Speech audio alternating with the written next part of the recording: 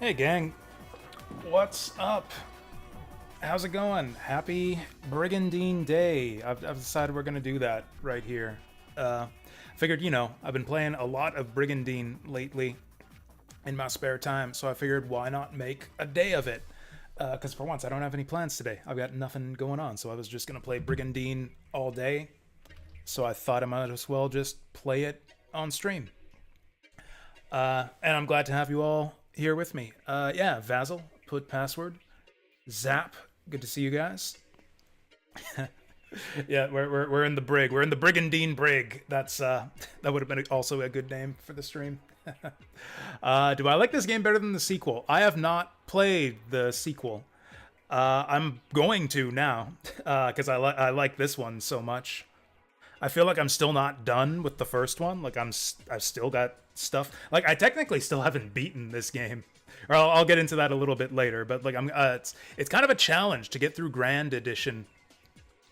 We'll go into that later. But basically, the point of this current run is to try to beat the game properly this time. For anyone who what is new? There's quite a bit new. So it's a lot of aesthetic stuff, a lot of rebalancing, a lot of UI cleanup, new unit animations, a few game mechanics updates, and there's also a whole new end game. Because the original Legend of Forcina, like just original Brigandine PS1, the English, the one that got released in English, had kind of an anticlimactic finish. It kind of does the 4X thing, where it's like the game gets easier and easier as you snowball towards victory, and then you're just kind of cleaning up the last few cities on the map for the end game. The Grand Edition adds an actual end game. After you take over the entire continent, like the real villain shows up with a big castle in the center, and you have to like go fight him to stop the awakening of the Chaos Serpent. Which it turns out is an extremely hard fight that you need to be well prepared for. So I've been playing the game in like kind of a different style where I was trying to play efficiently. Like I try to clear the continent quickly and spread out with all my armies and attack everywhere. The game gives you, in the original game on hard mode, you have something like a 10 year limit. So like the game, like a turn in the game is 1 month. So 1 year is 12 turns. So you have basically like 120 turns to beat the game. And it doesn't take nearly that. It took me like 1 year. Or I think my first run through the game, it took me 2 years to beat the game, like 2 of the 10. And then Grand Edition shortens the time limit to 3 years on hard mode. But even then, it only took me like, actually, because I was more experienced with the game and playing more efficiently, it took me 1 year to make it to the end game. Which it turns out was a bad idea, because all my armies were like under-leveled, and my hero was, my leader was only like level 17, and all of the final boss enemies, you're like against a whole stacked up level 30 party. So you really need to focus on like grinding up your leader and getting a very strong core team to fight the final boss. So I'm kind of like soft stuck on the final boss on my current save file in this game. I think I might be able to like throw my head at it over and over again and try to break through it. with the right team, with the right strategy. But I think it would be easier to just start a new game from scratch and go in just with the final boss fight in mind and try to be better prepared for it. So that's what we're going to do here. That is the plan, is to go in and actually beat the game for real with Iscalio, which is, I think, one of... So how many times have I've beaten the original game? I've beaten like the original English release of Brigandine with what are they called? Carleon, the Magic Nation, the easy mode nation, with all the magic mages. I've beaten the game with them. Then I tried New Almechia with the Grand Edition and got stuck on the final boss. And then I kind of started doing a Leonia run, which was pretty fun. But I thought I'd want to... It was so fun, I thought I'd do a run on stream. So we're going to do Iscalio for this one. Is there no music on the title screen? Or did the volume not? There seems to be no sound at all. Okay, I guess there's just no sound on the title screen. I did shave the mustache. It was kind of, I don't know, thinning out or growing unevenly or something. I just didn't like the way it looked anymore. I'd like to grow it back. We'll see. You know, it's no big deal. Like, you know, you shave off the mustache and then it grows back in like 6 or 8 months. So, you know, we'll have the mustache back in like 8 months or so. Most people, I guess, most adult men usually takes only a couple weeks. But for me, it took like close to a year to grow that mustache. But yeah, I like this game a lot. I'm still enjoying it, as I guess repetitive as it can be, with like, you know, kind of just doing one battle after another. And the enemy AI being kind of bad. That's probably the worst part of this game. Oh, it actually says the time limit is 6 years. I thought it was 3. You know, it's probably the wiki. I've been like reading the wiki for this game to like get information. And it turns out that was a bad idea, because I think there's a lot of inaccurate information in there. Actually, I don't know if I got this out of the wiki or from a GameFAQs walkthrough. I saw there was a GameFAQs walkthrough that claims that you can fight the final boss, fight the ugly mage guy, in the original version of this, not Grand Edition, but it's like all these requirements. What is it? You have to have a level 30 leader, and you have to take over all the cities, so like not be allied with Carleon or New Almechia, and you have to defeat the Asgares Empire last, and if you do all these things, you get a true last boss fight with the mage guy. But and it's kind of funny how like that whole plot line about, I forget his name, it's like, I don't know, Boilface or something. It's Boil something or Bull something. He's got boils all over his face, so he's Boilface to me. But yeah, there's this whole like plot line of Boilface awakening the Chaos Serpent to destroy the continent, and if you let the time limit run out, like, yeah, challenge lasts 6 years. If your 6 years runs out, or I guess 10 or 12 years in the original game, the Serpent awakens and it's just game over. And so there's like the plot line of you trying to stop him in the original game, but there's no boss fights, there's no battles with him or anything. It just all gets resolved in a cutscene after you beat Asgares. Which was kind of stupid.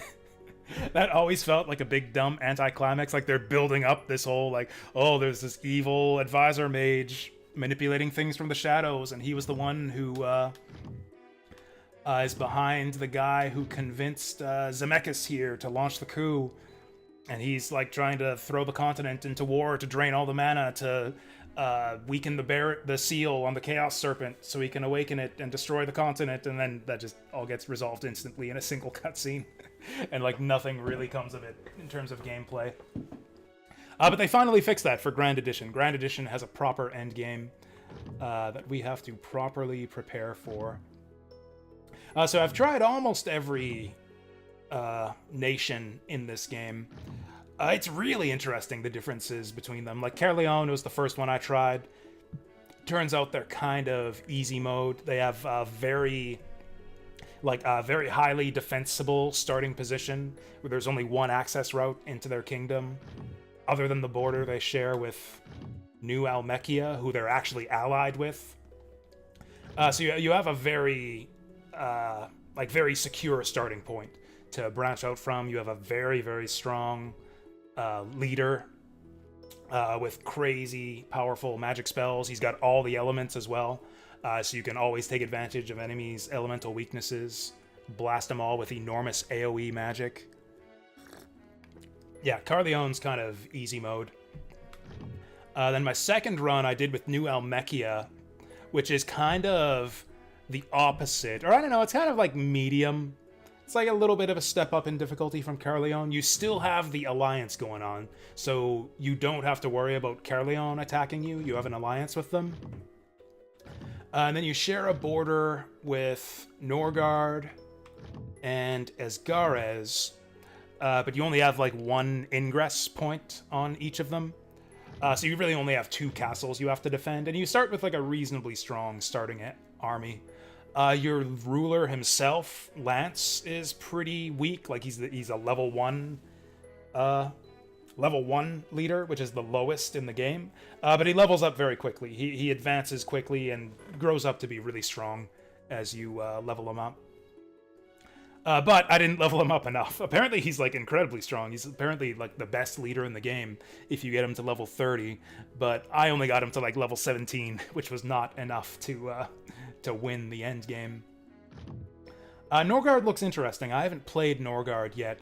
They start with enemies like all along their borders. I think they have like 4 or 5 cities they have to defend right from the start of the game, but they start with a lot of armies and pretty strong leaders. I think they have the biggest army in the game to start with, next to Esgarez. Leonia is kind of interesting. They've also got highly defensible starting territory. In terms of units, they get a lot of flying units, griffins, and rocks, which are kind of interesting. Lets them take advantage of the mountainous terrain that they start in. Actually, they're good for water maps, too. Yeah, flyers are also really good for maps with lots of water. They got a relatively weak ruler. She starts at level 3, but she starts with a wide array of support and healing spells. She's a really good, like, bishop-type character. So she's a good supporting type leader. Starts with a pretty weak army. I'd say Leonia is a little bit tougher to start out with than New Almechia. Then we get Iscalio, which we're going to play here. Starts with a really strong leader, but a pretty small army. And like kind of, I don't know, moderately difficult to defend starting area. They share borders with Leonia and Esgarez and Carleon. So you kind of gotta fight for your life in the early game. In fact, when I was playing as Leonia and as Carleon, pretty much the first thing I did with both of those countries is just squash Iscalio, because they're probably the easiest country to just wipe out at the start of the game. Also, I see their country is kind of shaped like a boot. Is it meant to be like Italy? Is this anime Italy we're taking control of right here? Oh, and they're led by the mad tyrant Drist, which is pretty cool. I like his hat. Yeah, he's got a cool kingly cloak, cool hat. He's got like the ruffled collar. Yeah, this guy seems pretty cool. So we'll go with him. And then Esgarez, which is kind of intimidating to play. You start with a massive army and like a totally overpowered ruler. Like Esgarez gets you the strongest start in terms of armies and like units and your leader, but you have enemies on all your borders. Like you pretty much have to defend all your shit everywhere all the time, and I don't think I'm ready for that just yet. So we're gonna go with Iscalio. Oh, and then as far as Brigandine Abyss. Brigandine Abyss is coming out soon. I might want to... I don't know. I wasn't entirely sold on the demo. The demo looked, like, neat, but... I don't know. It's been a while since I played it. Something about it didn't quite grab me. One thing was that it was actually, like, too hard. Like, I played it on hard mode, and that turned out being kind of too hard to me. I think I could probably get a better grasp of the strategy, though, now that I've played this game. because like I was getting wrecked, and like you get a couple tutorial fights in the demo, which are like boring and easy. Then it throws you into the real game where you're doing I don't know how to describe it. It's not like a regular SRPG. Like people would ask like, oh, what'd you compare Brigandine to? Is it like Final Fantasy Tactics? Is it like Triangle Strategy? It's not even really that style of game at all. It's more of like almost like a light 4X like fantasy empire builder. Except it's not 4X. It's pretty much just expand and exterminate. Like it's all about building monsters and taking territory and yeah, fighting monsters against each other on a hex grid. And then building monsters and sending them out to your different castles on the strategy map. It's almost board game-like, I think, where you're kind of moving pieces around the map on the strategy phase and then going down into like the nitty-gritty hex-based tactics for the battle phase. Anyways, now that I have a better grasp of like what type of game it is, I think I could do better with Abyss. I definitely understand some of the mechanics of Abyss as well. Like there's the rally mechanic, which is kind of interesting, but I didn't really understand in the demo. So basically it lets you absorb one of your monsters into your leaders, your rune knights. That's kind of what the game is about. Is you have your leaders who are called rune knights who summon monsters, and then each rune knight controls a little squad of monsters. So yeah, in Brigandine Abyss, there's a new feature called Rally, where you can essentially pull a monster back and absorb them into your leader, and then your leader will get a little passive ability, some kind of buff from having that monster with them, which seemed bad to me when I tried the demo, because I'm like, well, what's the point of this? I would rather have like this big monster in play fighting and doing stuff rather than just having like, what, 10% health regeneration on my leader or those kinds of abilities. But now that I've played this game a fair bit, I realize how important it is to keep your monsters alive, because monsters have permadeath. The Rune Knights don't. Rune Knights will retreat if they're defeated in combat, but the monsters die permanently. So Rally is actually an important, or a useful way to pull back monsters that are about to die, to save them, so you can keep them around. And then you get a little bonus for doing it too on your leaders. So I could probably make more effective use of the Rally. And thinking about stuff like that kind of gives me a more positive impression of Brigandine Abyss, where it's like, oh, that's actually like a cool, thoughtful introduction to the Brigandine game mechanics. The guys who made this game probably have a better grasp of like the strategy of these games and what are good features to add than I do for like as little as I've played this. Like I played this game a fair bit at this point, but even then I've done like what, 2.5 runs, which is probably like about 40 hours total. I've probably played this game for about 40 hours all totaled up. But anyways, I'm curious about Brigandine Abyss. I will probably get it once it comes out, but I might not play it right away, because there's still the second Brigandine game, which I do own but haven't played yet. What's it called? This one's Legend of Forcina, and the second one is Legend of Runercia. I haven't played Legend of Runercia yet, but I definitely want to, so I'll probably try that one out before I play Brigandine Abyss. And also, I'll probably try to beat this game before I play that one. So let's actually play this one. I've been blabbing for how long now? Yeah, let's play the Mad Tyrant Mussolini, exactly. You know, Mussolini probably would have won the war if he wore an outfit like this. Sostagaria, a land of powerful runes. This intro's the same for every country, but I guess this is my first kind of proper stream of this game, so we'll watch it. I did stream this game once, but it was kind of just a short one-off thing, just to show it off. Yeah, I did the first Brigandine stream not long after I discovered the game. Like, I hadn't played it for very much when I showed it off the first time on stream. I was kind of still just learning the game, still uncovering its secrets. This is an English fan translation, by the way.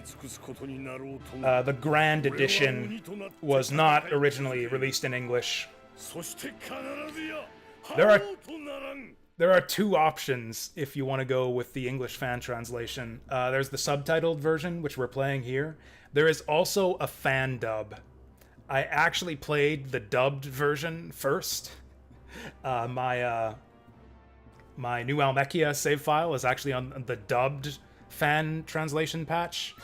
That's kind of my style when it comes to old games like this. I have, like, as much as I generally prefer the Japanese voices in most video games, fan dubs and, like, dubbing of the 90s era kind of has its certain nostalgic charm for me.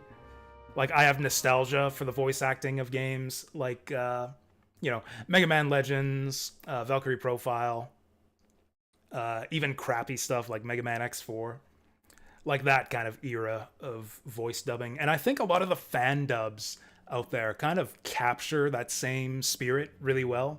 Like, I've really liked a couple fan dubs for games I've played on stream. Like, there was the, I can never remember this game's stupid name.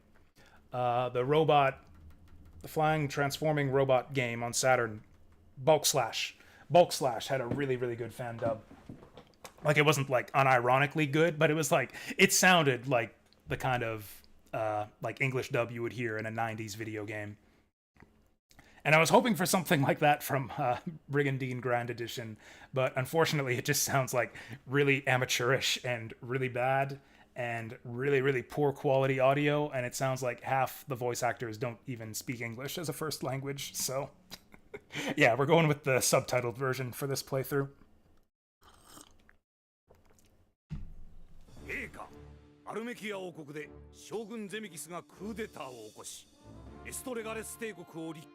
Okay, now we're getting into the Iscalio specific stuff.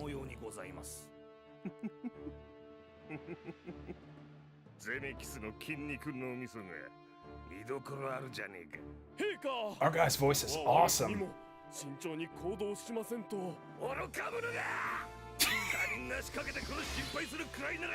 Oh yeah, that's a Mad Tyrant voice right there. That guy advises caution, point your scythe at him. How did this idiot even end up in, like, an advisory position in the Mad Tyrant's court? Coo, coo, coo. That's how Mad Tyrants laugh. Every Mad Tyrant... See, if Mussolini had a giant scythe and an enormous foppish hat, he'd have won World War II. I guess that remains to be seen. Maybe we won't end up winning the war for Cena. Maybe the Chaos Serpent will kill us all again. Alright, yeah, perfect time to take over the world. Oh yeah, this guy's funny. This guy has some amusing dialogue with some of the other kingdoms. Actually, he's giving good advice here. It's like, we're kind of exposed on 3 of our borders with 3 very powerful enemies. We should try to not fight all 3 at once, bro. I mean, sire. Yeah, fuck that. We're not equals with any of those lowly countries. Pooh! Pooh, I say to that. We're gonna crush them all single-handed. We got Iria here to help us. She's... In my other playthroughs, she was actually really annoying. Iria is actually a quite formidable opponent when you're playing as the other countries. Ooh, what will become of Iscalio? I think we're gonna win. I think winning is what's gonna become of Iscalio. And yeah, we're gonna go into the first organization phase. So this is our start here.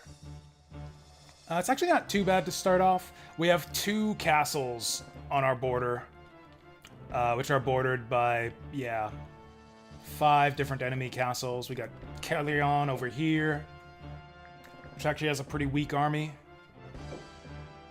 Salisbury is a key location. This is like the locus point of most of the fighting. In like anytime I've been playing as like a southern nation, like my Leonia playthrough, my Caerleon playthrough, Salisbury was a castle that I fought over a lot, all the time down south here.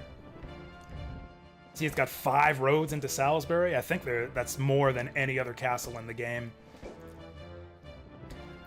Oh yeah, and we got Escalados over here too. That guy's a pain in the ass. And then we got just one border with Leonia, which starts with a pretty weak army here. Leonia is generally pretty easy to actually just run over. I might just eat into Leonia the first thing, make them our first conquest. Or maybe we run over Caerleon before they become a thorn in our side. And actually, this will be the first time I've played a country that doesn't start with an ally. Like, after we beat Caerleon, we can go straight up into New Almechia. I mean, I guess Leonia doesn't have any allies either, but I didn't play this country far enough to get to this side of the map. Actually, I guess you end up with kind of a shorter game, too, if you play New Almechia or Caerleon, because that's one less country that you have to wipe out to win the game. Okay, what do we start with? Oh, you legit thought Bulk Slash was official? I know, right? It's so good. It's so good. Yeah, I really loved the fan dub for that game. They even did the thing where they gave all the princesses, like, different accents. Like, all of them don't come from different countries of the world, so they got, like the American Southern accent girl, they got the British princess. Because I know I remember that being a big thing in a lot of 90s video games. It's like, oh, all the characters have different accents. You know, it's like they use the accent to differentiate the characters in place of them actually having personalities.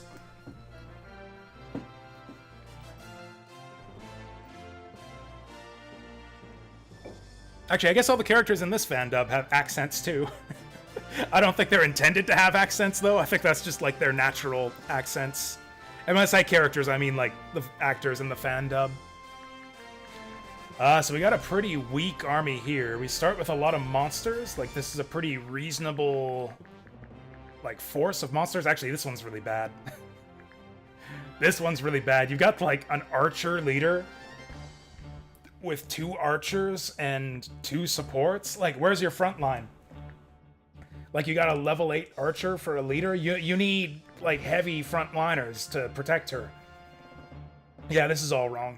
These armies suck, actually, and these leaders are actually pretty low level. Oh, we got Bagdamagus.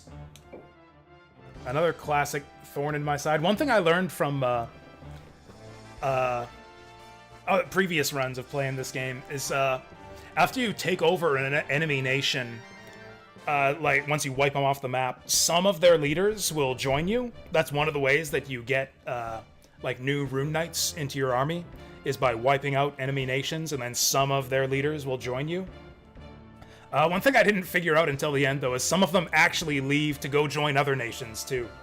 Bagdamagus was, like, my eternal foe of my first playthrough with Caerleon. After I wiped out Iscalio, he went off to join Leonia, and then after I beat Leonia, he went off to join Norgard. I had to fight this guy in, like, 3 different countries. He's pretty good. Yeah, this guy's pretty powerful. He starts with an item, too. He's got power gloves. Oh yeah, so a couple of things. Yeah, changes with the Grand Edition. They've changed the mechanics a little bit. The elemental system is a bit different. It was kind of weird. You had, like, an opposites system in the original game, where it was, like, blue and red are effective against each other and resist themselves. So, like, fire magic is effective against water monsters, but resisted by fire monsters, and the opposite as well. Water is effective against fire, but ineffective against water. And then it's the same with light versus dark. And then green was just kind of its own separate thing. Green was like magic damage that isn't effective or ineffective against anything. But they've changed that in this version. It's now kind of a regular elemental triangle, where red beats green, green beats blue, blue beats red. And then black and white are opposites, just like in the original game. Oh yeah, this is one thing I'm really excited about, monster portraits. The original game did not have, like, fully drawn portraits for its monsters. it had them for leaders, but not for monsters. Instead, it would just show the little sprite in the corner. So yeah, really excited about those monster portraits. All the monsters have individual profiles now, too. In the original game, only leaders had these biographies, but now the monsters also have them.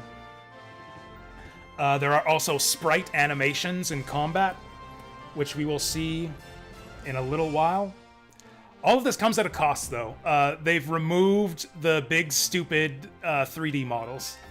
Yeah, the giant, like the battle animations with the big, stupid-looking 3D models. Those have been removed entirely. There are no 3D battle animations anymore. They've all been replaced with sprite animation, which is kind of sad. I wish they'd have kept it in at least as an option. But to be honest, you pretty much always want to turn that off anyways, because as much fighting as there is in this game, those animations dragged out way, way too long. Oh yeah, Daffy here is a good leader too.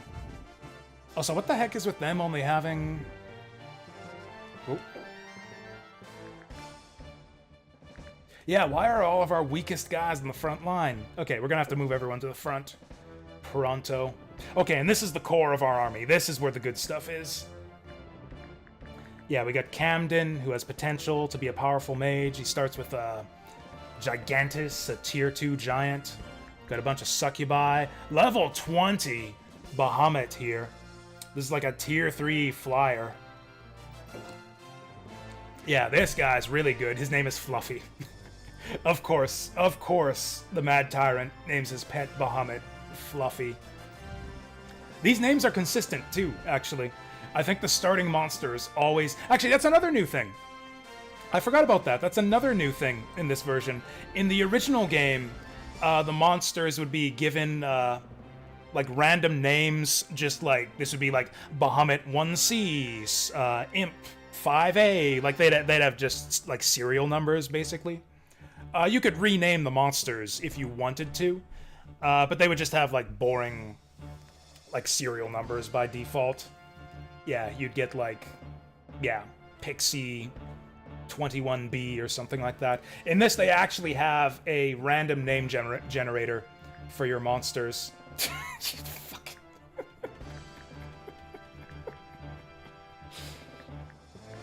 I bet you this guy named all of his own monsters. This is probably intentional, too. Also, I just noticed that we have different fonts for monster names compared to leader names. That's really weird. But yeah, Drist starts... But anyway, I like that these starting monsters have... like the monsters we create later on will have randomly generated names. But the starting monsters always have the same names. So it is canonical that Drist has a pet Bahamut named Fluffy, and a pet Garmer, a pet wolf named Kitten, and a pet imp named Poop. Yeah, that's canon. Iria's got an imp named Jezebel. I'm guessing she named her own monsters. I never thought of this before. I think that the names of the monsters are actually meant to be an expression of the leaders' personalities, because these seem like the kinds of names that Iria would come up with, and these seems like the kind of names that Drist would come up with. And then, like, if we look at Zemeckis, he has, like, a Tiamat named War, I think. Yeah, War, the Tiamat. Which is, like, a pain in my ass in every playthrough. Yeah, Famine, Plague, and Donna. Anyways. So we're going to want to move our guys to the front. We kind of have to plan a strategy. We have... What do we have? We have 797 mana to summon monsters to start off with. That is not a lot.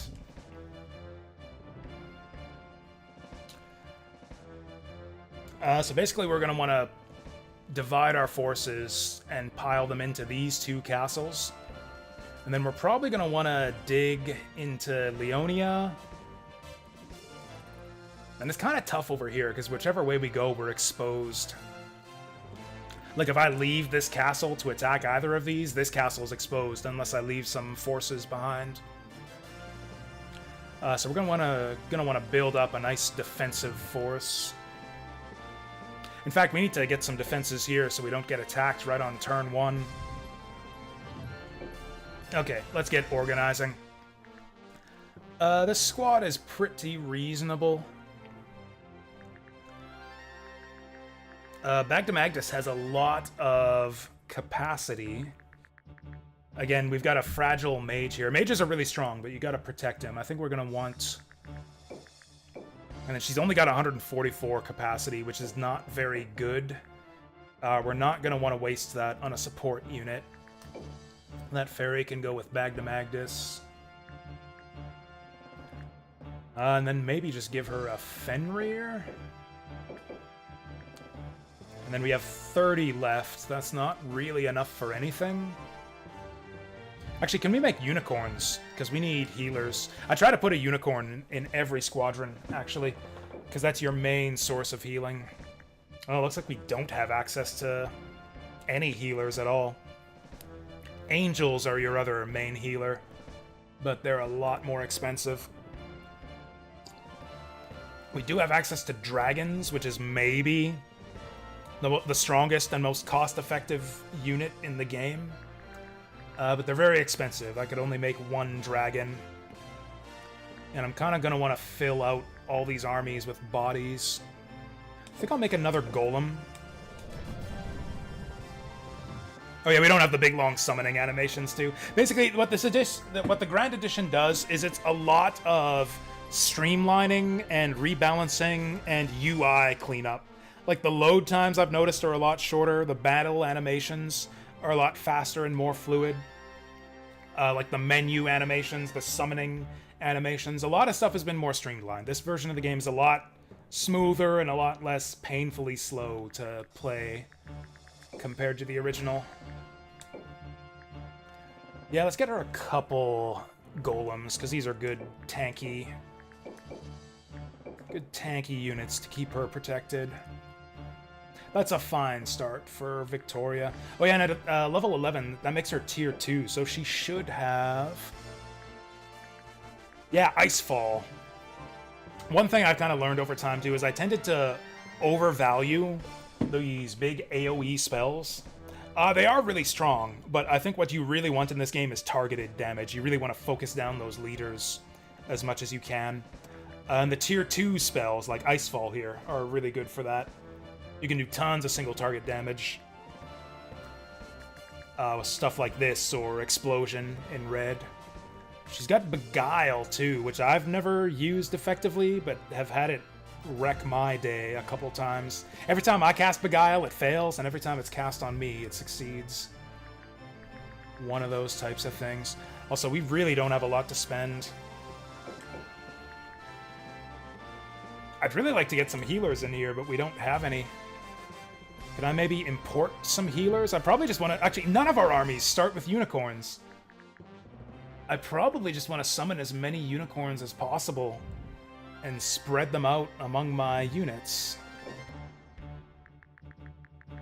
Oh wow, we got access to a lot of units from the capital. Ghoul is a pretty good filler unit. Actually, I think all the units in this game are good. The more I play, the more I realize they're, like, fairly well-balanced. They all have their uses. Some are a bit worse. Like, I don't like mandrakes. I don't like scorpions. But they are good. They do have their uses. Yeah, I think we actually just summon as many unicorns as we can.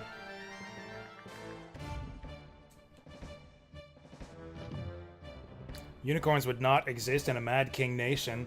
Oh, I beg to differ. I think that there'd be unicorns everywhere. A rainbow unicorn in every house in the Mad King's kingdom. At least until they reach level 10, and then we promote them to nightmares. The unicorn also has the weirdest promotion path in the game. Like, you can completely sidetrack their promotion path, where if you turn them into a Pegasus, it's basically the same thing. It's just still a unicorn. It just it can fly. Yeah, so it gains flying, movement, and like one new spell if you promote it to a Pegasus. And if you promote it to a Nightmare, it becomes like a completely different type of unit. Like it loses its healing spells, it gains a debuff spell, and it has a more powerful melee attack that knocks back enemies. Actually, do we even have the capacity to put these in our armies? Oh shit, we only have one dude here. Well, he does have the capacity, so... yeah, we'll have him move those to the front lines. I think we'll want to put Daffy... so again, our long-term strategy, we're preparing for the end game. So we're basically... and one thing, I wish you could send more armies into the final battle. It's kind of a shame that like the main game kind of incentivizes you to spread out your forces and attack everywhere and like sweep across the map. Have lots, like use a lot of armies to, you know, clear castles efficiently and that sort of thing. But then in the end game, it's all about like what are your best 3 armies. Like you only get to take your best 3 armies into the final battle. So that's kind of what we're preparing for in the end game, is we need to pick which 3 guys we're sending into the final boss, and we want to level those guys as much as possible. So that's going to be probably Drist and Iria, and we'll figure out who the third one is as we go along. Probably a mage of some kind. Maybe Camden. Anyways, we don't have any other... any more mana to spend, do we? Actually, we do. I could take a couple ghouls. I actually don't mind that, because we are trying to fill out... oh, we don't... actually, we only have enough for 1 ghoul. Yeah, we are kind of trying to fill out our armies here. In fact, Iria is kind of lacking for frontline support. I like to have at least 3 melee units in each squadron. Now, one of them can be the leader, like Iria is a powerful frontline fighter. So, like, these 3, Iria, Ghoul, Garmer, are our front lines here, and they're going to protect our backliners, which are the Imp and the Pixie. Camden here is a mage, so he's going to be protected by these 3. Also, I might want to rotate these guys around.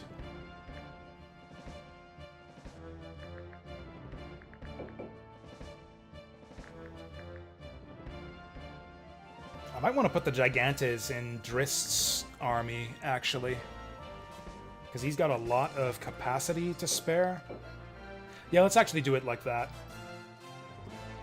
Also, I think he should get the Pixie. Because actually, one thing I didn't realize until very late into my last run, you actually lose any battle where your king dies. Like, if any leader gets taken out, they retreat along with all of their monsters. But if your king dies, you automatically lose that battle, and all of your knights retreat. Which I didn't learn until pretty late into my last playthrough. The first time I lost Lance. Oh, there's guys down here. Oh, there's a unicorn. In fact, we're going to want to get that into Drist's army. And yeah, we can put that Pixie there.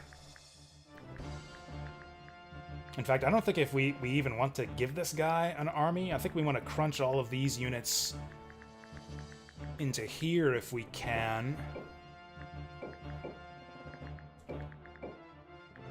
Which I think we should be able to do. Yeah, and then I'm just going to send these 2 questing. Because, yeah, questing can get you... oh, that's another thing. They've improved the variety of quests in the Grand Edition. That's actually one thing I found even from my 1 playthrough of the original game. The quests tended to get a bit repetitive. There weren't that many possible quest results. So I tended to see, like, the same events over and over and over again when I sent my guys questing.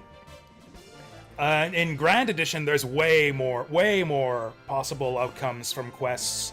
I think there's got to be at least 3 times more. And much more varied rewards as well. Like, you can get monsters, you can get equipment, you can get party members. Like, in the original game, I found that I tended to get just the stat bonuses most often. It's like, oh, you gotta send your guy on a quest. He gets 4 strength. It's like, cool. But the reason I sent him on a quest is because I'm not using him, so I don't really care if he gets plus stats. The Grand Edition tends to give you more actual useful things for your questing. Yeah, you will get, like, new items and rune knights and monsters and such.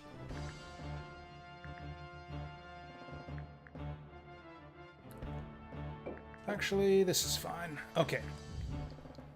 Okay, so we're gonna try to figure out what we're doing. And also, do these guys have equipment?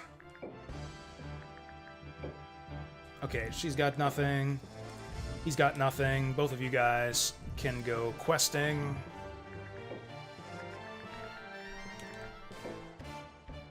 And I think I'm gonna move these 3. I think I'm gonna send them against Caerleon. Because the thing with Caerleon is we're going to have to go up against... Yeah, against Kai here, who is quite a formidable opponent. Actually, not just him, but yeah, Dinadan is really strong too. Shit, actually, this is the first time I'll have had to go to war against Caerleon. This might actually be difficult. Might actually be easier to go against Esgardes first. I actually think I'm less afraid of Zemeckis' little edgelord squad here than I am of King Kai. I mean, he's got weaker units. Yeah, he's got like a tier 2 centaur and a tier 2 wyvern. Yeah, these monsters aren't all that much, but yeah, these leaders... Oh boy. I don't even know how we're going to deal with Kai. Okay, let's send our strongest units to the left castle. Yeah, let's go Drist Iria Camden on this side.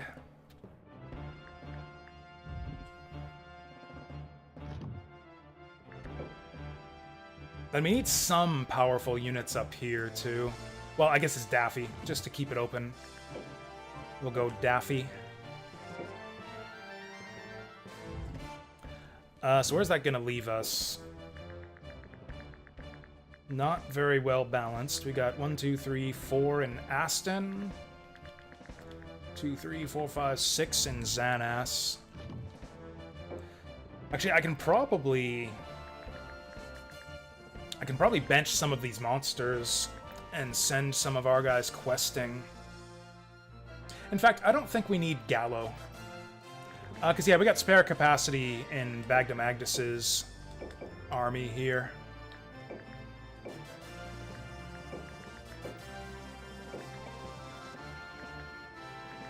Damn it. That's fine. We can put this centaur into one of the incoming armies. Yeah, we'll take away his army. Oh yeah, how are we gonna do this? Swap this guy for this guy. There we go. And then we'll send this other guy questing.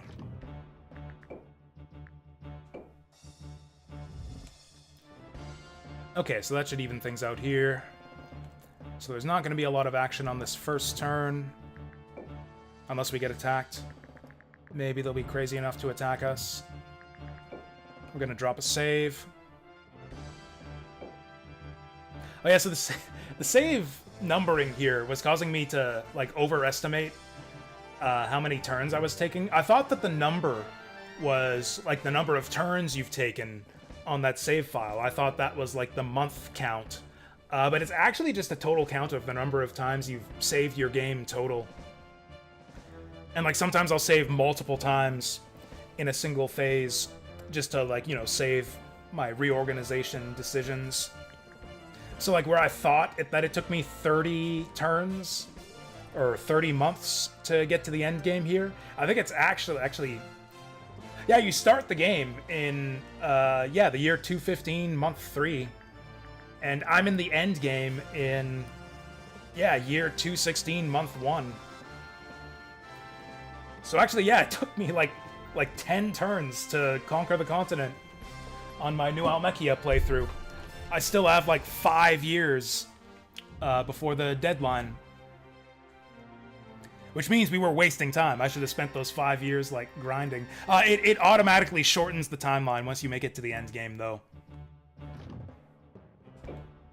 So, like, once you conquer the continent and the Dark Castle rises from the lake in the center, I think it's, yeah, over here. Yeah, this is where the final battle occurs. Once that happens, you have a 3-day time limit.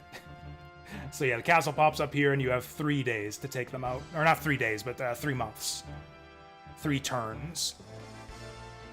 Which basically means 1 turn to move your guys next to him, and then 2 turns of attacking. You can make 2 attempts at the castle. So you can do like 1 attack to like soften them up and try to take out some monsters, and then they won't rebuild them. So you basically get 2 attempts at the final battle. But even that wasn't enough for me. Also, a lot of their monsters in that last fight, like their strongest monsters, have a resurrection item where you kill them and then they just immediately revive.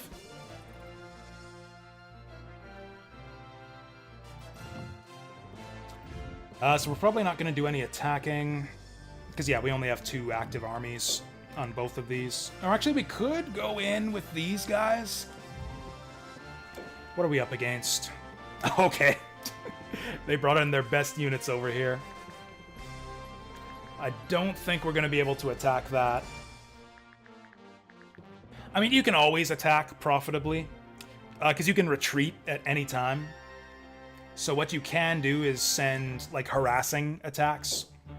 I could, like, go in, try to pick apart as many monsters as I can, and then retreat before any of my monsters get killed. And you kind of play the attrition game like that. It's a bit risky, because, like, you can lose your monsters, too, but it's a good way to level up. Although the problem is that also levels up your enemies, because they get the bonus experience for victory if you retreat from them. Oh, and they sent some strong units up here, too. Yeah, I don't think we're going to be able to attack either of these guys. These are some strong leaders, too. Also, this is Esmeralda. This is one of the stronger generals of Asgardus. She's actually got like a whole history. She's she is the wife of Zemeckis and sister of the King of Norgard. They have like a whole story together in his campaign. There's a lot of stuff like that. I am actually really impressed at the way this game presents its characters. Like all of them have individual profiles. A lot of them have different relationships with each other. A lot of them have unique dialogue scenes with other characters in battle. This game actually, for as many characters as it has, it does a really impressive job of like just really making the characters come to life and like feel like part of the setting and part of the story rather than just, you know, generic generals. I think pretty much all of them have like battle dialogue and some sort of connection to other characters. Yeah, it's really cool. The battle dialogue is actually a delight in this game. What are we up against here? Oh, Kai's moving his ass forward. Man, we are so fucked. Hopefully these guys will just fight each other. I mean, Leonia has no one to fight except us. Oh yeah, there's actually a lot of new features. Another little UI thing. You can see that the leader text there is grayed out. Or actually, a better example is maybe... Yeah, here. So you can see these guys have their leader, like the word leader above their head is gray, whereas this one is white. That's because these two moved into this castle this turn, which means that they're ineligible to attack. That means we don't have to worry about attacks from this guy. The original game did not keep track of that like that for you. You kind of had to just pay attention or just guess which leaders are like newly moved and can't attack. Whereas, yeah, this game, they added that to the... Yeah, in the Grand Edition, they added that to the UI. So, I guess maybe some of you guys haven't seen me play this game before, but yeah, the rule is you can move your leaders to any castle you own during the organized phase, and then they can attack an adjacent enemy castle on the attack phase, but not if they moved. They can still defend if they moved that turn. So, like, if we get attacked at Xanath here, I'll be able to defend with Drist and Iria and these guys if I want to. But I can't send them out to attack until next turn. I also can't reorganize my troops anymore at this point, so there's nothing for us to do but just execute and see if we get attacked. Oh yeah, we sent that loser. Ulster off questing. Oh, this is the Fairy Fountain. There are different results for each of these quests. I've seen the good, bad, and neutral results for this one before. Oh no. Oh no. Poor Ulster. Oh yay, nothing happened. Never mind. Oh right. Yeah, this happens. The moon rises and Ulster's body begins to deform. Moments later, Ulster has become a duck! Times like this, I wish I had like a soundboard set up. I've considered that sometimes in the past. One of the sounds I would put on a soundboard is the Suikoden quack sound. This would be the perfect time for that. Quack! The sprite appears. Since you are fond of ducking, I grant your wish. Man, Ulster's just getting dumped on wherever he goes. It's like, oh, the mad tyrant king doesn't like me, so I'm gonna leave court and go questing. Nope, turned into a duck by Undine. So this is like the worst possible result from any quest, is just your guy gets injured. So he's returned to duty, but he's considered injured. It's as if he lost a battle, so he will have to spend one turn recovering before we can do anything else with him. And it looks like nothing else happened. Okay, I think we're going to want to set up to send our guys out to attack this turn. Probably Bagda Magdus. I don't know, I would like to have... Like, this is a lot of frontliners. Like, space starts to become a concern as the front line gets kind of cluttered. We kind of want a nice balance of, like, frontline fighters. Usually, like, just a nice solid wall of melee units. And then some casters and ranged units just behind them for support. Otherwise, shit kind of gets cluttered at the front line, and you can't make full use of all your melee units. Which looks like that's what's going to happen here. Oh, we got a Centaur on the bench.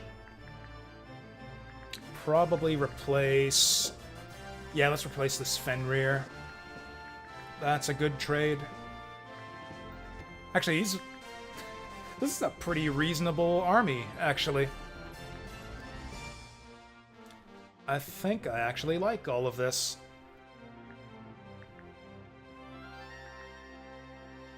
I think this is too many frontliners in this army. Also, this clay golem is slowing them down. These are all pretty fast units. Dragons can move surprisingly far. Golems have 3 movements, so they kind of slow down any army that they're part of. So let's actually put that in Iria, and she'll be our slow mover.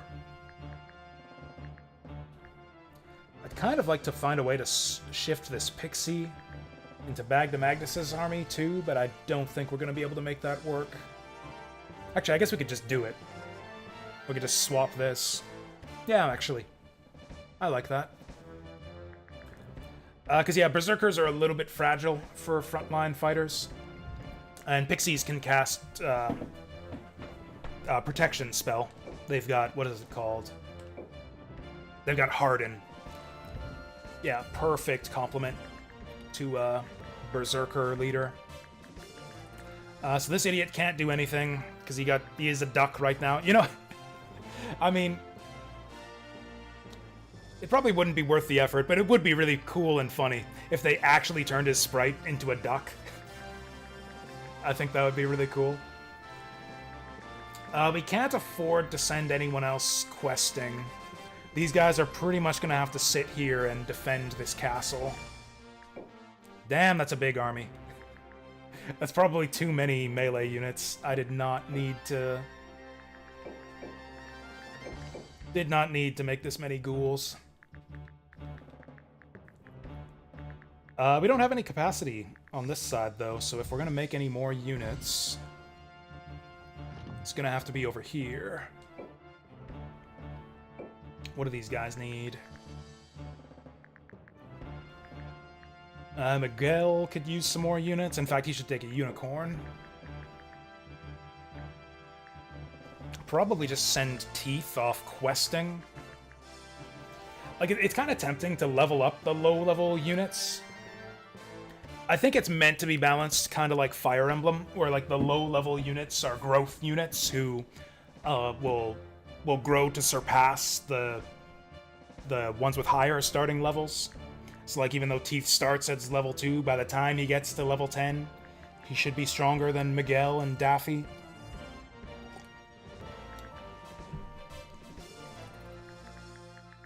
The problem is, as a low-level unit, he's a bit of a liability on the front line.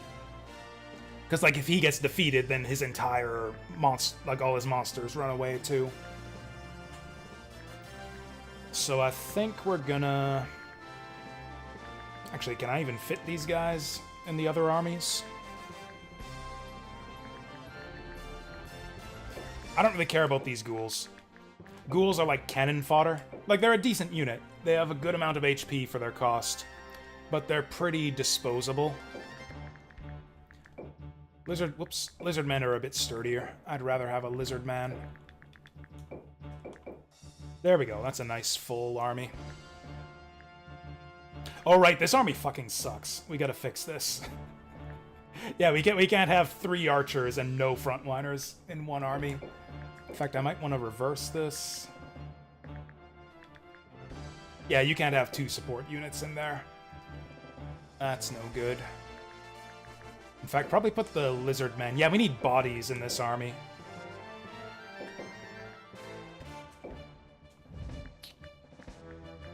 Maybe a zombie. Okay, that's pretty good. What else are we doing? Oh, now this idiot's got too many archers.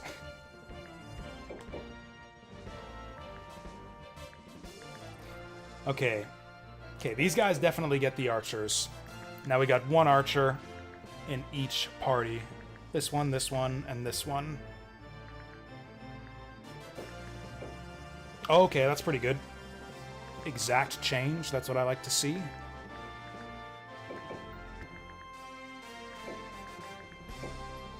Oh, near exact change, that's also good. Yep, this army's solid. And actually, I think this one's pretty solid, too. Maybe a little bit light on melee units.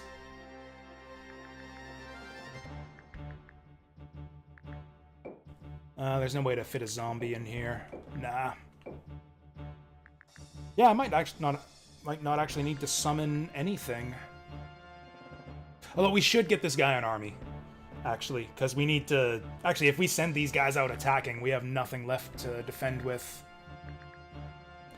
So yeah, this idiot needs an army.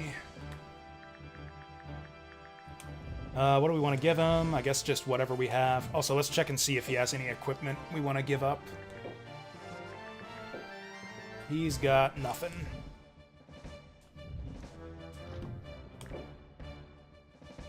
Okay. Let's get him a giant. And a centaur.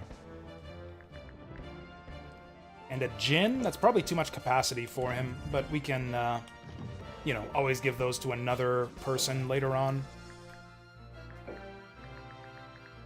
Also, I might just disband these zombies. Oh, you know what? I think he can fit it. Oh! So close. Let's take out a zombie. Then he can just sit on the sideline. Actually, you know what? There's no point preserving a zombie. Because if this castle gets taken over, the enemy gets that zombie. Also, he costs upkeep for as long as he's there. Let's just delete him, because they're not that expensive to replace. Actually, his upkeep's only 6. We're making, like, what, 700 a round? Also, I've never seen the zombie portrait before. He looks like some kind of fish man. He's got, like, pointy, like, almost finned ears. Yeah, he looks like the creature from the Black Lagoon. Weak but fearless. Yep, easy to summon, which I guess is the game's way of saying he's cheap. Yeah, usually serves as a disposable decoy. That is pretty accurate. Okay, I think that's it. We actually don't start with a lot of units with Iscalio. Believe it or not, this is less time than I usually take on the preparation phase.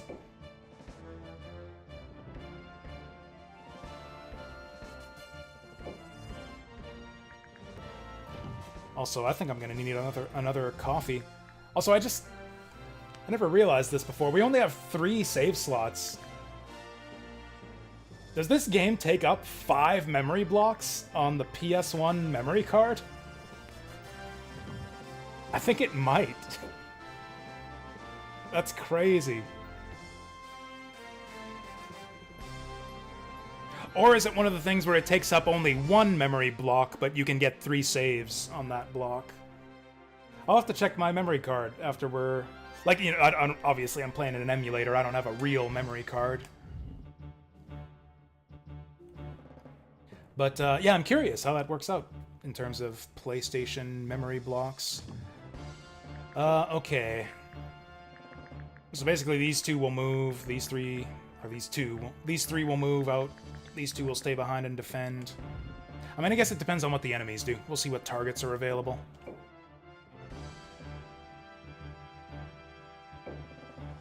Yep, Kai's still here. He's got even more units now. We actually probably can't rout these guys. I mean, it would be ideal if he would attack Salisbury.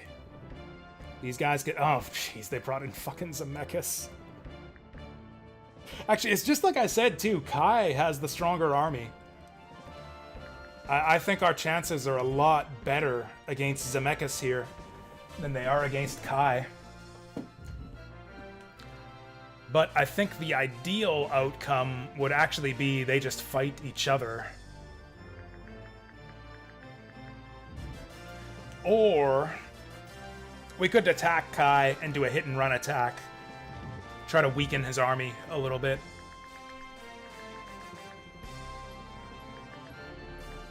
Honestly, his army's not that strong. Like, we could probably kill, like, a few of these monsters before we have to retreat.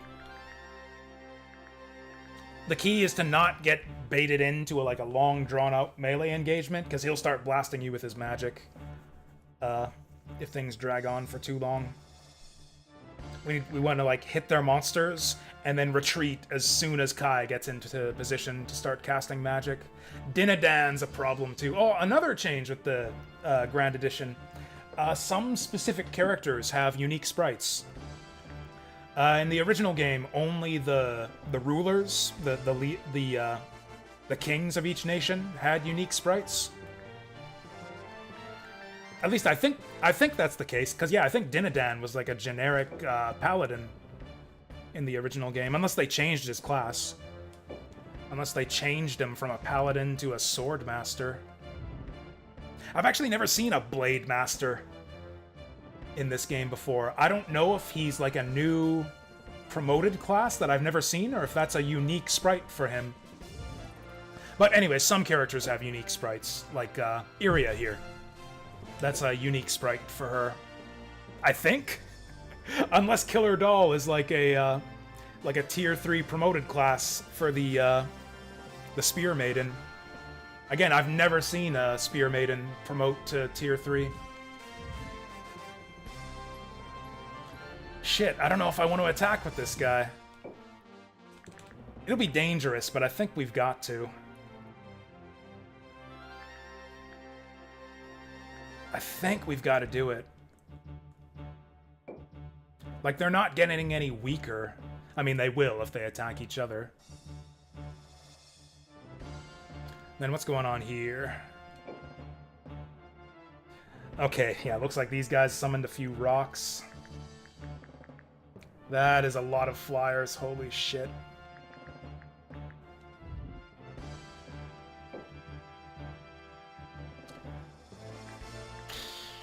So weaker army up here, but more powerful leaders.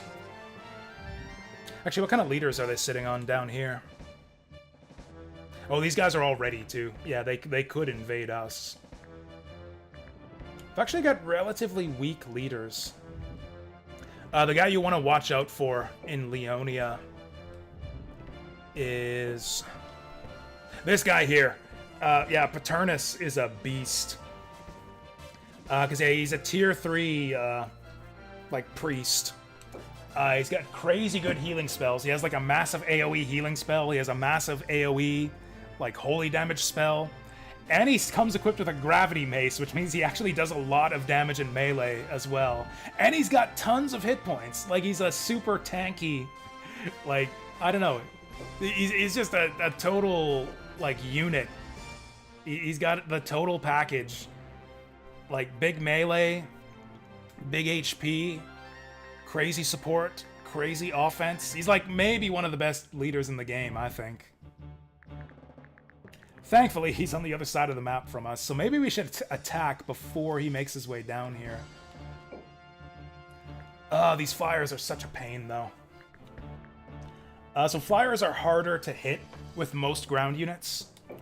Actually, there's a system in this game where your accuracy changes depending on whether you're hitting a ground or a sky unit. If you look on the top right there, yeah, GR circle, SK circle, that's your accuracy versus units of that type.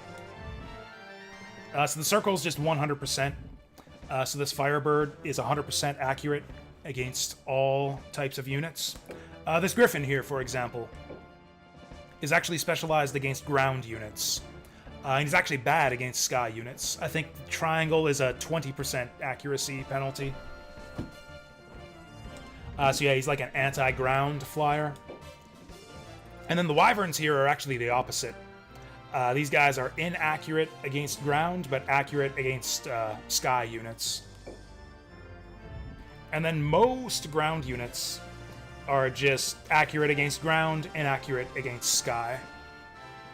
Literally all of these guys are flying units. So your best answers to flying units are archers, which we actually do have a fair few. We have some anti-air as well. This is actually a reasonable setup against an all-flying opponent.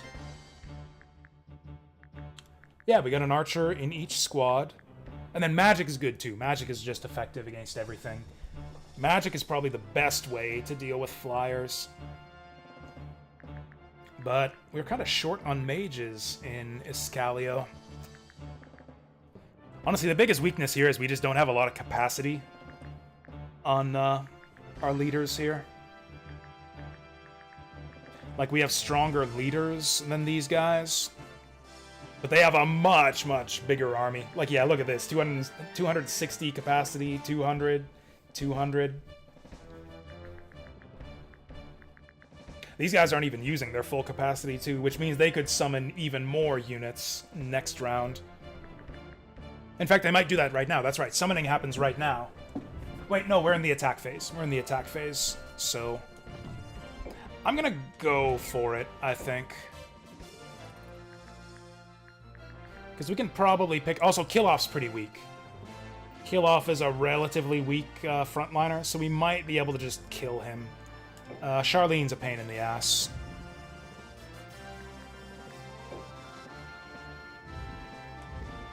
I'm gonna go for it. And we'll leave Teeth behind. We send him questing. No, we'll just leave him behind. Maybe we send him questing. Oh wait, no, we had to send him questing during the organized phase. Yeah, let's go for it.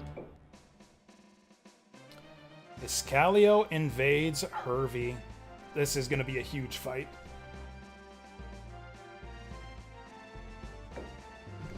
We have really powerful leaders here. Drist and Iria are going to be our star players, but actually they've got even better ones. They've actually got even better ones with Kai and what's his name? The Blade Master. Dinadan. The Pervert King. Ooh, I think I like that even better than Mad Tyrant.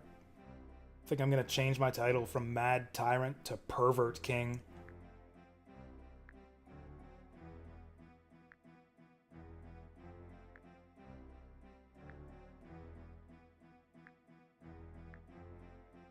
Oh, he's got you there. He's level 25 and you're 23.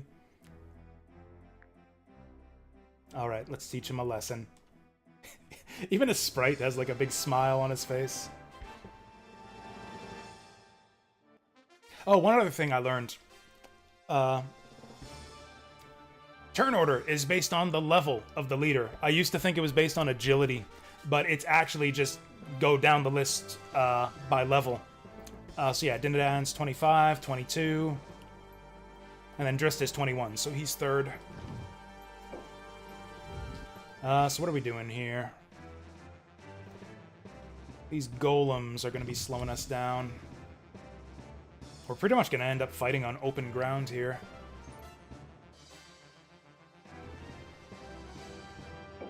Oh, I didn't even notice. He's got bow art with him, too. This guy's also pretty good. Yeah, he's got that AoE heal.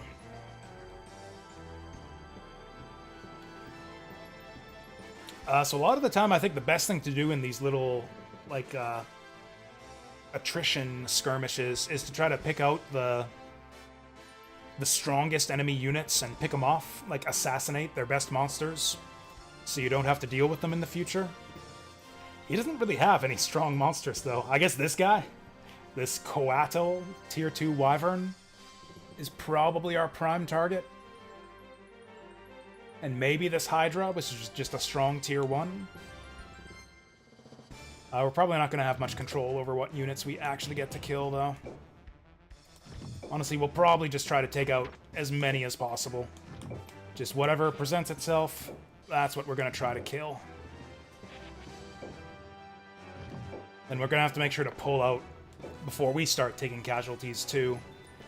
Because we will probably not win this fight if we stick it out to the bitter end.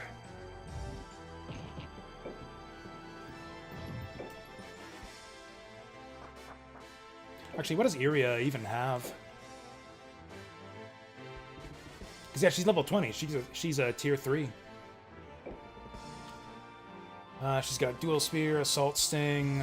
Ooh, three range throw spear. Oh, curse. That's a very strong dark magic spell. That's actually really, really good. I'm probably going to want her to use that. Oh yeah, that angel's kind of a high priority target too. We could probably like two-shot that angel with the curse spell if he doesn't heal himself.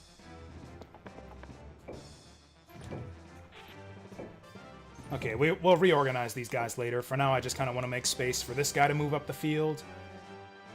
I'm probably going to want him in the center, actually. So let's send him up the road. He's probably got too many melee units, to be honest. Actually, maybe I send him in up the side, then. Then I can have the zombies wrap around their flank. We do have the wolves, actually. Wolves have essentially the Canto ability from Fire Emblem. Which makes them good kind of frontline support, so like you don't have to have them stand on the front line. You can put them on like the back row, have them dart in, attack, and back out. Sadly, they do not seem to have improved the AI much from the original game, which was kind of the biggest problem with Brigandine is the AI. On hard difficulty, they basically just sit there until you get in range, and then they attack you. I guess they're a little bit smarter with their approach. Like, it's less easy to bait them into doing stupid things. I've noticed. At least I think. They're a little bit less stupid than in the original game. But yeah, they still, like, don't move or adjust their formations or do anything, really, until you get in range, which is kind of annoying and makes battles drag out way longer than I'd like.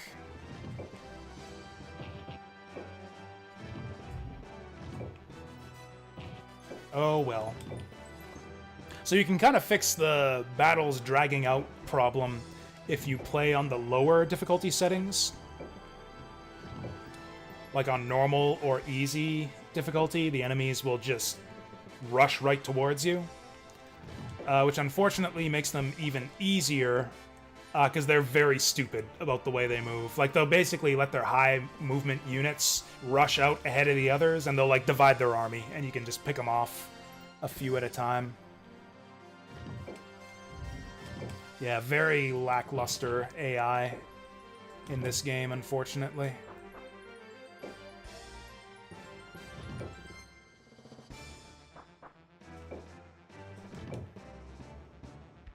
That's basically your options for AIs. You can have long, drawn-out battles against very slightly smarter, highly defensively oriented AI. Or you can have quicker battles against brain-dead, suicidal AI.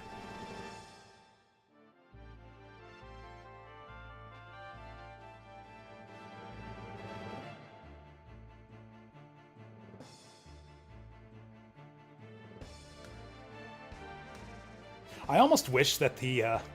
actually, I think I do wish that the enemy nations in this game got bonuses to compensate for their bad AI.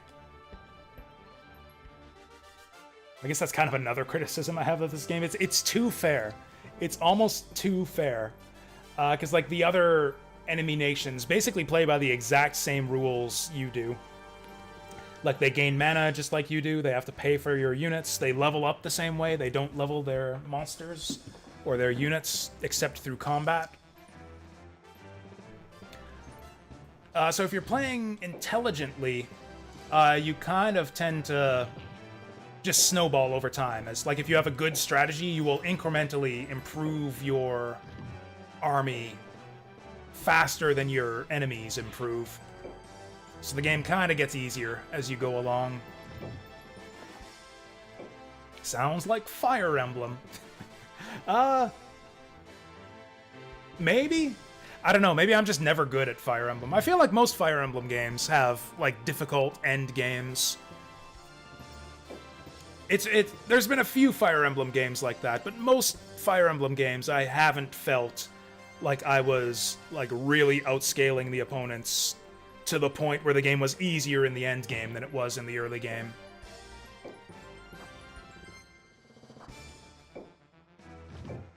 I guess Path of Radiance was kind of like that. I think Path of Radiance got easier the further you got into that game.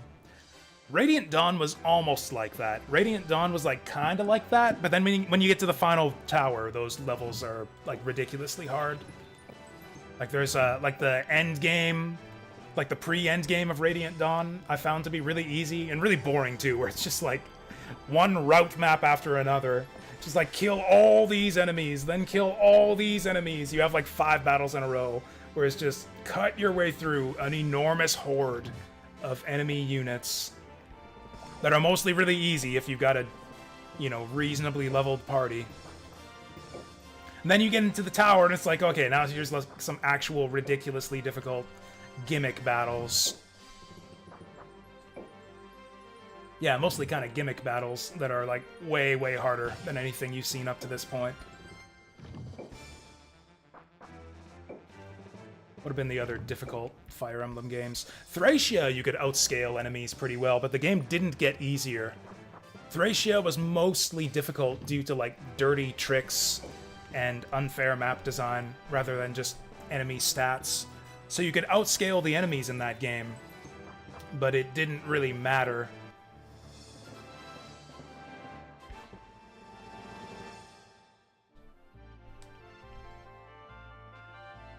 I guess that was, like, all the Fire Emblem's games I've played.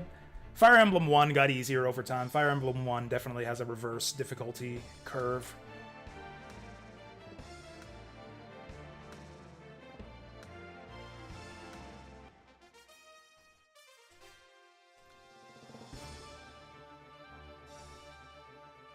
Fire Emblem 4 seemed kind of well-balanced to me. It does get easier if you have, like, a very well-trained, well-prepared army.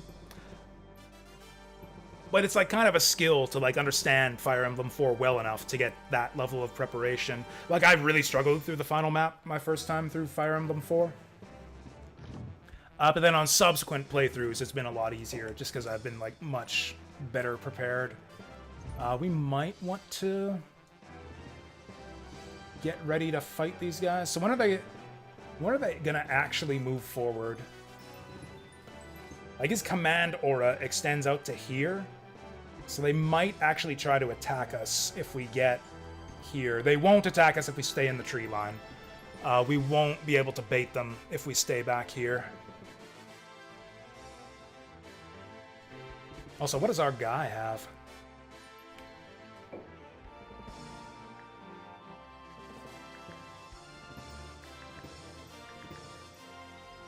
Curse. Okay, we got double curse. One on Iria, one on... What's this guy's name? Drist. And these spells are not very good. I mean, Curse is very good, but the others... Like, I'd kind of rather just have them attack most of the time. Let's see if they take the bait.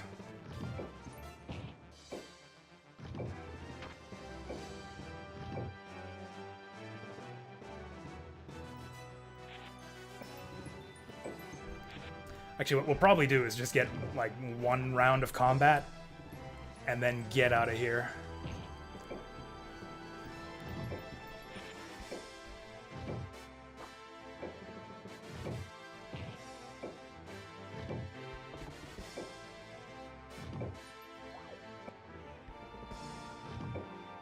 And this might actually be a bit tricky.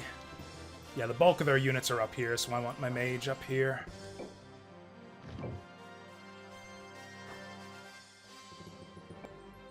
Oh wait, I should have put my dragon there. Oops.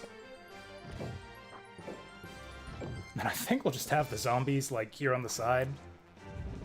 Ready to move in. Honestly, they're completely disposable. I don't even care about holding them back at all.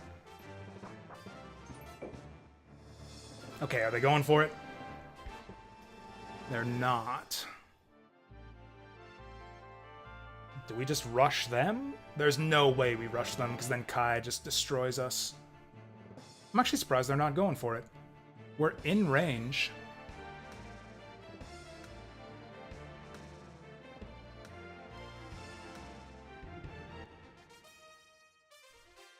Yeah, they could have totally attacked us and stayed within his command range.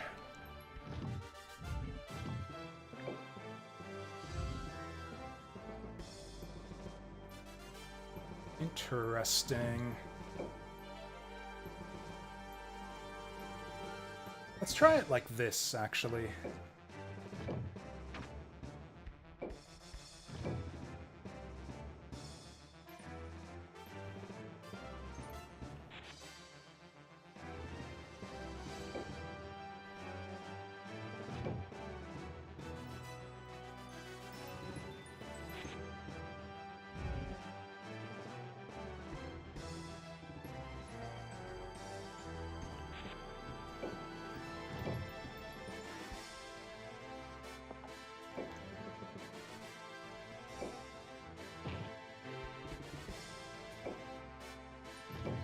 Actually, maybe I should put Iria over there.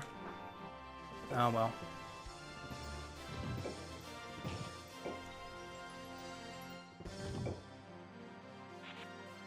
Actually, no. I want to put Camden there.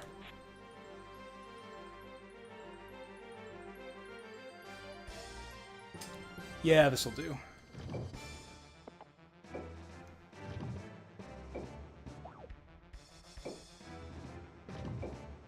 Actually, is that a good spot for him? Not really. Now I'm gonna have to, like, squeeze all these units into his command aura here. That's fine. Honestly, we might just end up doing one round of actual attacks here.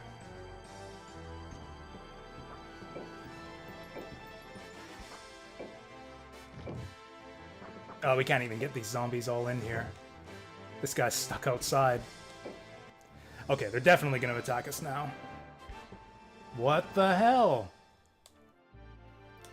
Okay, maybe Blade Master here is gonna go for it? He's not going for it! What the hell? That is so strange. Okay, I'll take it. I guess they know how to use zombies too. Yeah, completely expendable. Now that he's attacked though, yeah, they're all gonna move in. Kai is gonna be moving up first. That's interesting. Oh, they're moving up with the tier 2 Wyvern guy. That's our target right there. If we can take him out and just retreat immediately, that would be almost ideal. Ooh, that was a good hit against that Griffin, too. Also, is Kai... Ooh.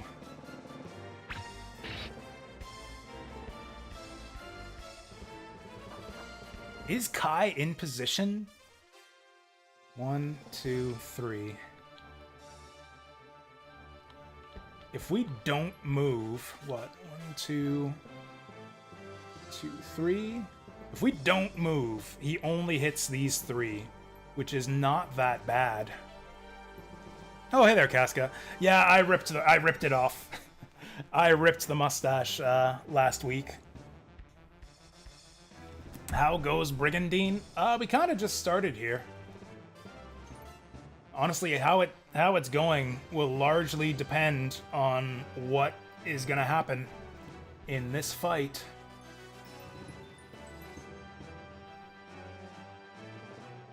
The problem is that Dinadan's gonna become like rushing forward and tearing us up next round.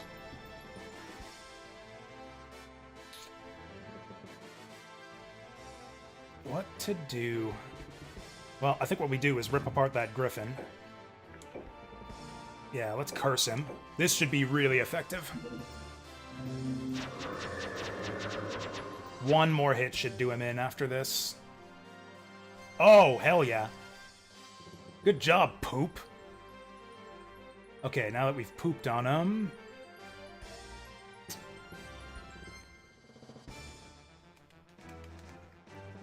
Yeah, unfortunately, my stash... I don't have a very good stash growth stat. My stash growth is like 10%. I'm gonna need like 20 level ups to get it back. I think we're gonna go for the high centaur too. Iria can probably finish him off. Let's actually go for the centaur. Also, I guess I should have had someone else hit it first so that Trist could get the killing blow. Yeah, I need to be thinking more in terms of like experience and how are my guys actually gonna level up.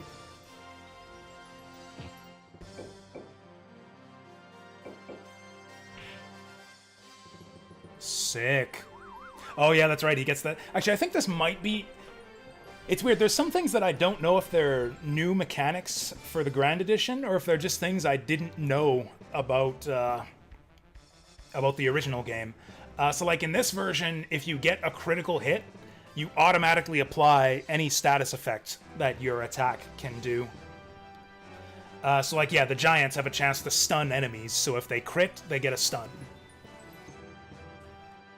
Same with like the scorpion's poison on crit. They can also apply them normally. Like I think it's usually like a 20% chance to apply status effects, but you also get it automatically on a crit. And I don't know if that was always the case in the original game, and I just never noticed it, or if that's new to this version. Yeah, I guess Fluffy gets the kill here. Kind of a waste, but we could have gotten a lot more damage out of Fluffy. Oh, nice. That guy had an item on him. And then... This isn't exactly a lot of healing out of the unicorn, but we need to make sure that Drist doesn't go down.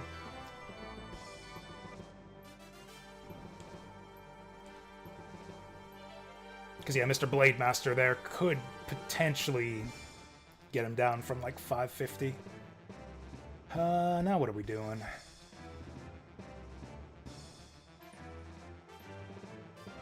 Actually, probably shoot that guy. Oh, wait, no, I'm used to having the tier 3, or the tier 2 centaurs that have 3 range. Yeah, there's no way to get into position to shoot that guy. I might even want to pull back here, actually.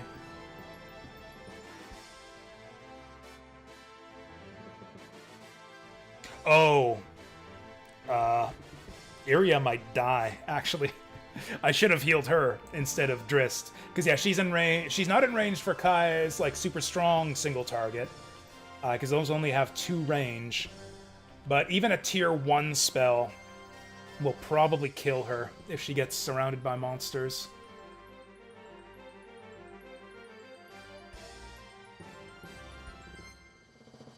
So I might just want to have her back up.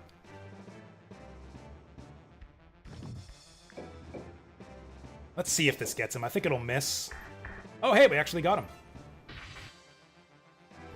Golems have a really low hit rate.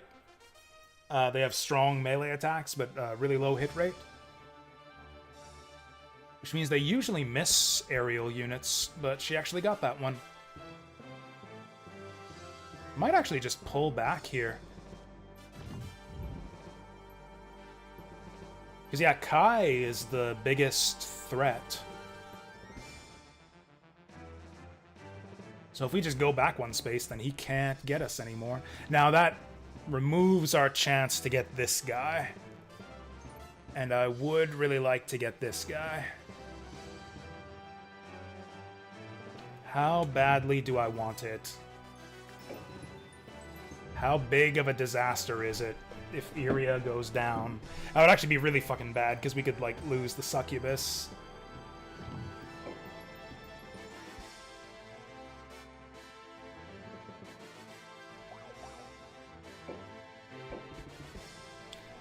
Let's see how much damage this gets us. I consider the Jins to be pretty disposable as well.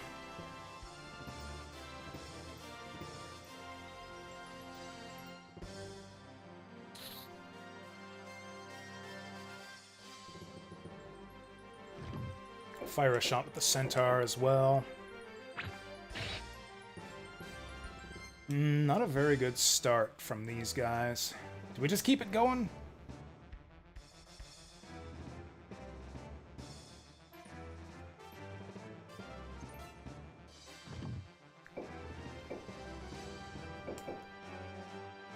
Honestly, they might retreat if I kill enough of them. Oh, that was less damage than I would have liked. I think we have to pull back with Iria.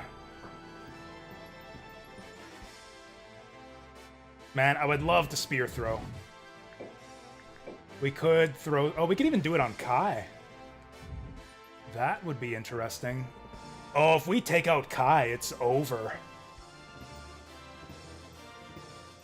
He's too well protected, though. He's got a dragon in front. He's got Coatl down here. 98 to hit. We'd almost definitely kill this guy this round. No, we can't do it. We can't afford to lose Iria. Okay, move this guy back. Don't think we can actually hit anything from here. Oh, we can. Oh yeah, that guy. I mean, we do need to get that zombie out of there at some point. Actually, probably a buff spell is the best. Ooh. Oh. Oh! Oh, I thought Solid was like a defense buff. That's actually a Petrify spell. 80%? Oh, I've been sleeping on this. Yeah, let's do it. No! You fucking kidding me? On 80%? Fuck you. God damn it. Okay, that sucks. That's pretty bad. Let's actually just move here to hold the line. These guys are basically just meat shields. If only I had this guy moved one further this way. I could get there, because right now our command aura only extends this far. Your units take a big stat debuff if they move outside the command aura. We could flank this guy. Actually, that's another mechanic I didn't know about. I'm pretty sure it was in the original game. Maybe it wasn't. But if you flank an enemy, then all attacks against that enemy have like a really big hit buff. I think it's like plus 50% to hit against flanked targets. The target is flanked if it has enemy units on opposite sides. It actually might be worth it just to move this guy here. That'll actually absorb a lot of enemy aggro too. Move this guy here just to get the flank. Like, don't even attack with him. And now, my wolves should get guaranteed hits on this guy. Yeah, look at that, 100%. This probably would have been like a 60% otherwise. This is gonna be close. I don't know if we're gonna make it. Alright, pull back kitten. I think we got him. Oh, he misses. What a chump.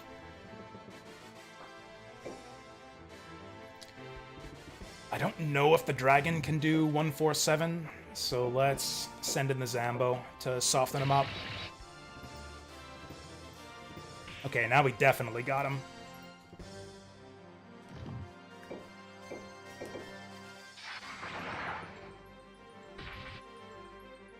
And we got, like, that cannon fodder zombie blocking his advance now, too. And big level ups for a dragon. Love it. This guy probably can't even move up far enough to do anything. Oh, he's bashing my zombie. Oh, what the hell? That actually hurt.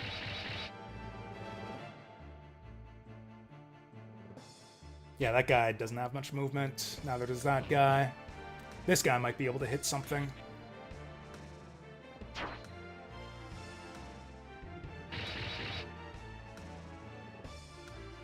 So both of those are white units that attacked my zombie. So like they have elemental advantage, or not advantage, like they're opposing elements, so they get bonus damage on those attacks.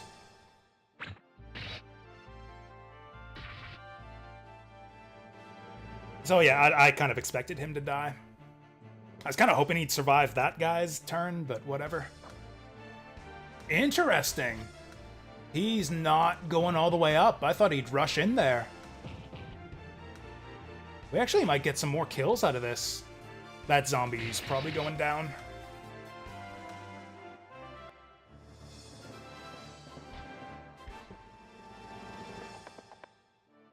Oh, they're going with the unicorn. Nope, didn't kill him. Unicorns are support units. They do not have strong attacks at all.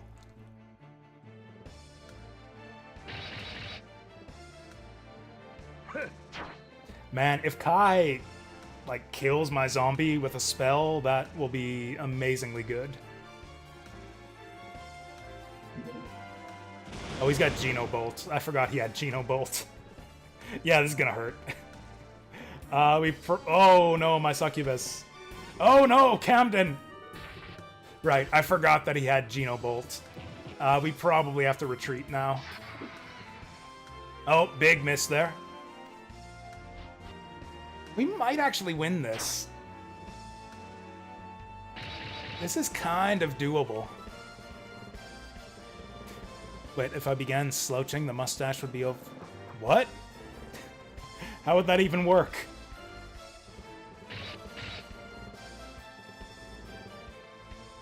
Oh, you mean like this? Like if I... As if I was playing on like my old beanbag chair in front of my old TV? Oh, the stupid succubus can't do anything. Oh, you know what?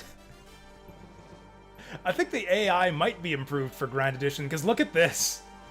Nobody wants to stand in this line here. They're all completely avoiding my final breath. Like, I remember getting so much use out of breath attacks like this, and now that they refuse to stand here. There's just like this big clearing where nobody wants to stand in the Bahamut breath.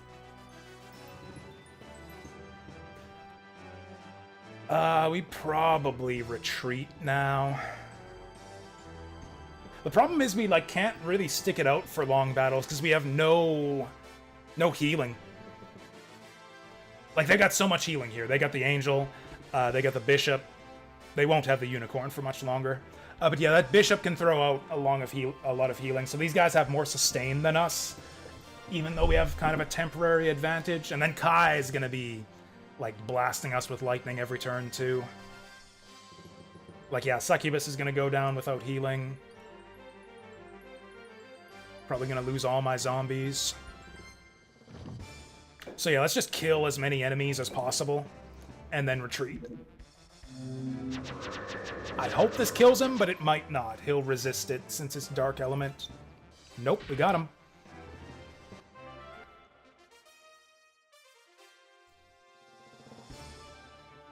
I would love to get that Hydra, but it's probably impossible.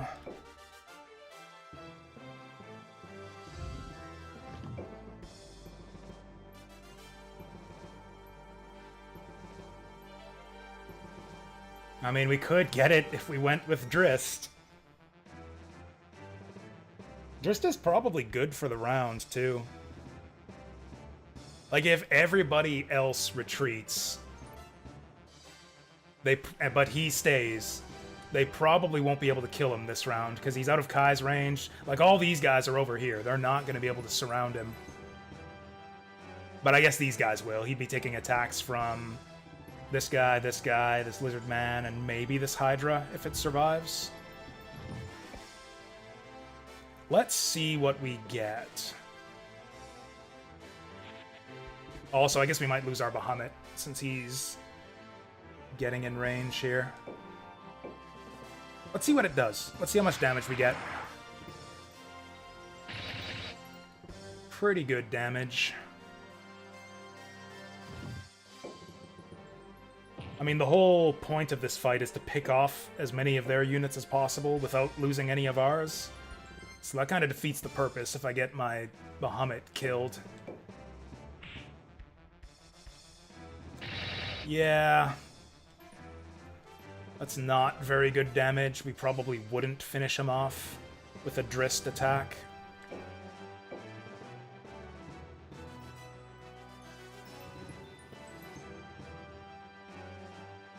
Yeah, I think we just retreat.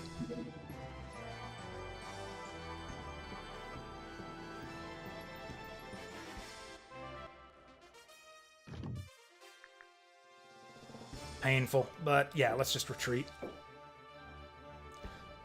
Okay, Iria. Do we take the unicorn? Probably take the unicorn.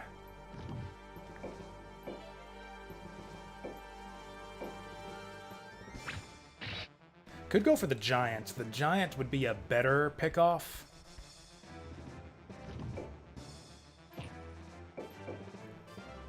Let's see if the golems can... Actually, the golems will have better accuracy against the giant since he's got lower agility. This curse probably kills the unicorn. Plus, I like getting kills to my succubus. We want to promote her as early as possible. Nice.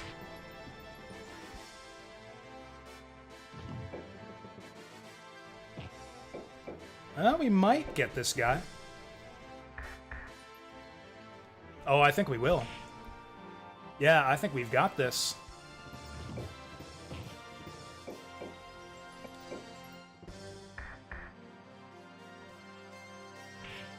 Beautiful.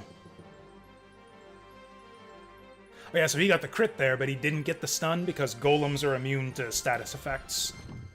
Okay, then we retreat with her. Oh, this idiot gets a turn before Camden. Is that bad? Oh, wait, this idiot gets a turn too.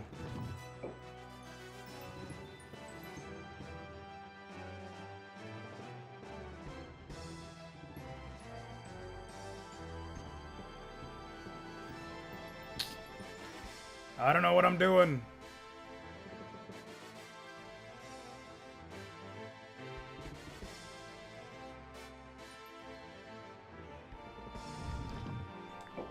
He's outside our command aura. Tempted to just go through our dragon to hit that guy. All of these guys are about to activate, though, so they might surround and kill my dragon. Honestly, we can't really do anything productive here. Let's just Air Storm. Just for the XP. Yeah, that was not very good damage. Oh, we got the level 2. And then we bounce. Oh! Camden must have leveled up. Cool, I'll take it. So what are we doing? We might get the giant and the lizard man. That would be dope. Probably not.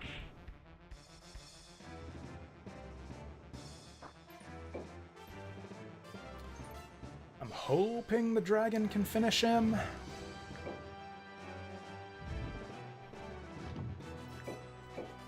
Okay, show me 143 damage. Damn it, not even close. Ow. That's not gonna stop him from retreating, though, as far as I know. Actually, this zombie's level 8. How the hell did that happen? He might get to level 10 off of this. I was gonna go with the wolf, because leveling wolves is better than leveling zombies. But yeah, this guy's actually gonna hit level 10. 9-10. We got a zombie promotion. So I think we get the most XP from attacking Kai here, so I'll do that. Nip at his heels. That's pretty good damage. We could have actually killed him if we, like, really went for it. I'd have lost most of my units, but... Okay, and then we retreat. Look how few units they have left. We killed, like, half their army. Yeah, that was a good exchange for us. We lost, like, what, 2 zombies? Now, they get bonus experience for winning the battle. All their guys get a bonus 200 XP. But we got fewer monsters to deal with now. Oh, Lance is moving into Asgardes. And we're moving into Hadrian. It's funny, I was surprised at how, when I went back and, like, counted out the turns of how long it took me to make it to the end game on my New Almechia playthrough. Because, like, in my mind, that game took, like, 30 turns. In my mind, it's like, oh, it must have been, like, what, 25, 30 turns to conquer the whole continent? And it feels like about that long. Like, these aren't, like, you know, super short games. Like, it takes me, what, like 20-ish hours to do a run of this game. But yeah, each turn takes so long, especially in the early game when you're dealing with like full-sized armies clashing with each other.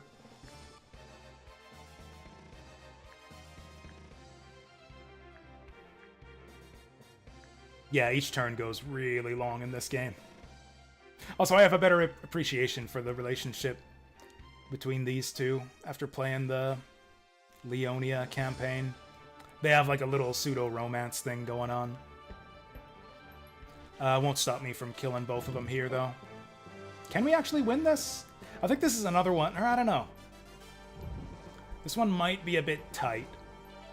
Also, this guy's only got 3 movement. There are no forests here. Because, yeah, these mandrakes are especially effective in forests. Outside the forest, they only get 3 movement. In the forest, I think they get like 5. As well as a hit and evade buff. But yeah, he's going to be slowing down our whole army here. We basically only want to move forward 3 spaces at a time, since that's as fast as the Mandrake can go.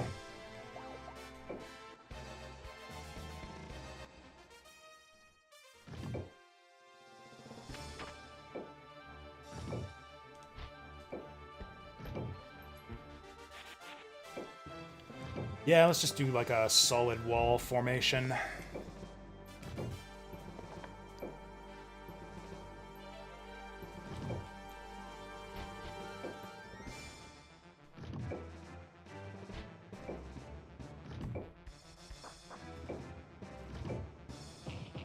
There we go. I kind of like to put the tankier guys in the middle, and then like the speedier guys on the sides, so that they can move around and flank sometimes.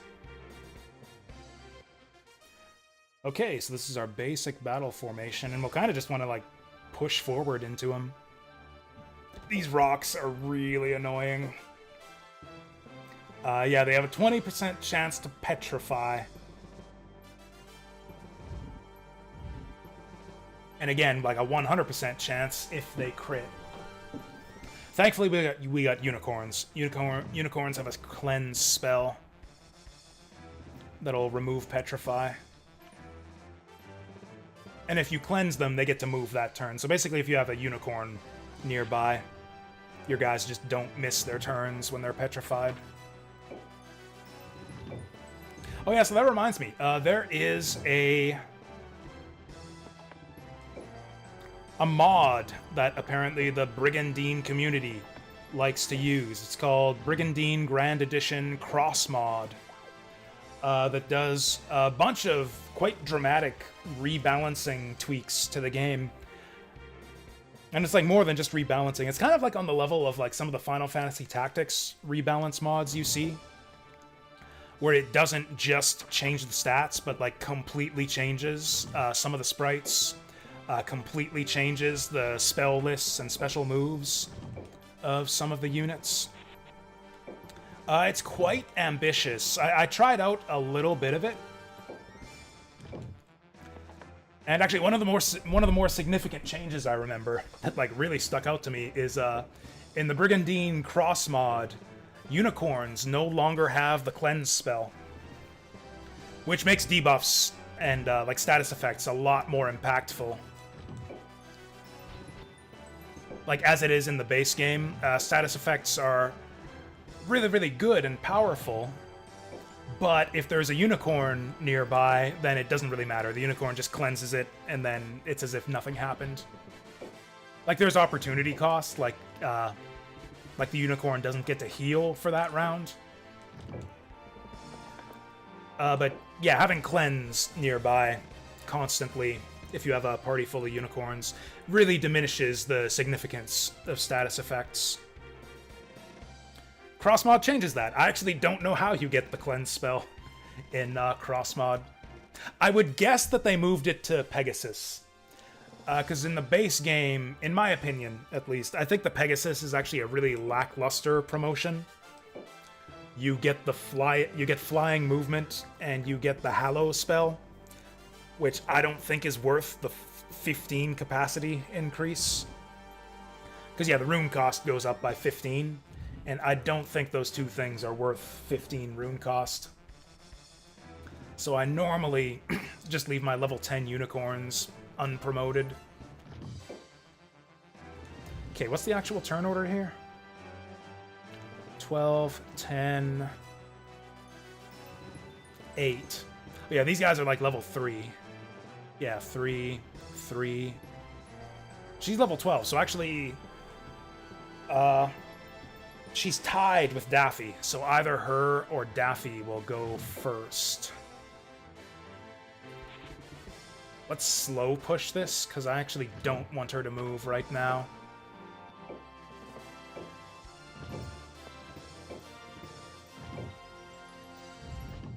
Although we are going to be fighting right away, so let's harden them up just in case.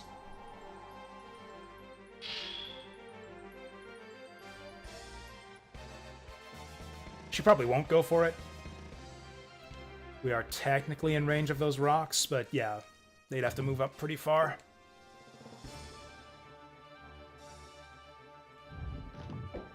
So now we're kind of safe.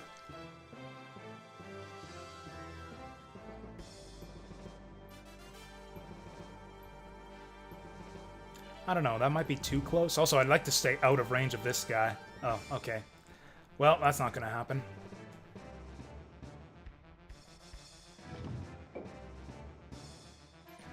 Two, three. I don't know if they'll attack us from this far. Although it's not like the last map where they had Kai waiting to destroy us. Like, if they don't attack us next round, we probably just run up and murder them.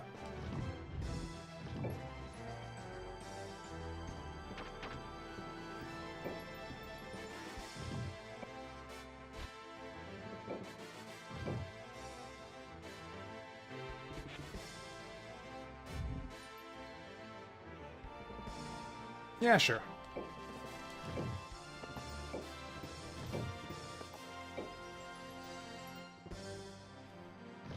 think I want this guy. No. We'll actually put this guy in front. Also, I think we want to angle it a little bit.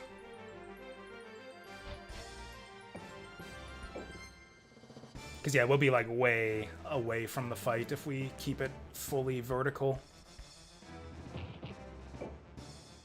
Mind you, these guys have a lot of movement with their flying units. Like, yeah, they're all going to be able to attack us. I guess I'm fine with that.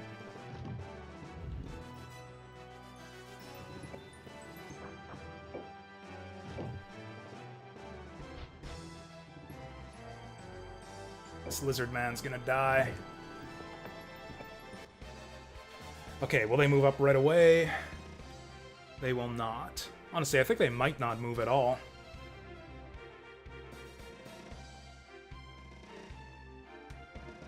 Now, it's going to be random who gets the first turn. Daffy or what's-her-name. Ah! I was hoping it would be what's-her-name.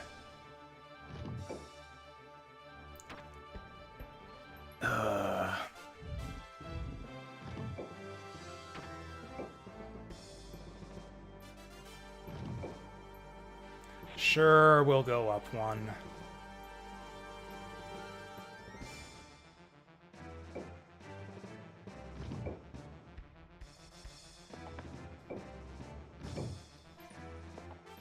Which what's-her-name do I like? I mean, there's a lot of what's-her-names in this game, and I kind of like them all. Charlene? I do like Charlene. Yeah, I knew they'd go for it. Don't get petrified! Excellent. Get petrified! Damn it.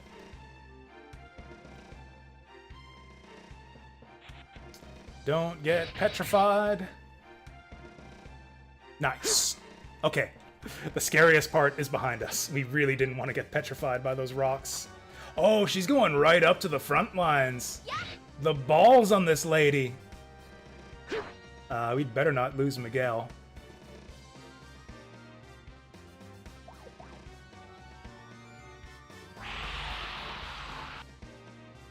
Because, yeah, I'm probably going to try to take her out. I think just focus fire Charlene is the strat here. We can flank her, too. That would put us in range of all their flyers, but this guy's effective against flyers, so that's fine for us. Oh yeah, we'll get countered. Yeah, that's not great. Now, do I heal him, or do I heal Miguel? Actually, if we take her out right now, they'll probably just retreat. Oh, she hurts. Actually, Miguel's about to get counterattacked, so we'll probably have to heal him. Oh, and you know what? With the flank, we can hit her with crosscutter. Actually, this is another little UI thing, too. There used to be like a separate command in the menu. I think it was called skills, or no, special. Yeah, these attacks used to be under the special command group. But now they're just alternate attacks. Just about all Rune Knights have them. They'll have like an alternate attack with low accuracy, but high damage that you can only use if you don't move. And we're gonna do one of those right now. So close! Yeah, we definitely have to heal him now. Do we have any follow-up? And also, it's gonna come down to who goes first next round, Daffy or her. Because if she goes before Daffy, we might not be able to finish her off. Oh? Oh? This would be godly.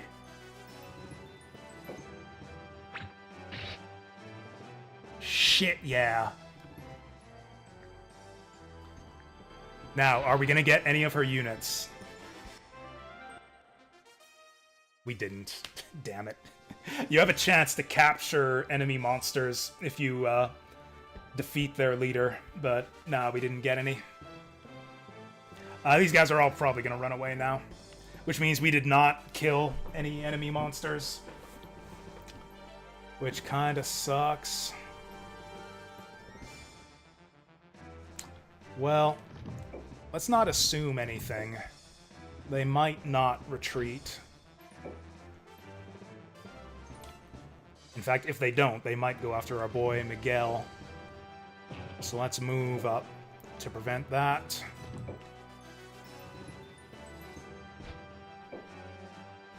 A unicorn is kind of dangling here.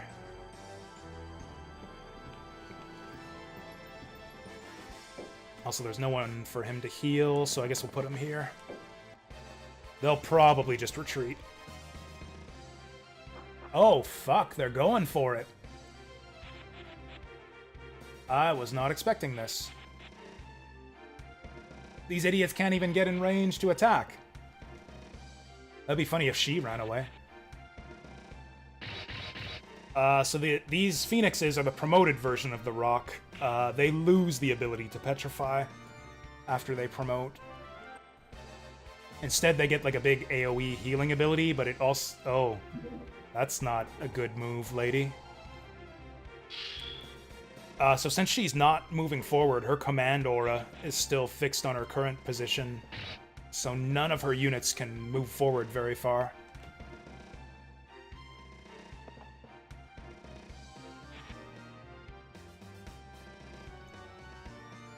Oh yeah, Phoenixes have regen, though. Interesting. Well, for starters, gotta heal our guys. Yeah, Miguel needs healing. We should still be able to win this fight, but we do have to take it kind of seriously. Actually, we could lose Daffy if we're not careful. Actually, these are still some powerful units they have.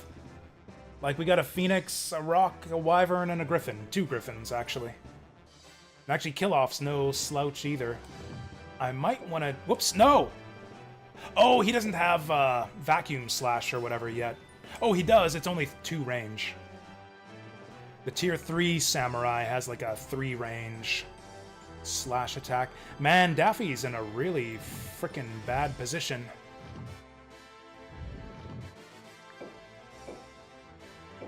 Let's harden him.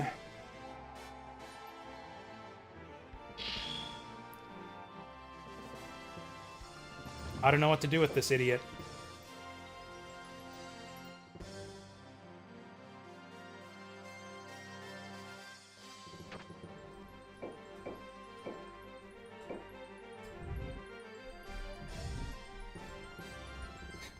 Probably just move up. Like, just move up and don't attack.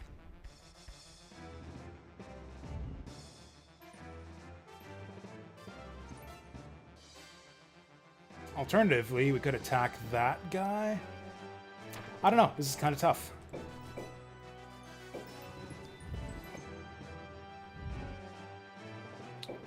If he petrifies us, we can just purify it with the number 3 unicorn up there. Good.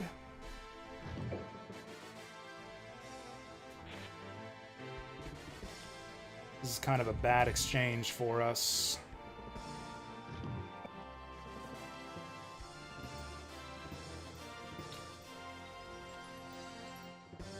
Let's go here.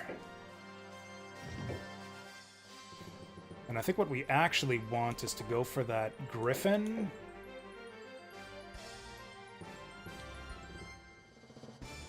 Yeah, I think we have the most follow-up on the Griffin.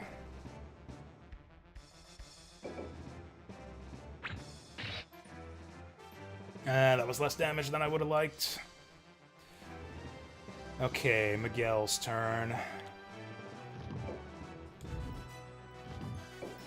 Ooh! Okay, let's heal that guy. I would really like to get that Phoenix. We actually might lose this Wyvern, but it'll be a good trade if we can get the Phoenix.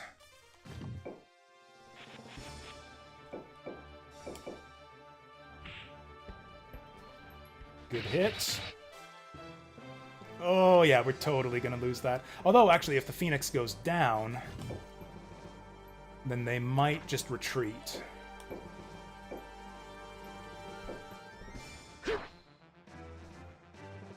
Ooh, that was less damage than I would have liked. Oh, he got the shield, and he still took 130 damage.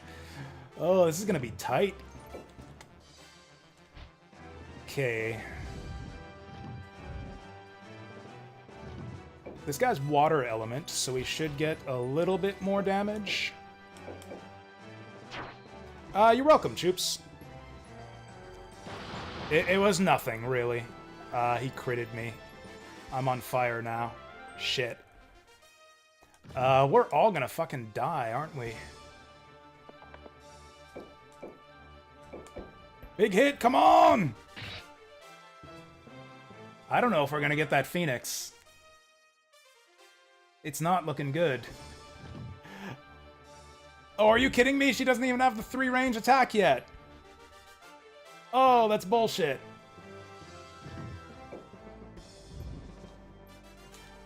Yeah, this is really not looking good, actually. If it's all gonna come down to... Oh, wait, no, Daffy gets the next turn. Wait, no, he doesn't. No, these guys will all get to move, like, right now. Right after Lucia's turn. Oh, wait, you know, I think we got this.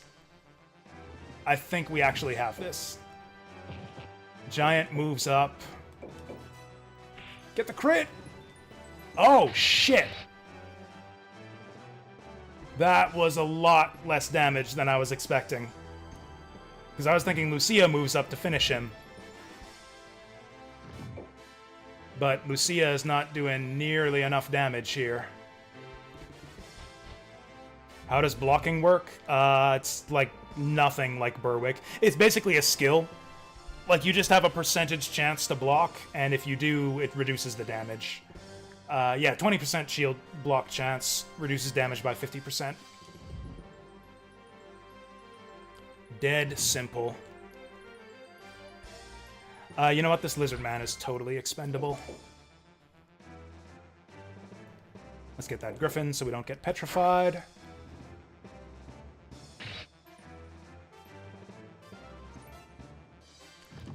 And then, I don't know what the hell we're doing. Paralyze him! Shoot. Well, at least he did something useful. Then someone needs to get healed. I don't think it's possible for her to do 126 damage with this. Nope, not even with the crit. And we only get to heal one person. I think it's gotta be Miguel. It could be Vortex. Vortex is probably more at risk. Let's heal him.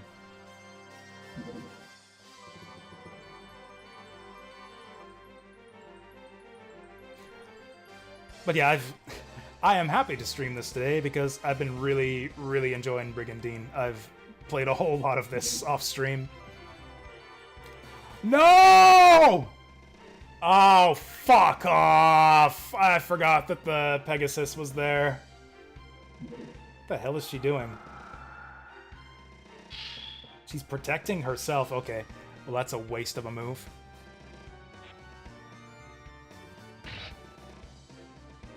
Ow. Also, they're still not retreating. Ow! Miguel might actually go down here. Kill off might kill Miguel. That would be a disaster. Because he would probably gain like 4 levels off that. Oh, the enemy Miguel is gonna... Or the enemy Killick, I think his name is. Yeah, Killick is gonna farm Miguel here. Oh no, he can't get in. He can't get in because of the lizard man. Good. Very good. Okay. Okay, crisis averted. We probably just win now.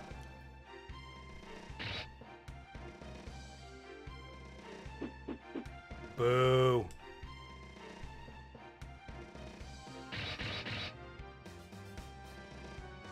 Still no petrifies. I swear, like, usually rocks petrify my guys, like, half the time. And he regens, too. Fucking Phoenix.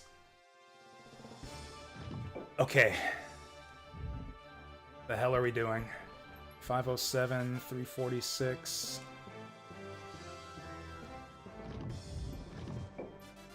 Damn. Well, I think it's gonna have to be Daffy first. I probably can't moon slice this guy. 54, that's not happening. Let's kick off with the... Yeah, Hunter Shot on this guy. Do we need to block if we could kill faster instead? I mean, that's the Barbarian philosophy. This guy doesn't block, he just kills faster. Actually, Barbarian skill's pretty good. He's got counter damage. So if you can get like a protect spell on these guys to make them take way less physical damage, you can just like send them right up there and they do tons of counter attack damage. Get a defensive item on them too, which I think he actually has. No, he doesn't.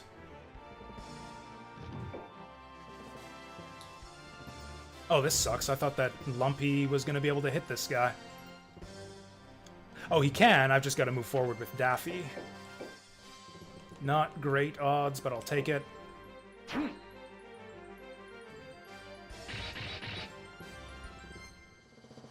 Still no Petrify. Good, good.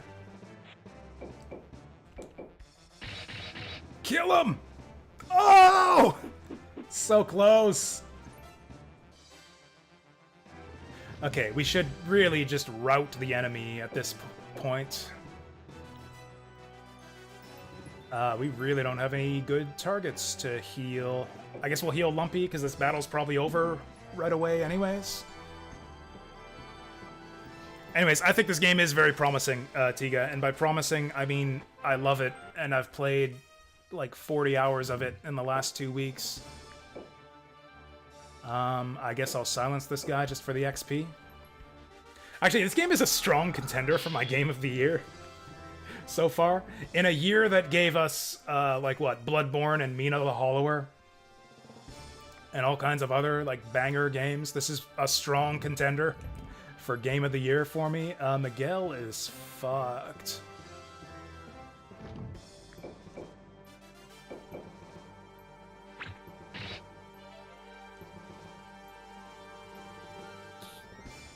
I think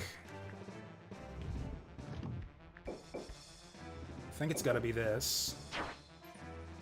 Oh, that almost killed him. A crit act. Oh, that almost killed us! Holy shit! I was not expecting that much damage. Okay, now Miguel can finish him. And that'll be big XP for him. Okay, now these idiots should run. Yeah, if these enemies have any idea what's good for them, they will run away at this point. Although if they don't, that's kind of bad for us.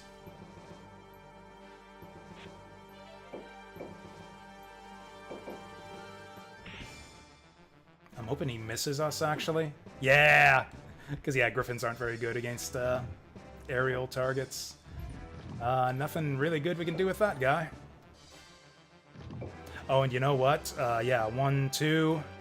I'm gonna shoot this guy dead. And that should be big ups for Lucia. Should be level 10. Hell yeah, she'll promote after this fight. Then what? I don't really care about getting XP to Mandrakes. He's closer to leveling, though. Actually, he might not even do 55 damage. Mandrakes are actually just that shitty. Yeah, let's give it to the giant. Sick. Alright.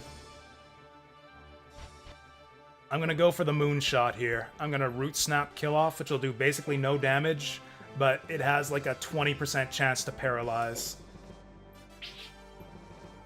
Oh! Oh! Actually, I just realized that doesn't actually matter because the Pegasus is just gonna clear it immediately.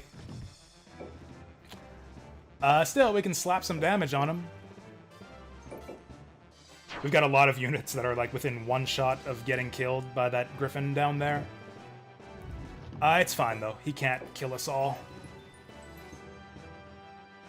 Don't think I care about preserving the Lizard Man. And I don't think Vortex will go down in one shot. Oh, I would kind of like to preserve that, Lizard Man. He's level 3. Miguel is a class unto himself. I think he's actually a paladin. Okay, she should definitely retreat now. What are these idiots doing? Is she actually going for it? Okay, now he's going for it, yeah. Wait, is that a heal? No, he did the cleanse, okay. Now they're retreating. So they will still attack with their monsters, because that's the smart thing to do. But yeah, he will retreat after his monsters are done attacking. Are we going to die? He's going for the Mandragora.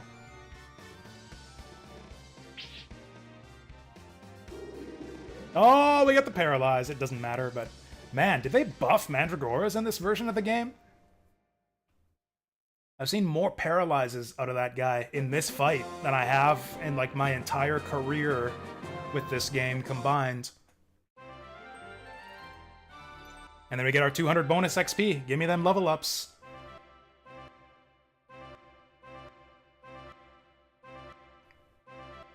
First victory. That first victory on each of your monsters is good too, because like the first few levels are pretty cheap. So you can get like 3 or 4 level ups out of one combat. Oh, what the fuck? I was not expecting this.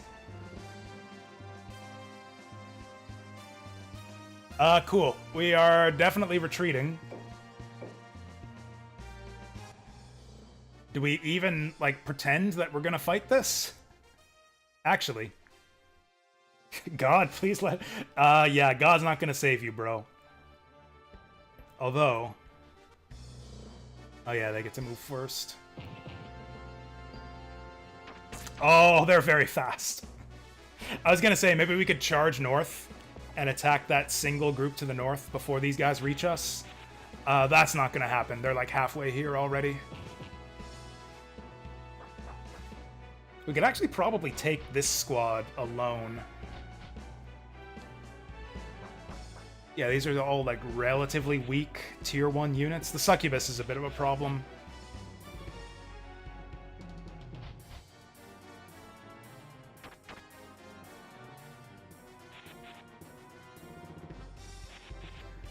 Cool, so our guys that just took that castle from Leonia are going to immediately have to pull back and retake this castle.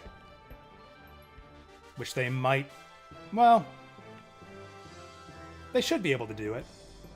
Actually, no, because these guys are going to summon a bunch of new monsters once they get here, too. Wow, this is really fucking bad. I did not think they would go for it. Like, does the enemy make their attacking decisions in the middle of the attack phase? Like, this was a stupid attack. If I had not attacked with my guys, if I had left my armies behind, this would have been a stupid attack for them. Because the army that was in this castle was the same army that just attacked Leonia. So these guys would have had to fight all those guys, which would have been suicidal for them.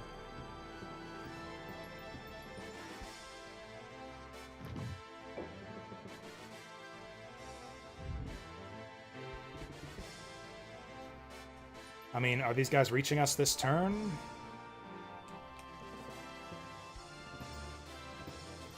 I might as well just scab every little bit of XP I can.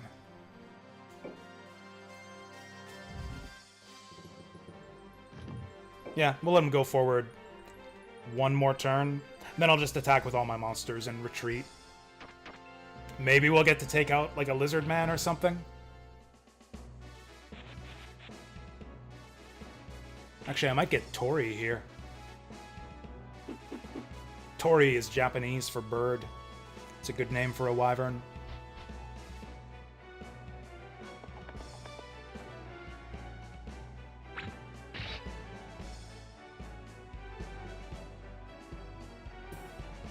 Because yeah, if we just retreat, then the enemy gets 200 bonus experience for the victory, and we get nothing. So we might as well get off a few monster attacks and try to get as much as we can out of this. Man, this really sucks. I hope my guys come back from questing right away. We actually need more armies to hold all this territory that we start with.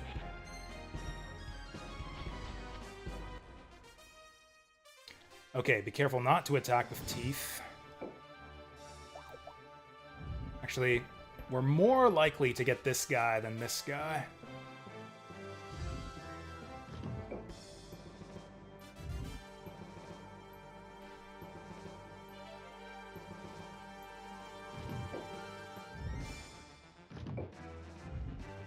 Yeah, let's actually go for the centaur. I think it's much more likely that we get the centaur.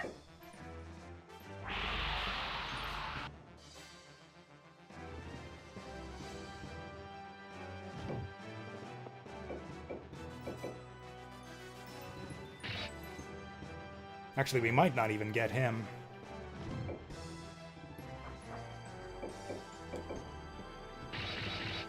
Come on! That's tight. I think a crit would do it. A crit from our giant would do it, but I don't think he can do 140 with a regular attack. Oh, shit. I stand corrected. Good job, giant bro. Okay, so we got something out of that fight. Oh, shit. I hate this! Why don't they show the goddamn map? You know what? Why don't I just open up a map of this game? Because I don't know what frickin' castle I want to go to. I want to retreat to the one that we just conquered. I think it was Hadrian, but I'm not sure. So let's just go Brigandine, PS1 map. Now I need a labeled map. There we go, map of Forcina.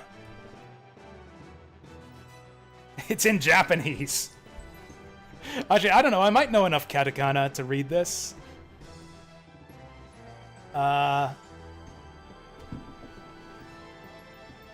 Something re. Oh! Urosian? No, I don't know. I can't actually read this. Something Su? That's the one we're at right now. Oh, that's Ro there. That's Ro and that's Re, so that's probably Brociliandi. Oh, Xanas is the one down there, Xanasu. I don't actually know how to read any of those characters other than the Su. So if Brociliandi is south and Xanas is west, then this must be Hadrian. Oh yeah, Hadorian. Or something like that. Although... Actually, I think I want to go to Broceliandi. I don't know. This is tough. Because, yeah, they will just march forward and take it. Because it'll be empty. I guess it doesn't really matter. Because we can move this guy wherever we want after this. Let's go to Broceliandi, and then we can summon some monsters there for the defense. Yeah, let's go to Broceliandi, and I'll see if I can find an English map. Xanadu MSX. That's a good shout-out. I love that game. Oh, I've never actually listened to the whole Lose a Battle theme before. This actually sounds pretty good. Oh, that's it, huh? Oh, is this in English? It is, but it's printed on a postage stamp. Yeah, that's really tiny text there. Can I get a bigger version of that? Oh, hey, this one's from Amazon. You can actually... Man, I kind of want this. An actual, like, printed map of... Oh, this actually came with the PS1 game. Because, yeah, I never played this one. Like, the physical game on PS1 back in the day. Wow, this actually apparently came with the English PS1 edition. An English map. That's actually really cool. I would actually want that. That's actually quite cool. Oh yeah, this one's pretty good. Yeah, that's the one. That's the tiny one that I'm struggling to read. But no, that's the same as the map included in the physical English PS1 version. And yeah, I actually found like an Amazon like store page for actually how much does this game cost anyways? $299 for Brigandine for PlayStation 1. Nice.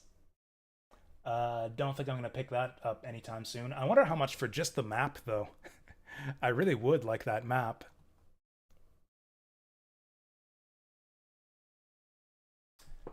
Can we get an even better one? No, that's probably the best one we have. Okay, so this will be my reference for when I need to decide what castle to retreat to. Okay, so that was like a... I don't know. That was an okay first attack phase, I guess. We managed to eat into Kai's army a little bit.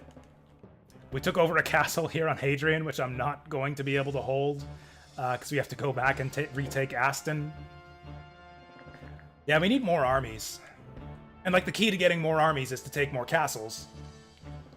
If we have more castles, we get more mana. Oh, none of our questers came back either. Oh, that's actually really bad. I guess we only got 2 guys out on quests. Okay, we have guys left at Xanas. Actually, I should have retreated to Xanas. Actually, we should be okay here.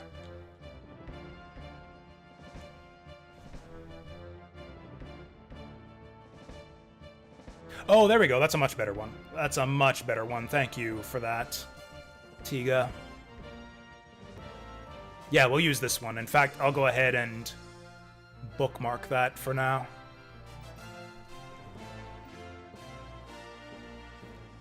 So yeah, I think we have just enough dudes to field 3 armies. This here, Drist, Iria, Camden, is going to be our offensive squad, I think. Wait, Camden? Do we want Camden, or do we want Bagdamagdus?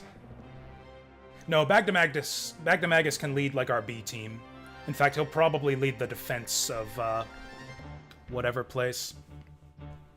Yeah, this game had a relatively recent sequel, and has an upcoming sequel at the end of the month. Because, yeah, the second Brigandine game, Legend of Runercia, I think is like 4 or 5 years old at this point. When did Legend of Runercia come out? Which I own it on Steam. I haven't played it. It's been on my backlog forever. I always wanted to play the original Brigandine first, and now that I've done that, and now that I know that the original Brigandine is amazing, I'm quite eager to try out Legend of Runercia. In fact, I'll probably play it after we finish our Iscalio run here. Yeah, Brigandine Legend of Runercia came out in 2022. And Brigandine Abyss is coming out at the end of this month. I'll probably pick that up as soon as it comes out. Don't know if I'll play it right away. I'll probably at around that time, I'll be in the middle of Legend of Runercia. But yeah, Brigandine Abyss is definitely on my hit list. I might just play Brigandine games, like, for the rest of the year. You can emulate it on Ryujinx. Like you could. I own it on Steam. Like, both of those games are on PC. So, like, yeah, I own Legend of Runercia on Steam. And, yeah, I'll probably get Abyss when it comes out on Steam as well. I never really considered it, but I suppose those games are probably both on Switch. Let's have a look. Actually, I'm surprised that no version of Brigandine ever came out on Saturn. Yeah, Brigandine and Brigandine Grand Edition were PS1 only. Grand Edition was Japan only. Runercia, yeah, is on Switch, PS4, and PC. Abyss will be on Switch 2, PS5, XBSX, Xbox X, I guess, and PC. Series X, that's right. That's right. The new Xbox is the Series X. Right, so Camden lost a zombie. We probably want to get him... Actually, can we make unicorns here? We can't make unicorns anywhere. That's our one big weakness right now, is a lack of healing. What can we get? Oh, we only have 720 mana. Oh, that's right, we actually have less mana than we got on the first turn, or at least about equivalent, because we lost a castle. We gained a castle, but we lost a castle.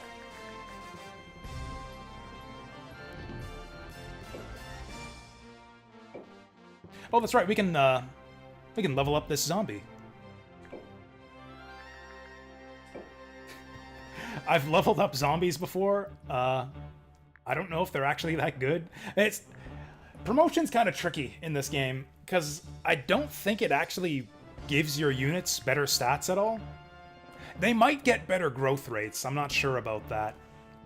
They might get better level ups if you promote them, but they don't immediately gain any stats.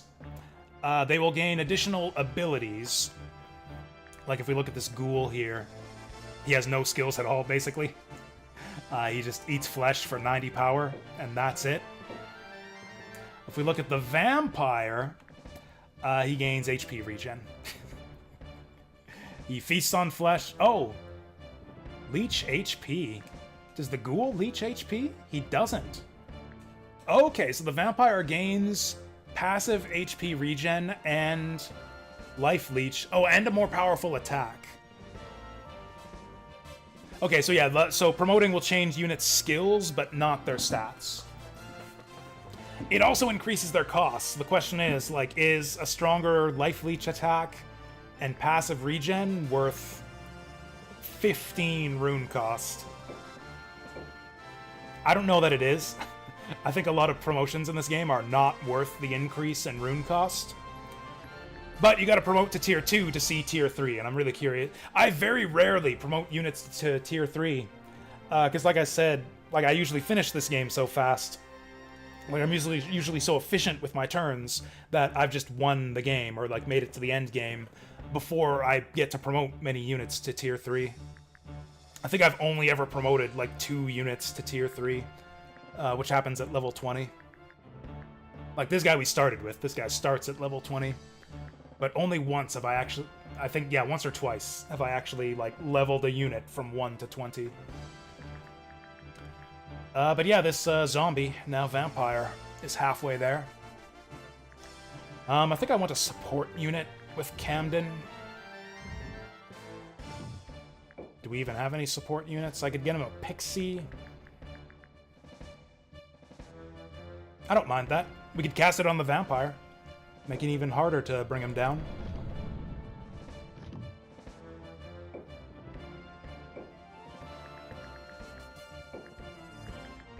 Okay, that's a pretty good squad. And then these guys are probably gonna have to move.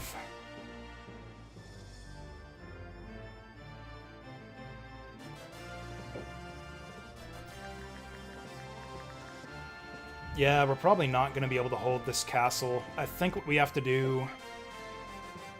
Get this guy a better army. This is so tough. Like, we need more dudes. Anyways. Oh, this is awesome. I love this. Class change chart. Oh, also, some units don't even have promotions. Because, yeah, I remember I got a... Actually, yeah, a lot of units don't actually have tier 3 promotions. In fact, most of them don't. Yeah, Bahamut is one of the few that has a tier 3 promotion. I've gotten a bronze golem. I've gotten a golem to tier 3. I've got, I guess 3. I've gotten a couple dragons to tier 3. Yeah, so I guess I've gotten 2 golems... No, 2 dragons and a golem to tier 3. Oh, Ghoul has a tier 3. Ghoul goes to Vampire Lord. So that's how you get one of those.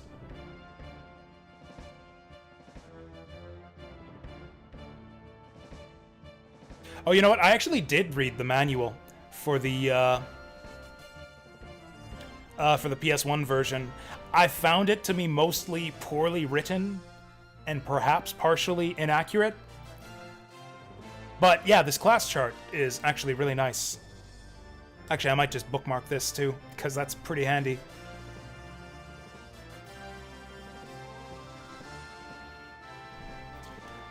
Which unit type sports a stash? Actually, none of them. I think this game is pretty prejudiced against mustache units. Or I think, no, not Ulster. Is it Camden? Camden has one. Actually, Camden's got a pretty good one. What's his deal, anyways? He is a lapdog at Drist's side. I thought they might be brothers or something. They look kind of similar. They got similar hats, at least. I guess he, like, dresses like him. To be, like, you know, that much of a lapdog. He's like Mini-Me. He's like Drist's Mini-Me.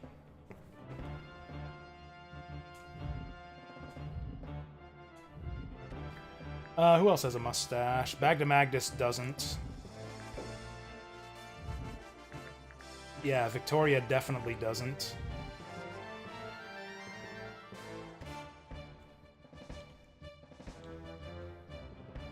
I think Norgard might have the highest number of mustache commanders, but I'm not positive on that. And I'm not really going to check every single unit at this stage of the game. We'll see them when we see them, you know? We'll go mustache hunting. Okay, so we need to move someone down here so that these guys don't just continue charging into our territory. We need some kind of defense. And these armies are pretty much good to go, I think. Let's just double check that. Yeah, these guys are basically... Oh, Victoria's only got 140 capacity. That is awful. But it'll have to be good enough.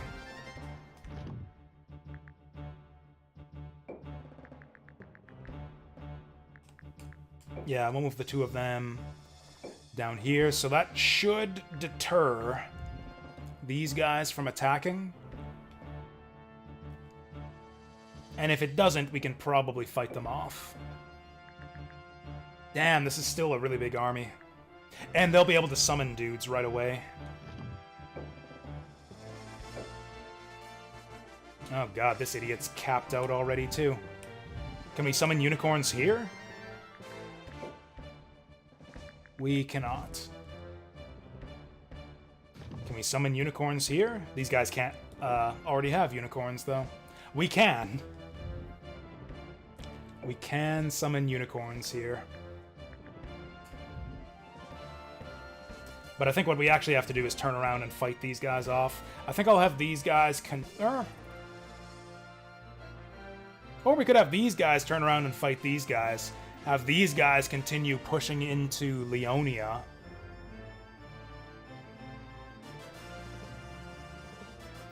Is Team Orange hard mode? You know, I think it says in the manual, actually.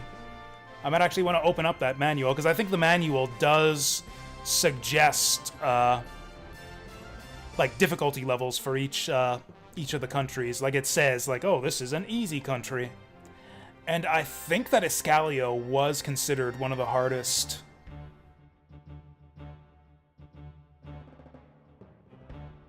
The hell? It's opening like a zip file for the manual? Okay, forget that. Brigandine PS1 manual. There we go. Let's just look at Internet Archive. Oh, this is the Japanese manual.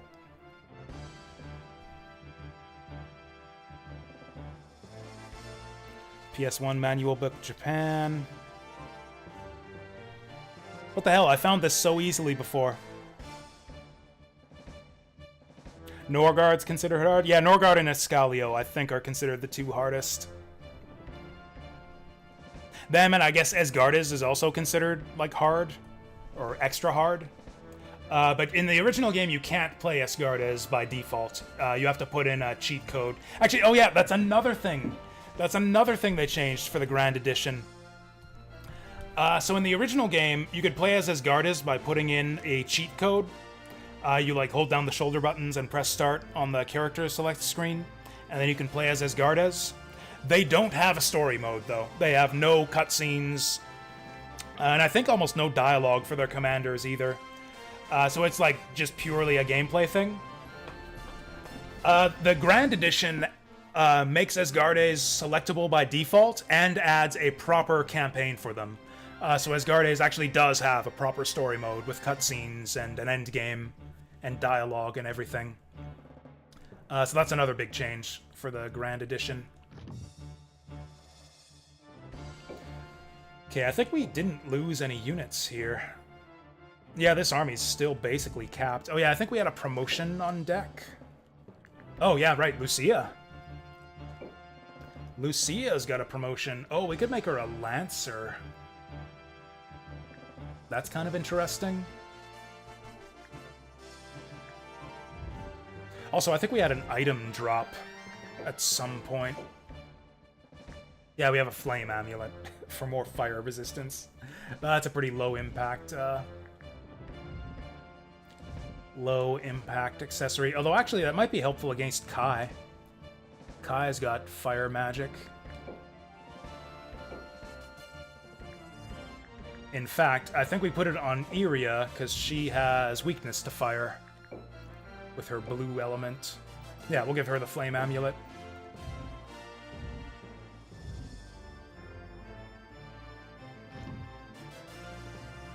So I guess we don't move these guys and they'll attack purple this turn. Right, but we have to promote.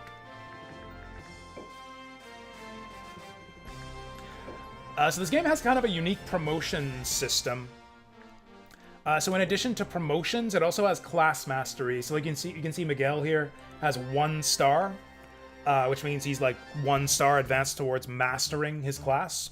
Once you master a class, you will retain all of that class's abilities if you change to a different class.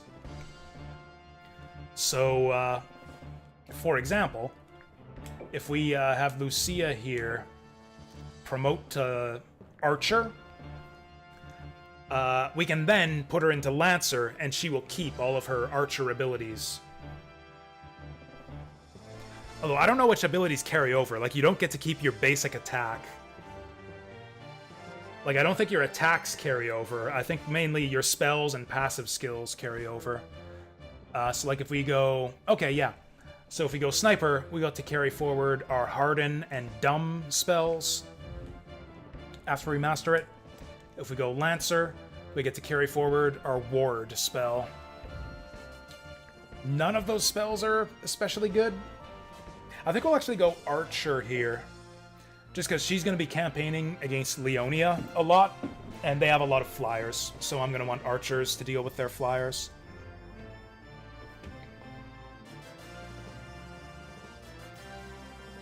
Vaynard. Which one's Vaynard?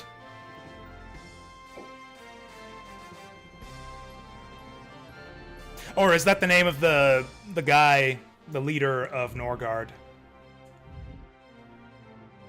That might be the Norgard guy's name.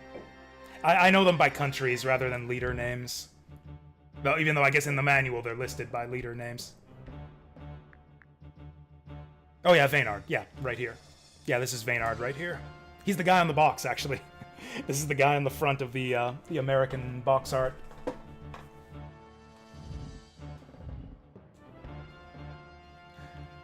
Okay, so we got our archer promoted here. Anything else we want to do? And these armies are basically capped out. I mean, we got options. Like, we still got our good attacking army here, so, like, these guys will basically be able to attack whatever's weakest here. Maybe we go for Kai again. Maybe we have them retake this, and these guys go forward.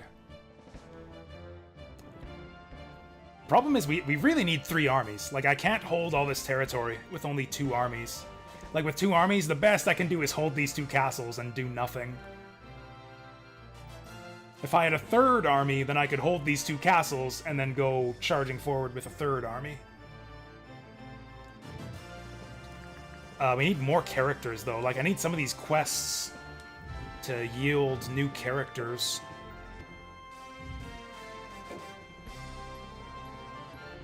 This idiot is capped already. Well, I could kill his ghoul. I could delete that ghoul. That would free up 15 capacity. That would only get us to 25. That's not enough for anything. Yeah, I guess that's it. I guess we just basically don't do anything this organization phase. Oops, don't do that. I mean, I know I'm kind of stuck on that New Almechia save file, but maybe we can do it. Maybe with a better strategy, I can pull out a win on this one.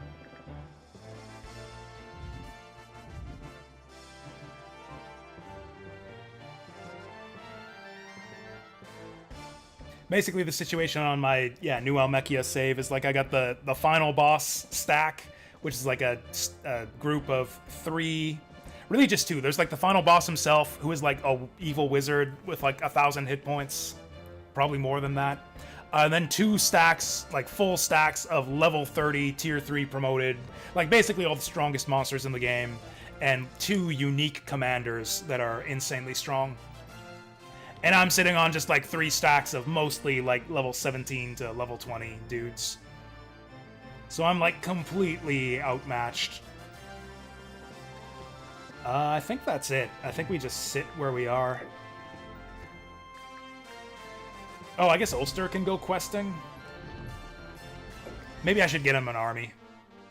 Actually, if he combines with the 2 guys I sent out questing... Yeah, let's start getting an army for this guy. I won't send him questing, because I don't really have the time for it. Oh, he's got pretty good capacity, too. So we've got, like, what, another 150 to work with? I could just give him 2 more dragons. That'd be kind of cool. Oh, I can't afford 2 more dragons. I can't even afford 1. He's basically useless right now. I might as well send him questing. I don't know if like the strength of the unit determines the quest results. Like maybe you have a chance for better outcomes if you send them out with an army, or if they're higher level. I don't know. I don't know what determines quest rewards.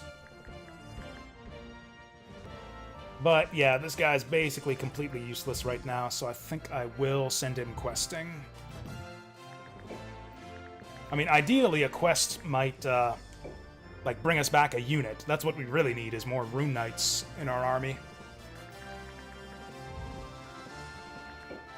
Okay, so these 3 guys stand by, probably attack something.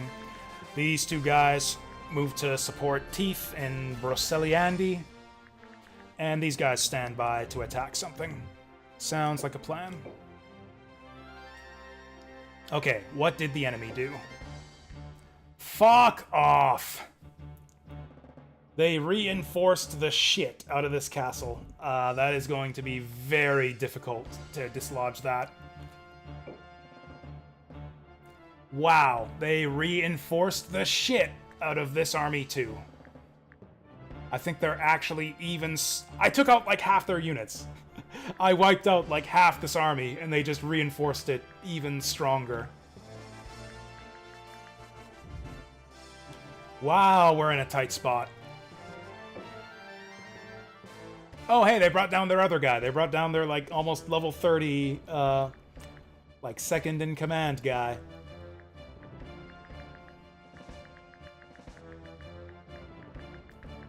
He's actually probably the weakest of the 3 armies. Probably have the best chance against him. And what do we got going on here? This is actually relatively easy pickings. I don't think these guys can actually win against this army. What I would love to do is do 2 consecutive attacks against Aston. Like attack from here and then also attack from there. Do one then the other. That's not how it works, though. What happens if you send 2 different armies to attack from different directions to the same castle? They all attack together. But you can still only choose 3 armies to send into battle. So, like, I could choose, like, 2 guys from this group and 1 guy from that group, but they would still all attack together. And then if we win that battle, all 6 of those guys would move into this castle.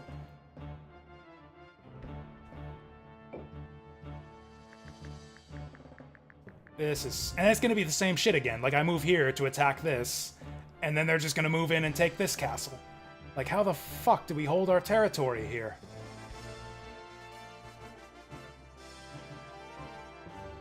This is so bad.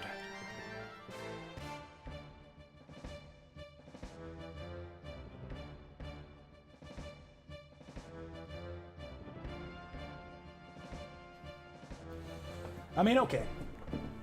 If you think of this in terms of, like, what actually benefits us, like, the real name of the game, like, the path to victory here is leveling up your units, is getting stronger armies. So really, like, letting these guys take empty castles is not a huge deal for us. I mean, it sucks that we'll have less mana to build new armies, but as long as we keep attacking and taking victories, we'll be getting stronger and stronger. Even if we won't be increasing our mana base. So maybe we just abandon our starting territory and just kind of, like, push where there's mush. Just take easy victories wherever we can and level up our guys until we're ready to come back and take back our home territory. Like, I'm thinking we maybe attack Salisbury and then attack Gloom and just avoid these 2 armies. And just let them take all my starting stuff. Like, yeah, we can just take over Leonia, and that can be, like, our new homeland. Then if we keep pushing forward through here, Asgardes is eventually... Oh yeah, we can't do this one. Yeah, this one was not that weak. Although, I don't know, it's probably weaker than this. No, actually, maybe not. Maybe not. Tiamat's really the only problematic unit here. Let's do this.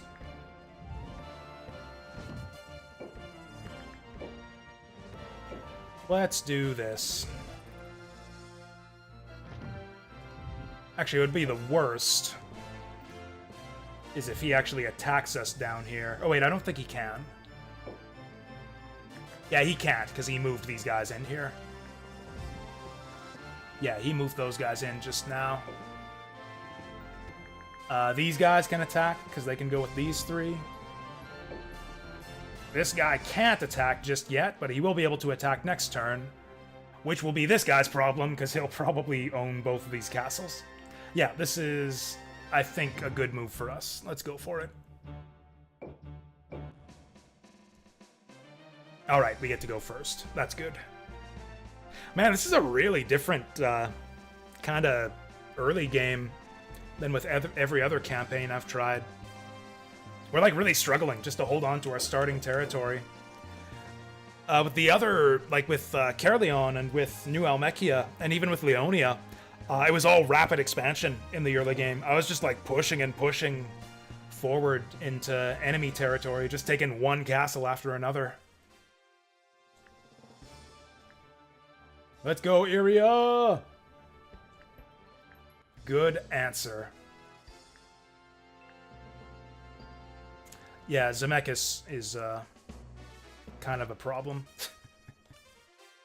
He's technically lower level than his second in command, Cawdor, but he's actually way stronger because he's got like a 3-range crossbow attack. Oh, it's 4-range. That's nice. It's actually 4-range in this version of the game. Or actually, no, this works a little bit differently. I actually didn't realize this. I think they've nerfed Zemeckis from the original game.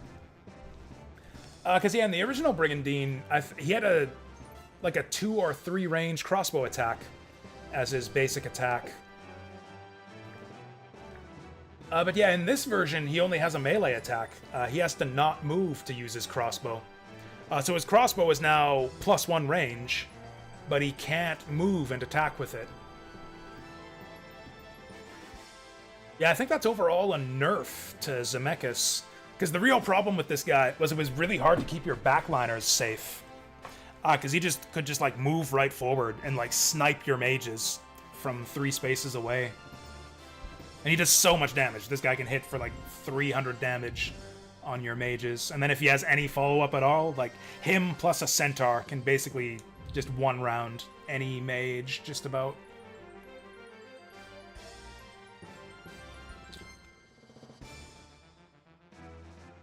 Interesting. I think we should be... We got our Dark Bahamut. We got our Gigantes or whatever here. Oh, wow. I actually got his name right. I think we actually have the advantage here. I think we might actually do okay. Also, these idiots are all in a line right now. If they're dumb enough to stay in a line, Bahamut might just breathe all over all of them. We might actually be alright here. We only have the 1 unicorn, so we're kind of lacking for sustain, but he has no unicorns. And no bishops either. I think we might actually do alright here.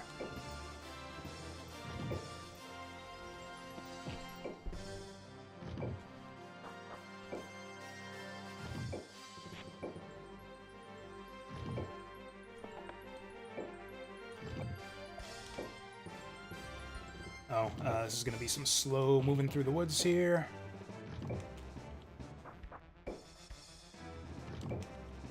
Oh yeah, we get to work out our new vampire too. I really want to protect him. I really want to try to get him. Like, that is... I'm going to try to make this one of our end game units. I am going to try to get... whatever it is. What did that chart say? What did the chart say? A vampire lord. I'm going to try to get a vampire lord into my end game army.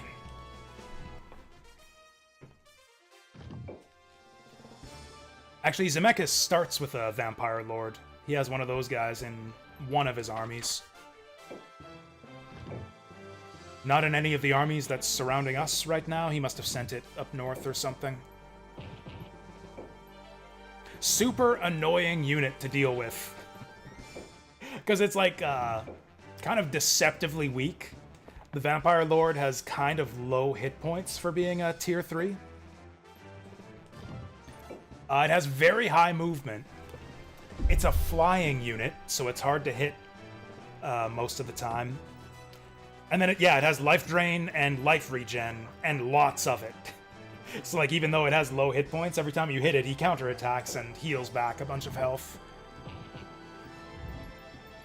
So many times I've been like, oh, he sent his high vampire forward.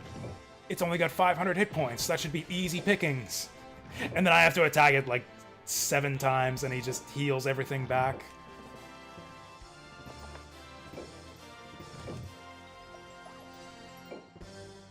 So yeah, I want that.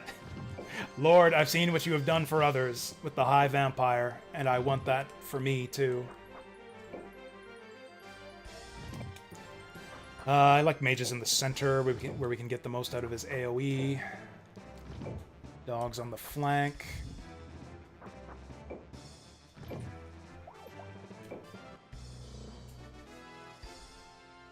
Also, that Shinobi's got a 2-range attack. We gotta watch out for him, too.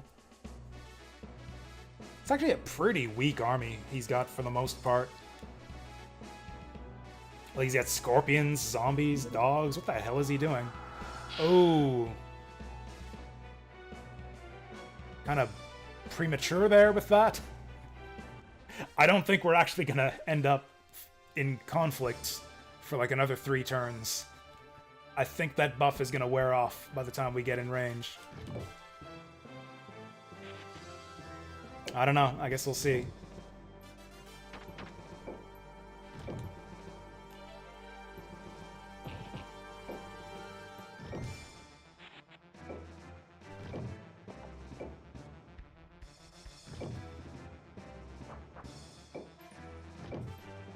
Actually, golems on the flank isn't really the greatest positioning here.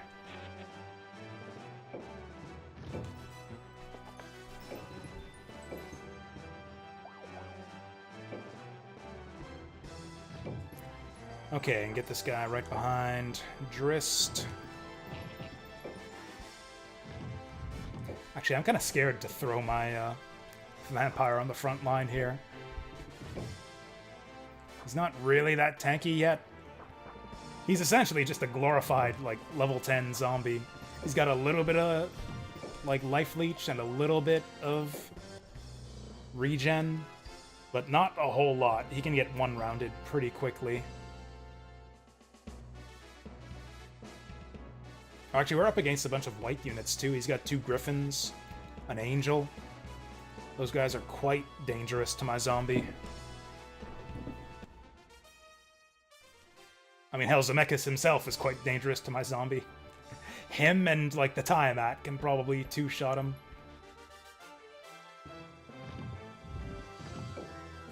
Actually, what's the range on our breath here? Doesn't say. 5. We could maybe bait them. 1, 2, 3, 4, 5. If we go, like, right here, we can breathe on him next turn, and that would probably set them off to charge forward all disorganized, like. Also, I think he's got enough juice in the tank to breathe twice. Yeah, 55? Yeah, he can breathe twice. I think I like that. 1, 2, 3... 1, 2, 3... 4, 5. They might move forward. We're a little bit close. They might just move straight forward here.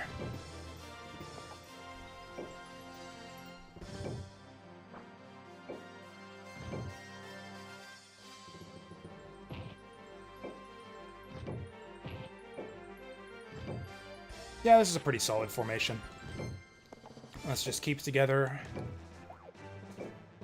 And if they don't go forward right now, I'm gonna breathe on them. Interesting move. 66 damage. Oh, you bitch! You literal bitch! You literal bitch from hell! Oh, that's gonna set them all off, too. We can purify that.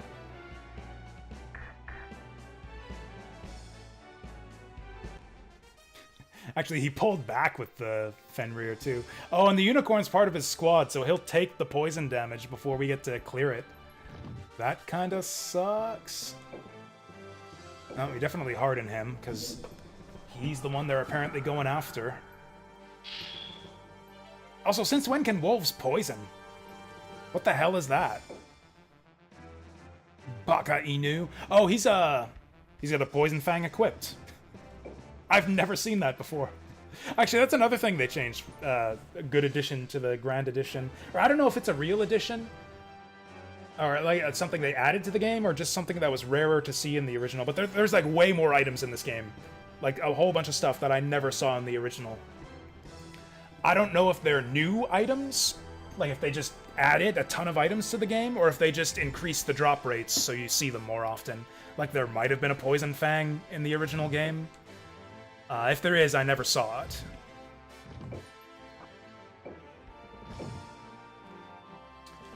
I think we just keep the formation tight here.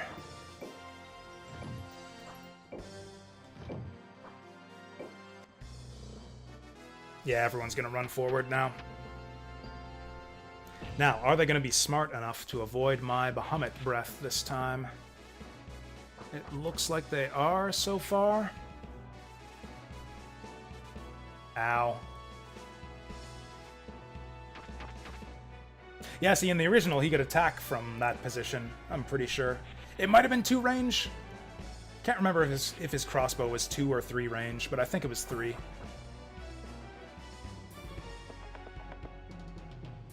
Surprised he's not going for Iria.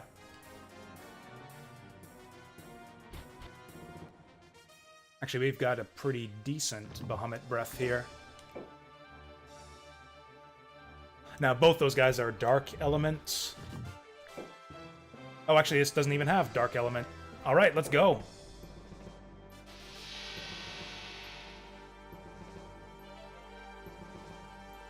Oh, that's a pretty fucking good start. And yeah, the only monster worth a damn out of this whole group is that Tiamat. If we can bring him down, this fight is basically a win for us. Now, do we move forward?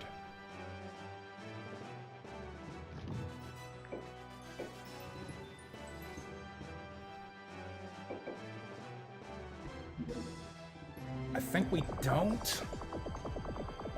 Oh wait, Zemeckis can hit us from there. That's right, he's got 4 range with that stupid crossbow now. Oh, I hate that.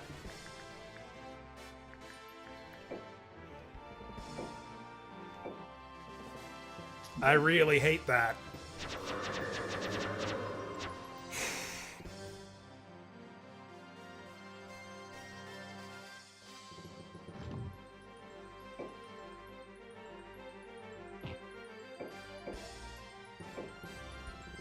$74, huh?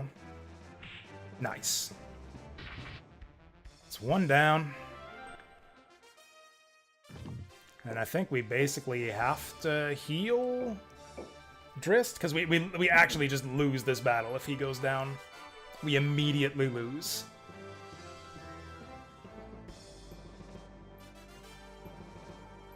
Iria.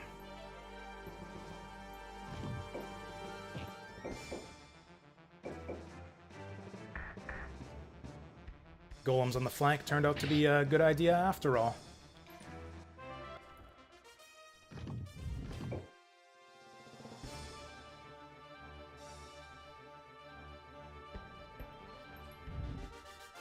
Do I just throw this guy away? Don't think we actually want to be too aggressive here. Die! Oh, son of a bitch! That's not what I wanted.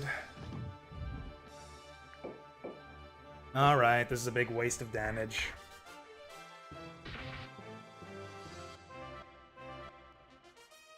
Okay, and then what I wanted to do was throw this guy forward, and then he'll actually get an air storm on Zemeckis here. That might cause them to freak out a little bit. Because yeah, this little genie guy is disposable. I don't care if he goes down. In fact, I'm happy if they want to waste their attacks on him. Ooh.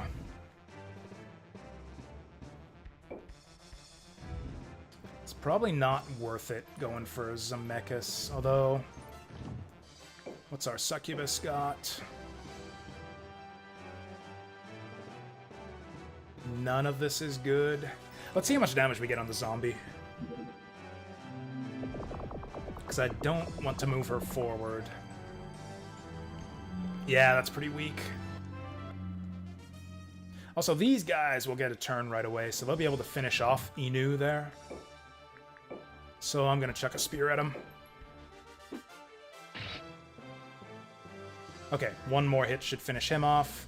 Oops. I forgot that he was going right away. This might be bad. This might actually be really, really bad. We might have to retreat here. Oh! Never mind. Man, they gave up pretty easy. I guess he really didn't want us to kill that dog. What the heck?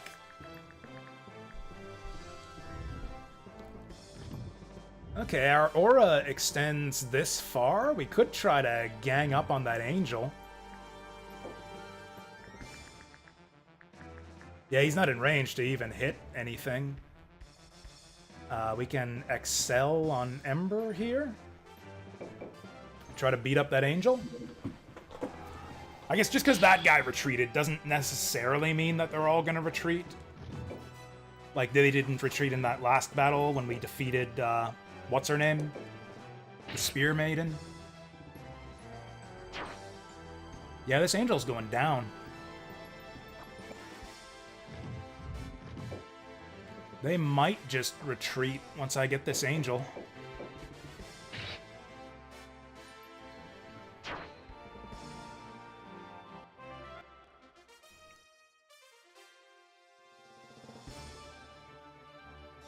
Let's actually go here.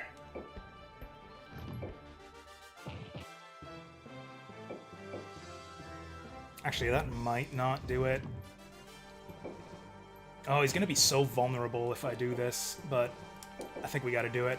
Get him! Oh, fuck! Oh, that's... And he gets the crit. He gets the fucking crit on the counterattack. Wow, that's so bad. Actually, let's do this.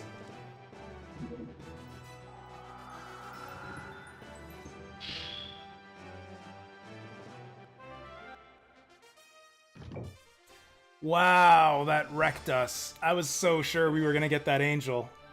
Now even if he retreats, he's gonna get to attack with all these monsters.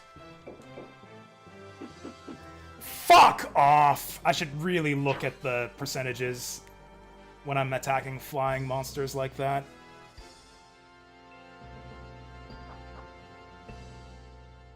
Okay, that doesn't really matter.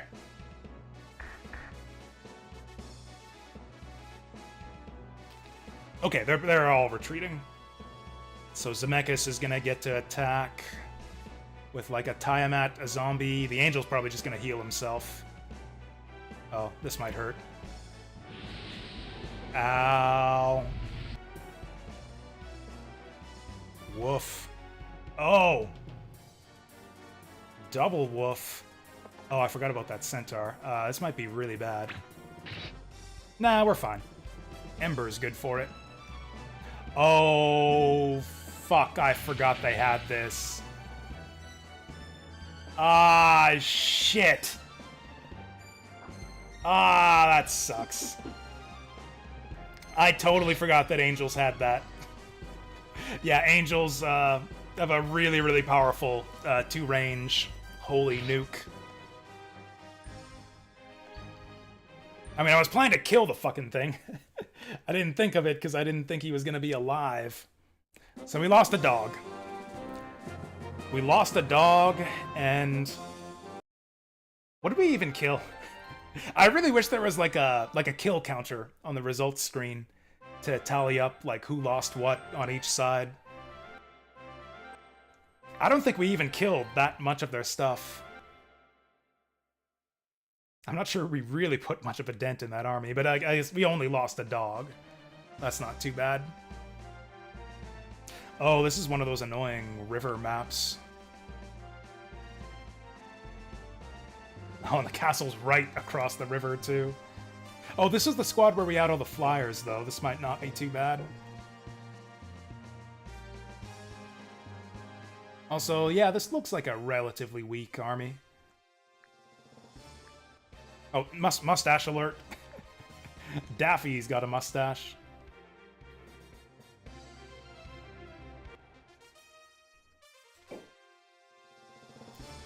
He doesn't really look like much of a samurai.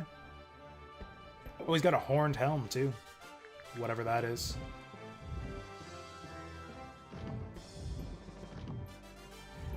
So again, we're going to be kind of held back in movement by this stupid plant.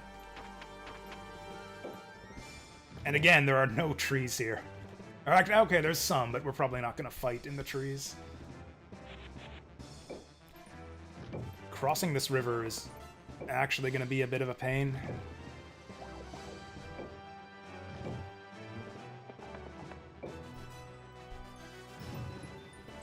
Oh yeah, the lizard man can walk through water too.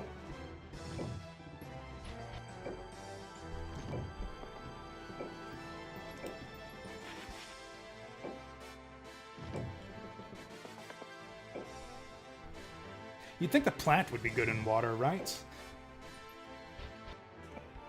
Plants drink water.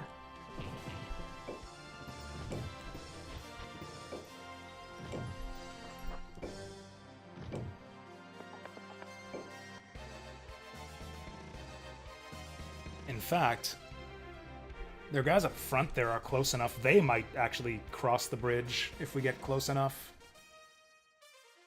Okay, honestly, I might just want to not move at all and let these guys get into position. Yeah, let's actually just do nothing.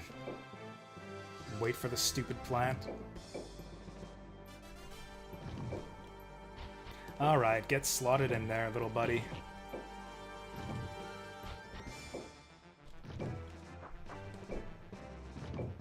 Okay, now we're ready to move out. Oh yeah, this is actually a different setup than she had before. Or I guess she's obviously not using the Spear Maiden, because we beat her. She's injured, so she can't fight this round. And she sent Kilik, or whatever his name is, off too. She's got Shantae and Asmit.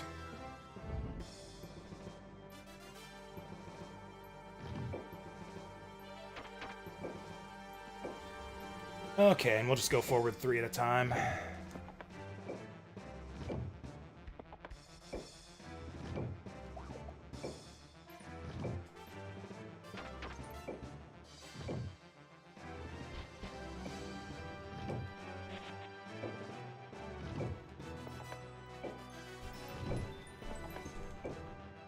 Man, how long have we been playing?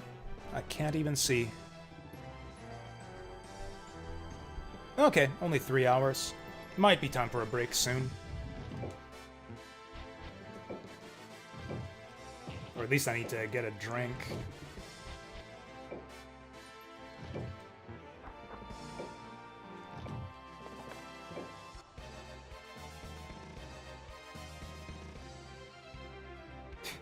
I really wish there was that you could just like press a button to skip the enemy phase during these early turns where they just don't do anything.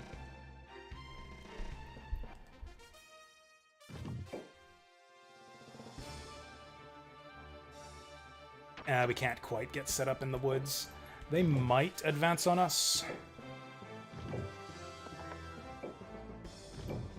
That would actually be kind of bad for us if they choose to attack here.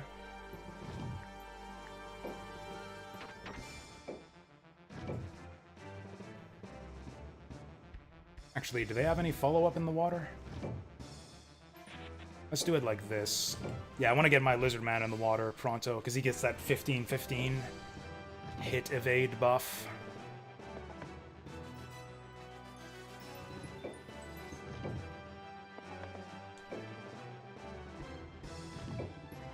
Oh, we got 1 square of forest for our Mandragora to sit in.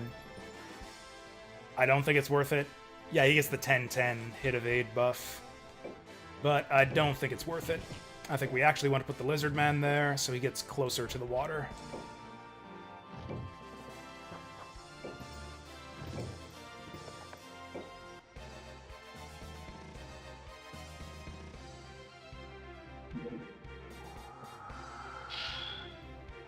They're buffing up already.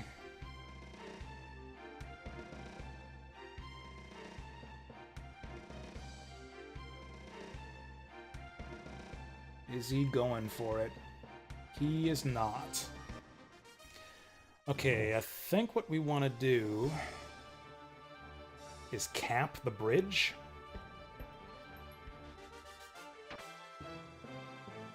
I don't know, they do have flyers. Although not that many, actually. I got a few.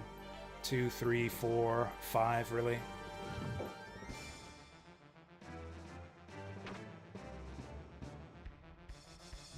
Oh yeah, let's set him up with the defense buff before we send him up.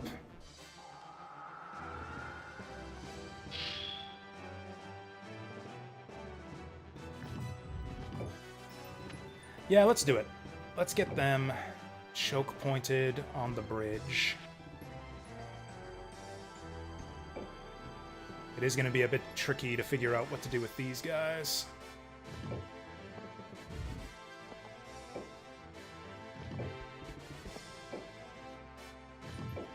Like, do I put him in the water? That's probably a bad move.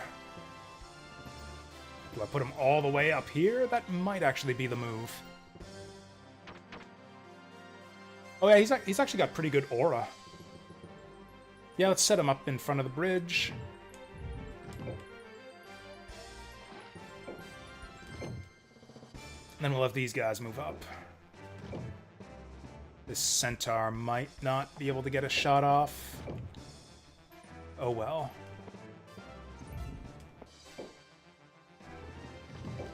And get her set up right here in the middle. Actually, no, I'd rather... Well, actually, the Giant's pretty inaccurate. He's gonna get bad counterattacks against those flyers. I think I'd actually rather have the Mandrake. He's at least more accurate. Also, do you lose hit in the water or only evade? Can't get to the water anyways.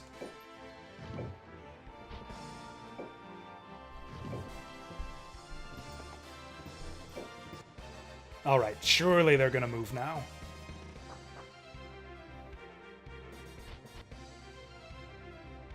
Oh, that's the attack buffed one. Ow. It's fine, we got 3 unicorns right there.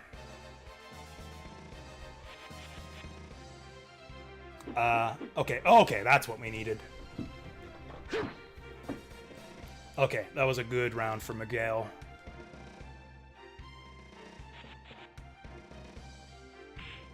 Yeah, of course he went for this guy. Get paralyzed. Damn it. Oh, Sugar leveling up. Actually, the promoted Mandragora is actually kind of interesting. He gets a 3-range attack once he's promoted. That still paralyzes. Lizard Man actually took a big hit there. Their most powerful units, though, the Dragon and the Giant, are kind of stuck on the other side of the bridge. That healer is going to be annoying. Actually, they got a couple healers there.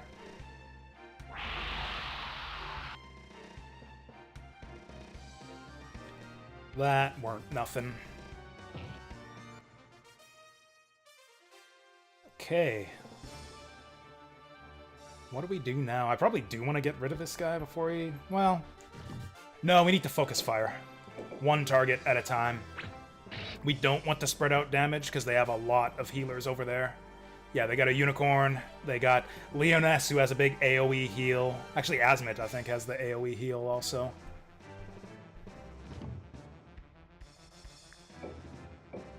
Oh, they got the stupid Angel, too. Oh, that Angel's gonna blast us with the Holy Beam. That's a problem, but I don't think we can do anything about it. Okay. Got the Petrify on this guy? That's actually kind of annoying. Petrify also increases, like, your defense. So this guy's actually going to be harder to remove now.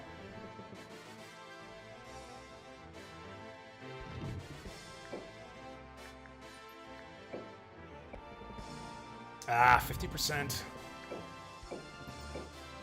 That's not great.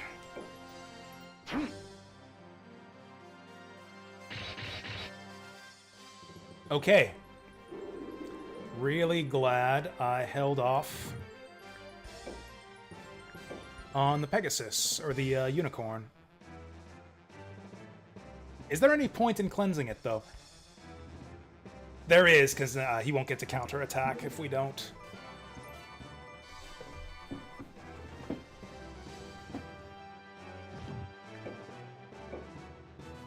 And then I guess we'll harden this guy, too.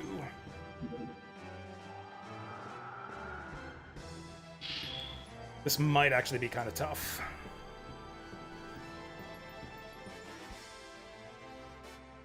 What do we have here? Oh, we can get this guy.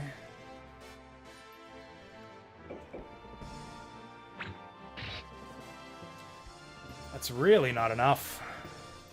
I think it's gonna come down to Lucia. We'll need Lucia to finish that guy off.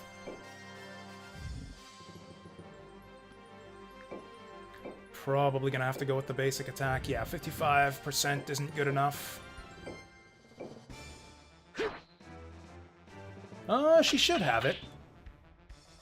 She should... Oh, come the fuck on! He blocked it! You shouldn't be able to get petrified from a blocked attack. That's bullshit. Fuck this.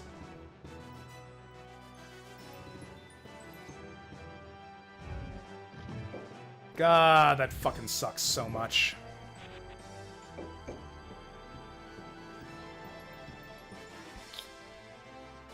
What are we doing? I'm actually going to go to finish off this Jin. Just in case they cleanse him, he might get another attack. Also, I think he still exerts his zone of control, so we need to get him out of there so that we can press forward. Also, it's just free experience. He can't retaliate. I think it actually has to be the heal first.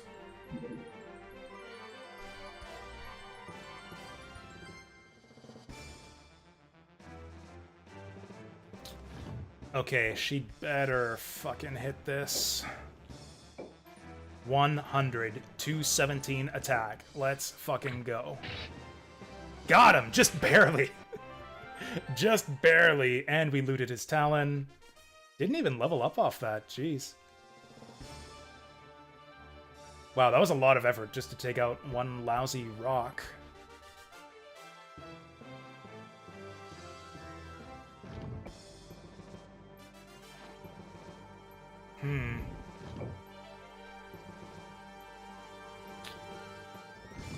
Might have to lose the lizard man. Oh, he can't move. Not without going outside the aura. Wait, what? Oh wait, yes he can.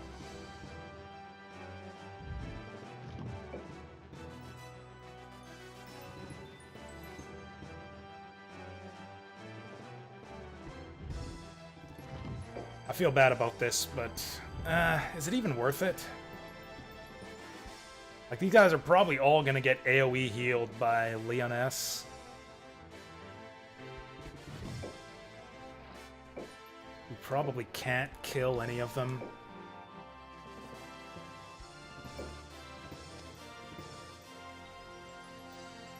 Nice. Okay, that's pretty good.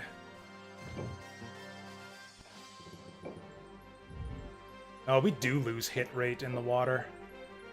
Eh? 223, 221. Might as well hit this guy. Ah, I was hoping for the or the paralyzed there. You know, maybe I underrated the Mandrake. It doesn't do a lot of damage, but it's very tanky. It's very tanky, and the random paralysis can be clutch sometimes. 56 to hit, 58 with a chance to get petrified. I think it's not even worth attacking. Now, who do we heal? Or do we cleanse the petrify? I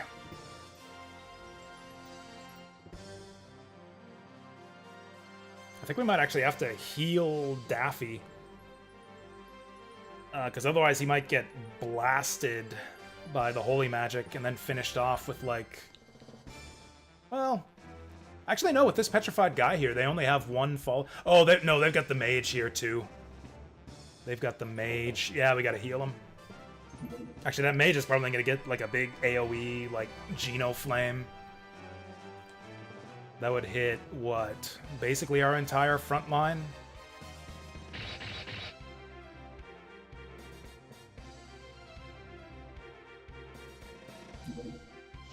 Yep. Oof. Okay. It's actually not too bad. Yeah, that was not very powerful at all.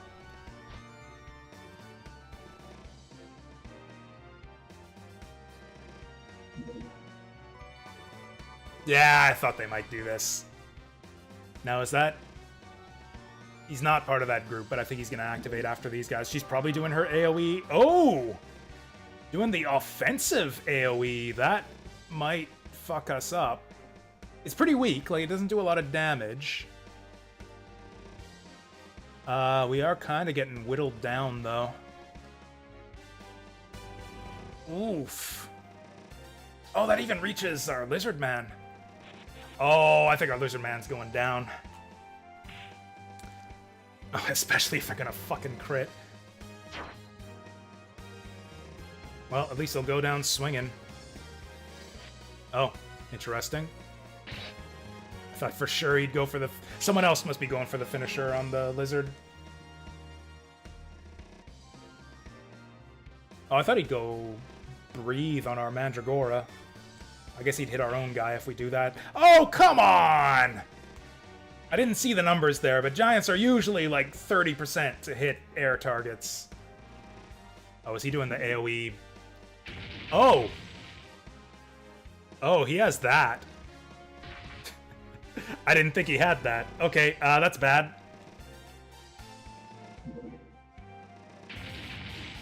That's quite bad. That was a good unit we just lost.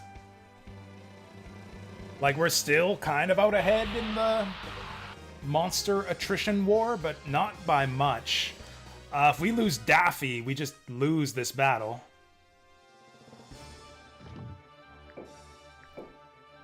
Okay, cleanse him.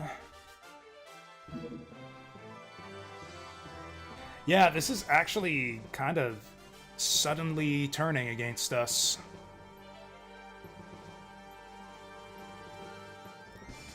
Oh, this little shit doesn't have any experience or any MP left. I think we gotta get that angel.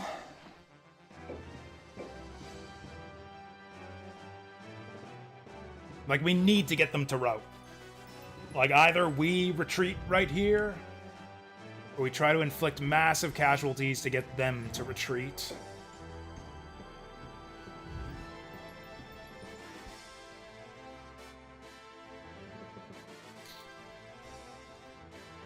We're actually not in a great position here.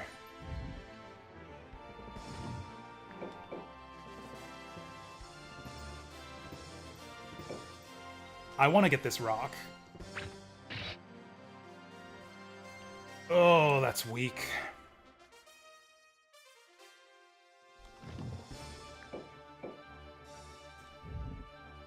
Our unicorns still have MP, right? Yeah, we'll still get one more heal from each unicorn. Actually, what I'd really like to do is move up and hit that angel. No, we have no follow-up on the angel. Which means he's gonna get to blast us again. We have to heal Daffy. Actually, we pretty much have to heal both of our dudes here. Fuck, maybe I should retreat. This actually looks really bad right now. Well, okay, this kill is basically free. He's not a threat, though.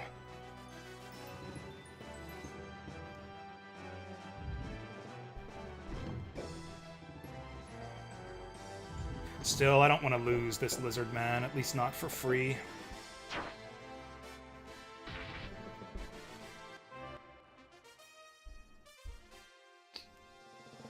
Then what?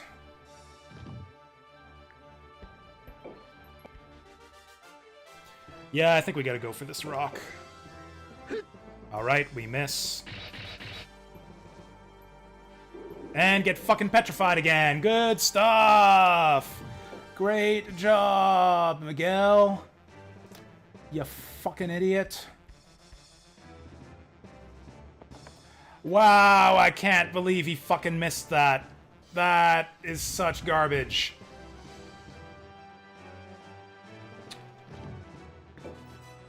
Holy shit, we're actually gonna lose this fight. And I didn't retreat with him, so we're committed. We have to see this through. Daffy might actually just go down here.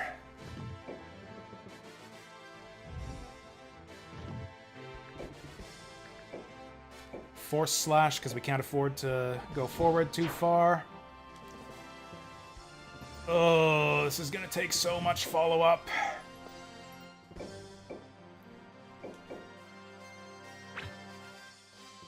What?! What in the fuck?! He should be like 100... Fucking garbage. That should have been like a 100% attack there.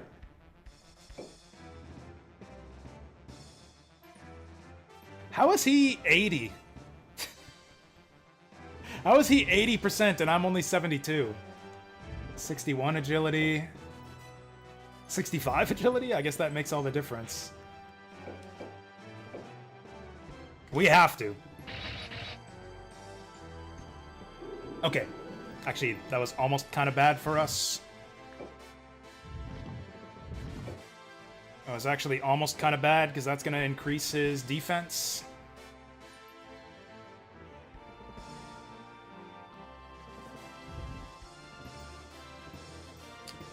We're going to lose a few units here.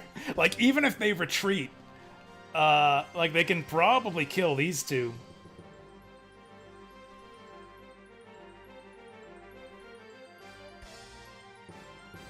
Also, I think it's going to be rather tough to actually kill this guy now.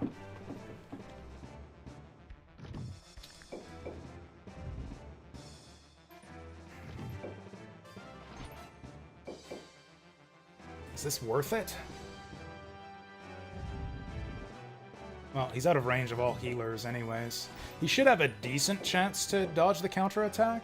74. I mean, we have to. Like I said, total commitment.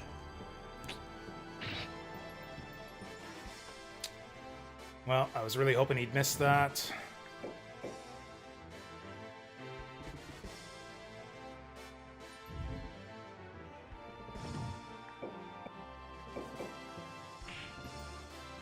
I was really hoping that would kill him. So we probably can't get that rock now.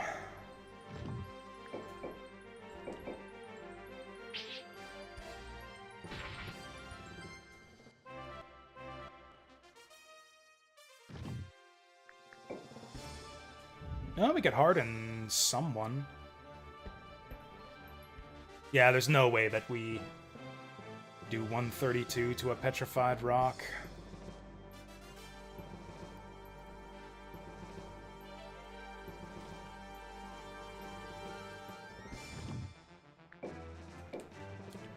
Honestly, it's not really that important to get Miguel unpetrified. It's more important to get him healed, actually. He might get just blasted to death with the Seraph.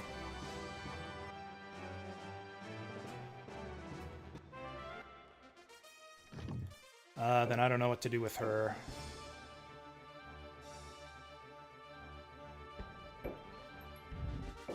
Is there any chance at all that we kill this thing?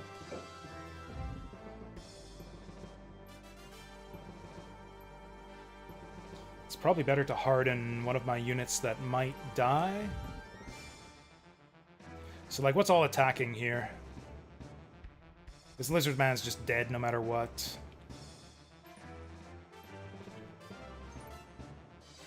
Lizard Man might eat a couple attacks.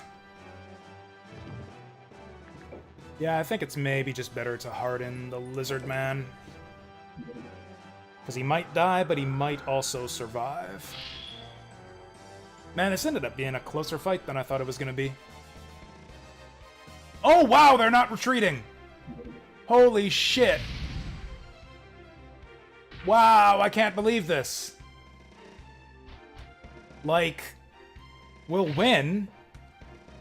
Like, we'll probably kill every single one of these guys, but we're gonna lose a few units in the process. They're probably gonna kill, like, 3 of my guys. Oh, we went for the heal rather than the purify. Oh, she's probably gonna do the AoE blast again. This... okay. I might have misjudged how much of an advantage we had here. We're really getting worn down from these AoE spells. Oh, they might actually just snipe my leaders too.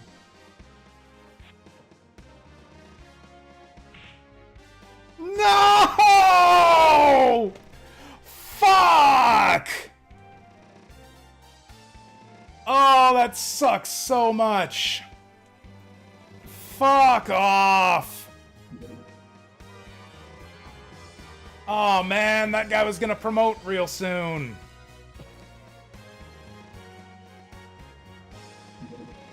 Yeah, it's just like I said, we're gonna lose like 3 units. Oh wow, this has ended up to be a really fucking bloody fight. Oh, also... oh shit. My unicorns do not have any MP left. We cannot cleanse Miguel. I was so sure that they would run away. Like, they have... Well, actually, they have quite a bit left. In fact, they have more left than we do. We're actually quite fucked.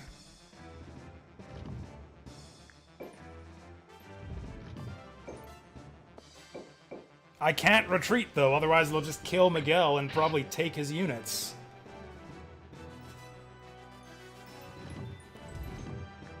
Oh, this is so annoying. Why don't these fucking idiots retreat?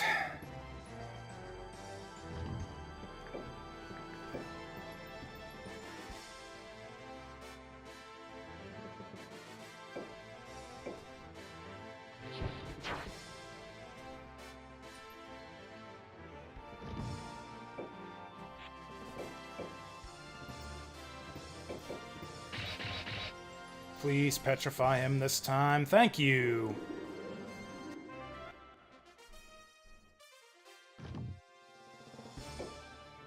Actually, maybe I'll just tap him. No, it's not worth losing the unicorn.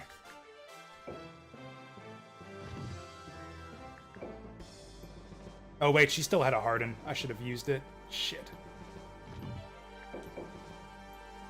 I probably can't do 50 to him with this guy. Wow, we really don't have a lot left. I lost so many units. Yeah, they're probably not going to retreat this round either. We are quite fucked. I'm actually desperate for damage here. I think I need to attack with the unicorn here.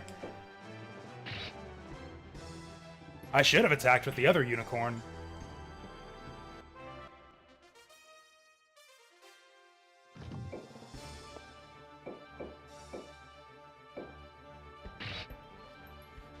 Okay. That's one down. Will they retreat if I kill the rock?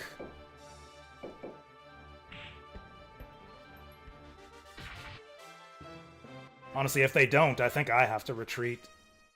God, we lost so much on this fight. Oh. Is Lucia gonna die? 1, 2, 3. No, they're not in range to hit her with anything. Also, they're completely spent on MP. Those AoE blasts tapped them out.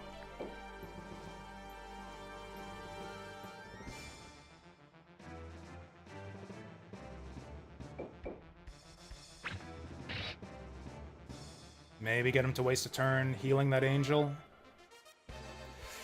Please, just go fucking away already. They're not. Okay. They're not going away.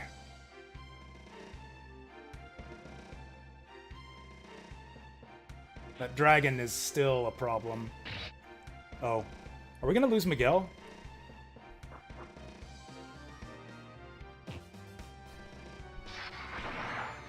I'm so confused by this behavior. I can't believe that they won't retreat.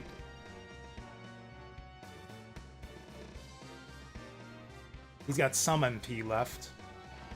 What are they doing? I don't even know if Petrify wears off on its own. Looks like maybe not. We have nothing left but archers and a petrified knight and a mostly dead samurai.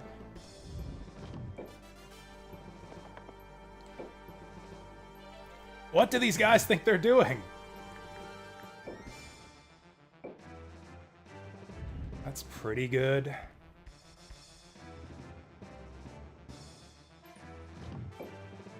It's probably better to do this, though. Oh yeah, that's a good hit. And then it's probably safer to, yeah, just get him with the katana. What's even the... Whoops. What's the accuracy on this? 100. Oh yeah, we're flanking him, yeah. There's a level up. Are we still... Oh, this is actually a bit risky. Oh shit, he's stuck there. We're gonna lose this fucking rock.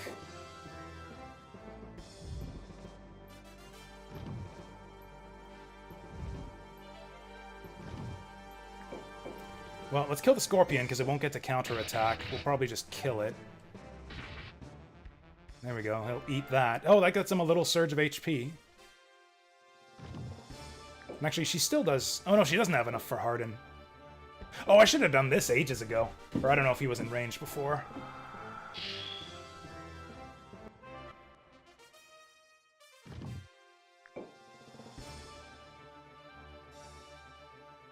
Okay, now we're flanking that guy.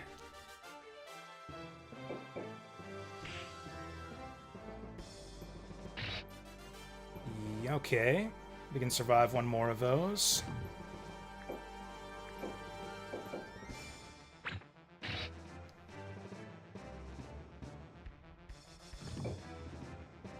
Are they even gonna retreat now? We have so little follow-up here.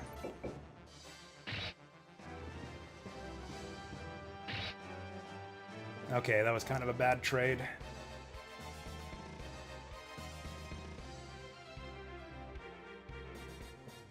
Oops. Okay, that was pretty bad that I let that happen. Actually, we're probably gonna lose the rock. Yeah. Oh, come on! This is just total carnage. We're gonna get, like, both sides are gonna get completely wiped out here. Actually, to be honest, I think we lose this in the long run because of that dragon. That dragon's gonna be the death of us. It's actually so tempting to just reset, except we did really well in the Zemeckis fight. I've never had this happen before in this game. Like, I've never... that's not true. I've had it happen a couple times where, like, I've lost a fight that I expected to win. And I expected to win this one quite handily. They did not have a very strong army. I have no idea how this happened. I mean, Miguel getting petrified. Oh, shit. And I guess all the AoE damage they have. But yeah, Miguel being petrified for like 3 rounds, and us for 4 rounds now. Maybe it never goes away.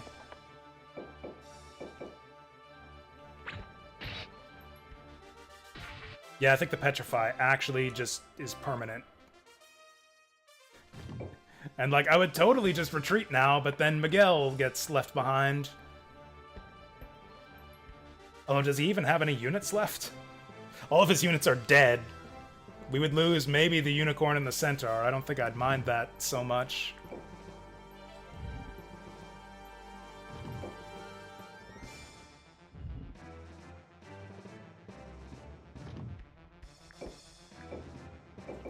Please, just fucking kill it already.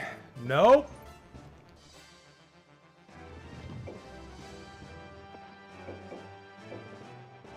Ugh. Oh? Good job.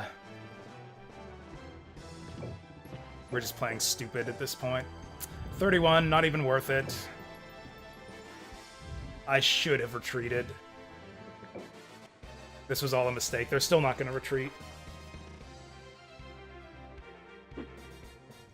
Yeah, that was kind of a weird move. Oh, I guess he thought he could kill it. If he'd have landed it, he'd have killed it.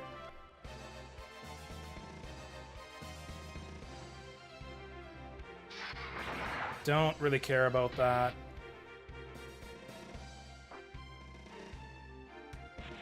What a weird fucking fight. I don't think Petrify ever goes away. Either that or we're just getting incredibly unlucky. Daffy's gonna die now.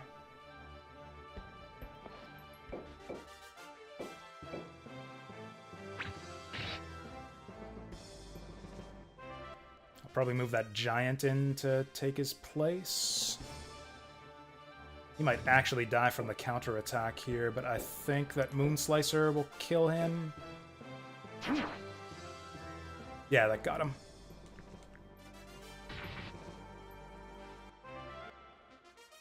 Okay, he didn't even command any monsters. Actually, I think we need to just move this Unicorn up. Just to hold space. It's one of our few high HP units.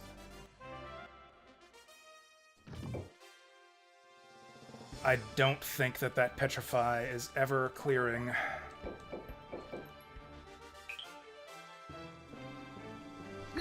Fairies can actually do decent damage if they crit. Oh, it's his turn. What the fuck? How did the turn order end up like this? Yeah, he's never coming back. Actually, yeah, having leaders hit with status effects, if you can't clear them, is incredibly debilitating because it prevents you from retreating with that leader. Like, we do not have the option to retreat. In fact, it is probably better for us to try and suicide his units so that the enemy doesn't get them. Which we can't do because the front line is all stuffed full of shit.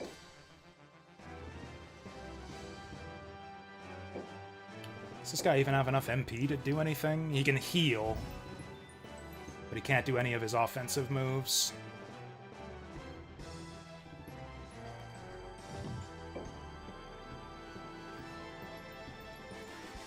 I can't even get in range to fucking shoot anything.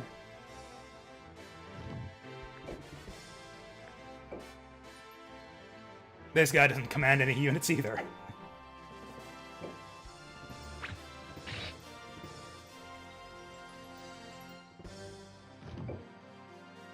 I think we actually just die to the counterattack if I go for that dragon.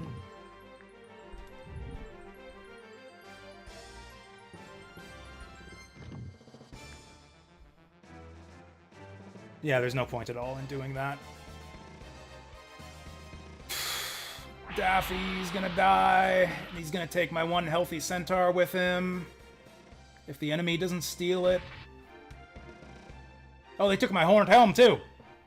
Good fucking stuff. They took my horned helm.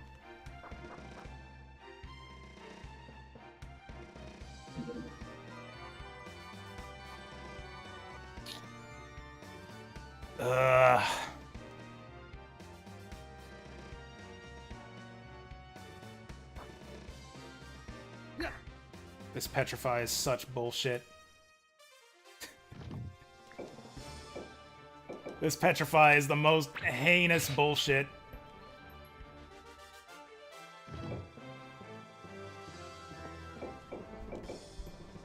Total carnage. We're losing all of our units in this one fucking fight. This is the biggest bloodbath I've ever seen in this game. Absolutely insane. Actually, this guy's probably dead anyways. Nice! Fucking nice! We're not even gonna get the kill on this guy. Not even gonna get the kill on that guy.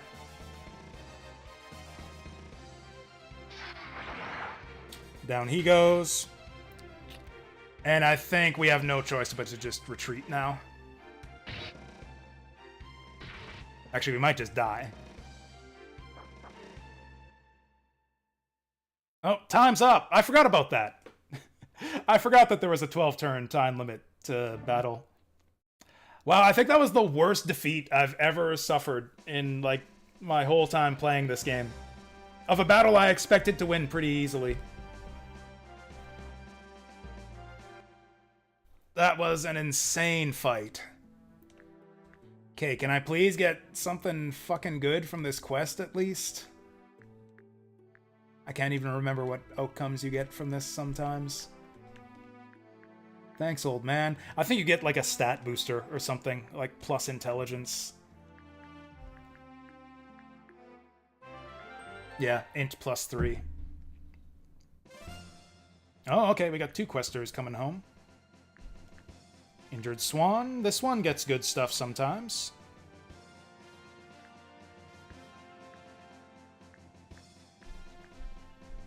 Full plate!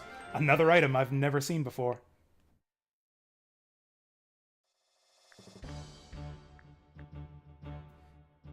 Okay. Yeah, that last round was a total fucking disaster. Our position in Hadrian has totally collapsed, too. We can't even defend this castle now. And we lost Daffy. We lost Daffy, so he's not even here to defend it. Wow. Total defeat.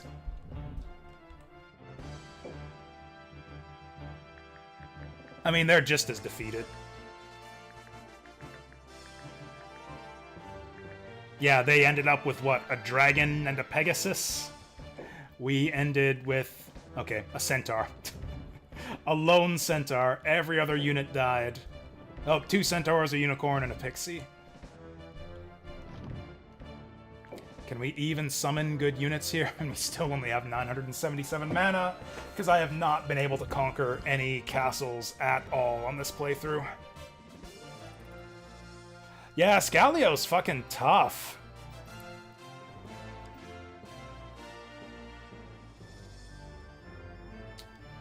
Okay, we have full armies here. These guys are ready to go. That's not much of an army there. This army is quite scary. I do have to worry about them attacking us.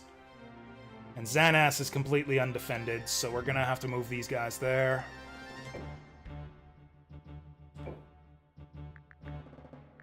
Is this even a good army? Not really. This guy's level 2. Bagdamagus is pretty good, though. These two... No. These armies are so small. I think these pixies are a bad idea, actually. Yeah, we can't really afford to have, like, tiny support units that don't do much, like pixies, when we only have, like, 140 capacity to work with. Yeah, we need more damage. I think I'll take centaurs if we have them, or wolves if we don't. We have wolves. We also have an imp. Imps are rune cost 48, so we probably can't sustain that.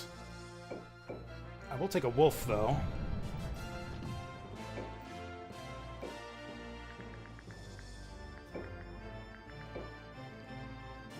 Awesome.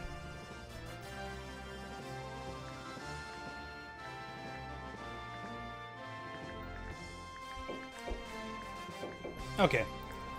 This is decent, I guess. And actually, I forgot. We do actually want a pixie with this squad, because Bagdamagus needs the defense buff. But yeah, I think the wolf is an upgrade on the pixie for this squad.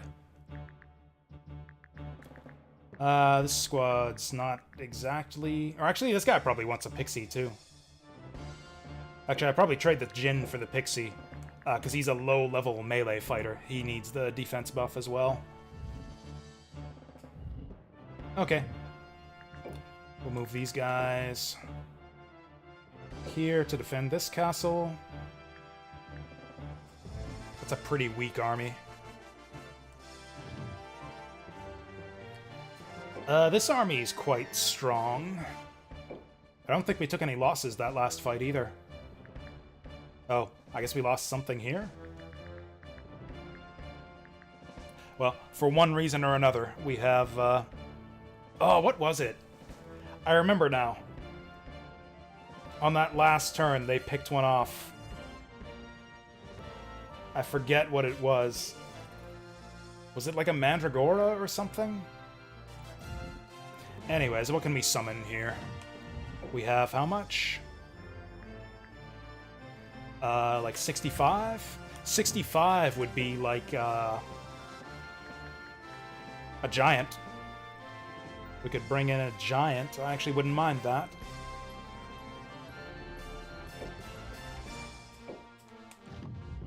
Oh wait, why am I fortifying these squads?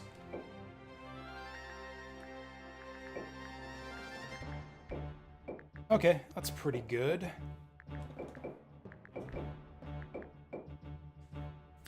But yeah, I actually should have been spending all my mana over here.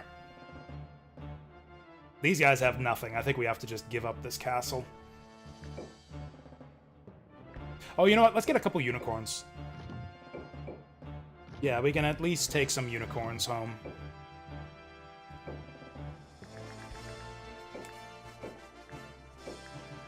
In fact, let's have these guys meet up with another army. And then we can donate those unicorns. Like, yeah, these guys could use unicorns. We'll have these guys move down here. And we'll transfer those unicorns next turn. I think that's honestly one of our biggest problems right now is we have no sustain. Like, few of our armies have any healing whatsoever. Losing Daffy was a big blow, too. He was our strongest leader in that squad. How much mana do we have? In almost any other game, I would have actually reset after losing a fight that badly. But every turn takes so long in this game that, like, there's no way I'm gonna reset. We'd have to redo the previous fight, too. The one where we beat up Zemeckis. Hey, Billy. How's it going? I saw you were playing, what is it? The Persona yesterday. One of the Personas. Personae. Oh yeah, it was 4, wasn't it? Because, yeah, I was like, oh yeah, I played that game on stream. we actually played, like, the first 90 minutes of Persona 4. Or actually, I guess it was 2 hours. Yeah, we played for 2 hours, and we just barely made it to the first dungeon. Did you make it past the first dungeon? Actually, I think from what I saw, you were pretty far. You were pretty far into the game, I think. We're actually pretty early in this game. We're on, like, what, year 3? This is, like, turn 3 of this game? It's actually not going great so far. We've basically held our own. We are, like, holding our starting territory. Or I think we're +1 castle. We are +1 castle over our starting territory. Oh, you finished it! Nice!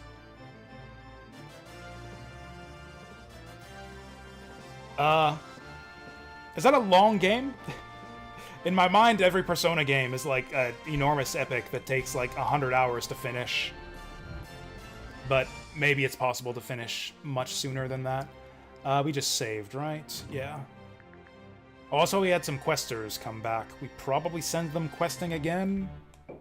Because I just do not have the mana to give armies to these guys. Ulster's still questing. I wish you could check, like, your unit's stats from this screen. Yeah, these guys are both quite weak. I think we have these guys keep questing. I mean, I don't know. That level 9 guy might be an improvement over... Well, actually, he's weaker than both these guys. Yeah, let's send them both questing. Oh yeah, we got the plate mail, too. I might want that on my king. Oh, he can't. Oh, really? This guy... Who can use the Talon, if not the monk? Or I guess he's a ranger now? Maybe he... You know what's funny? Rangers are melee attackers in this game. Yeah, the ranger actually fights with his fists. He has no range at all. Alright, he's got the Canto ability, like the dogs, so I guess that's kind of like range. He can run up and then run back.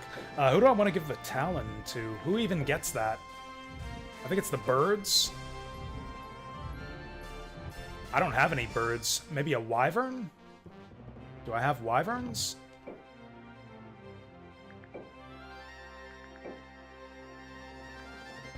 I don't have anyone who can equip a Talon. I think that's for the bird units. Who the hell can put on full plate? Or maybe, maybe Iria?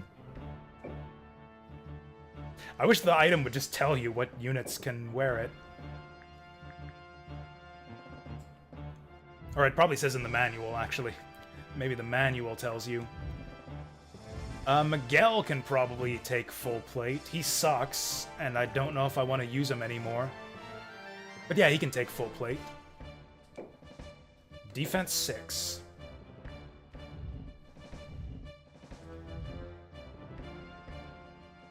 And actually, I said that we were +1 castle since the start of the game, but we're about to lose this one. Oh yeah, let's send those guys questing.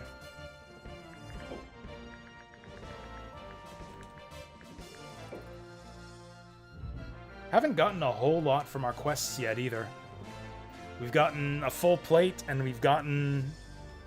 what was it? Int 4, and we've gotten a guy injured. Kind of a wash for questing. We haven't been doing a lot of questing because I have, like, no extra guys to quest with. I need our questers to, like, bring home a man. Alright, let's execute.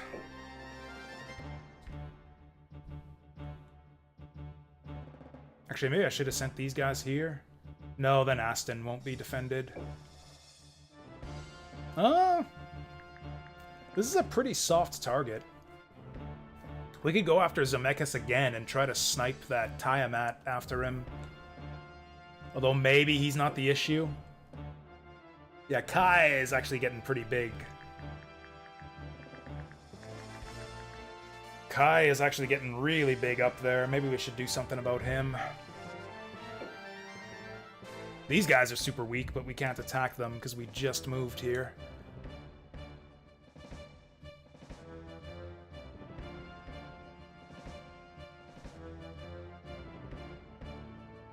I kind of want to fight Kai.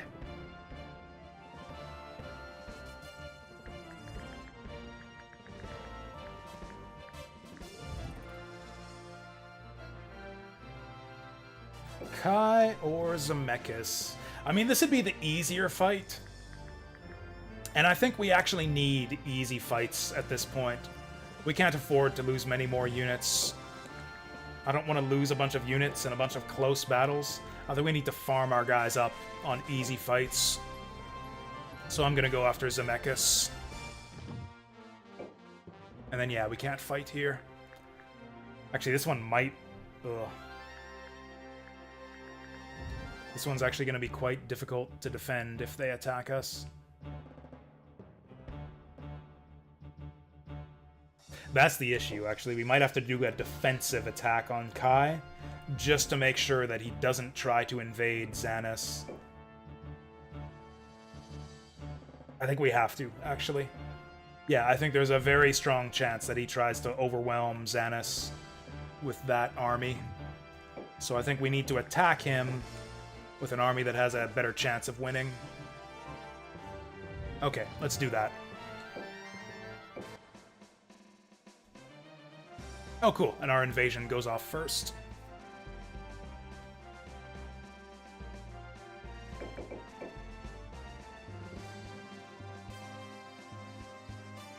Oh. They got the strong guy in front.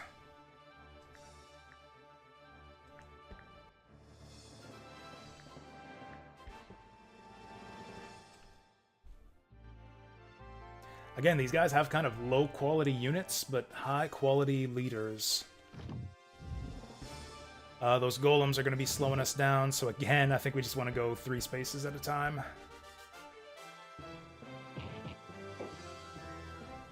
It's actually one of the best things about the golem promotion, is golems get an extra space of movement after they promote.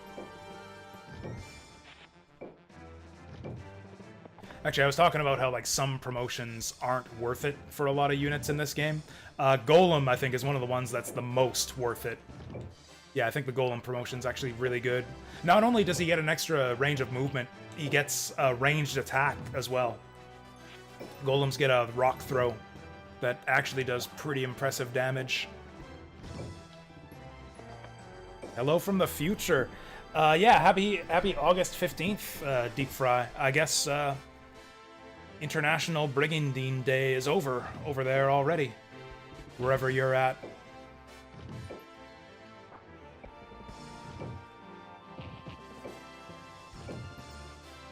Okay, keep the wizard in the center. This might be a close fight. We've got a pretty strong army here. If our enemy misplays... That's the thing, is if the AI blunders, it can, like, completely change the combat math. That's usually what happens in this game, is I, like, I think I'm outmatched, or I think something's going to be a close fight, and then the AI makes a completely boneheaded move, and then I just clean up. That did not happen in that last fight, though.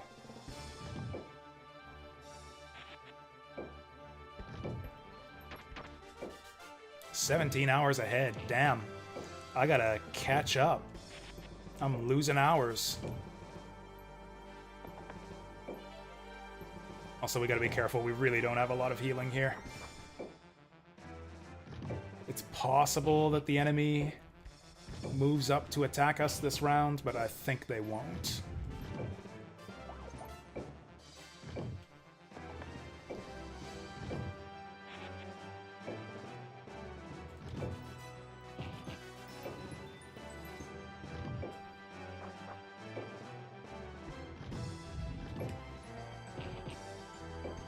Actually, we might want to move these guys up a bit closer. And we'll see.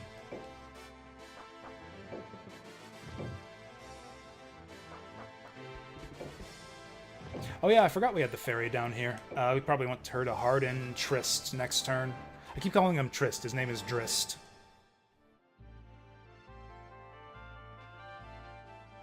He could move forward now, but I think he won't. Yeah.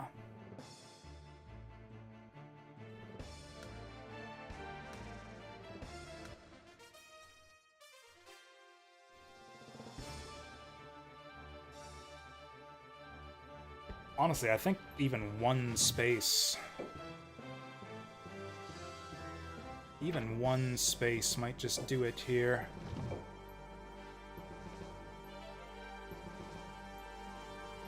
Also, I think we put Bahamut here. Yeah, we'll set it up like this.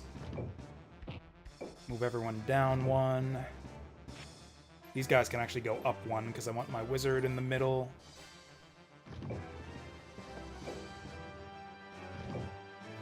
Area might be in a little bit of danger here.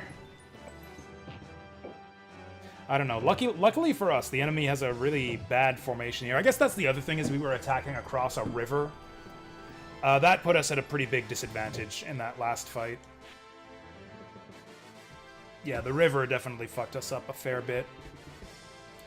Here we're on open ground, and the enemy's in a really bad formation. They're going to be like coming in single file, pretty much. That's good for us. Okay, let's buff Drist.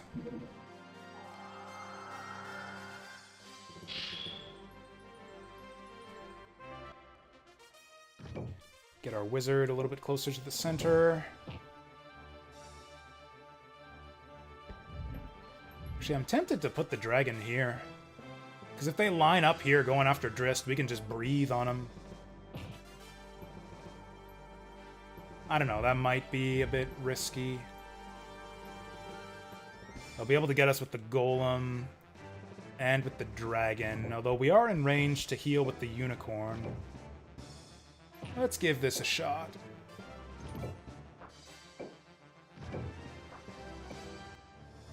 Okay, they should move forward now. Not these guys, but the front guys. They're not going for it. Oh yeah, okay, they like to send the weak units first. The disposable units. That's a good start. Need to play Wo Long? You know, I've actually been experimenting with something, a way to get to start playing PC games that take up a lot of hard drive space, because that's kind of the big limiting factor for me on PC games right now, is a hard drive space. I pretty much can't play anything that takes up over like 80 gigabytes, which is pretty much all modern games.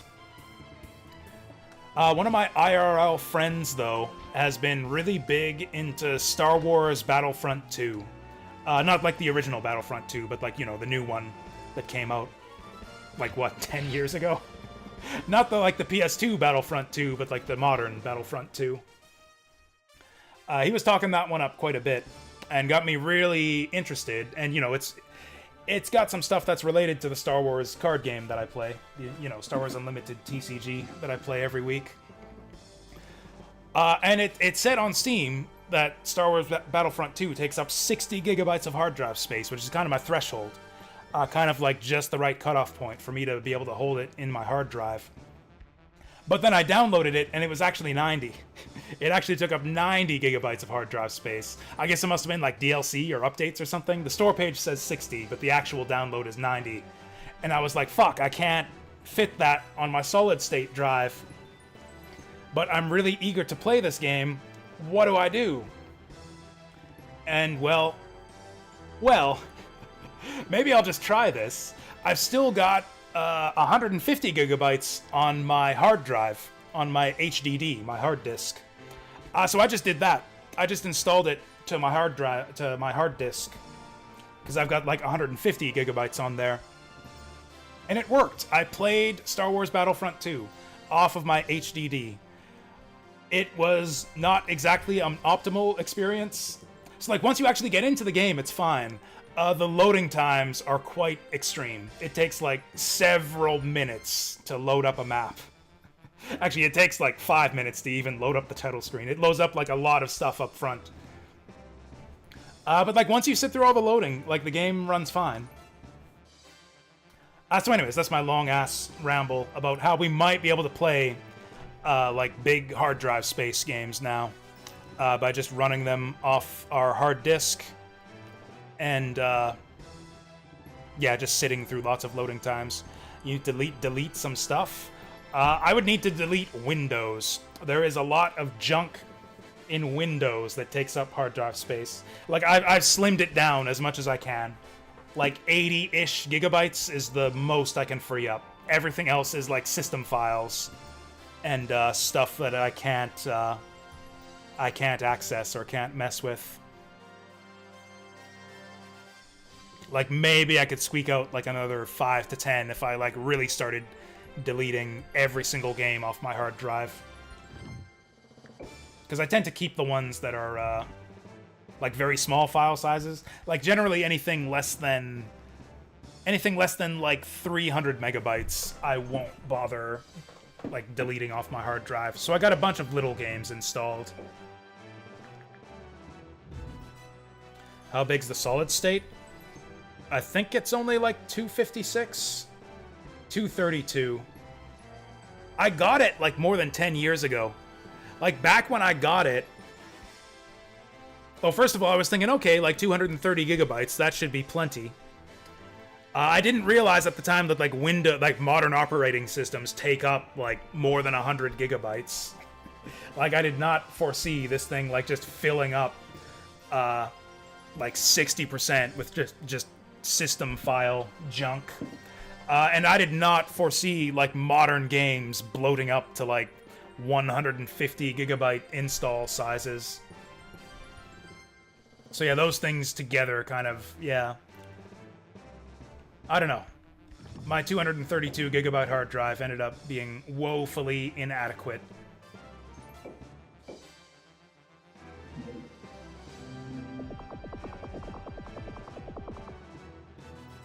And yeah, hard drives are really expensive these days, and I'm kind of, I don't know, kind of cowardly as far as opening up my PC to install parts these days.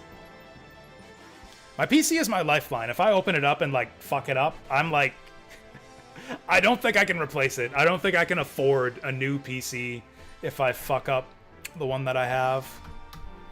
So, like, I always get really nervous about opening it up and installing new parts. But yeah, anyways, I'm pretty sure I looked into Wolong, and I'm pretty sure it was one of those games that's, like, 100 gigabytes plus.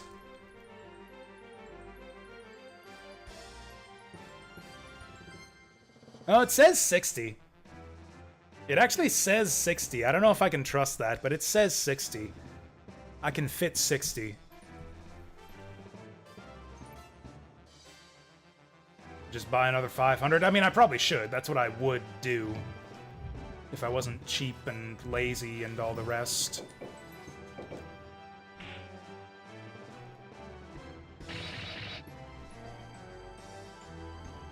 Is decent external HDD? I have an external HDD. It's not recommended. Like, I can't run my operating system off of it, though, right? Like, you're saying, like, move Windows onto the external HDD? I have one. Like, I'm running this game off of one. I have like a 3 terabyte HDD that I hold all my like retro stuff and all my media. I've had this one for ages, actually.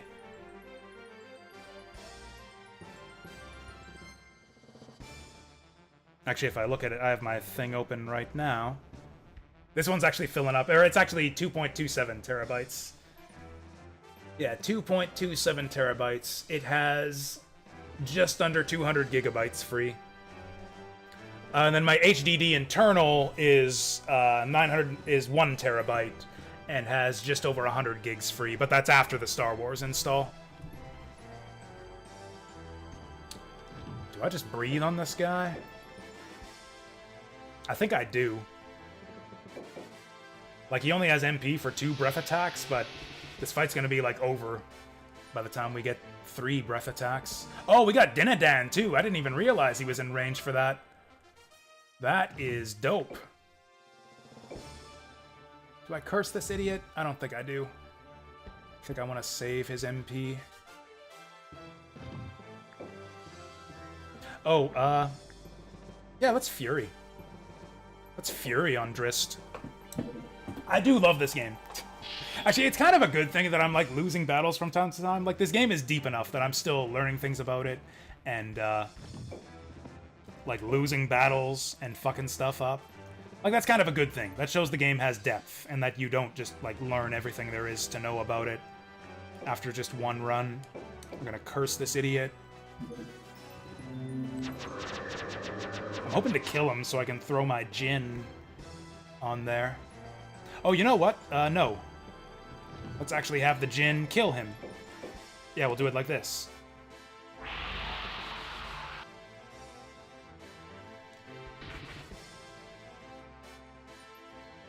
Jin's actually got a decent promotion, too. He still only has enough MP to, like, shoot his load twice per combat. But he gains, like, elemental damage. You can choose what element he promotes to, and then his wind attack gains that element. I hope this kills him. Nice. Actually, can we just fucking kill Kai? He's kind of in range. Do we just fucking murder Kai?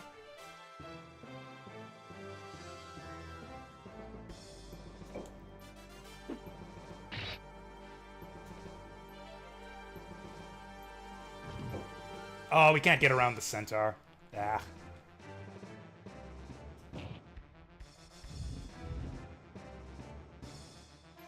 Well, 1, 2, 3. These guys are in range of his magic anyways. Yeah, let's move up. Let's get this guy. Nice. How do you get more units again? You build them. You build them at your castles. You get an amount of mana every round.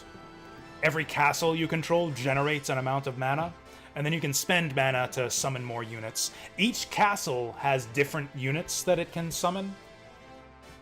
Like, there's only so many units in the game, but, like, I think each castle has, like, an assortment of usually, like, 5 different units that you can summon at that castle.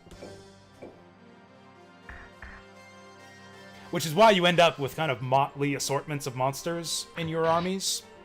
Because, like, as you're taking casualties and resupplying your armies on your, you know, road to conquest or whatever, you're having to resupply at all these different castles, so you're picking up different monsters depending on what's available at each one. Which I think is really cool. I think that is a neat feature of this game. 2, 3... We can actually hit and run that Hydra there.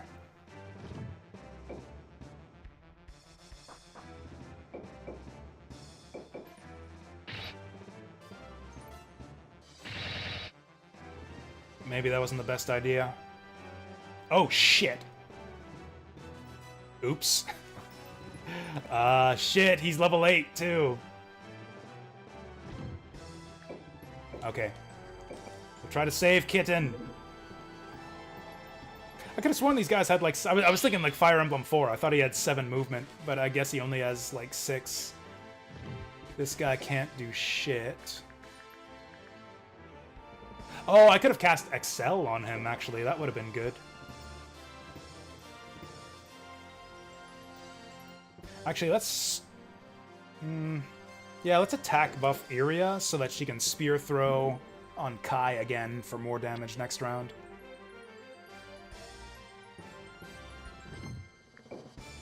And we'll have him breathe on this guy just cuz. Do I have a strat for salvaging the army that lost the last fight? Basically just play really defensively for the next several rounds, and then we'll slowly build up enough mana to rebuild that army.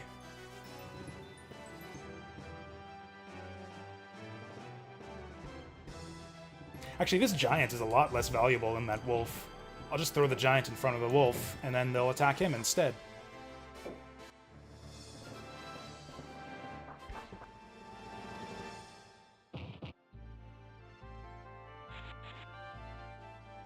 Okay, we had kind of a big advantage on those first couple turns, but now the enemy army has consolidated. What the fuck is he doing? Oh, he's bolting me. I didn't even know he had that. Okay, he's gonna kill that golem. I don't know if I care that much. Yeah, that's a pretty low value golem. Well, okay, he's level 4 now. I guess he's a little higher value. Get him! Stun that bitch! Ah. This is so weird. He's throwing his angels into melee. Yeah, that's not strong enough to finish off that golem. Yeah, I got the better of that exchange. Now Kai is gonna destroy everything.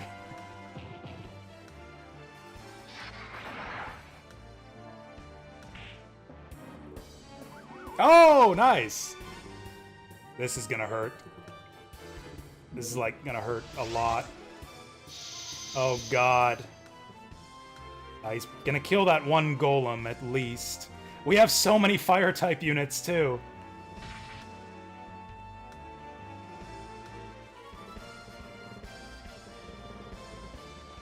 Yeah, that hurt a lot. Shit. I mean, okay. Oh, God. Oh, what the fuck?! I can't believe that did so much damage! Holy shit! Oh, wow. We are kind of losing this fight.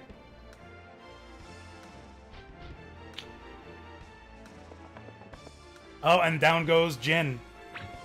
He was pretty close to promoting, too. Wow, we are losing this fight super hard. I mean, most of the units we've lost so far are expendable. I didn't really care about that giant. I didn't really care about that golem. I kind of cared about that Jin. It would have been nice to have not lost the Jin since he was close to promoting. We'll get him back. We'll get him back pretty good on this turn. In fact, if we can fucking kill Kai, that would be incredible.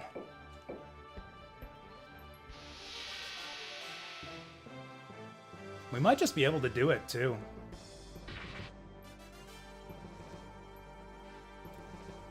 I've got attack buffs on both Iria and Drist. It might be suicide. Also, we just win. We instantly win if Kai goes down.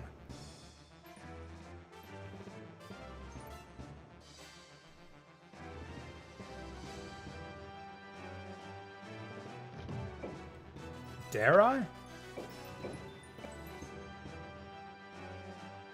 266.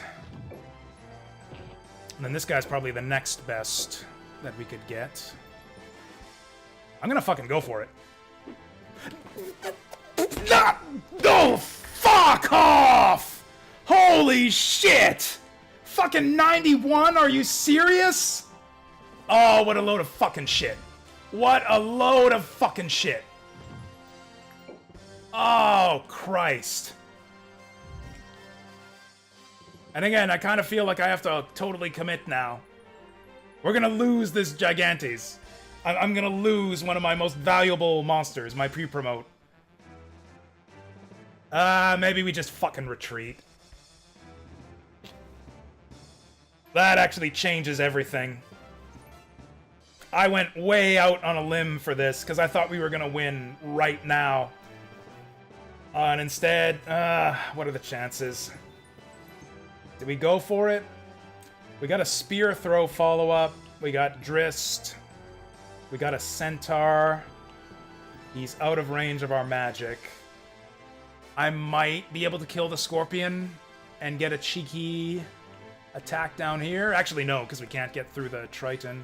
No, we could go in... No, there's no way to get there without killing both these guys. You know what? This is the first battle of the round. I'll just reload. I'll just reload if this goes badly. That was a lot less damage than I would have liked. I honestly thought we'd get over 200 there.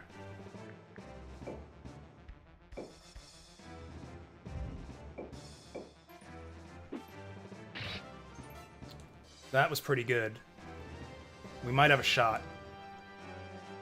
We might actually have a shot here.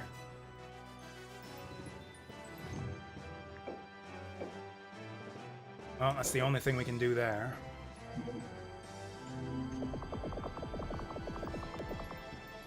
What's funny is we're actually not going to kill many of their monsters. We got, like, what, a zombie and a lizard man? Which is not really that much at all. I don't know if this can do 66. And we got these guys for follow-up. We're so screwed if this doesn't kill him.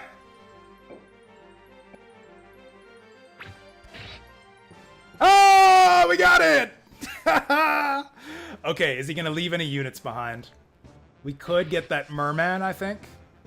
Oh, huge XP! Huge XP on Prancer here. Oh, damn. We got... Okay, that's a good trade. He one-shotted my giant, but we just stole him. Okay, I'll trade a giant for a tier 2 merman. Oh, that's a good pickup. Oh yeah, so that's another way you get monsters into your army. So if you have a leader voluntarily retreat, then they just leave with all their monsters. You all safely go back to the nearest castle. If a leader is defeated, all of their monsters retreat with them, except that they have a small chance to get left behind. If a monster gets left behind, then the winner of the battle gets to take it. So we just captured that fishman. That is a big pickup. That was actually huge. Okay, and they're taking our empty castle. Fine with that. Oh, we got a quest coming back. Let's see if Ulster gets injured again. Tall Tower. I haven't seen this one. Top floor where? Distant rumble. Oh, this seems bad. Okay. Ulster got injured again. Good job. Maybe he's just naturally unlucky. Maybe I should stop sending Ulster on quests. Oh, I've seen two possible outcomes with the drunk. Either he likes us, or he hates us and will want to fight us. Him fighting us is actually the good result. Okay. Yeah, he likes us. Yeah. You actually get nothing if the drunk likes you.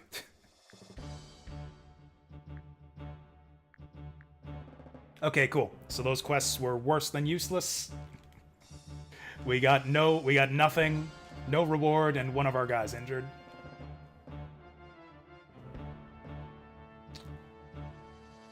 We just don't have the armies to hold all this territory.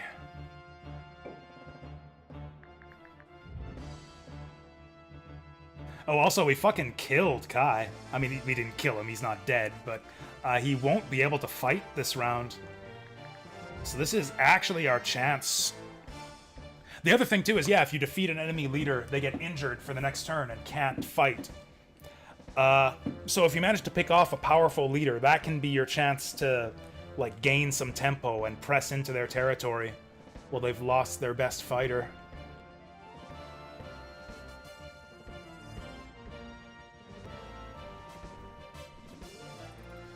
That might actually be the play here. Also, we probably don't have the capacity for that fishman we just got. Yeah, because he's like 40? Oh, wait, no, that's right, because we lost a golem and a giant. So yeah, he can just slot right in. There we go. That goes with Iria. Oh, and this guy can take a dragon. Actually, Iria can take a dragon, I think. Yeah, that's good for her. And then this guy can take the fishman. Yeah, this is looking like a pretty good squad. Okay. I might want to start using this guy. Where are we at for armies?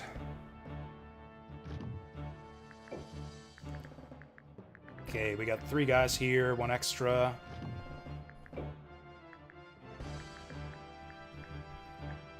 We have 5 guys here, so if I send this guy down, that'll make a extra army. Oh wait, except we have this guy here. We have Daffy here, ready to go. Am I gonna play FF6 Tactics? Is it almost done? Like, I saw that game was in development, but I wasn't expecting it to, like, be finished anytime soon. Oh, also, did we get any new items? No. Okay, have we finally saved up enough mana to rebuild these armies? No. Oh! I'm gonna take this rock. It's probably a waste of mana. It's probably a bad investment. But I think he can equip that Talon that we got. Because we lifted this off of a rock.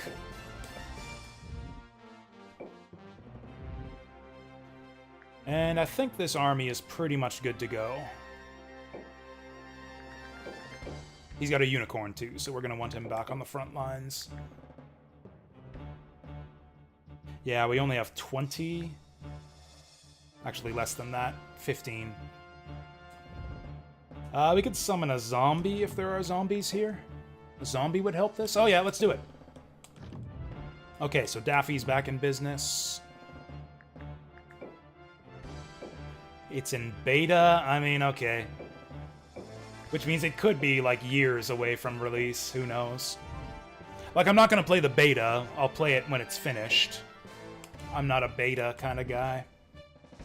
I mean, you know what I mean. That sounded cringe, but you know what I mean.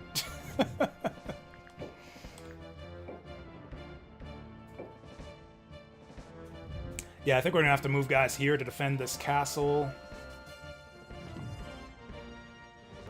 In fact... Beta! Oh, shit! I'm owned! Oh no, Zap just owned me. I can't show my face anywhere now. Because Zap will just show up and be like, "What's up, Jasu Beta Hatsu?" Actually, let's put the weaker army here, because we probably don't have to worry about invasion from Hervery. Because, yeah, this is all they have here. That's a pretty weak army. Let's put the strong guys on Aston. Get ready to retake Hadrian. Who are the strong guys?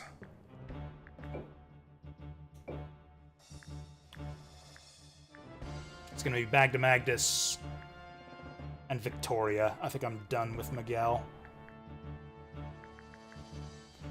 Yeah, Bagdamagus and Victoria will move down there. And they have full armies, right? I didn't actually see.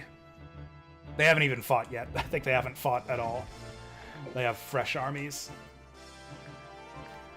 Yeah, these idiots completely failed on the Western Front, so we'll give Bagdamagus and Victoria a chance. And Daffy's got a decent army. We'll send him there too. Yeah, we kind of need to maintain 3 armies to keep the territory that we've got. So it's going to be Miguel, Lucia, Teeth to hold this one.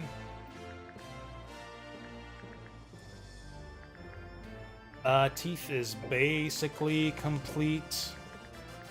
Miguel can actually heal himself. Knights are basically paladins. They have healing magic.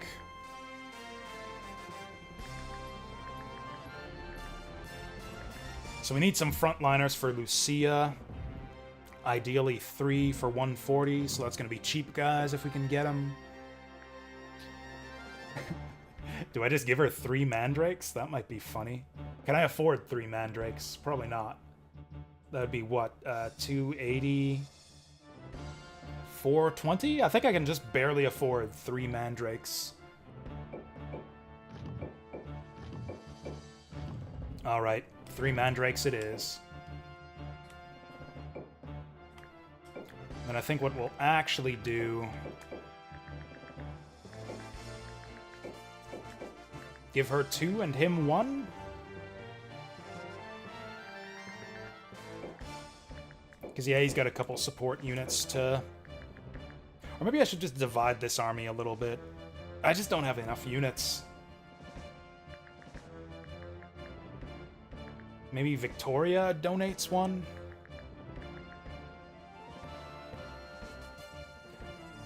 No, because she's more likely to see fighting in the near future. I've got so many Mandragoras here. It's going to be so hard to kill anything with these Mandragoras. And then I guess nobody quests. Because we just barely have enough units to hold on to our territory.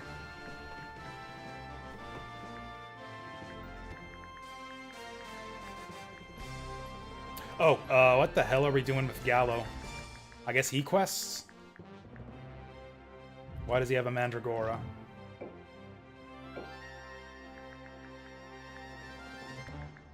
I guess just because it's there. Yeah, because it's there and it doesn't fit with my main squad. Can I make it fit? I've got, what, 25 free here. 25, 30? 40 to spare? I might be able to fit a Mandragora in this squad if I shift things around a little bit.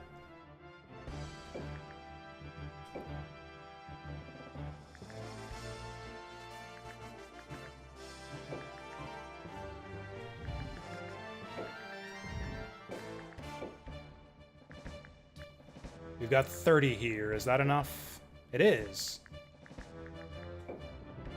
I don't know if I really want him to have this many units. This might be too much power for one little Camden to handle.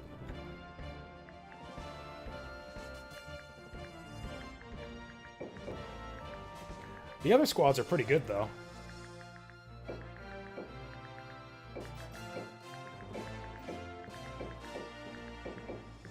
I mean, I don't know, what? We got 4 frontliners, 3 supports? That's pretty good. It's a pretty reasonable squad. Honestly, the Mandrake's basically just here to fill space. Honestly, I think the strength of the questing heroes might actually make a difference as to the outcomes. I think we would get better quest outcomes if we outfitted these guys with armies. But the best way to get more armies and build units faster is to take more territory. I'll send him questing anyways, because why not? He's not doing anything. Also, I was going to take a break like an hour ago. Actually, 2 hours ago now.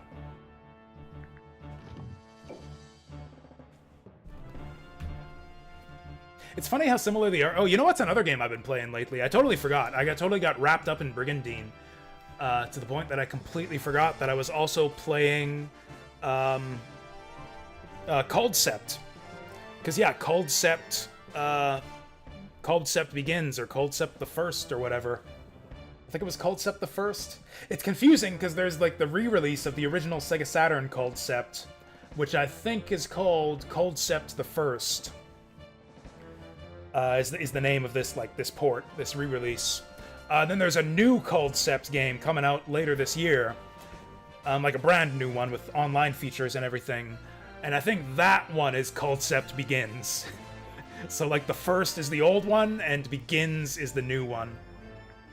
But anyways, I've been playing a bunch of the old one.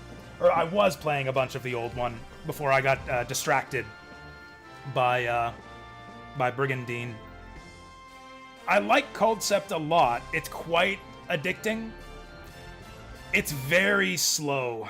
Like, it's kind of painful to, like, sit through just, like, the slow animations and, like, bad, clunky UI of that game. But the actual game design is really solid. I really, really like Coldcept.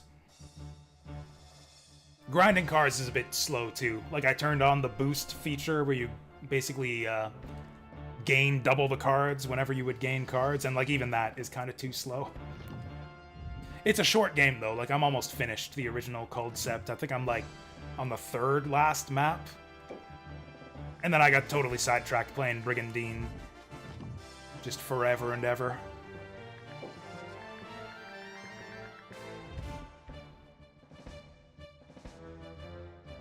Wait. What am I doing? What are we actually doing? Like, I have these guys sitting in Xanath, but what are they doing here? Oh yeah, they're defending. I need them to be here so that these guys don't attack us. And take my empty castle. Then what I'll probably do is have these guys move up here and hold Salisbury. Assuming they don't take it after we move out. I mean, even if they do, that's fine. We'll just have these guys defend it. Okay, let's execute. Okay, now what are we actually up against? They're probably going to move the Swordmaster back here. Yeah, he's back in here. So they've got a pretty substantial army. I mean, it's basically the same army as last time, just without Kai. They swapped Kai for Jandafar. Which actually makes them a lot weaker. Okay, so we should have a much easier time taking this time. Or did we want to take one of these? Because these are also options. This army's quite weak.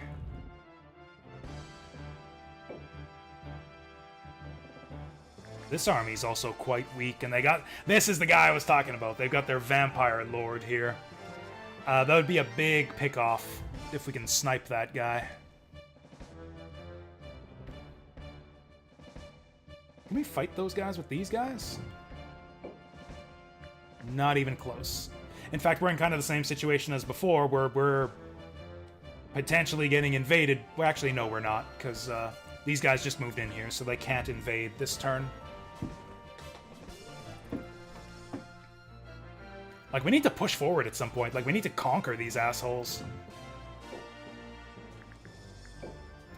And I think I want to take out Caerleon first. So let's go for it. Should be able to crush that pretty easily. These guys will just sit tight. These guys can't move yet. Actually, how bad is this? Aw, man, they got nothing here. That would have been a good attack for us. Oh. I think we're well defended against that. Those are strong. Oh yeah, we should be able to defend that if they choose to attack. Alright. Let's fight it out. Iscalio invades Hervery. Oh yeah, I didn't even comment on it, but yeah, there's that weird text glitch.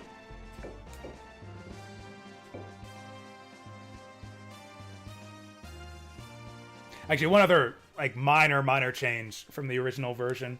Instead of just saying the name of the castle before the battle, the original English release would say like the Battle of Hervery or whatever, which I really liked. I think it's a shame that they changed that for the fan translation. It gave like kind of a sense of like history about the game.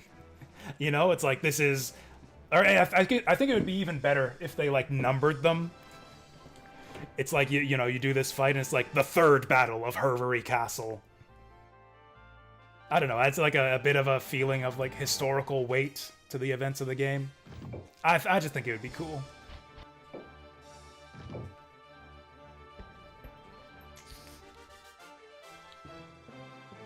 We want these guys a little high this time. Oh, actually, we got a lot of frontliners in this army now. I didn't realize that.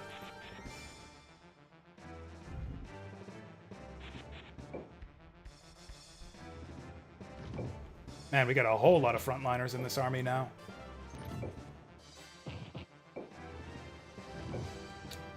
I guess that's fine.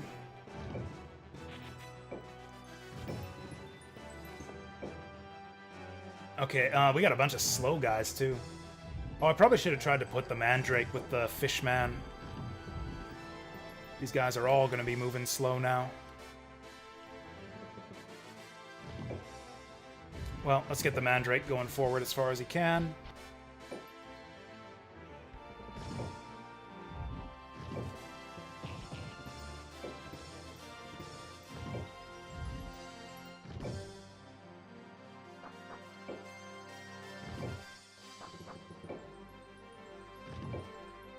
Kind of an awkward formation here, but we'll clean it up as we move forward. Man, this guy has so many units. I guess it's because he's got stuff like zombies and mandragoras and wolves. Like a mandragora and a wolf together is worth like less than one dragon. Oh wait, he has a dragon too. What the fuck? He has a dragon too. What's this guy's capacity? Rune power, 235. That's quite good. Yeah, dude's high-powered.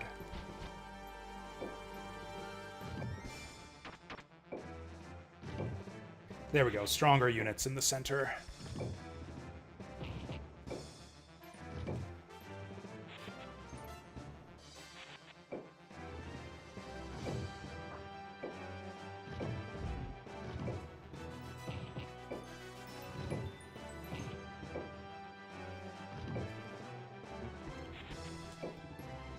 I think it's actually going to take extra long for us to reach them this time. Actually, I wonder if they'll have fixed this for Legend of Runercia. Actually, let's actually get this guy towards the outside, because that's kind of the biggest thing that needs fixing in this game. I think is to either make the starting locations for the battles a bit closer together, or just make the enemy a lot less passive. Because if they were moving towards us, like, the actual fighting would start within, like, 2 turns instead of 5.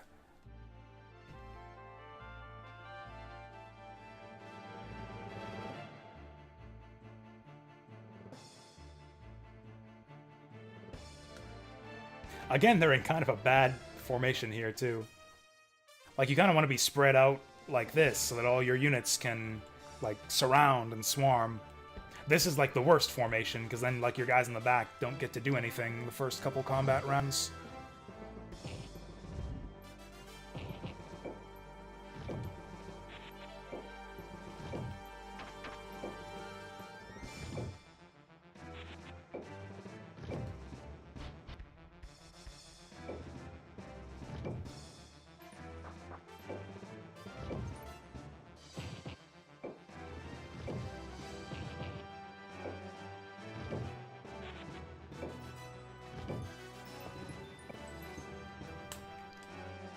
Okay, I think I want this guy actually closer to the center. Oh yeah, he's got a pretty good command radius. Sit that guy in the trees just for the fun of it. It's not actually a good position there, but it doesn't matter because we're going to move right away.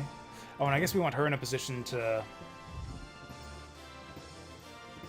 Actually, I might want her way up here so that she can put the Harden on Trist next turn.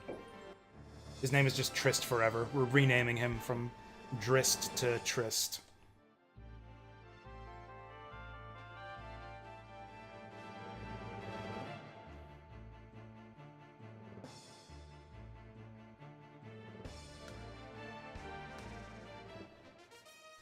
All right. I guess we can...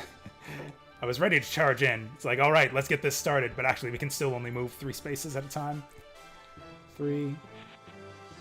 Our Mandragoras, or Mandrakes, yeah. Our Mandrakes are having no luck. We are not fighting on any maps with forests. That's actually one thing that's cool about this game. I kind of like that each castle has its own battle map with its own geography. So, like, certain units are just more useful in some regions. Like water units, like fishmen and hydras, are a lot better up north, where there's a lot more water, for example.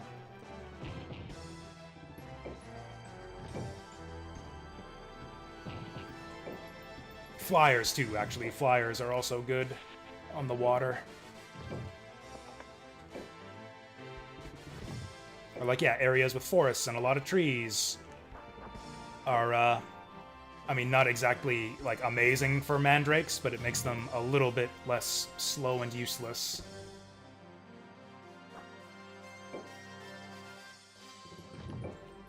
Kind of awkward to fit all these guys in our command aura. But I think it is important to have our mage in the center. There's a reasonable chance we see combat in the next couple rounds, so let's harden Drist. I got his name right that time. Unless it's Dreist. I haven't been really paying attention to the voice acting during the anime scenes.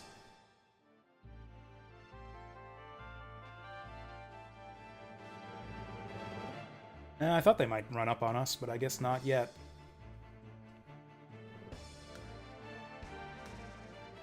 Their mage is in the rear, too. We could just charge forward without getting punished too hard.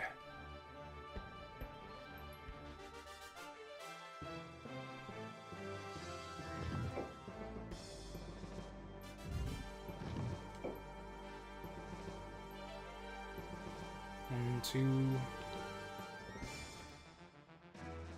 I think they won't go on us if we go here. I think we need to go here. I do want to kick this fight off now. And if they don't, I mean, they will. They definitely will attack us at this point. Maybe the Bahamut goes here, actually. I kind of want him more out there. Also, Fishman here might not be the move. I think I actually want Iria to go there.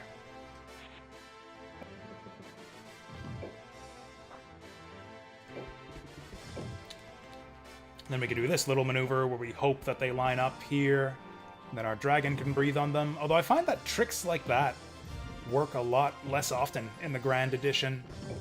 I wonder if they did improve the AI a little bit.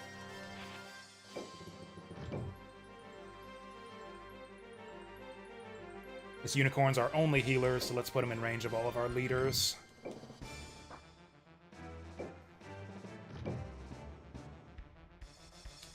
Don't think I want to move our dragon forward that much. In fact, I think I want to put him on the end here, because he might get surrounded by this wyvern.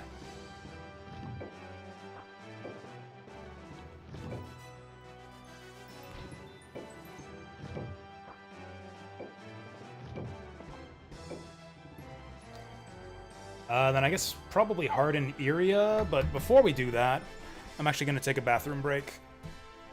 Let's get some refreshments. Because I've been, playing this game for like 5 hours. And we got a lot more of International Brigandine Day ahead of us still. So let's take a break. It's been so long since I streamed, I can't remember how to take a break. There's the break. And I'm actually kind of getting tired of the music of this game. That's actually, I guess, another minor flaw. Actually, they changed the music. That's another change from Grand Edition. So yeah, they've actually redone the soundtrack, and I actually don't like it as much as the original. I think the original Brigandine actually had slightly better music. There's more music in this version. Like, there's a lot more stuff that's like varied between the different countries, but I still think that the original game had better music. So yeah, there's that. Basically the music and the 3D battle scenes are like the only thing that might make people want to prefer the original Brigandine. but I don't think that either of those things are worth it, and I think Grand Edition is way, way better. Anyways, yeah, back in a bit.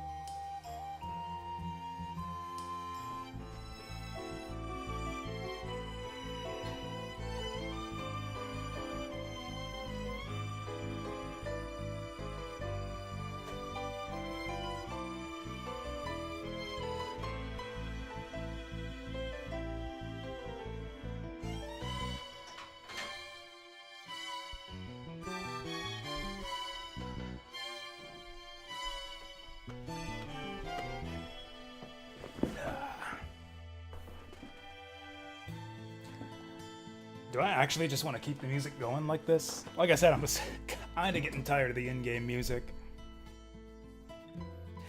Actually, there was one feature. This is the one thing I told myself. The one thing that could get me to play or to like focus on the that mod that I talked about earlier, the Brigandine Grand Edition cross mod. Like the one thing that could get me to maybe like try that out right away and see if I prefer it over the original was if they added the ability to mute the game music but not the sound effects. I think that's actually kind of an important feature to me in like a lot of kind of repetitive strategy games, or like games where you know, a lot of, yeah, like strategy games where you're listening to like the same map music for 90% of the game. Like Fire Emblem's good for that. Like I think every single Fire Emblem game, right since the first one, like a Fire Emblem 1, I'm pretty sure, has the option to mute the BGM or the sound effects separately. Azure Dreams has that feature too. That's another game I like to like replay over and over again and where like the tower music can get pretty repetitive, but you can mute the BGM and keep the sound effects. So like that was the one thing that would get me to be like, oh, maybe I'll stream the cross mod if that adds the option to mute BGM, but it doesn't. It adds a lot of other cool looking things, and like I'll probably try it someday, but I'm not in a hurry to, like, you know, throw away the original Grand Edition for the cross mod. I think the base game's still got a lot of life in it. I mean, hell, I literally haven't beaten it yet. I haven't even beaten this version for real yet. Oh yeah, there's one other thing I wanted to check out too. I mean, I don't know if there's a way to verify this, but I think I read somewhere, it was either in the manual on a forum or on like a wiki or something. But I had heard that the damage formula for this game was just straight attack minus defense. So like if Iria were to hit herself, she'd do 254 minus 130, so like 124 damage. So adding defense just adds like points of damage that you're blocking, if that's accurate. I don't remember where I heard that. So let's actually see. She's at 130 defense right now. I guess I won't be able to check her stats right away, but we'll try to remember that she was at 130 and see where she's at after that buff. They're probably all, yeah, gonna run up now. Oh, he's in a good position, too.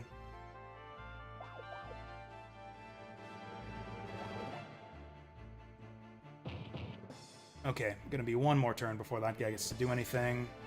Boart's moving back. That is totally bizarre. How do you... He missed my Goliath. How do you miss a dude that big? I mean, you can't really see how big he is because we don't have the 3D battle animations anymore. But if you look at the original game's 3D battle animations, the giants are quite large. I think they're bigger than the golems. I am definitely going to want to kill that angel. That angel is going to fuck up my dark giant. Oh, that's it. That angel's in the path of my dragon breath, though. Bahamut's going to be able to breathe on that guy. What's Dinadan gonna do? Ow! Not my zombie! Oh, he did not get much out of that.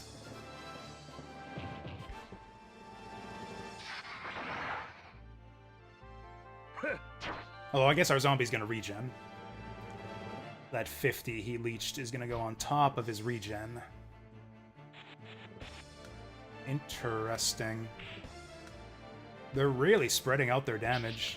It's almost like they know that I don't have a healer. That is also an interesting move. Okay, I think we need to heal Drist. Or rather, I think he needs to curse that angel. Do we have any follow-up? Actually, him and Iria. I think our top priority is to get the angels, because like he's going to be throwing holy magic at us, like that giant holy laser that does a crap load of damage, and that's going to be super effective against like our zombie, our Fenrir, our dark giant, Drist himself. Yeah, that is going to fuck us up. This one's going to be tougher to deal with, though. I don't know if we have any follow-up on this one. He's level 6, too. Huh.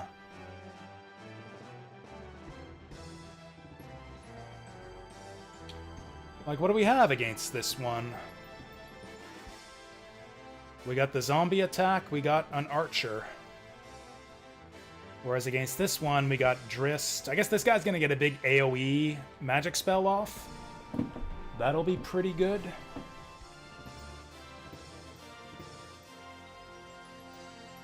This is crazy, but I don't think we actually want to breathe on these guys. I think we want to attack this angel. Okay, good. We're 100% to hit. And then I think just Drist's Curse and the Spear Throw and the spell should be enough to get that other one. Because, yeah, Angel's our top priority for sure.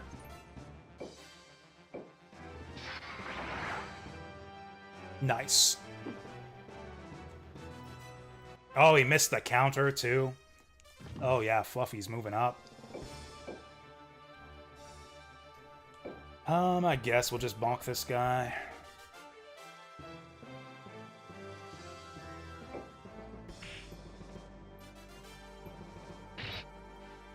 Yeah, that didn't do much. Oh, right, we got her, too. I could Venom this guy to try to secure the kill. Is that going to be necessary? Just to be sure. Just to make sure. Let's do it.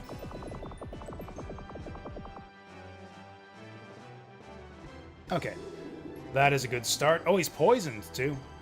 I don't know if poison can kill in this game. Maybe we'll find out, because I think it's going to be close as to whether we can kill this guy or not.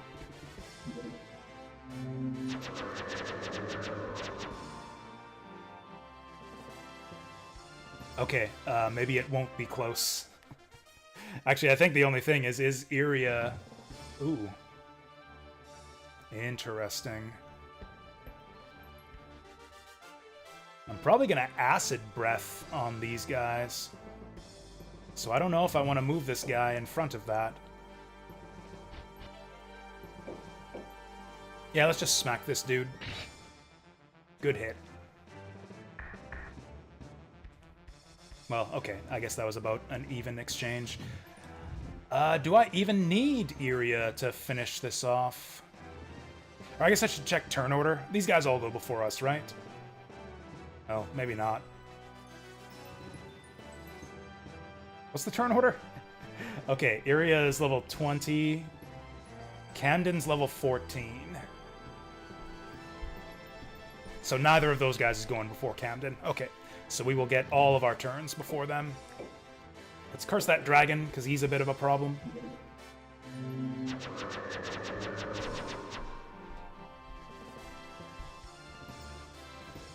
Could have been better. We've got a healing spell, too. I think we just throw that on Drist to be safe.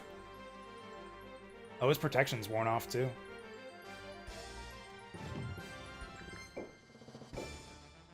Yeah, let's hit him with that. Actually, that's going to take out that merman.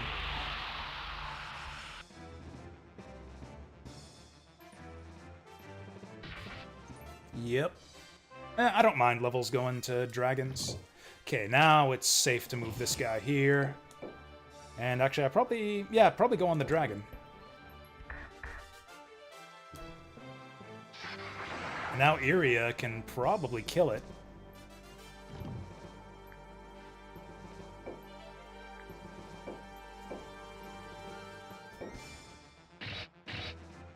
Sick. That was a level 6 dragon, too. She might level on this. Nice. And then, yeah, I think we just... Yeah, heal Drist to be safe. Although, honestly, I think that the enemy's just gonna run away. We're cleaning him up pretty hard here.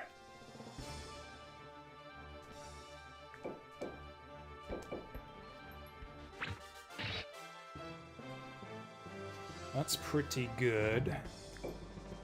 Yeah, I think it's got to be Geno Flame here. Oh, yeah, that's pretty solid. Hitting lots of dudes with this. Probably killing that angel, and that's pretty much the only thing that can get him. In fact, we have to do this if we want to kill that angel.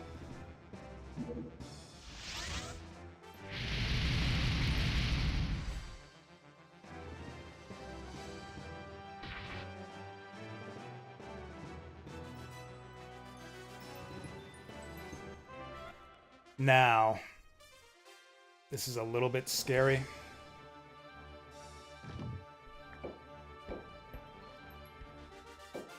$66 is not reliable. No, I'm not doing that. In fact, I kind of want to pull this guy back so he doesn't die. What we're doing instead is we'll have the dog go first. We'll have the dog go first. Oh yeah, he's got a much better chance. Oh, he'll get to level 10 off this too. Probably. Beauty. Alright, we'll pull him back. Actually, put him in front of the zombie, because he's got more health left, and he's a little bit more expendable. Do I hit Dinadan? Dinadan's kind of scary.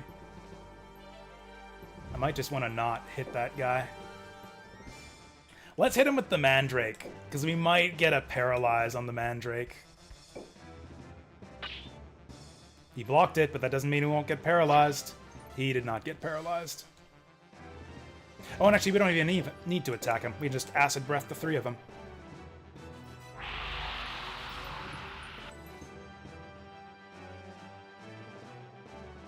Good hit on John Fadar there.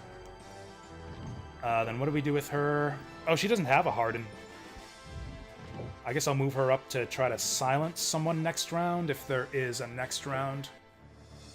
They might run. They might not. Mandrake's probably going down, but I don't really care. He's going outside his aura. This won't do much damage.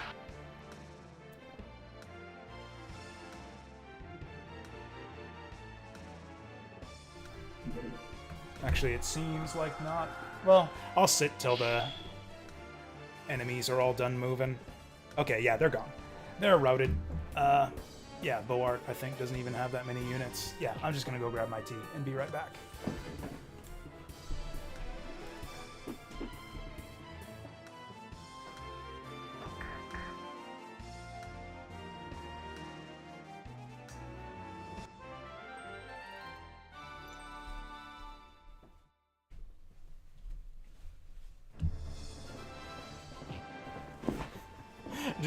Just walking off in the middle of battle like fucking Longshanks from Braveheart. Send news of our victory. Yeah, that Mandrake's going down. The Wyvern's gonna finish him off.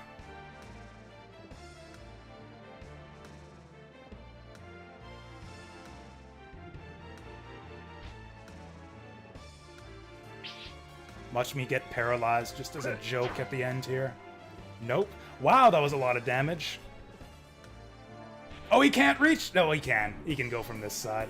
100%. That's fine. He was only level 1. Totally disposable.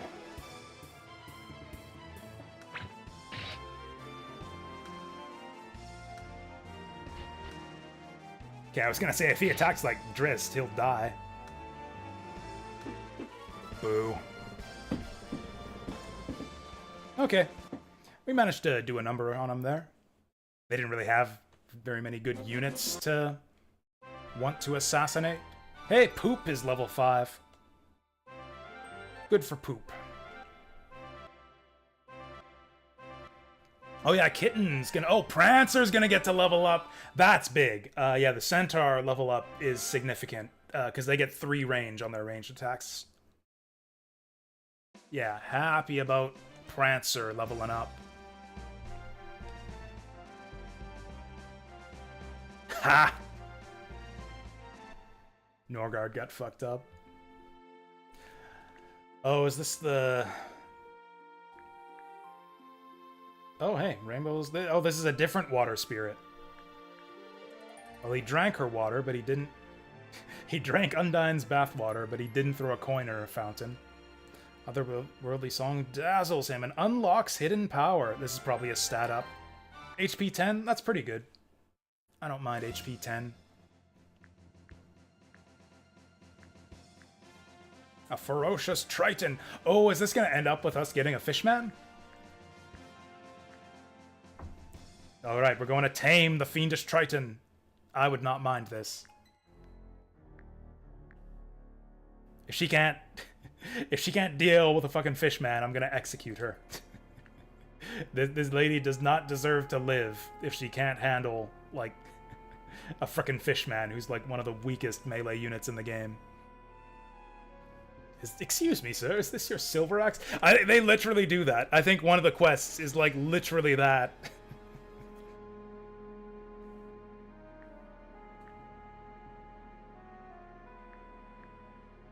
Alright, we're having a staring contest with the fishman. Cool. You're a Triton Whisperer. Nice. Is Triton the tier 1 or the tier 2? If that's the tier 2, that's actually an extremely good pickup. I think it's the tier 1, though. Iscalio's in debt again. Drist spends half our budget playing. Urk, I'm gonna be sick. Yeah, it's probably from being transformed into a duck and then having a tower collapse on you.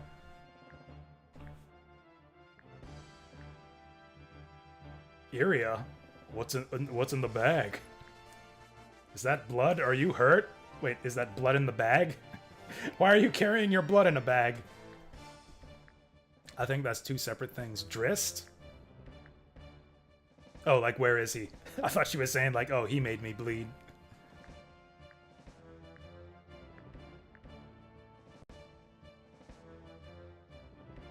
Oh, hey! We're throwing a feast. The kingdom's in debt, but naturally we're gonna throw a feast. A victory feast. We just fought off Caerleon. Again.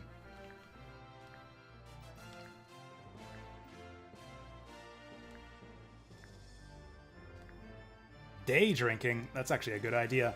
Man, I haven't had a drink in a long time, actually. Not that I've even been trying to cut back or anything. It just, like, I don't know. Kind of makes me tired or sick every time I try it. Wow, is that the head of a man-eater bird? Oh, he like sent her on a hunt or something.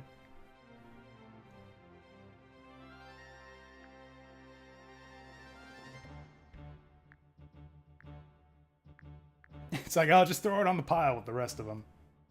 Oh, the new, it was a feather for his hat. I like that. A hat? Have you seen the dude who you're working for? You sent Iria to Deathbird Valley for hat feathers? That's pretty based. Of both him and Iria. Of course! Of course! Of course. The old feather was dirty. Of course.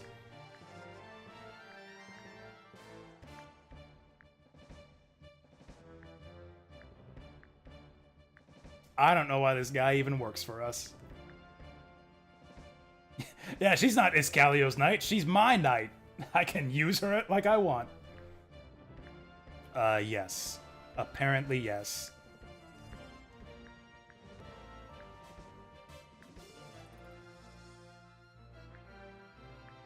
Really? Of course. Only a true mad tyrant can spot Deathbird blood just on sight. No one in Iscalio would loose to a bird. It's like the same standard I applied to that lady hunting the Triton. This guy's even harsher than me. It's like, oh, can't kill a Triton? Out with you. Get executed. No, Drista's got higher standards than that. Can't handle a Deathbird? Off with you. Oh, he insulted his hat now, too. Actually, they all have weird hats now that I look at it. I mean, his is a headband, but still. He's got weird earrings, I guess. Now that he mentions it, he does have kind of a weird hat. That was a fun scene. I think I like Iscalio.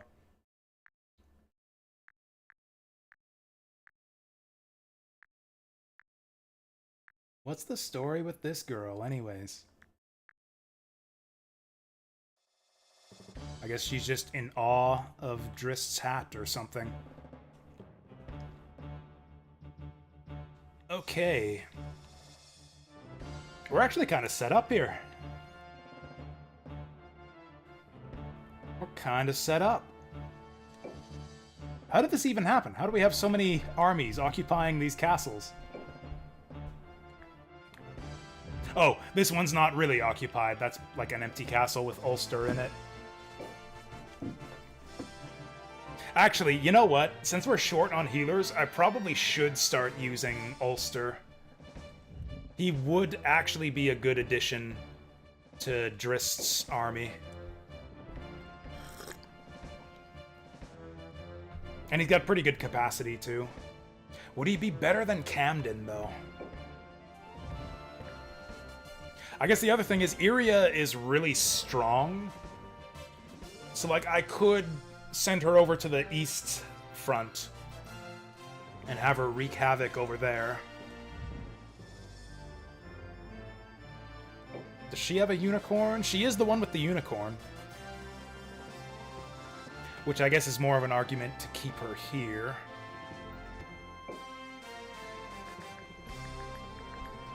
Yeah, this army is pretty much ready to move out. And then this was our defensive army. Actually, these guys should really donate their unicorns to Drist's army. The problem is the only way to set up that transfer is to wait a turn, because like I have to move them here and then have Drist not attack that turn. Which I guess would be fine. Maybe we can just summon unicorns here. Oh! We can get angels here. I really like angels. I actually like them better than unicorns for healing. The angel's such a good unit. It's a bit fragile.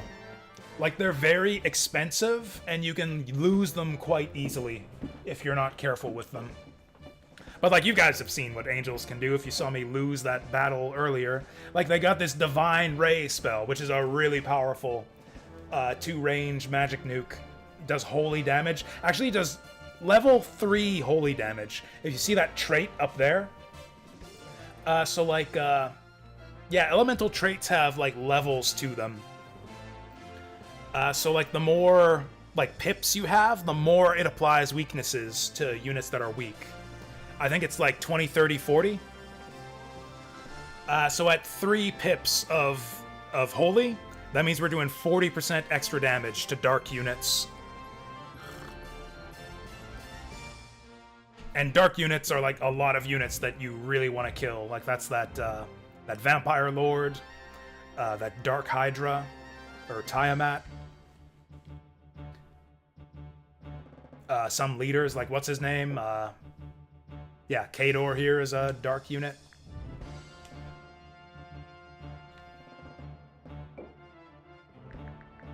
But angels are also really expensive. Where would we fit an angel?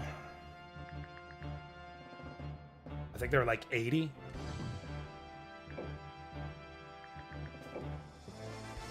They are 85.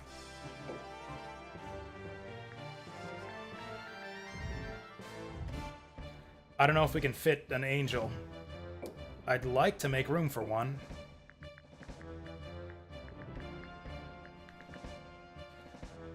Yeah, we'd have to send off a lot of units. I think we just don't have the capacity for it.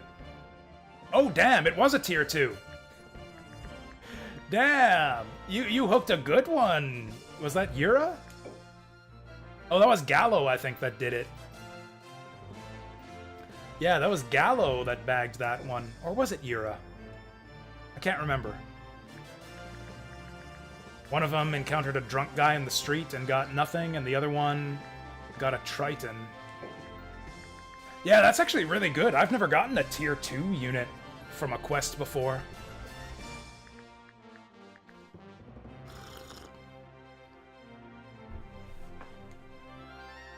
Actually, I kind of wouldn't mind this trade.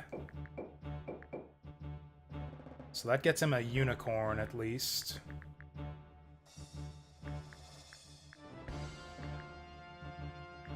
Oh, dragons are 75. I thought they were 95.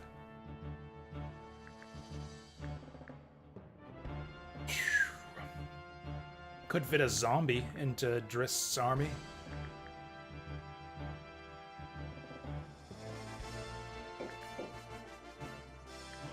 So that puts him at, what, 55? I need to free up another 30 to get an angel. Actually, we could free up 30 like this. Swap out the Bahamut. and get him an angel. Actually, let's get him the high-level dragon. I think I like that, actually. Or maybe it'd be... Actually, this is the guy that has more units than he needs. Really, this is the guy. Oh, what did we have up here before? Oh, yeah, unicorn. Oh, right, this guy's ready to promote now, too. Yeah, yeah, after we get these promotions, we really won't be able to fit an angel in here. I mean, unless we put one in one of these armies. I honestly don't even know what the Fenrir gets. Howl Fire. Hit and run. Okay, so 95 and Howl Fire. Okay, so he gets extra attack power. Oh, and he gets a 3-range breath attack. Double dark element. Oh yeah, and I guess he gets an extra dark element. Yeah, we'll do it. Although, I forget, do Fenrirs have a tier 3? I honestly am not sure that that promotion is worth the 15 rune cost. This one definitely is. High Centaur, I think, is one of the best promotions. Yeah, Centaur doesn't have a tier 3. Yeah, Centaur. I've leveled a Centaur to level 20, and he wasn't able to promote. Hellhound also doesn't have a tier 3 promotion. Sad. Now we got basically nothing left here.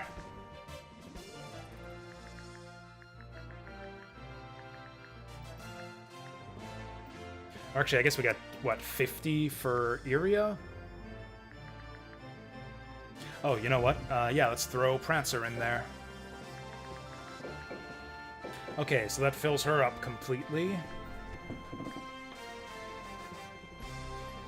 Actually, if I ditch the Pixie... Is that 85? I think that's 85. If I ditch the Pixie, I think it's 85. I keep summoning, like, new units to my strongest army that totally doesn't need it, instead of summoning to my weaker armies that actually need it. Okay, yeah, this is gonna help our sustainability with this army a lot. And if you don't need the heal, he can just nuke stuff. And not only does he have the nuke, he has a lot more MP than the Unicorn as well. Whereas a Unicorn only gets 2 charges of heal per combat. Potentially 3 if you level him up enough. This guy can heal a bunch of times. This guy can heal like 4 times if you don't use his Holy Nuke. He doesn't have Cleanse, which is the one big downside. Angels cannot cleanse.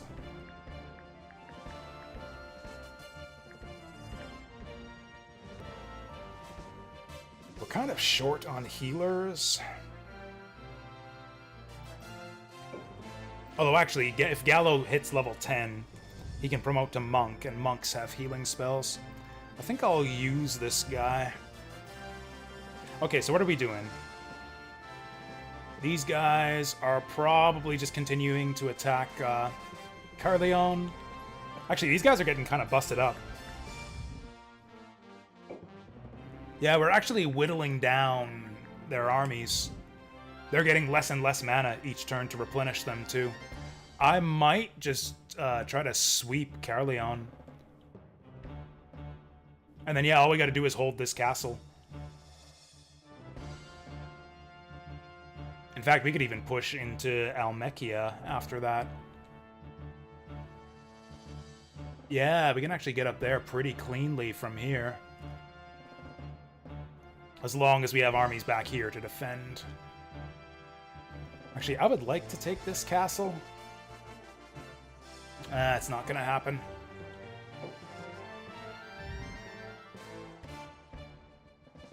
Okay, what do we got here? This army's pretty reasonable. Again, lacking in healing.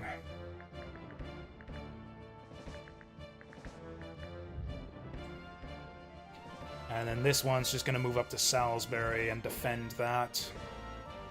This one's somewhat less than reasonable. Yeah, I should probably have put more units in here. Oh yeah, we didn't leave anything in reserve, did we? There were no more promotions. And we didn't get any item drops. Okay, we're good. We're set.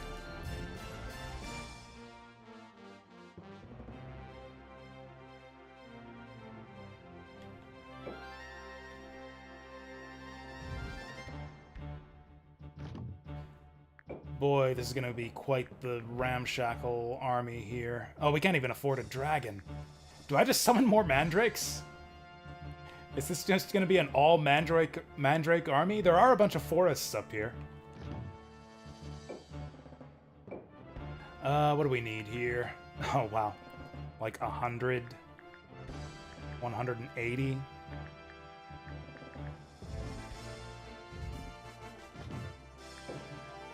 I should not have wasted all of that mana on angels. These two together is 380, so I guess we're doing these two. So many mandrakes. Maybe one of them will actually live to see adulthood. We are, yeah. I guess mandrakes are, what do they call it? An R-selected species or something.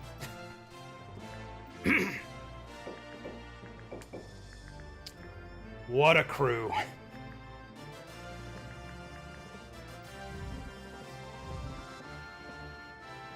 There is no way we can defend this if they actually attack with these guys. Oh, they brought Gish down here, too. Gish is a pretty strong caster. Also, he tells you to, like, go to hell or something every time you fight him. I will send you all to hell! He says something like that.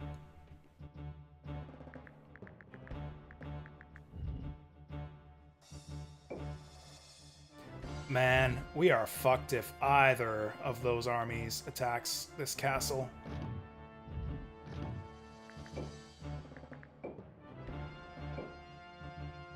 But I'm doing it anyways.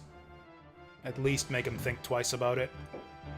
I think I'm gonna stop sending Ulster to do quests. What I'm gonna do is transfer one of these armies to Ulster, and then he'll start fighting. Because we need more priests on the front line. We don't have enough healing in our armies. Then I guess I'm gonna send these guys to fight. I might send them north. I don't know. I guess it depends on what the enemy cooks up on their organization phase. Okay, so what are we working with? Oh. I guess I might as well send... Oh, you know what? Gallo could be a good fighter up there. Because I don't need to hold this castle. It can't get attacked as long as we hold these two. And I'm planning to attack this one, so... Yeah, that's a pretty reasonable little army. We'll send him up to Salisbury, too. The other one, I think we send questing. Yeah, Yura goes questing.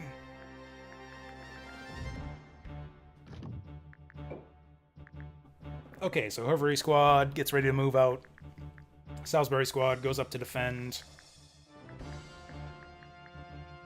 We just need one more to make two armies out of that.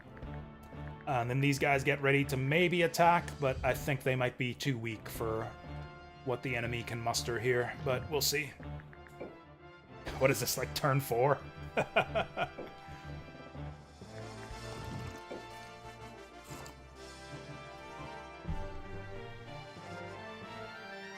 Man, so much happens on these first 4 turns. Like my Leonia save... Actually, I'm now at the same point as my Leonia save file here. Oh, interesting. This one's also only at 9 castles. I thought I had a lot more than that. Because I'm, like, digging deep into the north with her. There's no way I'll have only 9 castles, because I'm, like, extended all the way to their capital. I guess she only starts with, like, 5. So I guess that makes sense. Alright. Execute.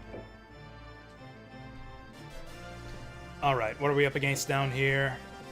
Kai is back in charge. Pretty much the same. Just mission. This is kind of what happens as you take out, like the enemy's good pre-promoted units. Like as you snipe their high-level guys and their promoted guys, they're pretty much forced to replace them with level 1 scrubs, and then they got an army full of level 1 scrubs, and you can just keep on pushing them back because you've got stronger units. I think that's what's going to happen here.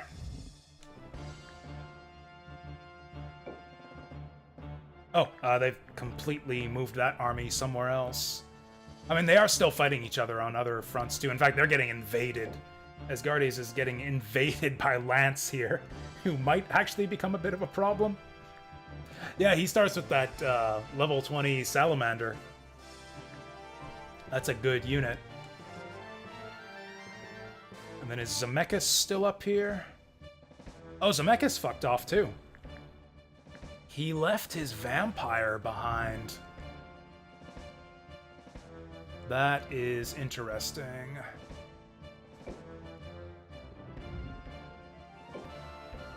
Well, these guys just moved in, so they can't attack anyways. Oh yeah, and what about this?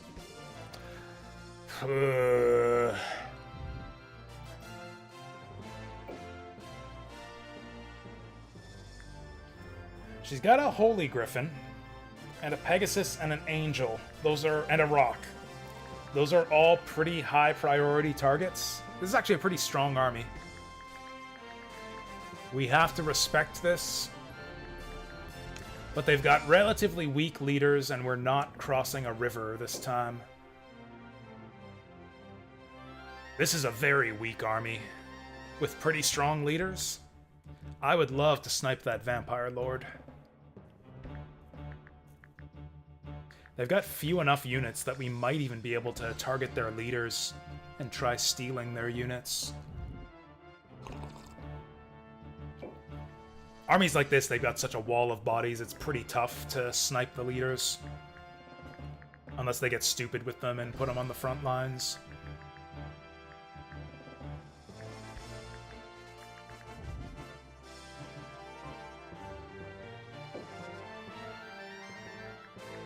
Oh yeah, so these guys can't... Well, they could attack us.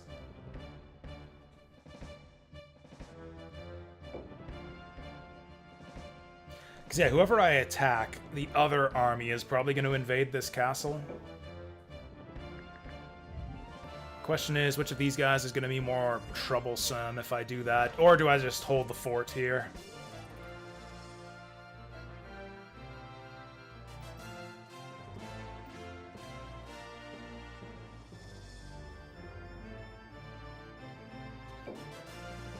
I think that Leoness is going to be less troublesome.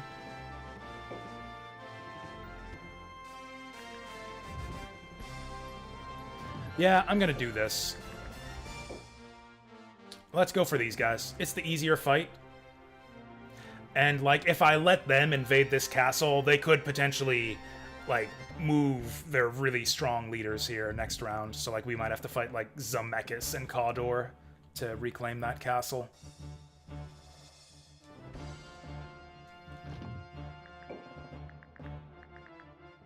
Oh, I did not send these guys out. Alright, let's go.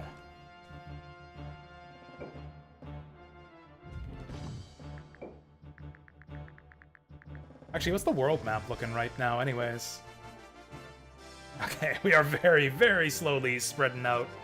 You can see we're kind of starting to crunch Caerleon. Actually, not a lot of movement this game. At least not from the other nations. What, new... What's their names? New Almechia has taken, like, one castle off Asgardes. The north stands strong. Nothing been taken from the north. Nothing taken from the east. They took back their one castle that we stole.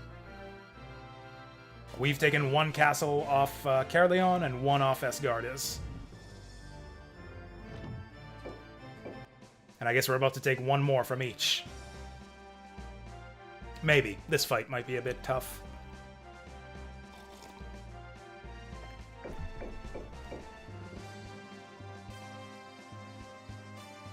Huh. Seems like relatively close spawn positions for this map.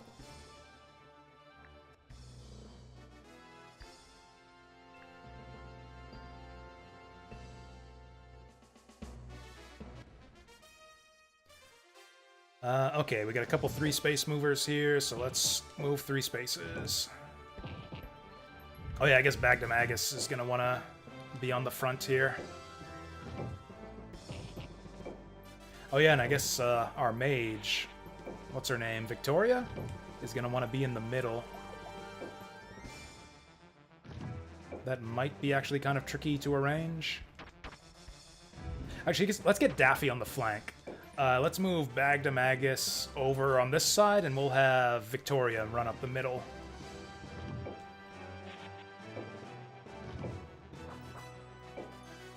Also, let's try to keep our unicorn kind of towards the middle, too. Actually, now that I look at him, this should be a relatively easy fight.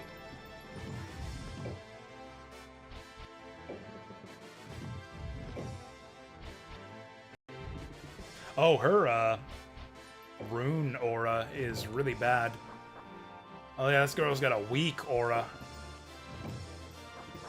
Oh well. We'll have to keep the monsters close to her.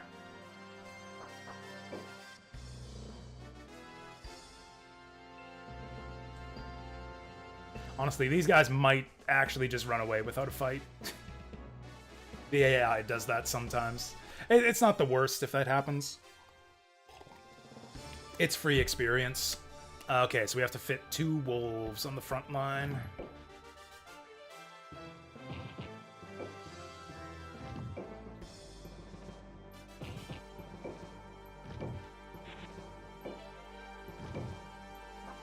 Actually, that might not be enough. Whatever, we can widen it up a bit more next round. Okay, so these guys want... We'll make it 3 spaces. I don't need both wolves on the front line. 1, 2, 3, and then we go here.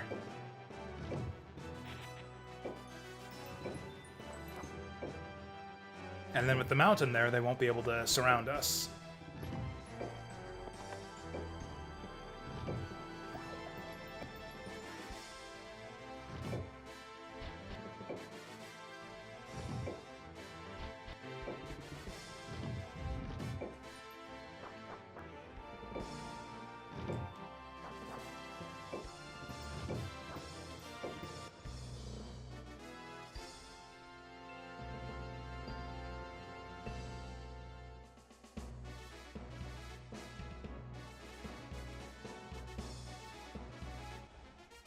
Okay. I really want to play some music. I'm quite tired of the battle music. Let's put something on. It doesn't quite fit. I mean, this is the jazz playlist. None of this will fit. There we go. This is something. This is music. Ja, das ist Musik. Yeah. Okay, and I guess again, we're going forward 3 spaces at a time. Actually, let's go 4.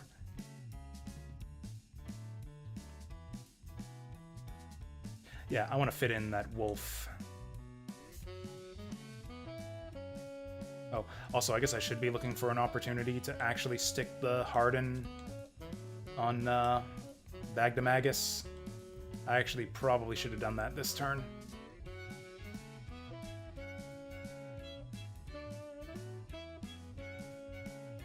Okay, where are we actually putting these guys? Actually, let's get them all the way up.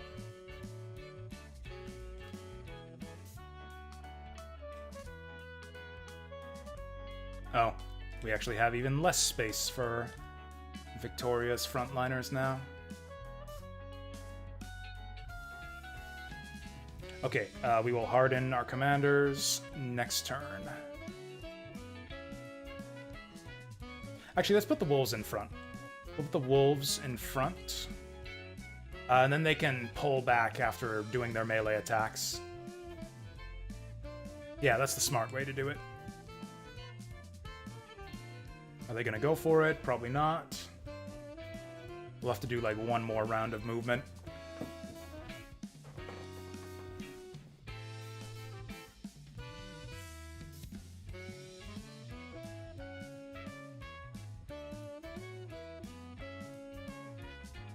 Actually, if we go 3 spaces from her, she'll be able to cast poison on us. 1, 2, 3. So let's not go on that space. Let's go 1 away from that space. 1, 2, 3. Yeah, let's go here. Is that too close? That might be too close. Oh yeah, actually before that, let's cast the Harden on him.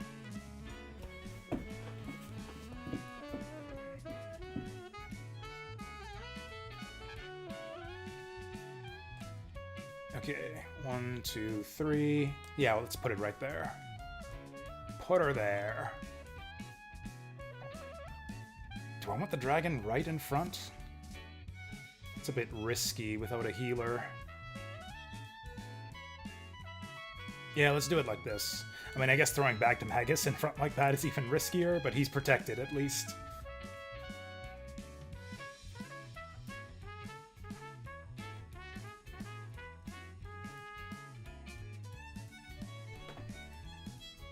One, 2, 3. Yeah, let's put him there. 1, 2, 3. I guess we go here. 1, 2, 3. Oh, let's harden him first.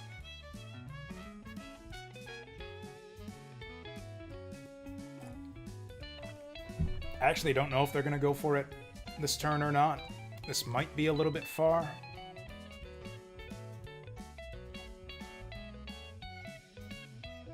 And actually, I kind of... Yeah, we need to make sure we're in range of Bagdamagus. 1, 2, 3.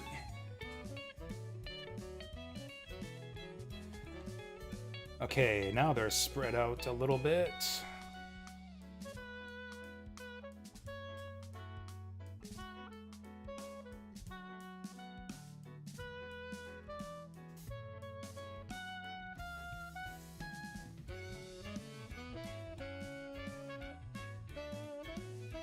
Okay. That looks pretty okay. Alright, what are they gonna do? I think they're gonna go for it. Yep, they're going for it. Oh, that's unfortunate. Forgot about the Jinn. Yeah. Okay, I would love to kill this guy. It's like half the reason we're doing this fight is because I really want to kill that vampire. Good start. Isn't he supposed to be good against aerial units? That was supposed to be like extra accuracy against him. The vampires have very high agility, so they're hard to hit, even if you do have maximum. Okay, this is off to an incredibly bad start. Okay, that's good. Oh my god! Wow, okay. That was extremely bad. We have not gotten a single hit on these guys. Oh, that ghoul's gonna get killed, too. Yeah, that centaur is gonna finish him.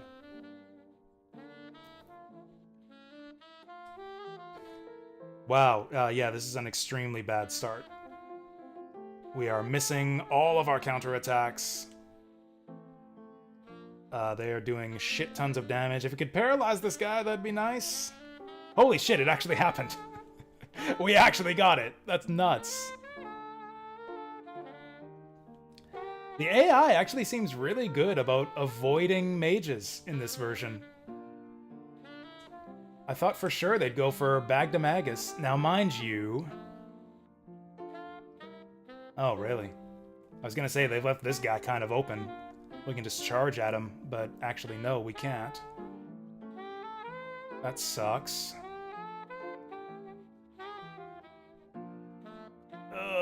Do we just go all out for the Vampire Lord? We are in such a bad spot.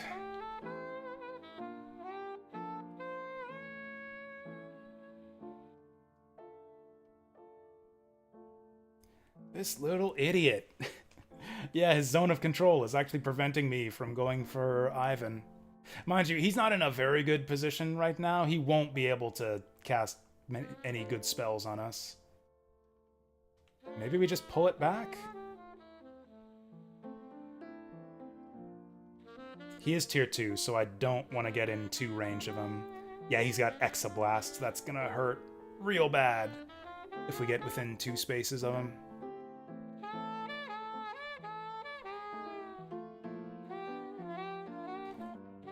I would love to get this Vampire Lord, but I just don't see a way to do it.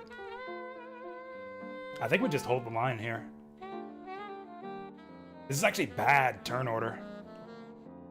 Really bad turn order. I would prefer Bagdamagus to go last, actually. I would like these guys to activate and kill, like, this guy. I guess I can try to kill him myself. They don't have any healers, so this Fenrir is not gonna get cleansed. Damn it!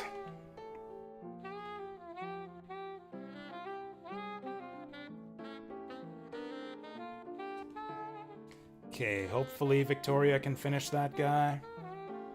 And then I think I just pull him back so he doesn't get casted on.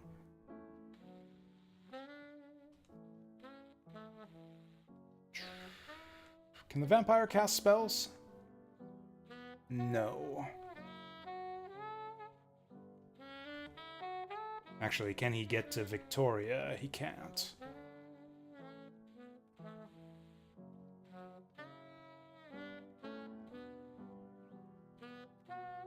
Actually, none of these guys are probably taking much damage.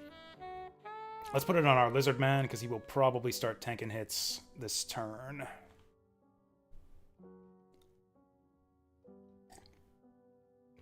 Actually, we're sitting on like a lot of super low-level replacement units here. Not the greatest spot for us.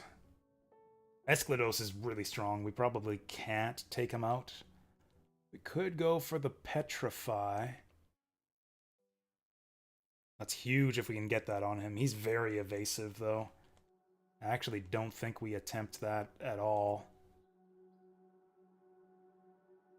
If we can get that Succubus... In fact, we need to get that Succubus. Actually, she's on 2.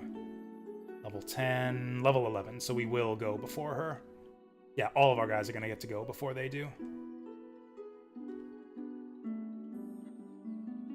49? Are you fucking kidding me?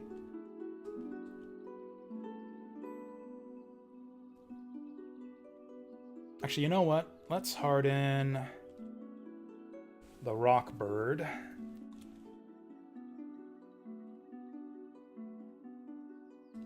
And then maybe it won't be too bad if he goes for a attack on Esclados. He's got 270. So going by that formula, 278 to 135, he'll do like 140-ish damage. Let's see how we do on this Succubus first. 79, even that's not good. Yep, missed. Wow, that's so fucking bad. Alright, let's go for it. I need this to petrify. It probably won't even land. Like, if I can't land an 81, we won't get a 61. Holy fucking shit. We missed our first wave of counterattacks, too. Have we landed a single attack this entire combat? We got, like, the one on the Carpet Djinn, and that's it. I think we've missed every single attack. This is fucking insane. Wow, what the hell do we even do?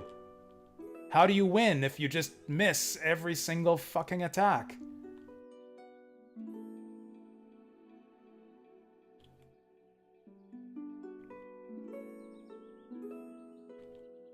Actually, nobody really needs healing right now. I think we just wait it out. Wow, this is so fucking bad. Genofrost only hits 3 guys. How the fuck is that? How the fuck does Genofrost only hit 3 guys? Oh my god, this is so bad. Oh, can he still, like, hit and run if he does Howl Fire? I think he can't. Continue after attack. I don't know what that means. I'm going to assume that he can't move after a Howl Fire, so we'll just attack her. 75, watch it miss. Yep. Holy fucking shit. Like, these aren't low percent attacks either. Like, 75, 81, 60. Like, we're missing every single one. What is this? Holy fuck. That succubus is not going down. We should have had... She should be dead already. Like, between Daffy and the Fenrir, like, that should have been it. This attack should have finished her. This might not even fucking land. I don't think it's even worth it. We should just breathe on these guys. Yeah, we have no chance of clearing the succubus now. This is so fucked up. Like, this is a relatively easy fight, too. Like, we should have hundreds of damage on these guys. Like, several of these units should be half dead by now, and instead we just have 0 damage. Oh, what the fuck? Let's go for a paralyze on her. There's no point in hitting a dog that's already paralyzed. Let's go for the paralyze on her. 100%. These guys are very... Oh, shit! We actually got it. That's the one thing we have going for us. Everyone else is failing us. The entire army is completely failing. Mandrake here. Nettle the Mandrake is the only hero unit in the squad. He's the only one who's doing his fucking job. That's low odds, too. That's like 20% on the paralyze. It's like 80%, 70%, just miss, miss, miss. 20%, get it every time. He is actually saving our ass in this fight.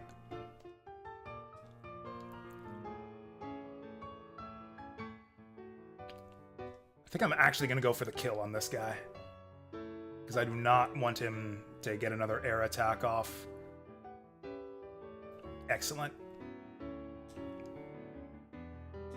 Okay, this is going to hurt. Going for the golem? Does he even life drain off that? I feel like golems don't have blood. That's a good start on that. I don't think he can reach the golem. He's doing fire on Bagdamagnus, who is a fire type. Now it's all down to... Oh, she's buffing her... Oh, that's right, she's not on the front lines. She can't attack anything. Okay, this kind of sucks. He can't get petrified either.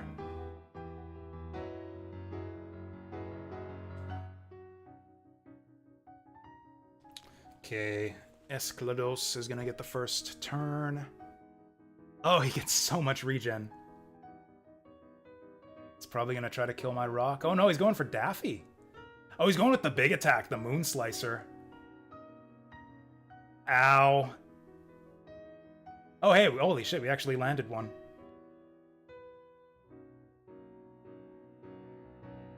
Breath attack, I don't mind that. It's not great, but it's not the worst. Yeah, they're kind of bogged down here. Oh shit, just all the crits on Daffy. Okay. Oh. Oh. Do we just go on this motherfucker?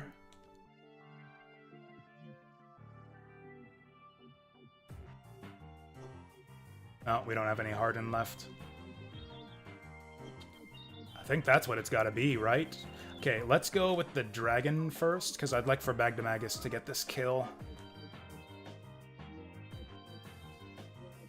I think there's a decent shot that he just gets it. And that guy's controlling the vampire. We might get the vampire here. I think this should get him. Oh, exact change. How could this happen to me? Oh, no way! No fucking way! We actually got it! Oh my god, that's insane. That is actually insane. Holy crap. Wow, this is the coolest shit. This is the coolest shit. We got ourselves a vampire lord if we win. I guess I should say. Yeah, we don't actually get it until we win.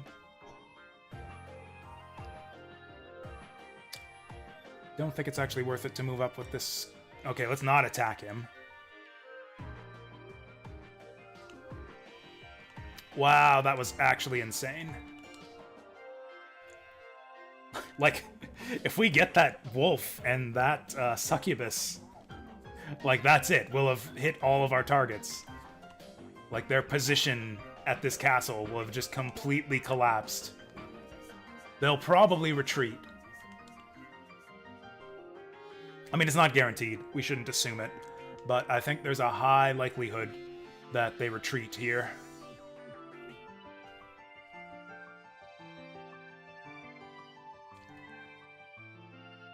Oh, the succubus got unparalyzed.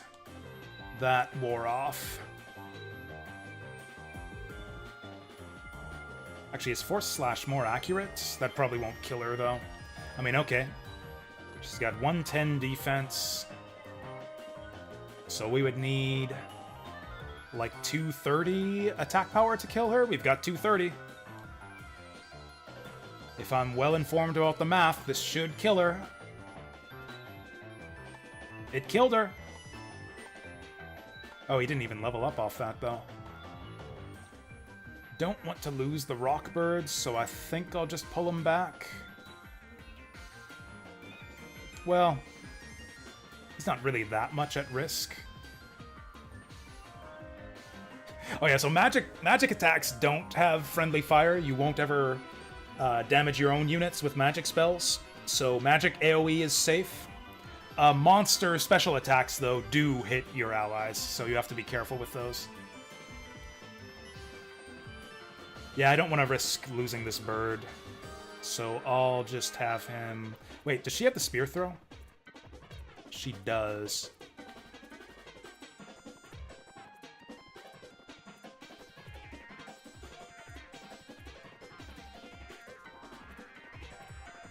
Oh, and I guess we'll re-up the Harden on Daffy, because he's actually still a little bit vulnerable.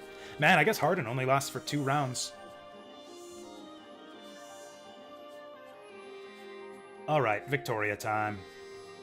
I guess we just... Not Geno... Well, do we Geno Frost?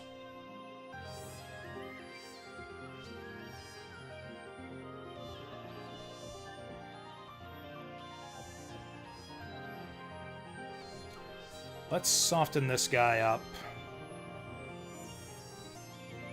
That's probably not going to do it. I don't know, 230? Do we think she can do 230? I think she can. I mean, she did like 200 on that. Oh, it's 190. Yeah, so I guess she'll do 190. I guess it's the elemental buff that makes you do the extra damage.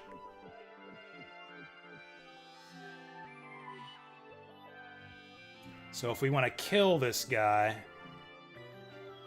we'll have to soften him up.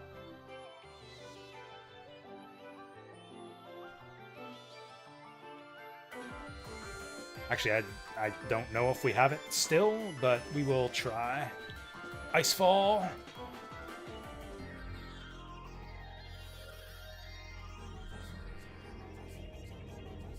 Okay, that would have done it. Still no level up for Victoria. Wolfer here is a bit busted up. Nettle's actually doing okay. That's a bad exchange for him, though, because that's a fire-type monster. Could go on that centaur. Wait, no, he can't. That's her aura. That's not his movement. There's nothing much we can do with this guy. He's pretty tanky. Let's just have him sit tight. And this guy can pull back so he doesn't get killed. And they should probably run. I recommend that you guys run. No! They're going for my hero Mandrake! Don't you fucking dare! Okay, good. Okay, off she goes. Now we just gotta survive a lizard man, a dragon, and a centaur.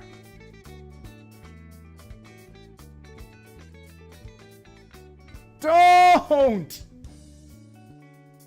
He's gonna die. He's actually gonna die. Oh, he got another one! What the fuck? Oh! He might do it. What the fuck is up with this guy?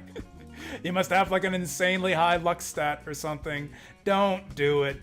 Oh, he's going for her. Okay. I think he might have killed the Mandrake, but okay, Hero Mandrake lives. Oh, I'm gonna try to get that guy to level 20. I don't think Mandrakes even have a tier 3 promotion. I'm still gonna try to get him to level 20.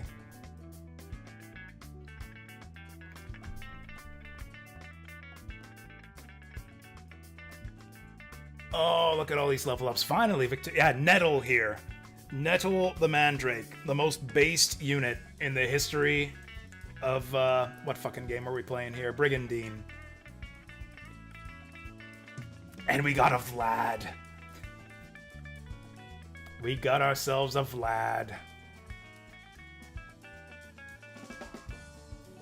New Almechia invades Eorzea. Oh shit, he actually beat up Cawdor. He went with Maleagent, too. Oh, right, we still have this, too. We still have Kelleon to deal with.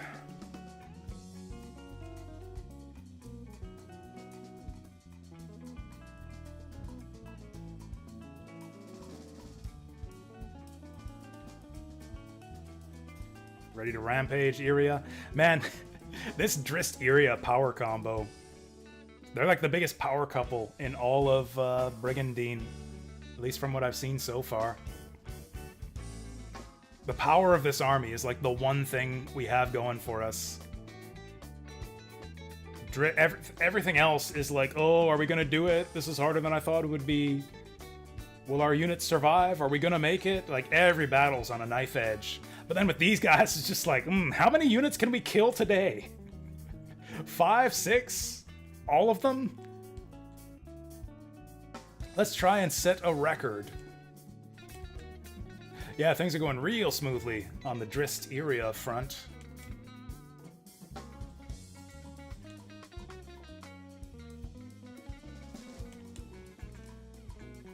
I like her design, too. She's got a great, like, cool armor, cool sprite. I like her little, like, double-pointed spear, too.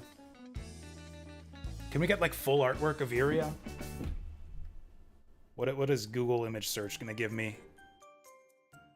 If I look for Brigandine Iria. Nice. Actually, I guess you can kind of see it. You can kind of see it on her portrait here. Just like the top part. Her boobs are huge. I did not realize that. She's got, like, the boob armor. Yeah, that's impressive. I think I'm in love. It's her face, though. It's her face that's the best part. That beautiful smile. What are we doing right now? Moving our zombies.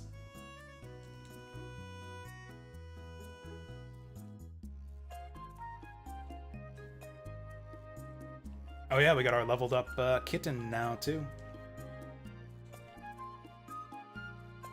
Oh yeah, we got our angel now, too. Oh wow, we're even stronger before. See, it's like we're even stronger than the last time that we fought these guys, and they're even weaker. Like, we have stronger units than before, they have weaker units than before. That's what this game is all about. Just wear them down while you build yourself up. Which, like I said earlier, means you end up with kind of a reverse difficulty curve. I mean, you kind of get it for each army, or like each opponent. Like when you first fight a particular enemy nation, like they've got all their strong starting units, so you kind of have to take them out and wear them down. So like every time you go to war with a new nation, it's kind of a struggle to get over that first hurdle. But then, yeah, once you start taking out their strong units, you kind of just snowball from there and just keep pushing them back and back and back, which I guess is like how war works, pretty much, I guess. Like, I'm no expert, but my understanding is that's pretty much how the Allies won, like, World War II. Just, like, hit their supply lines and grind them down. Get that industrial complex going. The Rune Industrial Complex.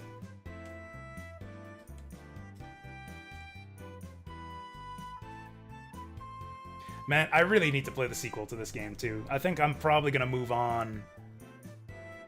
Yeah, I'm probably going to skip past the cross mod for this game, and probably just go straight to Legend of Runercia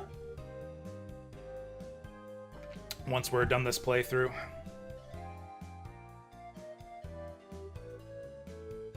Because, like, as much as I love this game, there's so much room for improvement. Like, with, like, a more modern, streamlined UI, better enemy AI, there's, like, a lot you could do. A whole lot you could do to improve this game.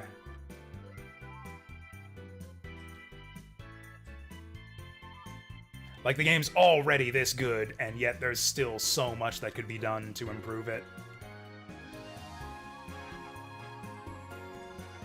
There we go, let's get these two together. Oh, also, all my other idiots are trekking through the woods.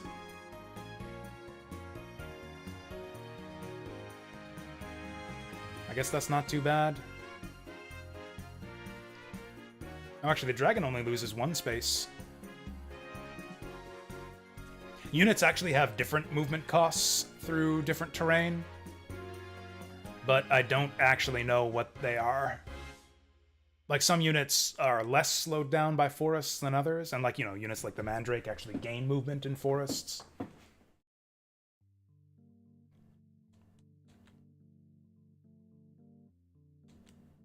Like, centaurs, I think, are especially slowed down by forests.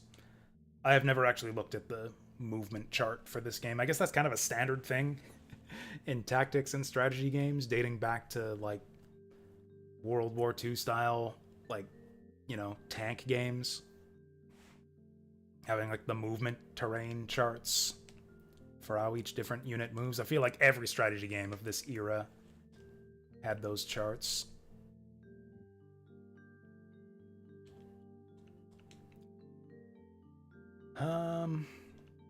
Yeah, well, now the stupid golem's only moving 2.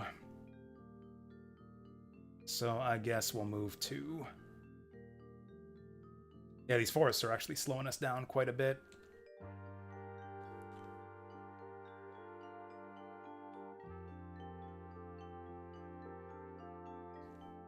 Where do I want this guy? Let's actually put him here.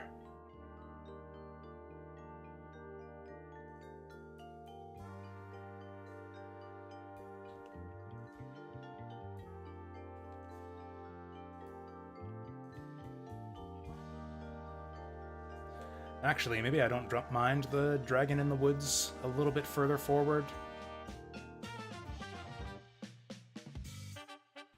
No, because I want them to pull back. I actually want the enemies to occupy those spaces. So I can hit them with my succubuses and my fire mage. What the hell is this?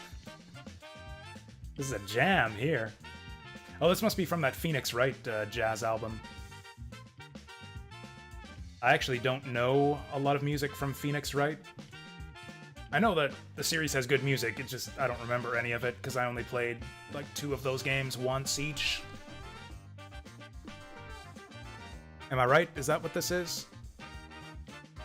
I'm totally wrong. This is from Live Alive. Actually, why don't I bring up the thing that shows what song is playing? There we go. Wait, is the enemy moving? No, they're not.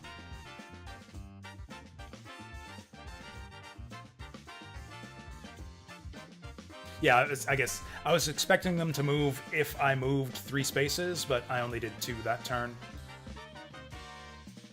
We have to be really careful about Kai here.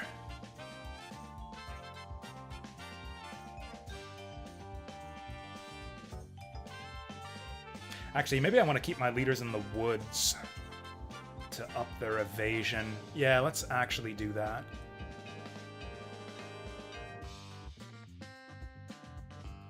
Feel like I'm taking a bit of a risk here.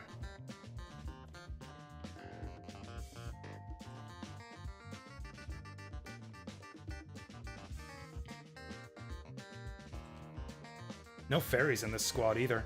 We are not gonna have, oops, the defense buff.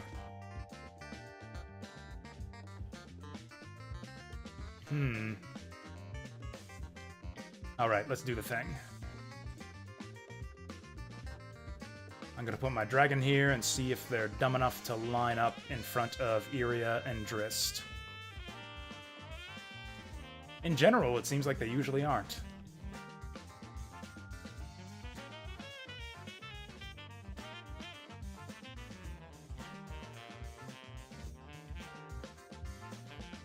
Do we actually go down here? Where are they going to attack? Down here or up here? Yeah, this one space could actually make a huge difference. Because if we go here, then we're hitting, like, all these spaces. If we go down here, then we're hitting all these spaces. We got the succubuses down up here to hit them if they go there, so I think we actually go down here to keep everything covered.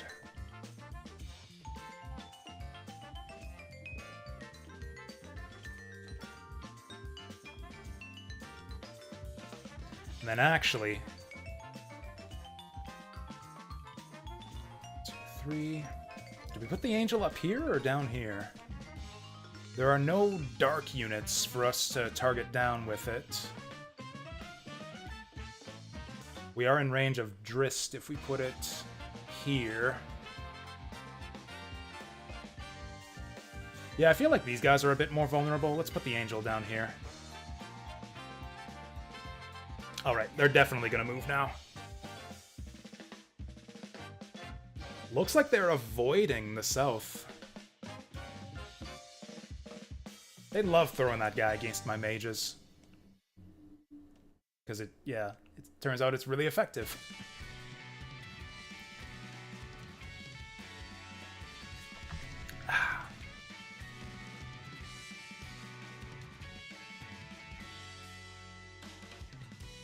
Alright, dragon on dragon. Oh no, dragon on wolf. Ha! Alright, we are off to a good start. Uh-oh. This might hurt.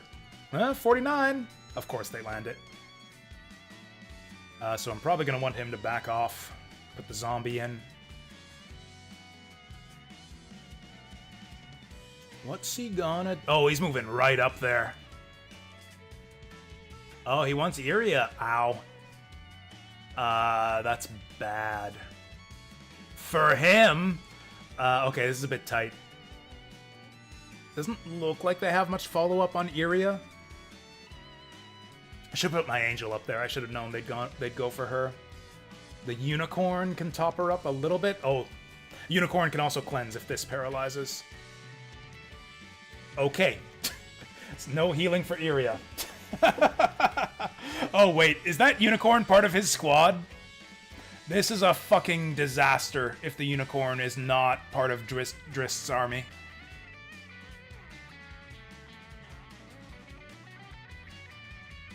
Okay, it is. It is. Okay, so we can cleanse him on his turn.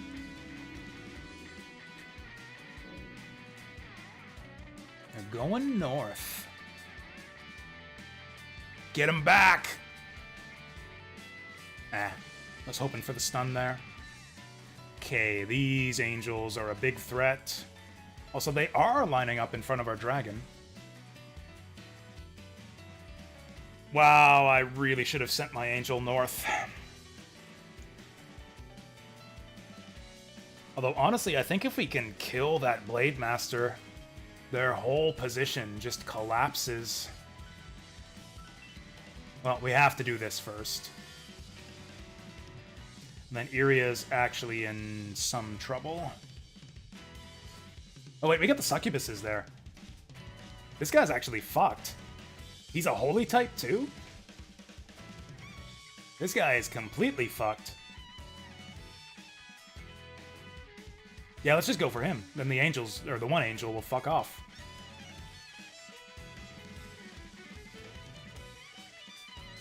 Wow. That is rather good.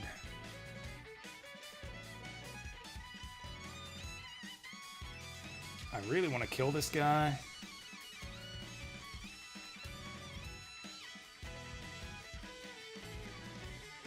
It's probably going to have to be Iria.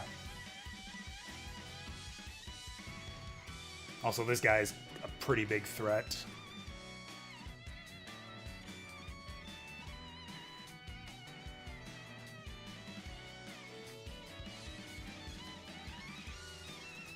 This guy's a bit of a threat, too.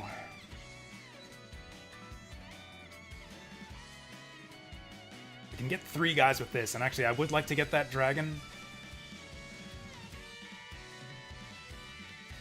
What are our chances of hitting this guy? Pretty good. Oh, that's a level 9 centaur. I actually want to kill that guy before they get to promote him. So yeah, let's breathe on these guys. Love that song, by the way. That's from Final Fantasy X-2. No, 13-2.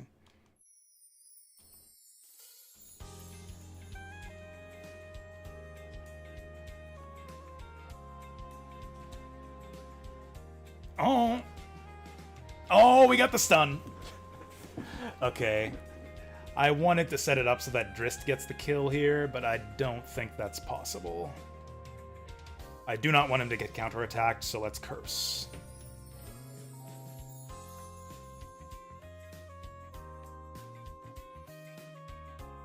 Oh, that was close. That was actually really close. Okay, he won't get to counterattack if he's dead. So yeah, let's get him with the spear attack. Is that the play? I think that's got to be the play. Yeah, that's just a no-brainer. Like, leveling up your leaders, as good as like evolving your monsters is, leveling up your leaders is really important too, because that's how you get better rune capacity. Yeah, we just gained 8 rune power. And we got a dragon. And we got that centaur! Is that level 9 centaur that was like, yeah, we absolutely have to kill that guy? Nope, actually we just own that guy now. So, they are almost definitely retreating now. Let's see if we can get this angel before they do. Because he's still gonna blast us.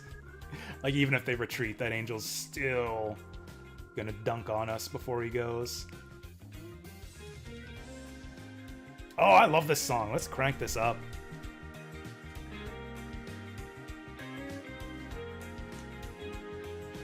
I think we got him. I think we can actually get this angel. Well, it's gonna come down to, can we land this attack? Yeah. No. And unfortunately, we've got no follow-up. Also, left behind enemies actually still leave a zone of control, which is kind of annoying. Oh, 56. Yeah, this guy's actually really annoying.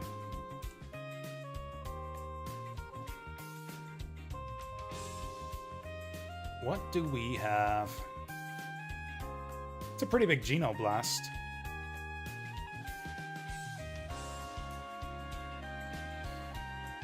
Actually, again, Exoblast won't do much to him, though.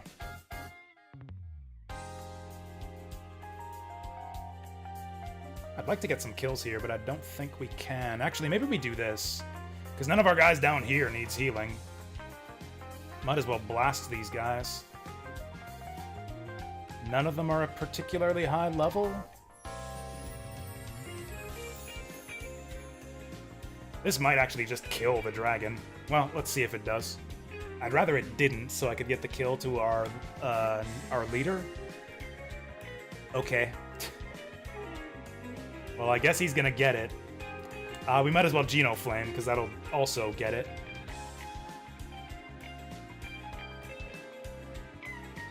That doesn't kill our centaur we just bagged, does it?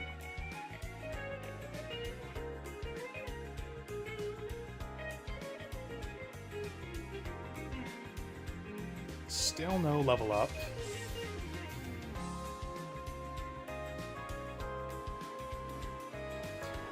Okay. Yeah, I would like to get this guy before he gets a turn.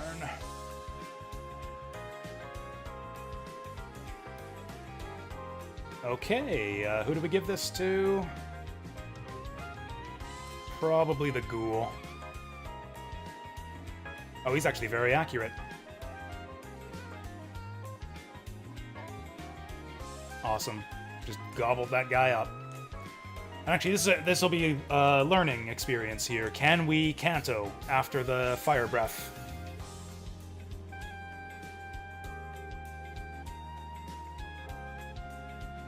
We cannot. Okay, we learned something. This is Hammer Penguin, Dino Penguin, Dino Penguin. It is, indeed. This music, you mean? Yes, it definitely is. Ow. My brains. Yeah, my zombie brains. I got a concussion.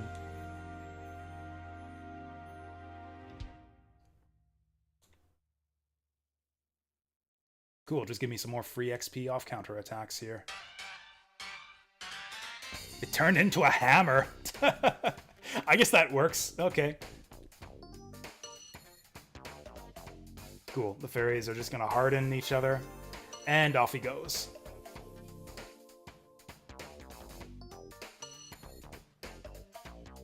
Oh, this is gonna hurt. Is he gonna kill someone with this? Oh, he went for Drist. Okay. He might have had a chance of killing Iria. Actually, if Drist somehow goes down, I guess he just wins. Okay, he's not going for Drist. Kai's just sitting there reading his book. Just flipping through like, how do I unfuck my army? Step 1, stop reading a fucking book in the middle of a battlefield. Oh hey, now Camden's got the level. Actually, I didn't see how much rune power he gained.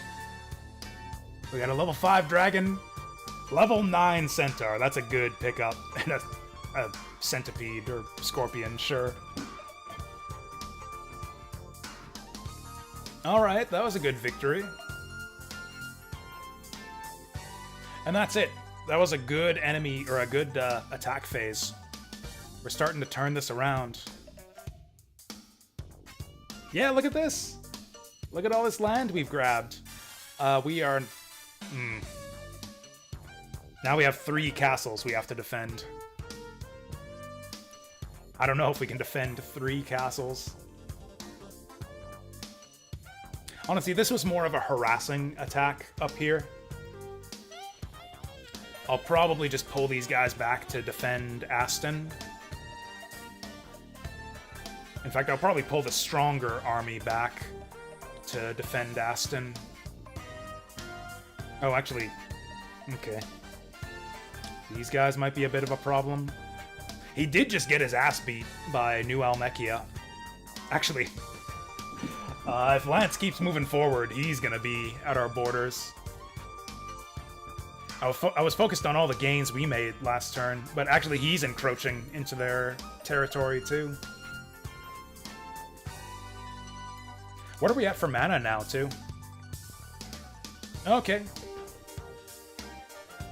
983 mana per turn.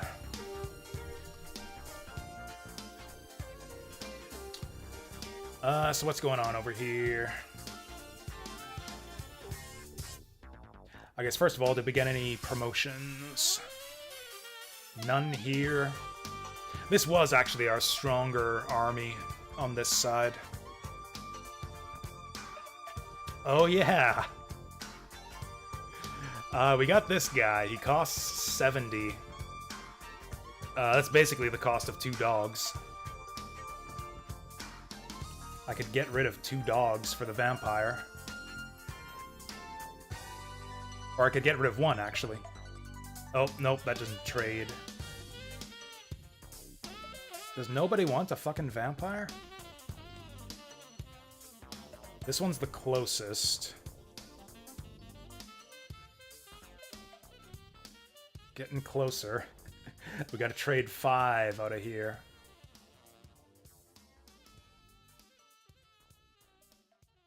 Actually, no, we needed to trade 10. 70 down to 60? What? Am I just bad at math? We need 15. We need to trade 15 out of here. Okay, now we can trade 10 back in. This is like half the game right here. Trying to do like rune cost math. You have not enough minerals or rune power. So we need to swap out 20 here.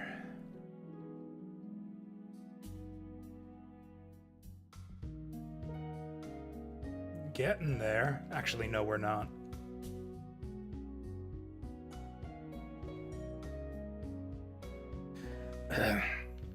Like, if we could get them using exact change, that would be ideal. Actually, he doesn't need that many melee units. We could do this. Oh, there we go. There's exact change. Now we just have to dump, what is that, 15 out of here? She doesn't need this many melee units. We could get a fairy. Actually, she'd probably like that vampire if we could make it work, which she probably can't because she's got really low capacity. We could swap her one of these. Now we need to dump 50. None of these guys cost 50. Also, he can't take 50. There's no way to make this work. Actually, maybe there is. Did I do the math on this? Yeah, we need to dump 50 from here. Yeah, but 50 here puts us at 195, so no, there is no way to make this work.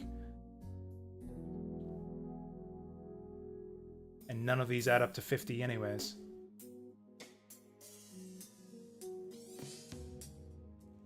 So what are we gonna do about it?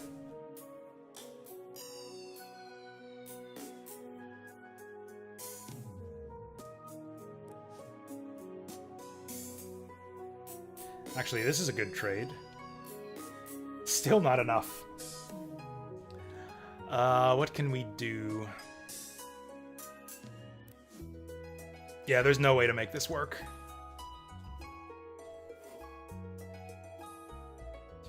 So I think we need to, like, dump a fairy. That one's only level 3, so we can dump them. Honestly, these are 2 low-level monsters. And then I guess we can swap these guys into the armies that we send up here to defend this castle. Oh, right, except we're not defending this castle.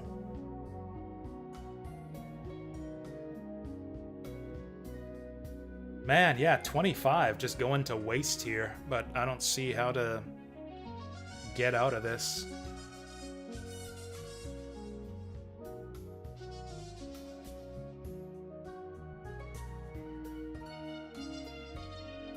Yeah, I think it just has to be this way.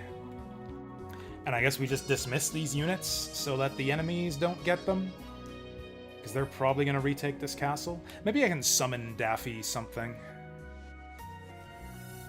Like, if I could summon a scorpion, that would be okay for him. Ghoul? I don't mind ghouls.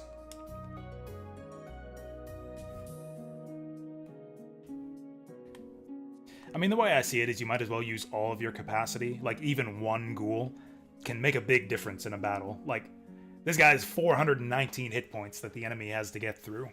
Like, he can body block. I can send him as cannon fodder, and that can make a big difference. So I always try to max out the capacity of all the armies I'm fighting with.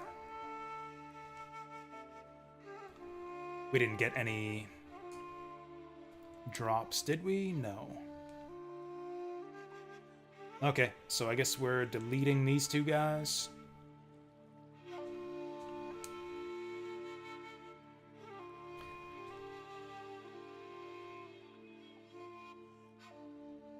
Yeah, I think we gotta abandon this castle and defend down here. Also, none of our questers came back.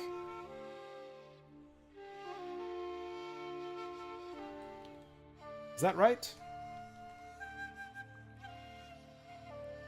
Oh, we only have one quester left. Everyone's fighting now.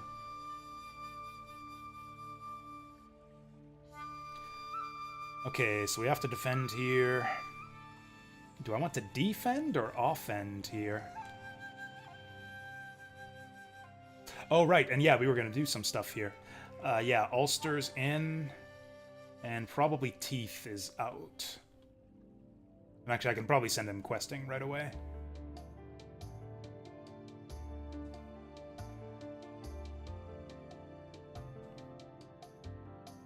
In fact, we probably want to just completely rethink how we're doing these armies.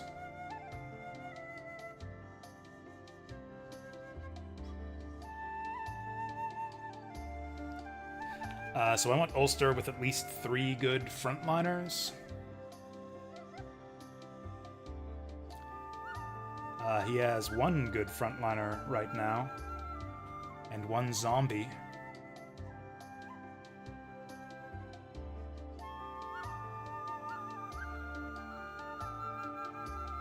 Probably not using Gallo. So let's swap these Tritons up there. In fact, I think he can take them both. Oh yeah, that's pretty good. This looks solid to me.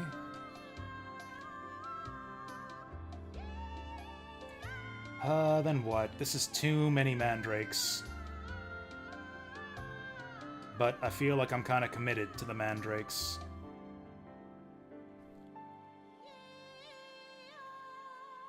Really, we just need some better units. Like, I'm wasting so much, I mean, I don't know. Is it a waste if I summon all these guys and then don't use them? They were a deterrent. Like, I summoned these mandrakes basically just so I could have an army with these guys. And the enemy just doesn't overrun us. Like, they tend to take fights where you just have no units, have no army. So I guess you could say these mandrakes have served their purpose already. Oh, there's a lot of water up here, too. We're going to be fighting on the water. Oh, you know what's also there is a lot of up here? Forests. Maybe we want to keep those mandrakes. I mean, a mandrake basically single-handedly won us that one battle. That mandrake got us that vampire. Maybe I do want just an army full of mandrakes. And then I'm sure we don't want to summon anything down here. These armies will be more than full. Since, yeah, we captured all this. The Scorpion will probably just get rid of. These guys we probably want to keep. Do we have any promotions? No promotions. I definitely don't have the capacity for these guys. Actually, rather than questing...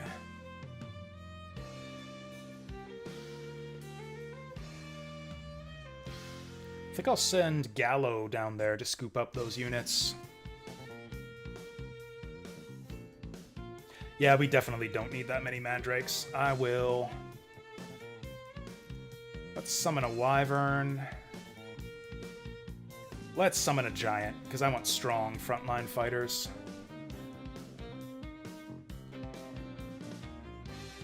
We'll probably keep 1 mandrake. I don't know, can I fit a giant? It will not fit.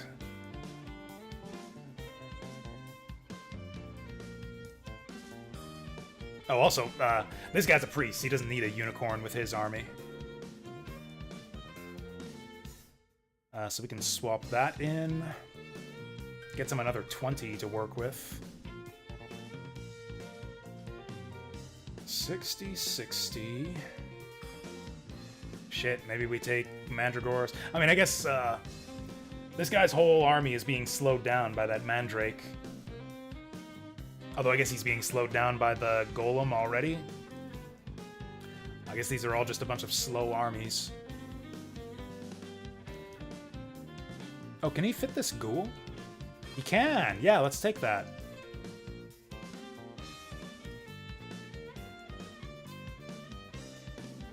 Okay, can we somehow swap 10 from here into there? Exactly 10. I don't think it's possible.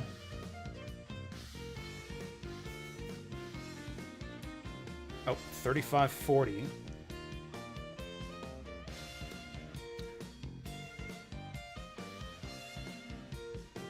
Okay, so now we got a healer on each squad. I might just dismiss one of these mandrakes. That's probably the easiest way to do it. Now he's sitting on... She's got 20 unused. He's got 15. Oh, also mandrakes galore in here. I guess he might as well take him.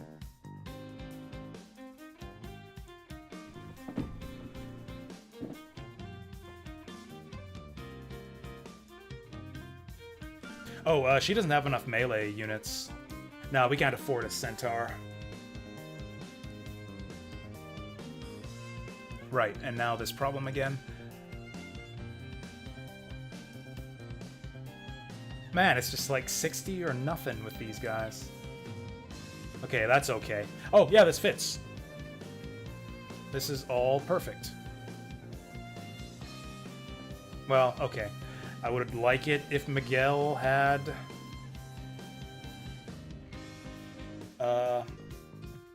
had another unit with him.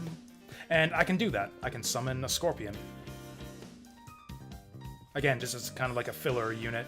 This is probably one of the least useful units in the game, but they're dirt cheap.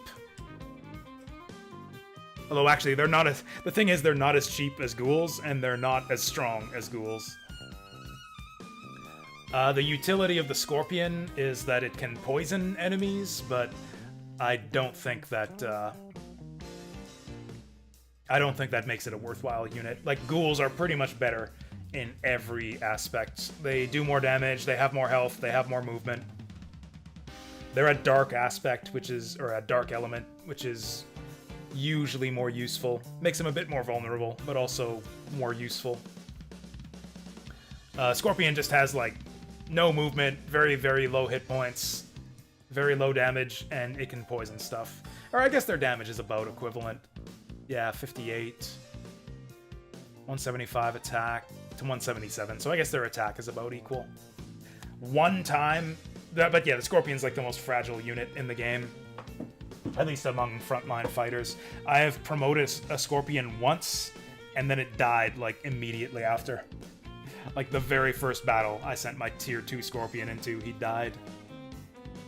Anyways, these guys are set. These are, yeah, 3 pretty good-looking armies here. And these scrubs. I'm so tight on mana and on leaders right now, I think I'll actually not send them questing. I'm going to send them here to pick up those units that are going to be left behind. Oh. He's got 2 armies here. We might actually get invaded. Like, we attack one of these armies and they invade with the other. Oh, they don't have a lot left, though. They actually don't have enough manpower. That's the other thing, too, is as the... So, yeah, the leaders will start... or the generals will start leaving countries as they start getting defeated. If that makes any sense. Like, once you get a country down to their last few cities, then their generals will start leaving them and going to other countries. That doesn't happen to you, as far as I know. I don't know. I've never been pushed back to, like, 3 cities.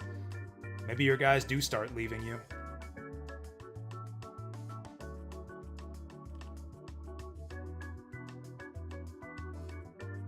At least I'm pretty sure that's what's going on here. Like, yeah, these guys definitely had more generals before.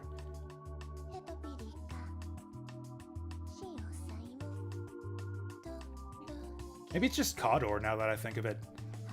Kador leaves Asgares once you get them down to their last city, or like their last few cities. Okay, I think we're done all of our movements. Yeah, these guys are going to attack. These guys are going to go scoop up those units we left behind. These guys are going to maybe attack. Whatever, they're going to hold Salisbury, and we'll see what happens over here. Are these guys even good? Yeah, they're pretty good. I feel decent about fighting with that army. And these guys are going down here to hold the Eastern Front against Leonia. I feel decently about that too. Okay, so Salisbury, Bannock ready to attack.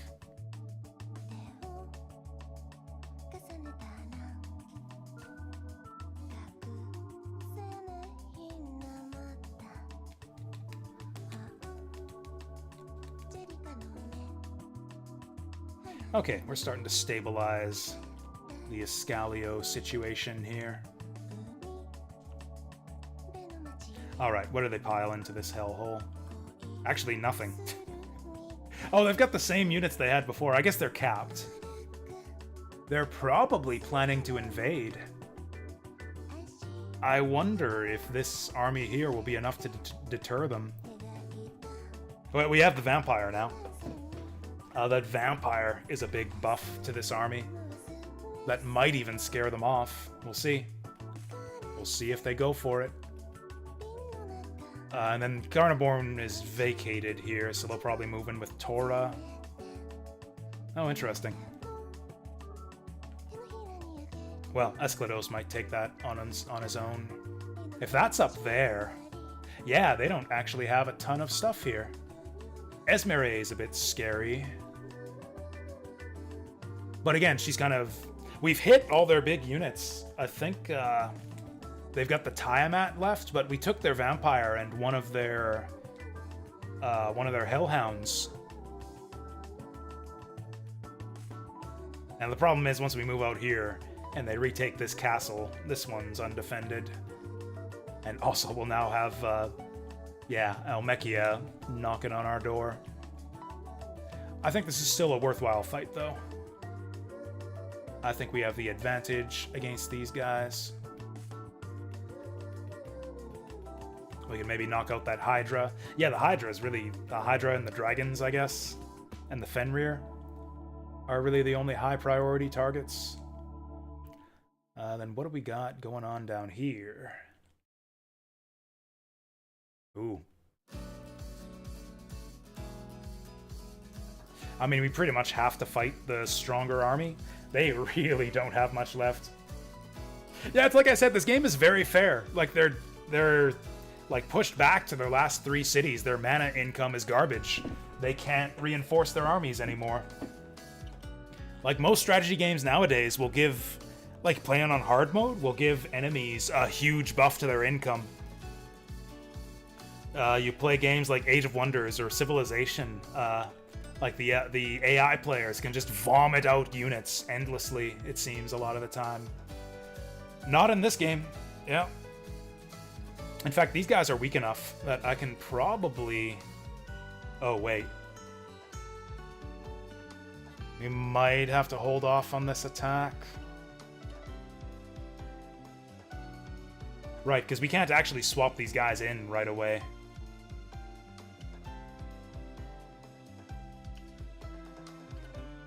This is kind of interesting. Might want to delay a turn, actually. The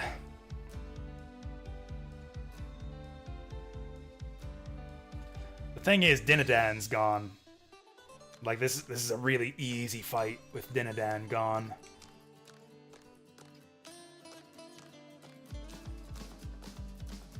I'm actually kind of tempted to go at these guys with only 2 units. Is kind of what I'm thinking here. Go in with Drist and Iria. And then Camden stays back to defend this. If this guy decides he wants to move up.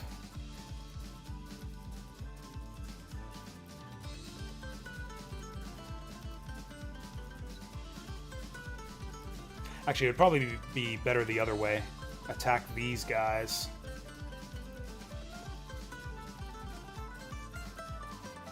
And then, yeah, we can probably defend these guys. I don't know, I'm taking a bit of a risk here. I think I'm gonna do it, though. Yeah, we'll keep Camden back on defense so that these guys can try to hold off these guys. And then, yeah, we'll try to soften up Linnaeus. Because the thing is, if we just leave these guys alone, then they'll be able to build up an army next turn. They'll, like, consolidate these guys into one army, and then build, like, I guess only, what, like 500 mana worth of guys for Dindan. Yeah, let's try it this way. And, like, we can just leave. If we end up getting overwhelmed with only 2 leaders, we can just leave. Oh, Norgard's invading. I have never seen this happen before. They actually succeeded. Norgard is actually winning the war with Almekia. Probably because Almekia is pushing into Esgardes. This might be a bit of a close fight.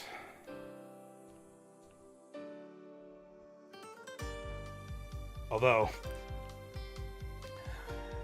yeah, this is kind of a bad map for the AI. Why did we have to meet, big brother? Draw your sword, caster. See, I love little interactions like this between the different characters. This guy's probably going to join us once we crush... Oh wait, this is Esgares, yeah.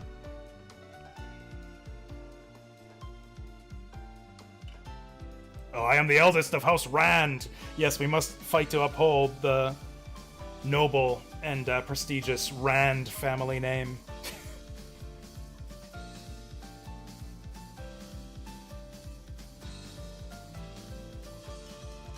Kill every last one of them. Man, this guy's harsh. No wonder he threw in his lot with the Mad Tyrant. Also, I guess they have a sister, Ligel. Do we know Ligel? She probably fights for like a third different country.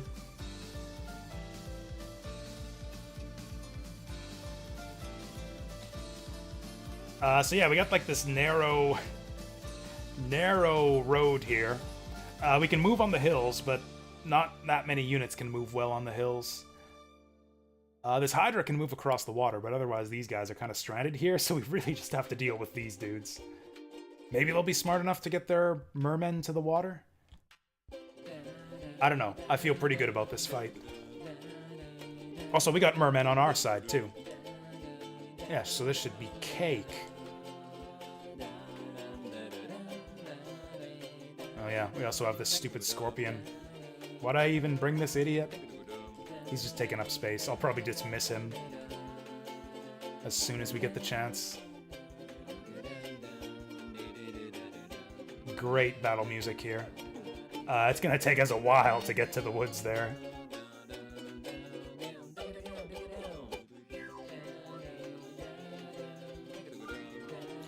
Let's actually... Yeah, let's go this way. I think it's faster to go around the woods for some of these guys.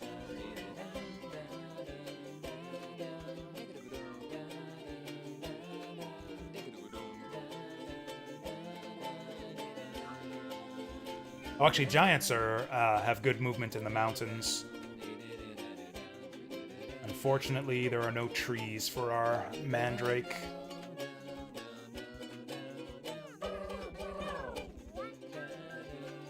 Okay, yeah, we can set our archer up in the mountains. Okay, this music's a little bit silly for battle time. I guess this whole playlist is kind of silly as far as battle music goes. Do I have a good battle music playlist? A good copyright-free battle music playlist? Probably not. We'll just keep it the jazz. It's a jazz kind of day.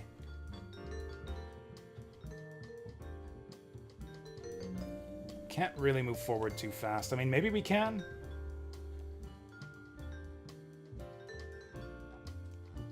Maybe it's actually okay to move forward really fast because the enemies can't engage us with all of their units either.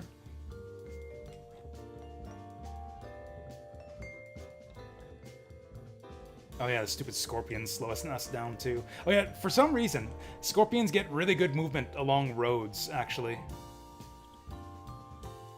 That's the one thing that kind of makes them not so terrible, is that, yeah, they can move along roads really quickly. Actually, he needs to get in front. And these guys need to get in the water. Get in the water!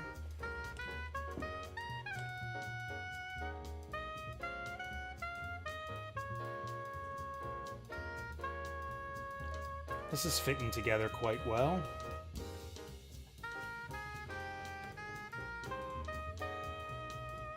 Actually, our army's not as separated as I thought they'd be.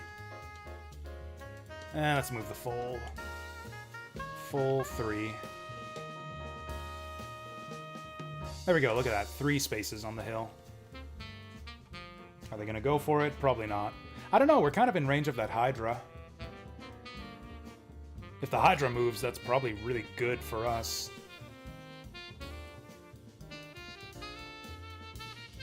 Nope.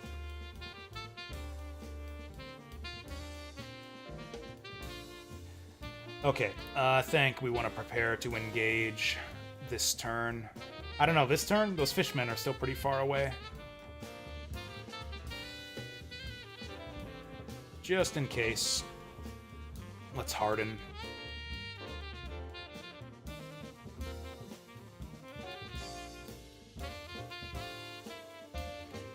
Probably don't even want the Scorpion on the front line.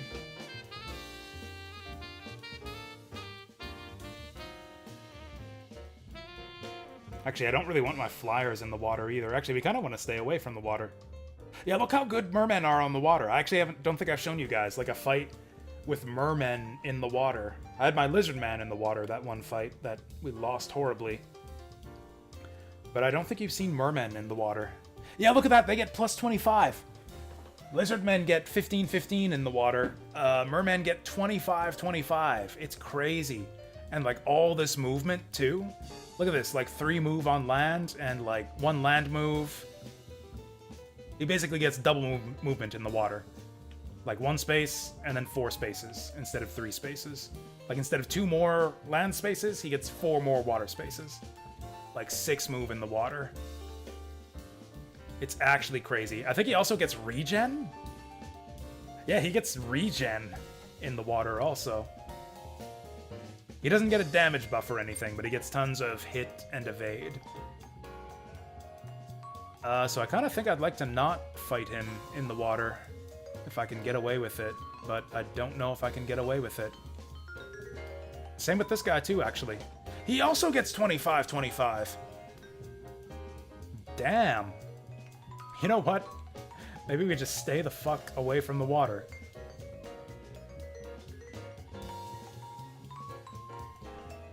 Well, we can't entirely stay the fuck away from the water. We'll throw him up as bait.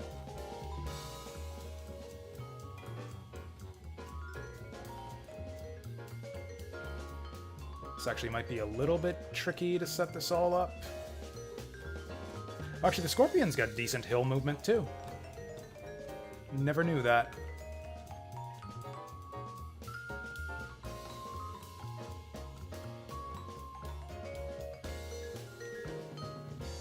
We're getting there, guys. We're almost in the water. Also, I guess I want my bishop up here where he can heal us. Do I want him in for the AoE heal? He's a tier 2 bishop. He might even get to nuke them with holy magic.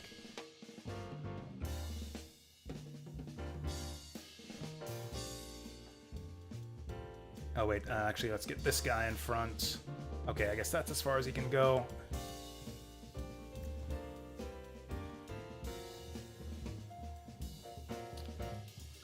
Do I care about the ghoul? I care more about the giant. Let's buff him.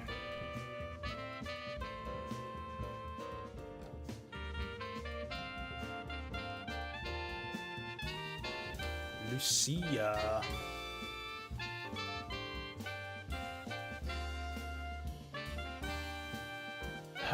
What are we doing here? I actually wish I hadn't put that Scorpion there.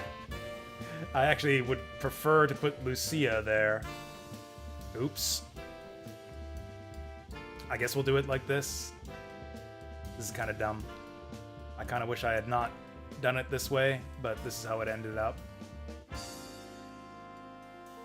Actually, she can shoot from 3 spaces if she doesn't move. 1, 2, 3. We'll have more choice of targets, though, if we do it this way. Yeah, I should not have put that scorpion there. And actually, I'm just going to quickly go start some tea before we go to enemy phase. Actually, you know what? Let's just go to enemy phase. And I'll tea at the same time. Send news of our victory again. We're not even moving.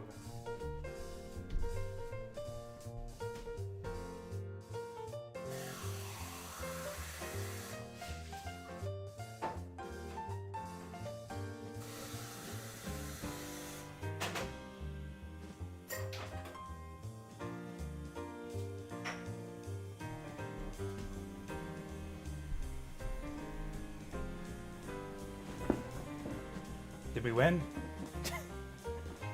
Fucking nothing happened. Did we just rush these idiots? Like, if we just rush them, they won't get to the water. Whose turn is it? What the hell? Oh, 12 and 12. Interesting. Okay.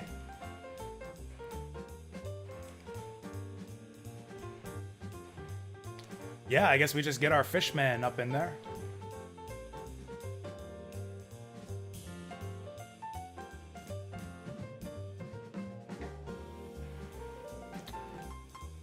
Once again, I kind of want to avoid the coastline so that their fishmen can't attack us from it. In fact, let's guard that coastal space. Oh yeah, we can get this guy up in the hills.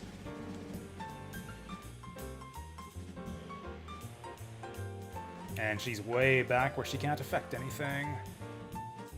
What do I do with this idiot?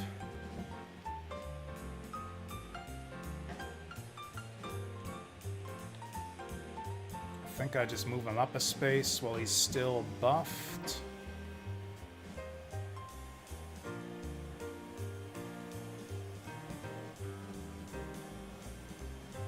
Actually, can she buff anything useful?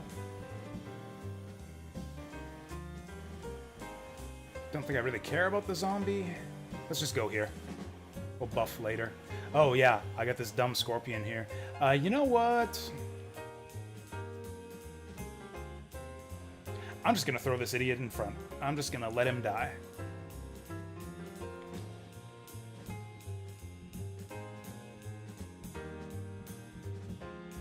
Actually, that griffin is gonna be a bit of a problem.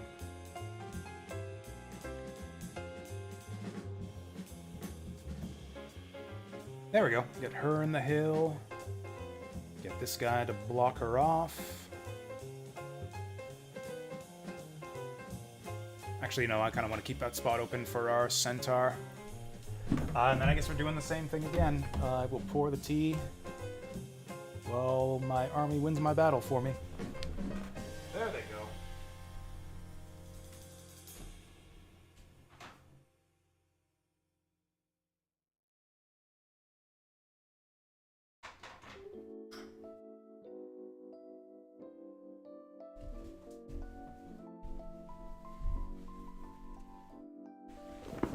How are we going?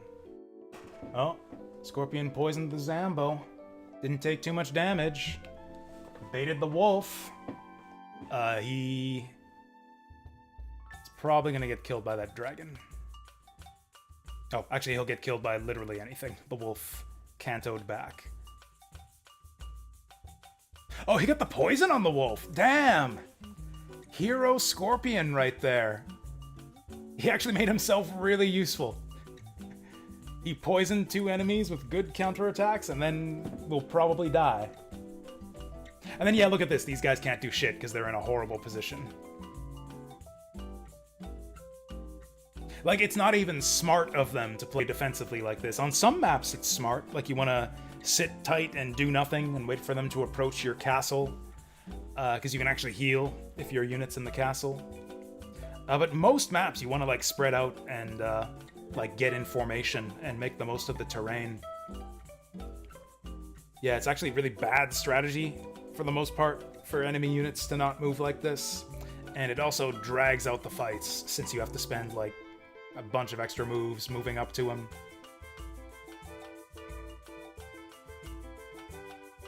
Okay. I think we just demolish these idiots now. Also, our Scorpion fucking survived. What the hell? How is that even possible?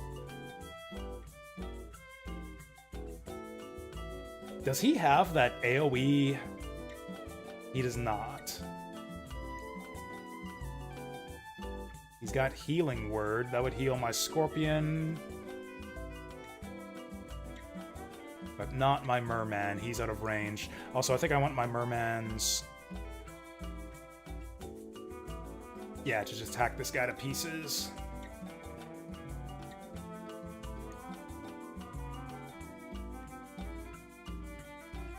Because, yeah, the 25 hit on the Tritons nullifies the 25 evade.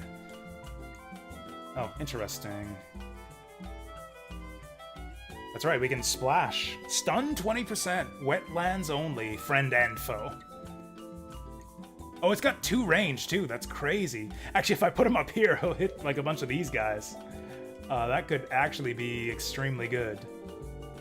And now he's flanked. Which is good, because he's got that 25 evasion bonus. They're not doing much damage to each other, because they're all water types.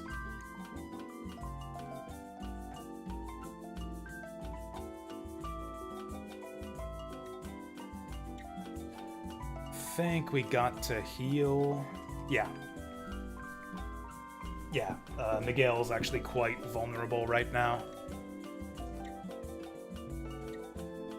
Also, his Protect is worn off already.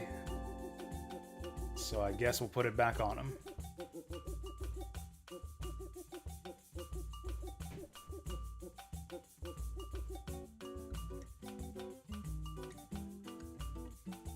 Ooh, I think I want to go for that Hydra.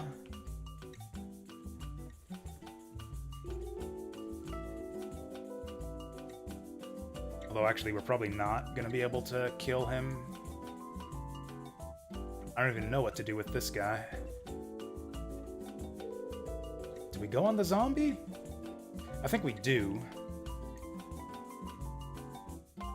Oh, nice crit. That still didn't do much, though. Yeah, I probably should have left that space open for a unit that'll do more damage. Also, I definitely want to try to kill this guy. Good job. Oh yeah, he's in the hills.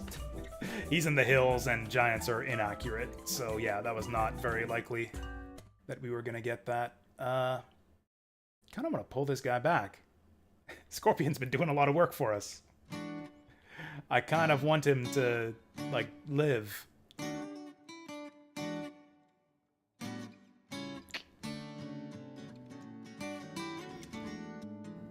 I also want that Griffin to die. Probably not going to be able to do that, though. Let's set up that zombie. Because, yeah, he's blocking off a lot of shit for us right now. What do we do with Miguel? He's not in a good spot right now. He's surrounded by really strong monsters.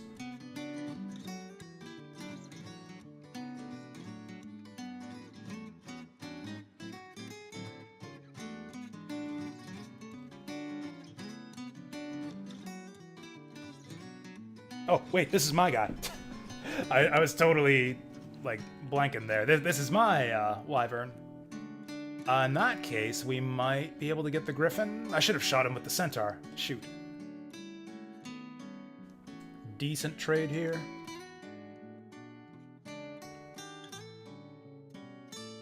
I was hoping he'd miss the counterattack. Actually, I think we... Did we just heal?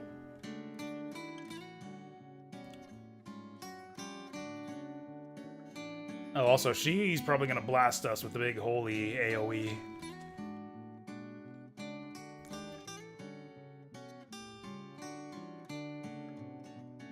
Yeah, I don't think we can really get a productive attack with this guy. What are the odds on this? 57, that's not great. Yeah, he's got a lot of MP. Let's just heal. Do I heal the Scorpion? That would be very stupid. I mean, that doesn't mean I'm not gonna do it, but that would be very stupid.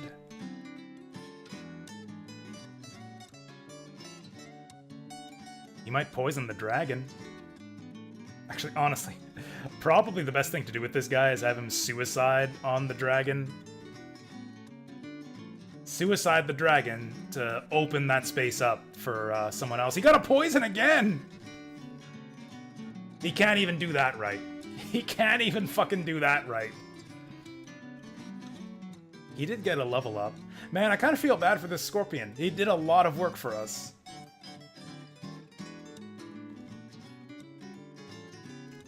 Look at that! Look at all these guys that got poisoned off this Scorpion. What are the odds on that, anyways?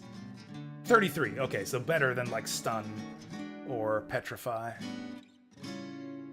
You know what? I think this is the play. Cross-cutter this guy. Oh, nice. Oh, nice! Okay. Actually, do we need to heal? We do, yeah.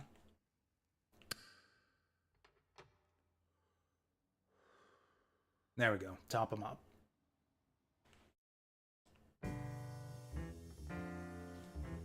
Then who gets hardened? Probably this guy, because he's quite vulnerable.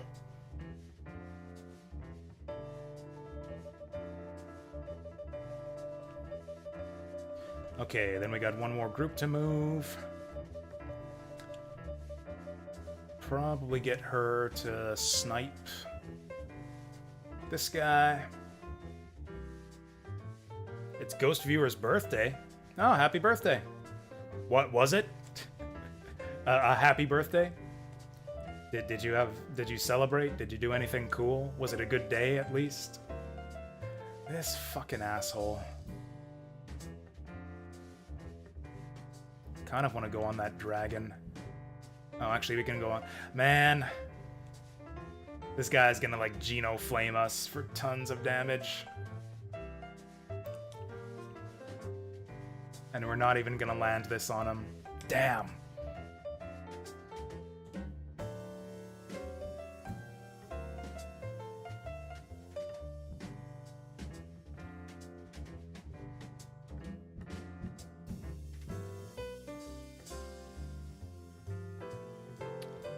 Okay, enemy's gonna strike back now. Do I heal the stupid Scorpion? Is this actually the kind of life we're leading right now? I'm gonna fucking do it. I'm gonna heal the Scorpion. Denny's and Chinese food, nice. I've never been to Denny's, but I do like Chinese food.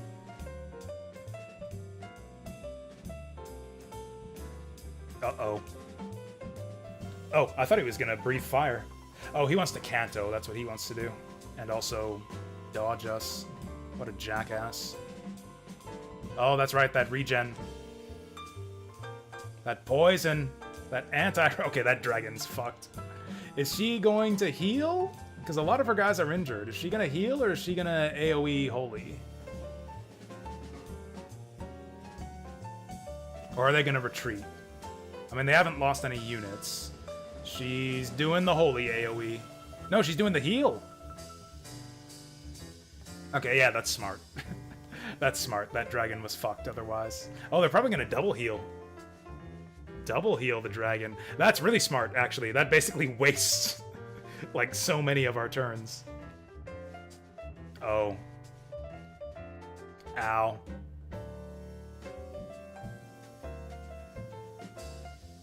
No, my Scorpion! The fuck is she doing? Oh, she's trying to silence my healers. Okay, good. Good. I look younger than last stream. Yeah, shaving the mustache will do it. Oh, this is gonna kill our Scorpion. And damage us really badly. Yep, that's a lot of guys taking hits. Ow. Poor Scorpion.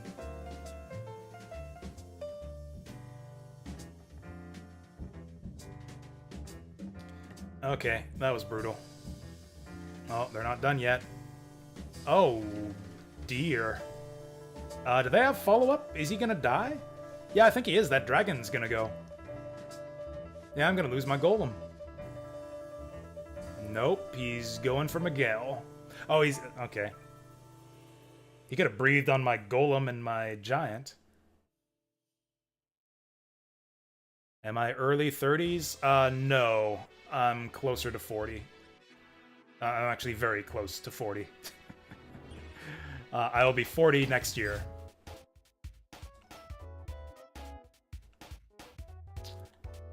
So we probably want to AoE heal.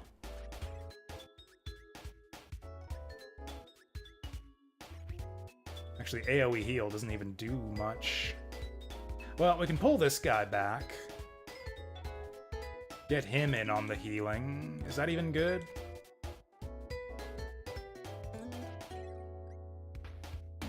I guess we gotta re-damage this dragon. Oh, okay, that was not a good exchange.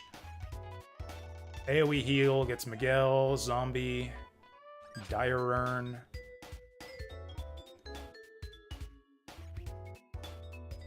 Oh, and actually we can do this now. That might be good. That'll hit this guy. That kind of sucks. Let's do... well, okay. Oh, also... nah, let's just attack. Yeah, let's just attack this guy. I don't think it's worth it to hit our own guy that's already weakened. There's like a stun chance, too. We could stun our own guys. This guy's weak already. I don't know. We'd hit 4 of theirs and 2 of ours. These guys are quite weakened, though. What does it actually do again? Stun 20%. Yeah, that could backfire pretty badly. Let's just smack him.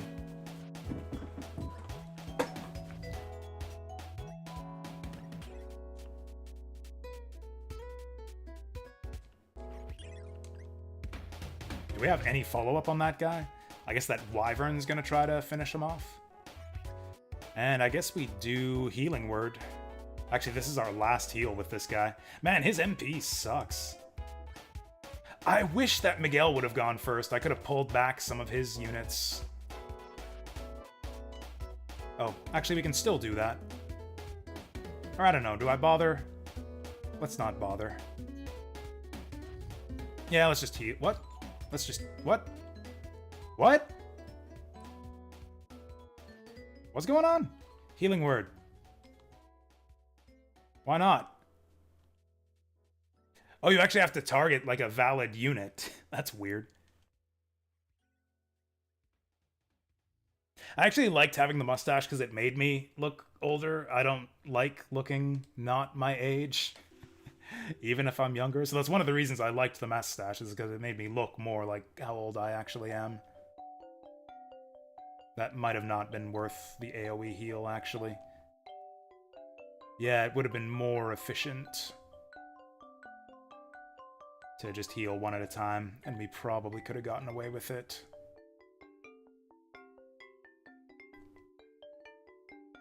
$55, fuck you. Let's go for the merman. We got a decent shot at killing him. Oh yeah, he's effective against us though, he's a water type.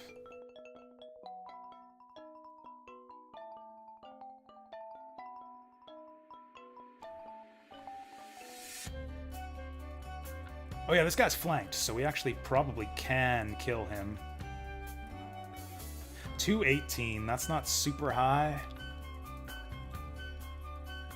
It's probably enough, though.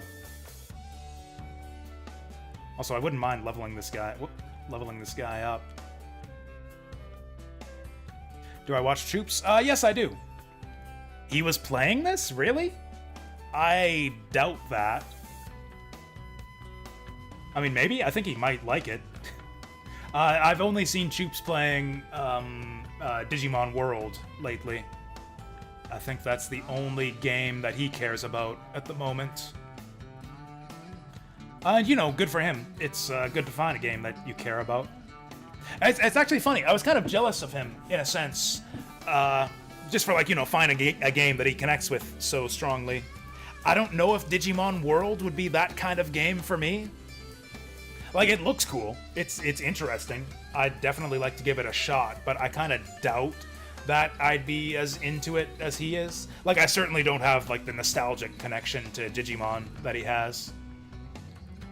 But I've kind of already found that sort of game for myself anyways in Brigandine. Like, I'm really, really liking Brigandine a lot. So I guess that's maybe like my like special, like personally connected game, even though I have no nostalgia for this game. Like, strategy RPGs are definitely up my alley. It's one of my favorite genres. PS1's my favorite console. Like back in the day, games like Final Fantasy Tactics, Vandal Hearts were like my favorite games ever, and this is like a totally different style of that kind of game. That's like that mixed up with oh, this is gonna kill him. Get critted. So good. There's the level up. Enemy's probably gonna run now. But yeah, this is like a strategy, like a console strategy RPG combined with like a 4X fantasy empire builder. With hex-based combat, which I love. It ticks all my boxes. This is like everything that I want in a video game. Golem's gonna die. I'm surprised he didn't die already. We can pull him back. He can not die, actually. That's always an option. To not die. I might as well heal the zombie. That unicorn's not gonna get to do anything else before the battle ends. Might as well heal the zombie.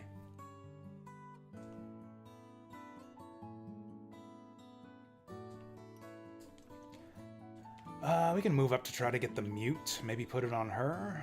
Oh, and maybe put it on him. 1, 2, 3, 4. That could be decent. I really want to kill this fucker, but he's on the stupid hill.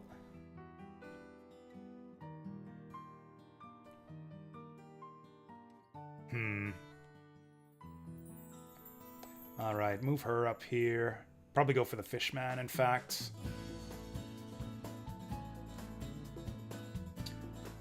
He's gonna die. Oh, this is kind of awkward. So, like, what I want to do is I want to pull this guy back, hit this guy with the Mandrake, and then finish him off with Lucia. But there's no way to make that work. Like, I want to pull I want to pull this guy back here. Well, actually, I can pull him back here, too. Maybe he's somewhat safe here? No, he's not safe at all. He'll get breathed on by Fenrir. He'll get killed by Fishman. No, it's not quite Berwick Saga tier. Berwick Saga is, like, definitely a lot more challenging and interesting. It's more traditional. Like, I don't know if that makes any sense. It's more along the lines of like a standard tactical RPG, like Shining Force, Final Fantasy Tactics. It does a lot of things very differently from those types of games too, but it's structured the same way as those games. Whereas this is basically an entirely different like genre of game, despite having, grid-based combat with fantasy creatures. Ah, no paralyze.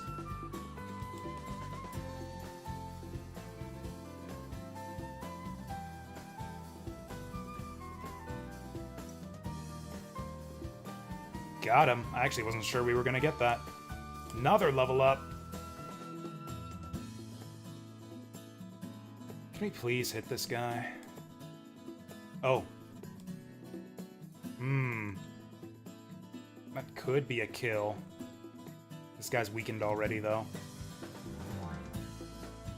I'm in danger of losing some units here, but they're all, like, level 1 units.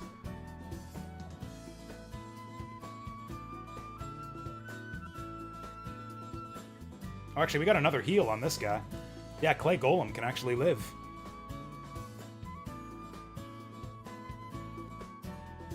Oh, you played Berwick Saga 3 times? You're one up on me. I've finished Berwick Saga twice.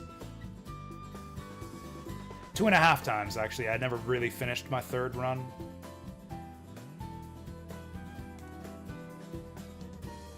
Honestly, we're more likely to hit this guy, and he hits back a lot less hard.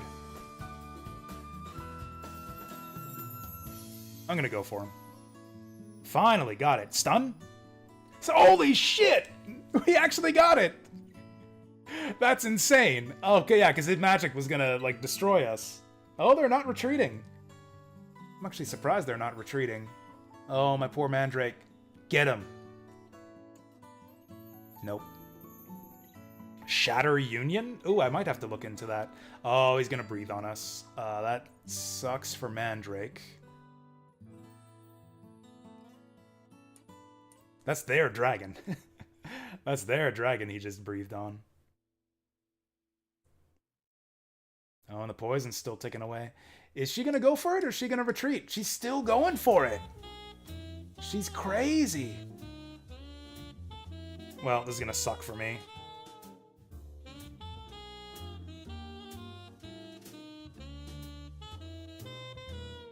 We're kind of out of healing now, too. Oh, yeah, this is gonna really suck for me. He's not gonna get the golem. We saved the golem. I guess he was only level 1 anyways.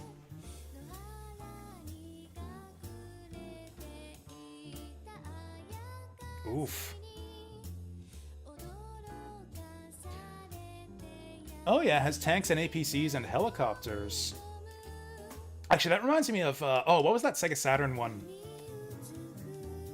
How did he clear the stun?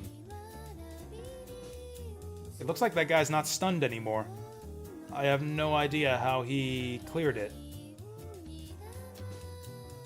What the hell happened? Does it go away at the end of a round? This sucks. I'm gonna lose my golem.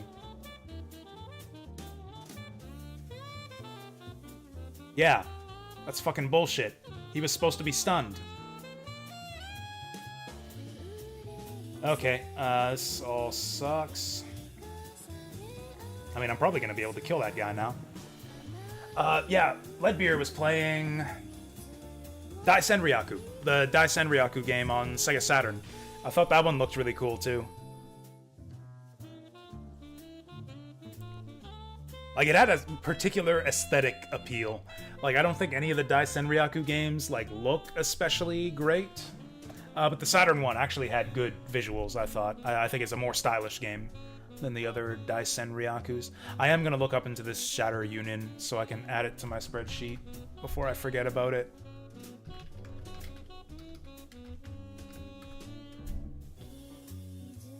Doesn't show up on GameFAQs. Is it a Steam game?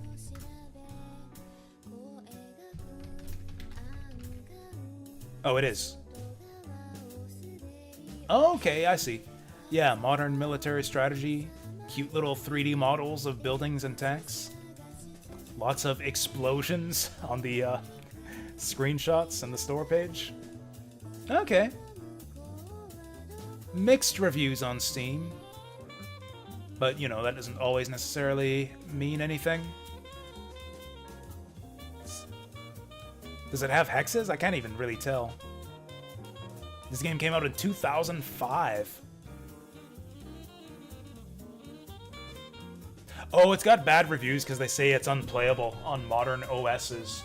I guess this is like an old PC game that they didn't properly update. Yeah, this game will not run on modern systems that use Windows Vista. Vista is too modern for this game, apparently. No Windows 7, no Windows 8. Dang, that's a shame. Yeah, these are like Steam reviews. I wonder if they fixed it since then, because these reviews are all from like 2014. There must be like a third-party like patch, or I don't know if this game has enough fans to have a fan patch that fixes it. Startup solution. Yeah, all the forum posts for this game are from like back in 2015. So unfortunately, after looking into it, I probably will not, yeah. Shatter Union is probably not in our future. Oh, was it on GameCube? Okay, okay. Interesting. It didn't show up on my GameFAQs search. Did it have a different title?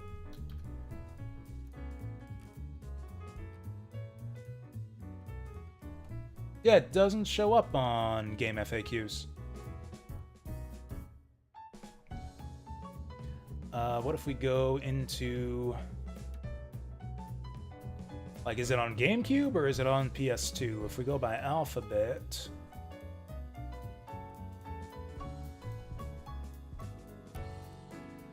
Or is this one of those, like, what do they call them? Like, post-market games, where they, like, released it on PS2 after the PS2...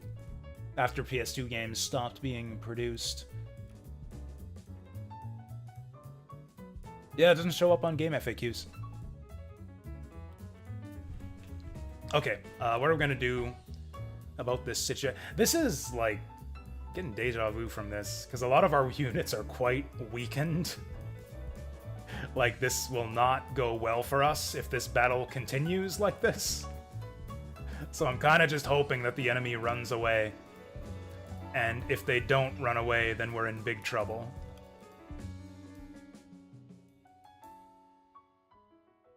%. Yeah, it's kind of fair, I guess. That would suck if it was too easy to mute leaders. Well, so much for that.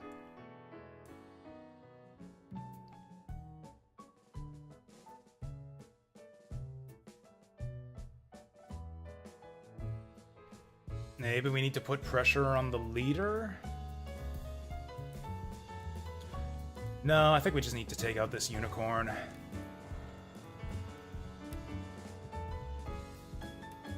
I mean, then we need to get the fishman after the unicorn. Unicorn first, though. That's a weaker hit than I would have liked.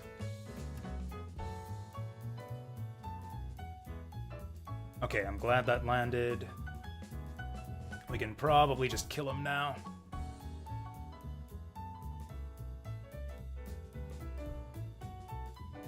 Oh yeah, Miguel's got healing spells. I should probably have him heal instead of killing pointless units like this. Do I want to attack with the unicorn? Probably not. I don't have a lot of healers in my army. I guess we'll get them ready to attack, just in case I need to. This guy, he's got nothing.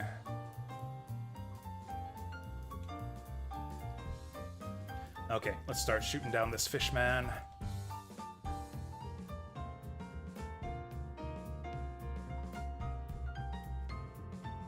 My poor zombie. Do I pull him back?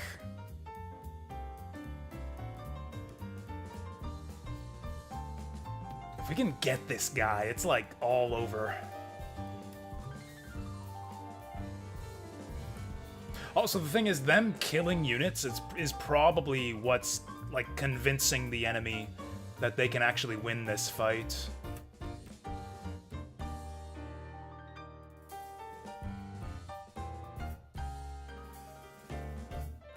So yeah, let's try to avoid getting our guys killed. Oh. I can't not go for that dragon. Because this is going to be, like, super effective. With the double, yeah, that's like 30% extra damage. And he misses.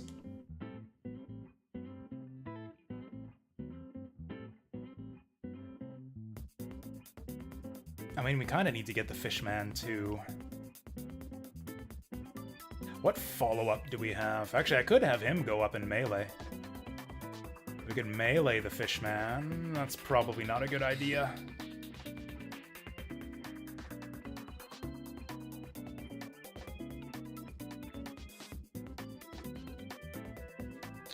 Oh, this is so bad.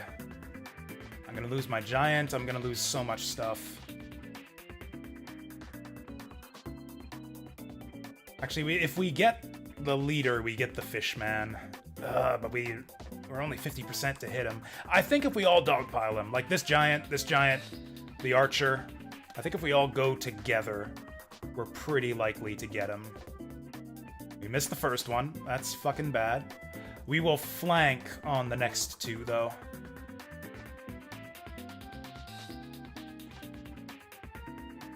Oh, also, we're gonna make sure we stay up here to keep our guys in his aura.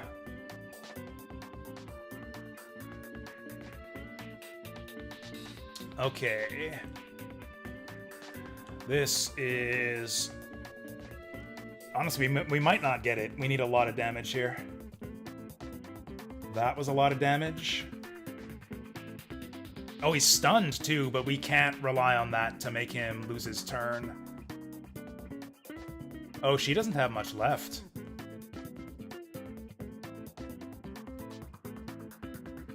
Okay, this is kind of bad. 120. I don't think it's possible to kill him without a crit. Also, she's gonna die right away, and then I lose a lot of units. This is actually looking really bad. Oh, shit! Oh, fuck, we were off by 2. Oh, that's bad. They are all gonna get to go right away, too. Shit! Oh, this is so fucking bad. Our entire formation is about to collapse.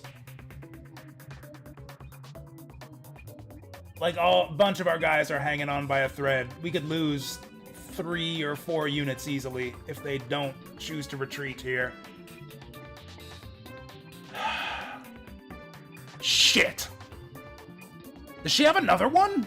No, she's healing. Okay, good, good.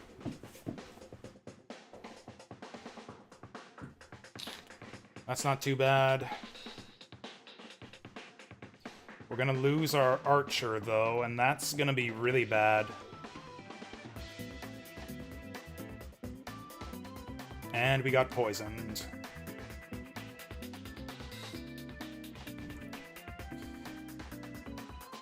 Is he not gonna retreat? I mean, I guess we'll go 1 for 1.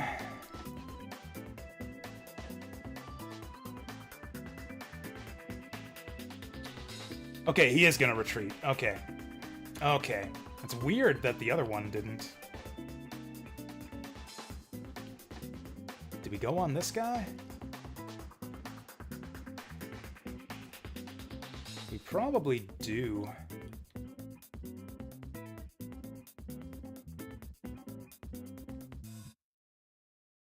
Man, it sucks we lost so many units, but I guess they're all low-level guys. Yeah, we lost a bunch of low-level guys, so that's kind of okay.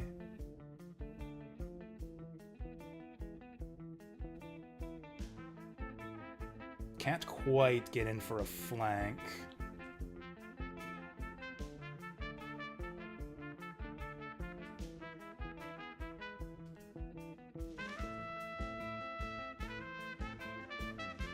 Oh, I think we might get him. If he doesn't get us first.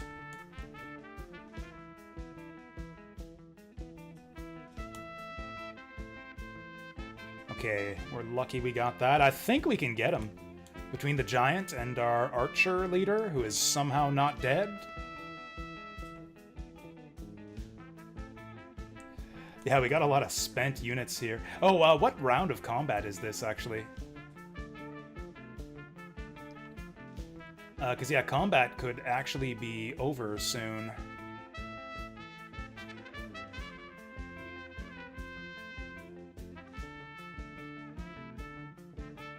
He's relatively healthy.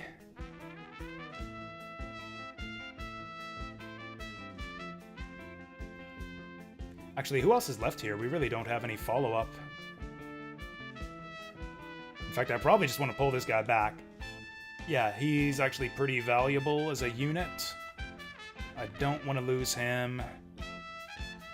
We could potentially lose this guy if I take a bad counterattack. Oh, we're flanked. That's why they put the ferry there. In that case... I guess pulling back won't do much. I could hit her. Then we're still flanked. think we have to just sit tight. Yeah, I don't want him taking more damage.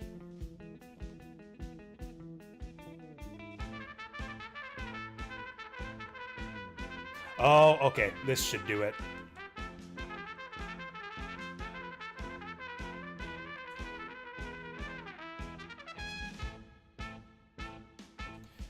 Now, can we finish him with her?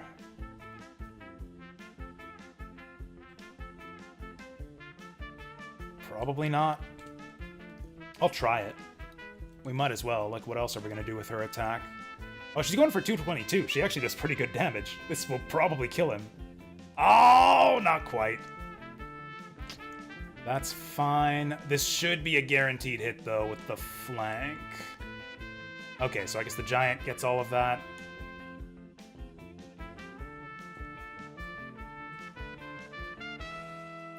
Oh, those level ups will help him survive a little bit. And I guess that's it. They should retreat now. Oh, poison nullifies their regen? Holy shit. Yeah, poison. Oh, shit. Oh, fuck. Oh, wow. I didn't think he could do that much damage. He's gonna die. Holy shit. We lost a fucking Triton. That is awful. I don't even know if we came out ahead in this fight.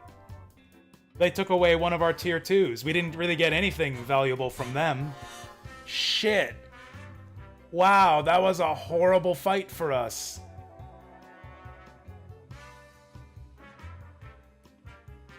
We lost a Triton and a bunch of other units. Jesus. Yeah, that was a really bad fight.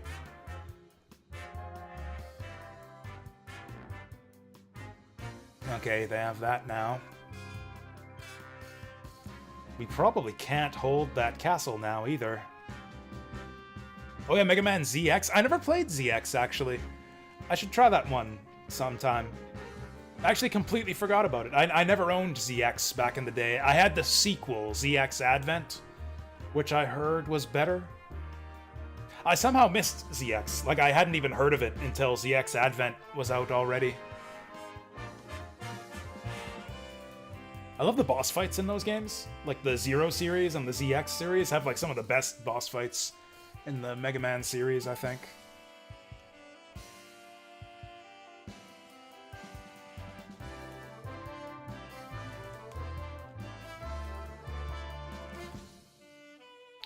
Sure, let's just go down like this.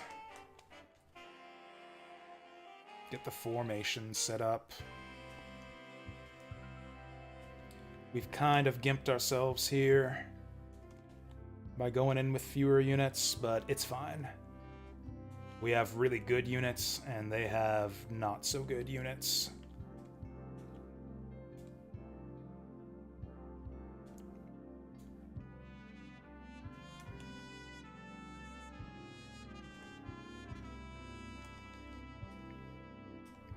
Oh yeah, we do have the unicorn. We do have some healing.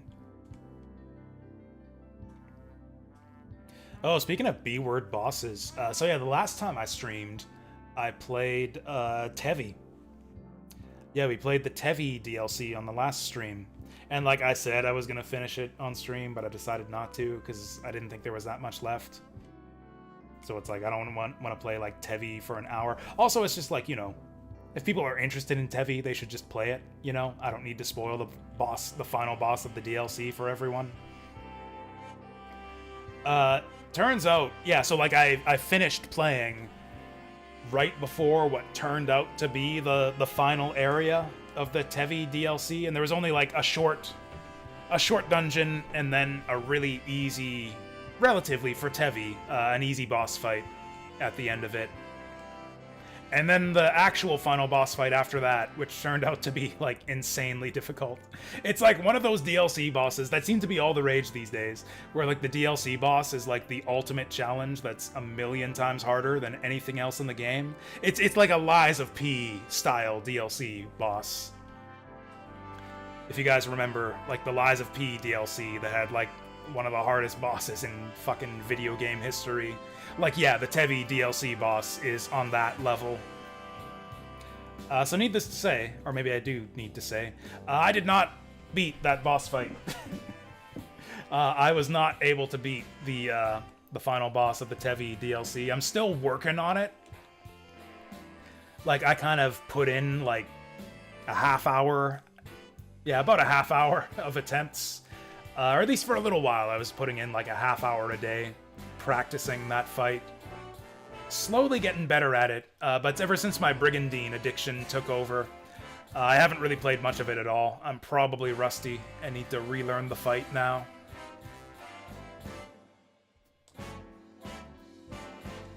But yeah, Tevi, that's still a thing. And like, I'm playing on the hardest difficulty. In all likelihood, I will probably just end up lowering the difficulty to be able to finish the DLC. Actually, I'm not even playing on the hardest difficulty. The real hardest difficulty you don't unlock until you've beaten the whole game. And, like, started a new run. Yeah, I haven't even unlocked Infernal Barbecue difficulty. I'm just playing on, like, Expert Star Plus. But yeah, Expert Star Plus has turned out to be, like, yeah, really, really, really hard on the DLC final boss.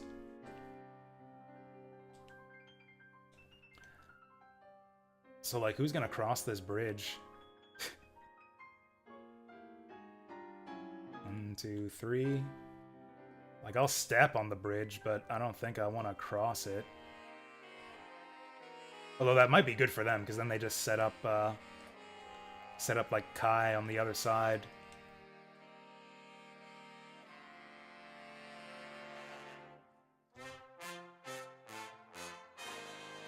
Yeah, set up Kai on the other side and he just blasts us with magic. I feel like we have a pretty decisive advantage here. Oh yeah, we could also, like, ward on Drist, although he's not in range of any magic right now. Yeah, I forgot about ward. I've never actually used it. I guess, yeah, ward increases your magic defense. Maybe we should be using that more often.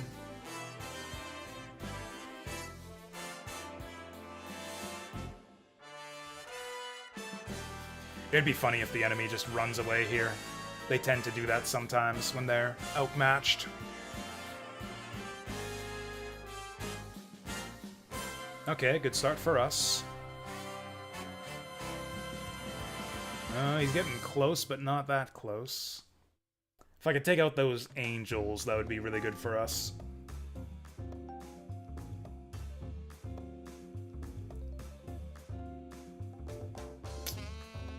Yeah, he's making good use of that river. It's gonna be kind of hard to kill anything from this position. Do we just pull back? I think we just retreat, fall back, and let them come to us. Because, like, we have no ability at all to cross this river. We could get this dragon pretty easily, but that's about it. Yeah, I think we actually just fall back.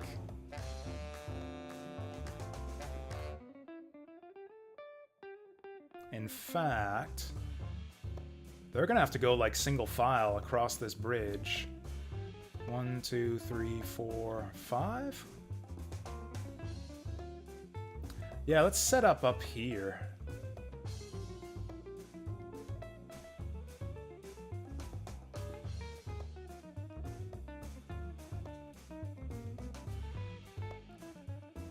Do we need to heal anyone? Well, I guess we can't now. Actually, let's set them up here. Yeah, and then she can go here. Alright. We're baiting them across the bridge. Oh, that's my dragon. Did we do here? Can we get away with that? Let's try it. Let's try putting the dragon there.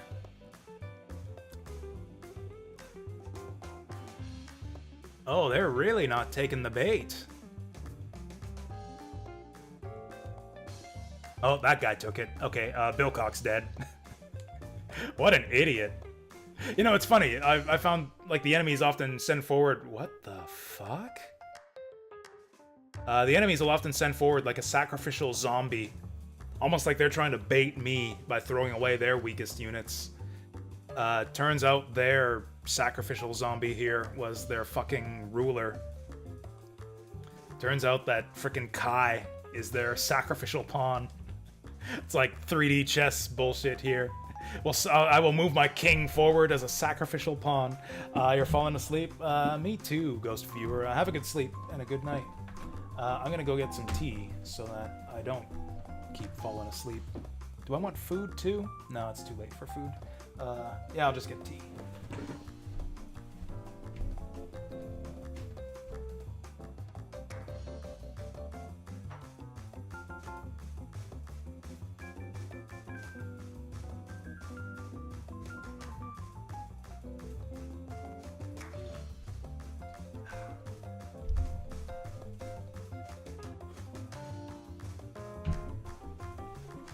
So, do I want to just take out Kai directly? We have a chance to get his units. Like, I would love to get one of these angels.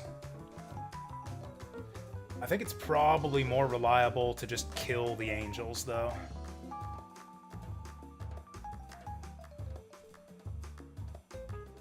Oh, also, what buff does he have on him? Oh, he's got defense up. Probably won't save him.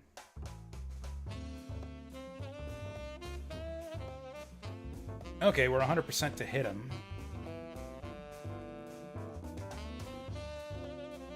I think I want to kill the angels. I want to, yeah, kill as much of his stuff as possible. This plus a giant attack will probably kill the angel. Oh, except, actually the giant attack's pretty unlikely to hit. Also, she does not control that giant. Yeah, we're definitely killing these guys.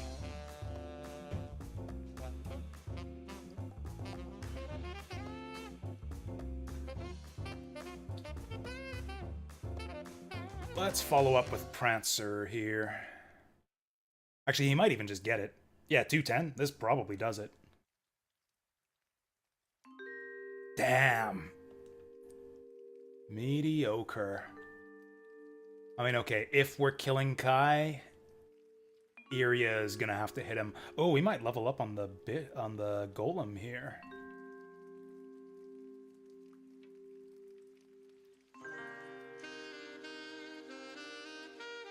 Oh, we got a tier 2 golem. Yeah, it has to be Assault Sting on Kai. We won't be able to kill him otherwise. Oh. We might not be able to kill him anyways. He's quite tanky with that Protect spell. Huh.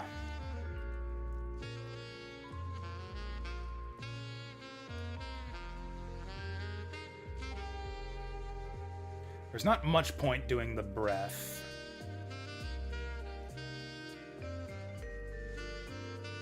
Or I don't know, that's power 130. That's power 95. Yeah, we want maximum damage on this guy. I'm hoping this kills him. It killed him.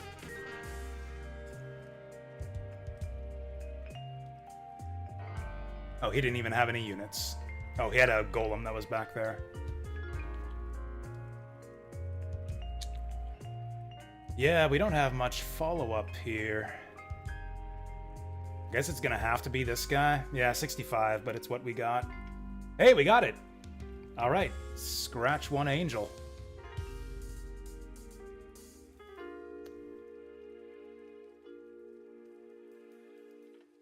Kind of want Drist to get this, but he probably can't.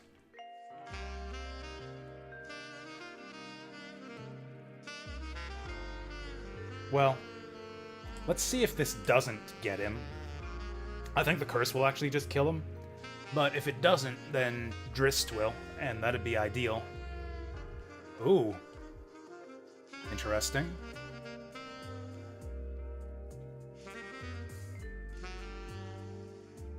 This should get him. This should absolutely get him. Okay, he's been got.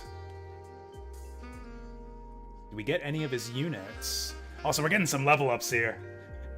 Maybe we should just farm, like, the enemy rulers. Okay, we got a stupid centaur.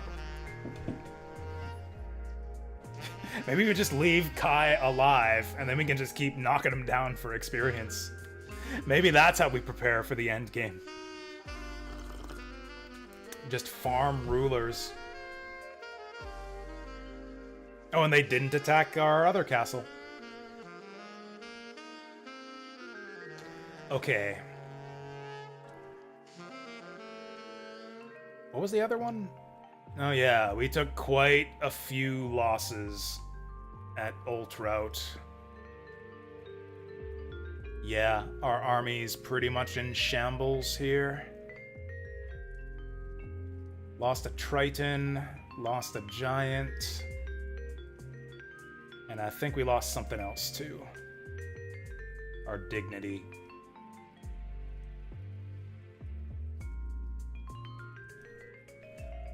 So, we need to rebuild this army.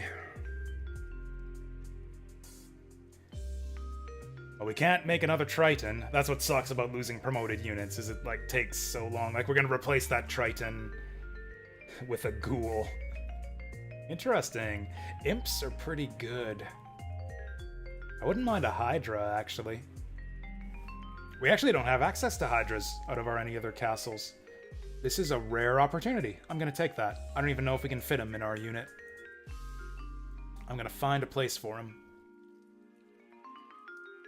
In fact, yeah, he'll fit down here. Okay. Oh yeah, there was a Scorpion. We lost the Scorpion. We didn't lose the zombie. Actually, we could fit this guy up here. That replaces the Triton pretty good.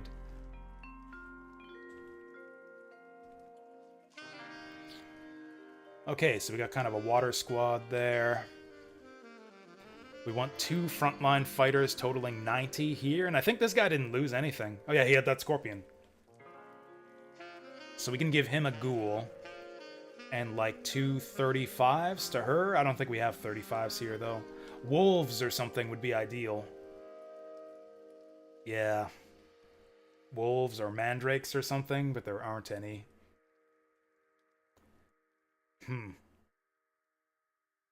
Well, we'll get our 1 ghoul. And I guess we take a Hydra. Man, we're getting a lot more mana now that we got all these castles. Okay, so you get the ghoul. You get the Hydra. It's fewer melee units than I would like her to have, but oh well. I'd have given her wolves if I could, but instead she got a Hydra.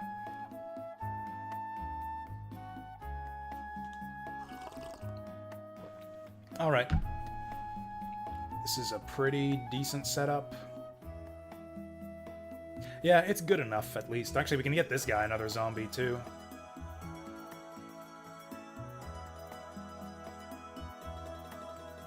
Actually, we can get another zombie down here, too. Again, we might as well. Like, those sacrificial monsters make all the difference. There we go. Zombies for everyone. And then I don't think we even need to spend the rest of our mana.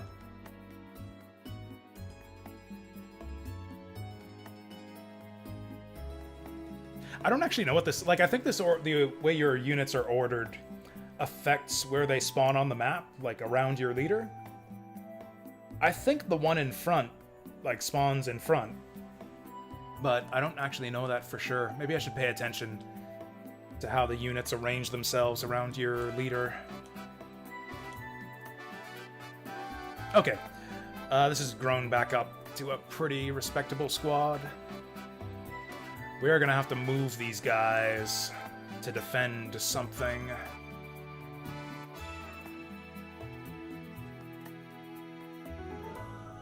I mean, we basically need to fall back to Salisbury. That was the plan all along. Yeah, we can't... We don't have the manpower to push north until our guys are finished with their conquests down here. Okay, and then I'm glad these guys didn't get attacked. We can slot these units into these armies now. And actually, this is kind of a real army now. Oh, wait, except that this is not a real army anymore. I mean, it kind of is. These guys are really strong. Oh, yeah, they picked up a centaur, too, that we can't fit anywhere. Actually, we might be able to make it fit.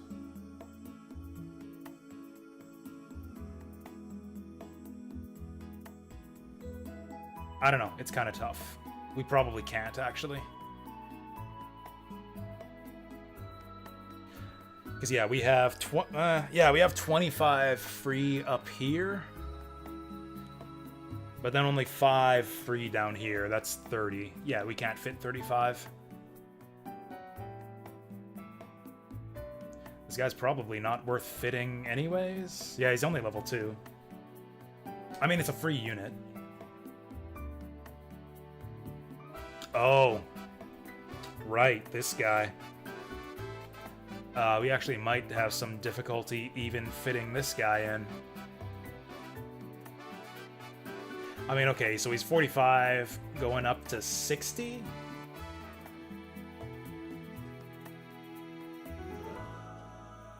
Okay, yeah, we should be able to do it like this. And this is actually a pretty good upgrade for the golem. He'll get an extra movement space now, so he won't be slowing down the army.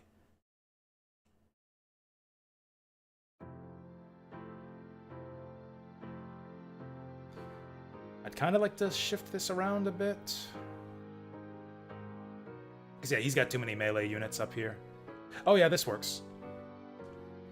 This is totally fine. Can we do this? No, that's fine. Yeah, this is fine. I like this.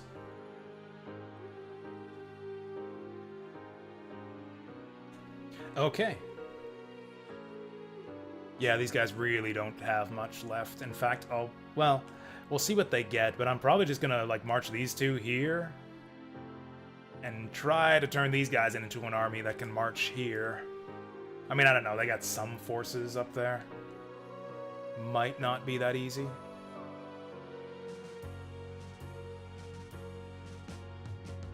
What do we want to do with this?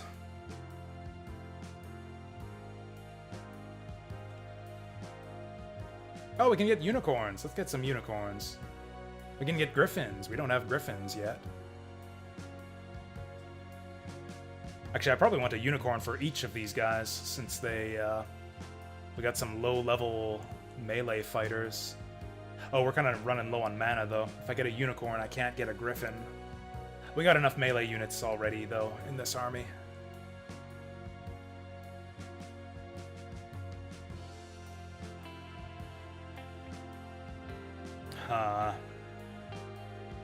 Oh, why did I put a dragon in the guy with the lowest capacity? Okay, this looks solid. Does Camden get all the good stuff? I think he does. Because, yeah, he's the least likely to rout. That makes sense, actually. Because, like, yeah, if Teeth gets defeated, the enemy might steal his units, so let's not give him any good units. Yeah, that's logical. In fact, more than that, let's give him more bad units. We can fit another zombie or scorpion in there.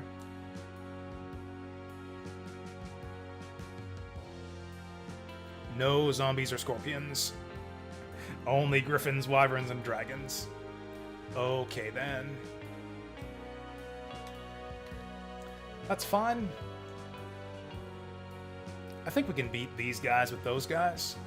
I mean, they'll have more guys than this next time. I mean, if they end up with more guys, I guess we just go, like, crunch them from both sides, go from here and also here. I set these guys to retreat, right? Yeah, they're going to Salisbury. I don't know what I'm doing with these guys. Don't have to worry about getting attacked from there.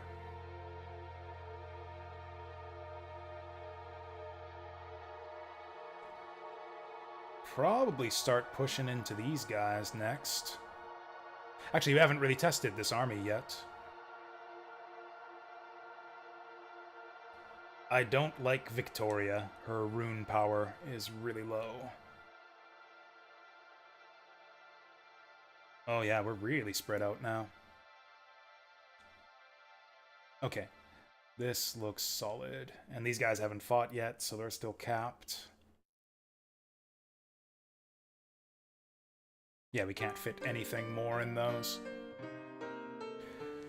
Okay, so these two will attack from Linui. These three will attack from Baynock. Kind of a dicey... I don't know, these guys...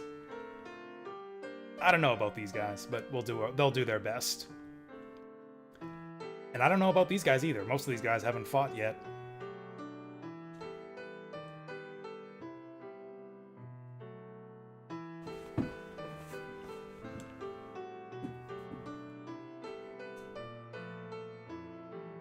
Actually, one idea I had, I mean, I shouldn't talk about, like, oh, streams all doing stuff, because I just don't have time to stream that often these days. I have ideas for streams, but, like, no time for streams. But, like, one of the ideas I had was to just, I guess I could do this, I mean, I literally have the time for it, since I play these games already, is, just stream, like, kind of my daily games, you know? I don't really do it as much anymore, but for a while I was doing, like, daily sessions of a few different games. I would do my daily grind of Tevi, where I just practice the DLC boss for, like, half an hour. I would do my daily session of Sonic... what's the new one? Sonic Racing Crossworlds. And then that would be, like, my warm-up for Brigandine. I would do Brigandine after my my Tevi practice session and my Sonic Racing Crossworlds. Okay, so we can easily kill these guys with our leaders here. So I will make that attack. Do these guys have much? These guys have a little bit more, but they don't have much at all. I think we can crush them with this. Whoops. And that'll be the end of Carleon. What's going on up here? So this is gonna get taken over by one of these guys.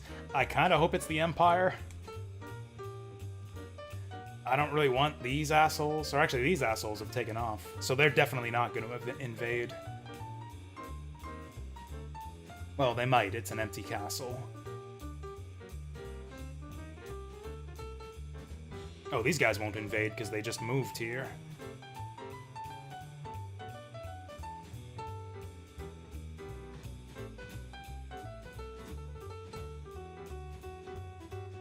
And then I think what we'll do... Well, yeah.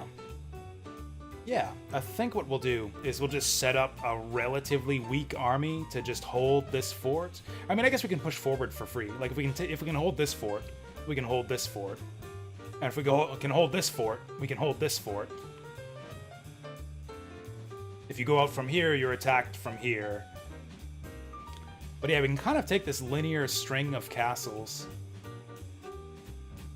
So actually, maybe we do keep pressing forward to the west a little bit more. But anyways, we're doing that attack. They still got the same stuff here. Very pacifist, this Leonia kingdom. They're not even attacking the north.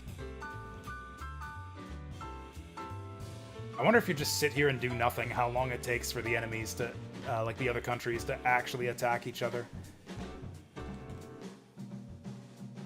Actually, on paper, this is kind of a bad fight for us. We should be prepared to retreat from this one if we need to. Also, we have unicorns with these guys, right? We have one unicorn. I might need to, like, preserve this guy's MP for cleansing. I actually might not want to heal with that unicorn. But yeah, we'll do that attack. 3 attacks. We're busy again on this turn. I'm doing the thing that I said I wouldn't do, where we're playing, like, now that we've kind of got situated and we have several good fighting armies, we're kind of just crushing. We're kind of just, like, moving forward and attack and taking every castle in our path. Which is what I said we didn't want to do. We don't want to play too efficiently, because then we'll be underprepared for the final boss. We need to train up strong armies. That means like level 30 leaders and ideally tier 3 units as well. Tier 3 monsters.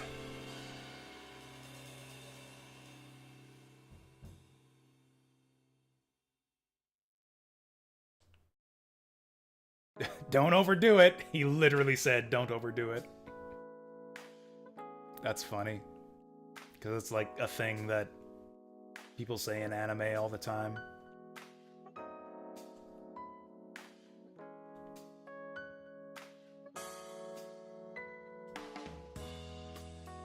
Oh, what game were we playing where that became, when that became like a meme? Because that's like kind of one of those like stock phrases you hear in anime, like in Japanese conversation, I guess. It's like, don't overdo it. We were playing some game where we saw like variations of that crop up, where it's like, don't push yourself too hard. Don't tire yourself, don't wear yourself out. It's like all like, and you can tell that the English script writer, like the English translators were struggling. It's like, how many different ways can we say don't overdo it? Because they keep fucking saying this in Japanese video games. Actually, I think we want this guy on our flank, maybe.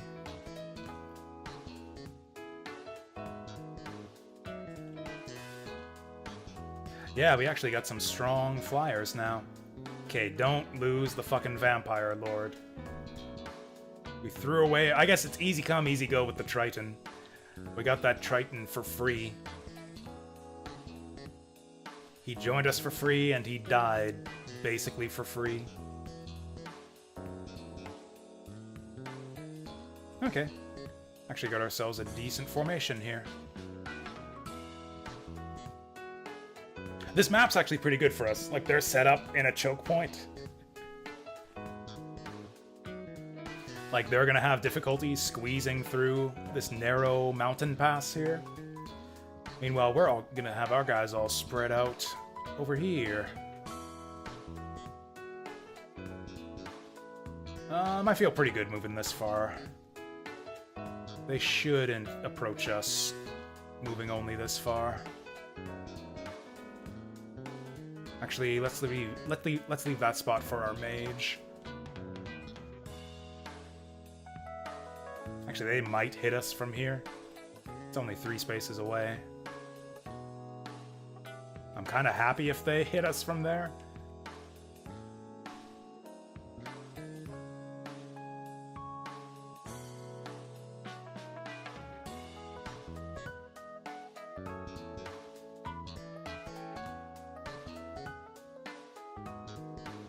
Are they going to hit us from there? They will not. They will. From 2 spaces away. That is very strange. Well, that's a moderate hit on Daffy. I don't like that. Man, we might just have to, like, just sit here and take it. Yeah, I don't know if we can really afford to run forward here.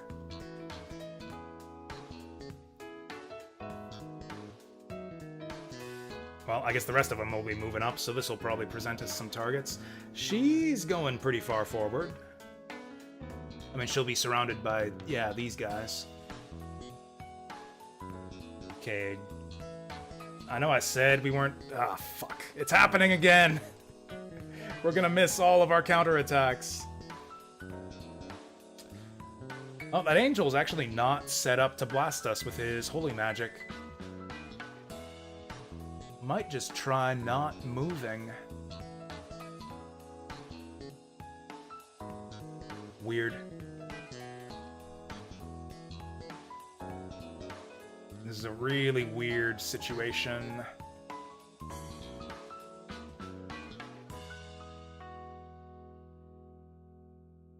I really want to just kill her.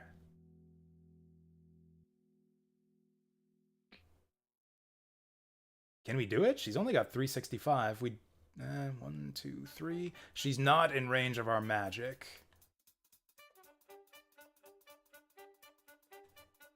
We don't really have much against her. And also, if we move up, then we will get blasted by this angel. Kind of think we have to heal Daffy. Or do we just harden him? Maybe I'll just harden him. Maybe we go harden instead of heal. Because I think we really need to save our MP for cleanse. What do we do with this idiot? Maybe we just sit here and cast Fury. Oh, she probably thinks she's gonna hit us with that big holy AoE. Because that's gonna hit everything, like, back to here.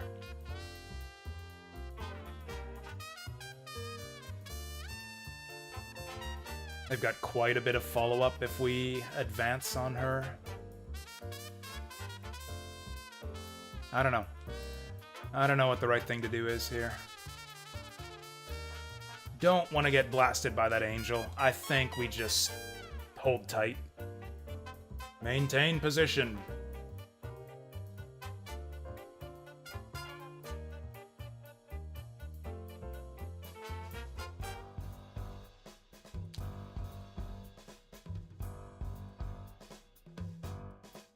I think we do need to heal Daffy. Do I Fury him as well? Oh, actually, let's do the Fury buff on Vlad, because he's a triple dark type. He'll be super effective against these holy monsters. That'll also help his life leech, too.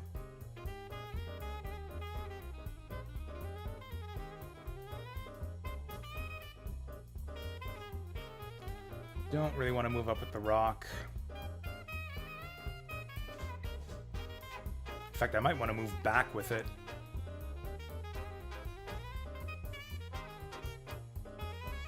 Actually, yeah, let's move him down here. And then they'll let these guys push up a little bit. Man, I think we have to heal him.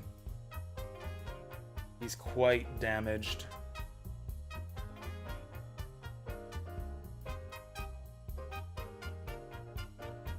Man, does he have, like, shitty defense or something? Okay. I really want to kill this griffin. I don't know if we can make it happen. I can't afford to move the Vampire Lord forward, otherwise he gets blasted by holy magic. This Lizard Man's pretty expendable. This Ghoul is super expendable. He's just a filler unit. Let's move him right up. Hit this guy.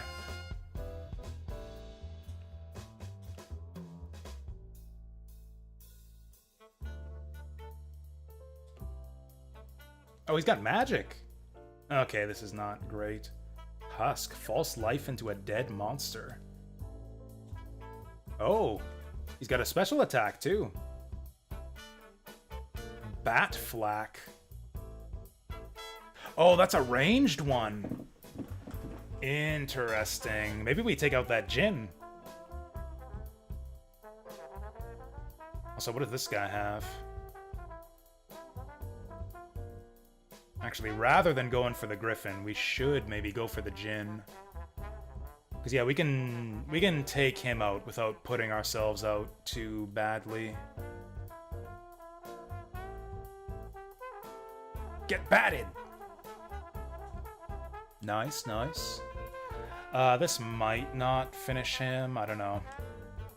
85. Oh, this should finish him.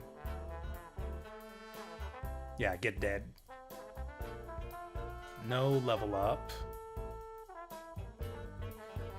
Then I don't know what we do with these guys. Anyone we move here is potentially going to get blasted by the angel or surrounded by rocks. Actually, as far as the rocks go, this guy's good in anti-air combat, so let's do it like this, and let's go here so our vampire doesn't get surrounded. Okay, that was decent. We didn't really do anything, like, we got that Jinn basically for free. I mean, okay, we're sacrificing a ghoul, but I don't really care about that. This is where I get punished for not saving my MP for cleanse. Yep, it's happening already. If they get another one of those, we can't clear it. Cool. All of the misses on counterattacks. Oh, he's going for the kill with the unicorn. He'll probably get it, too. Not quite. Juicy counterattack, though. Interesting. Genofrost? How much MP do we have? Probably Icefall.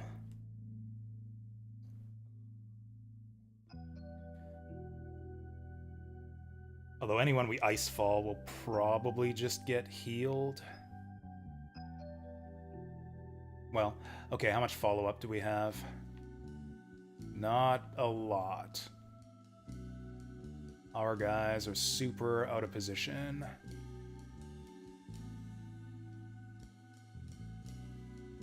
This guy's pretty disposable. We might get the paralyze. It's worth a shot. We did not get it.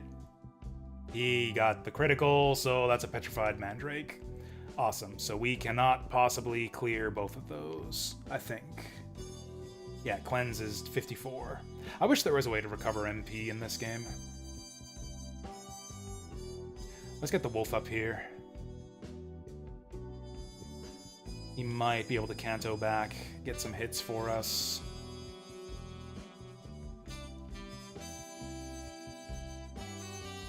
Actually,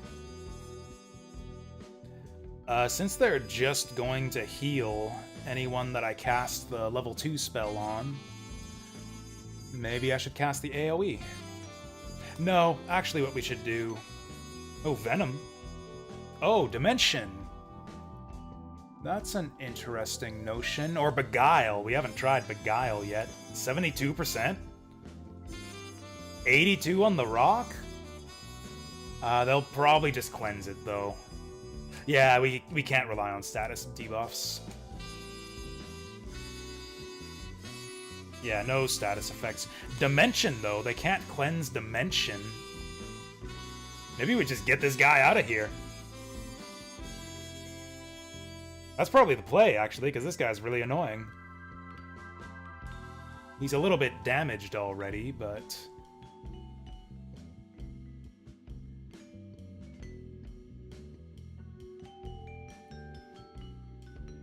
Dimension's not even that expensive. Can I do it on him? That would be really funny. Okay, 24%. Not happening. Let's actually Dimension this guy. So if this works like it did last time, he just gets teleported to the opposite side of the map. Teleported into the mountains. Can he even move from there? He can't! I teleported him inside the mountain. Yeah, you can't actually move across mountains. I didn't think that you could get teleported into, like, impassable terrain. That is hilarious. Alright, we'll just shoot this guy for free. They're probably gonna double up... this is fine. Probably gonna double up holy AoE magic. Yep. This is gonna hurt a little bit, especially our vampire.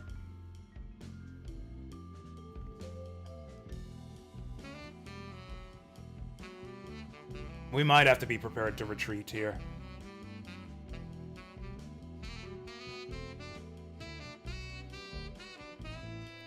Yeah, this is actually looking pretty grim.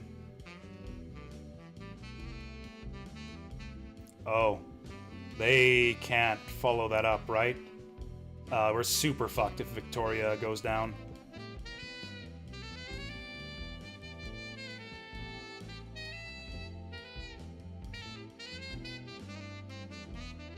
Okay.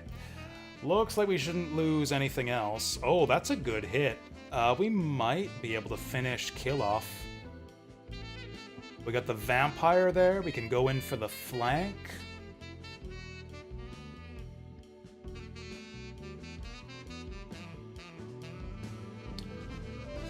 Interesting. Now we can retreat. In fact, we need to cleanse Bagdamagus.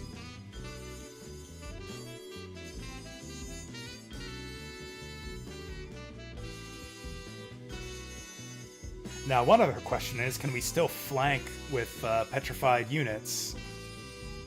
I honestly think you can't.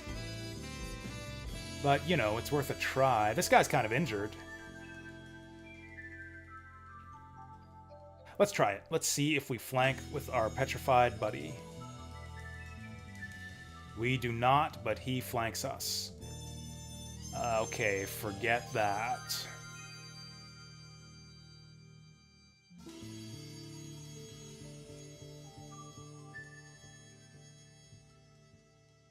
Man, I really want to hit this guy.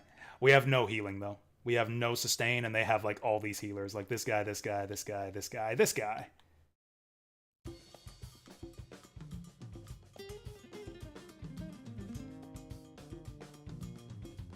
Actually, the angel, too. The angel can also heal. Yeah, I think we just retreat. I think we just get all the kills we can, and then get out of here. Which is, like, no kills. Like, we lost a zombie, and have we killed anything yet?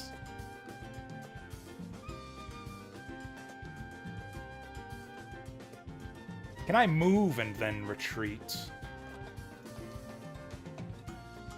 No. I guess it doesn't matter. I can't, like, move and then move the bird in and then...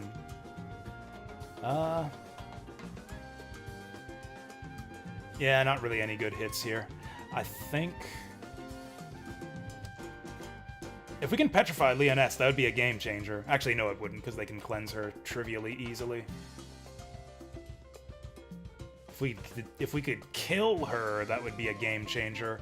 But I don't think there's any way we can move all the way up there. Of course, we don't get a petrify with our guy. I think it's gonna have to be a retreat. Oh. This guy gets to move right now.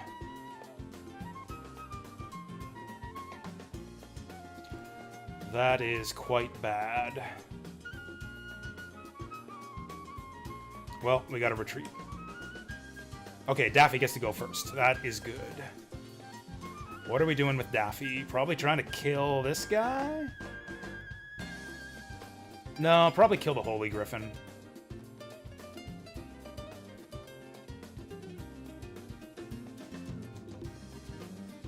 Won't be able to get the... Oh. Victoria's in a lot of trouble. Like, can he just kill her? She'll get... Oh, she's taking damage already. Victoria is actually fucked. Does she have any valuable units? Yes, she does. I actually think we can't retreat Daffy until Victoria's out. That's actually really bad. Well, let's see if we get this at least.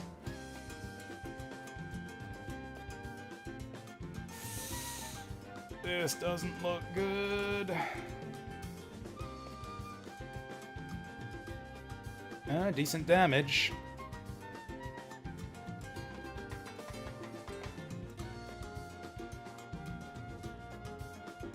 Oh, this is outside our aura. That's pretty bad.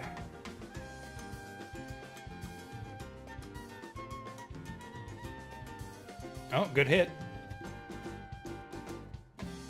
Do I just vacuum slash with Daffy and hope that they retreat?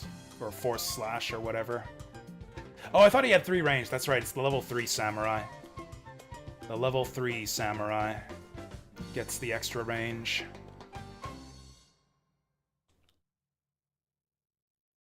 Fuck. Okay.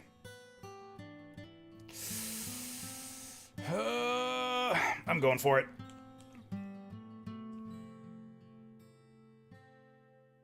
And I'm hoping they retreat after this. Because they're losing a lot of units.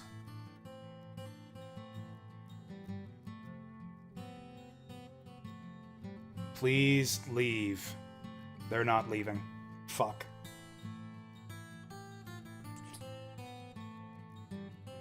Oh, is that one of his units? Right, because we're gonna lose our person, too. Yeah, shit. This might not be good. Ah, we lost the Mandrake. Now we have to worry about, does Daffy die? Is Daffy gonna die? That would be extremely bad. Actually, does the vampire die? We could actually lose our vampire. Oh, fuck me. Okay, okay, Lizard Man's fine. I don't care if we lose the Lizard Man.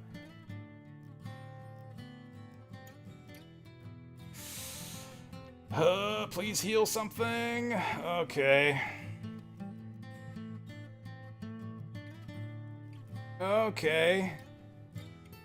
Actually, they're gonna kill my Mandrake. I'm actually fine with that. Like, they would... What? I've never seen them do this. I guess I don't lose units to enemies that often. I mean, I guess they're scabbing XP off of it, but yeesh. Did we actually get a turn? Right, because Kill-Off missed his turn. Can we do this? We'll get him back pretty good if we can get this Griffin out of here. Just get this Griffin and then bounce with Daffy? This would be a huge pickup that would, yeah, justify this whole fight.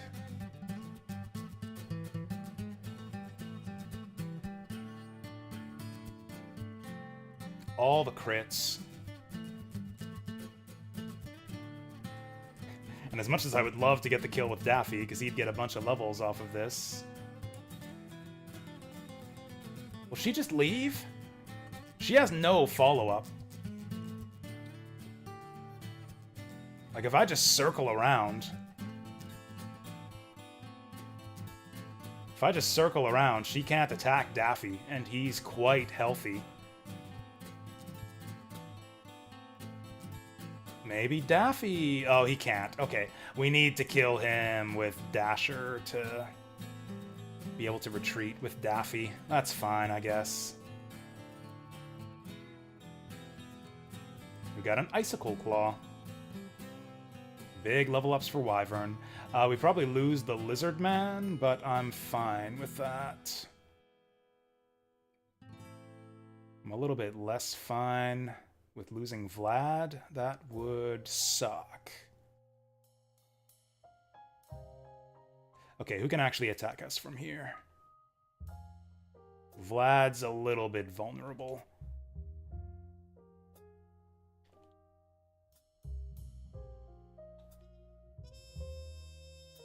Let's go here. Let's go here so Vlad doesn't get surrounded.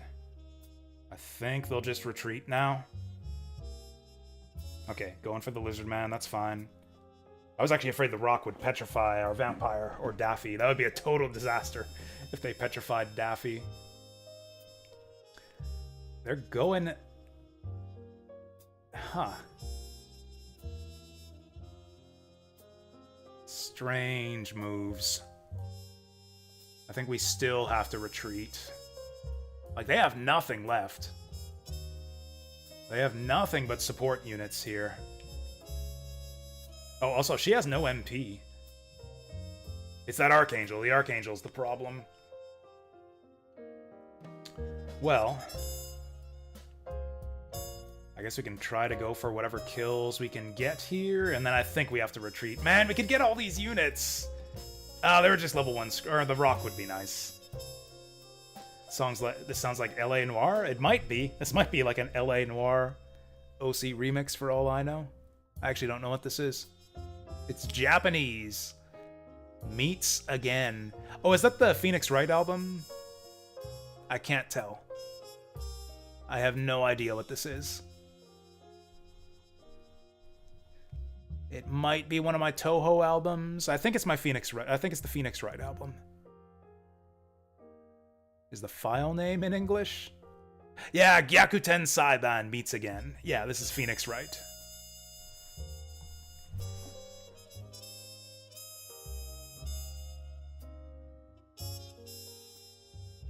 Oh, killing the unicorn would be good. I wouldn't mind taking a bite out of some unicorn here. I mean, we probably can't get it, but we can try. We might have it. I think we might actually have it. Because, yeah, Wyvern specializes in anti-air. He should be able to get it. Ooh, 83. That's actually not great. You got it. Boom. No more unicorn. Okay, and now we gotta leave. Okay, that actually took quite a bite out of our forces. I am not sure that we came out on top there. Ah, shit, we got Almekia on our doorstep. Okay, now time to finish off these scrubs. Squart Castle, or whatever that says. Hey, we're having some tight battles on the Eastern Front. I think it's because they have so much healing. Like, the Holy Nation has, like, all the, like, unicorns and priests and angels, which gives them tons of sustain for long, drawn-out fights. And we have, like, the opposite of that. We have no, like, natural unicorns or angels in our starting territory. We had to scavenge them from foreign nations. Yeah, Boart's got the right idea. These guys are fucked, no matter what Kai says. We have to be a little bit careful how we approach this. We've got some weak leaders here.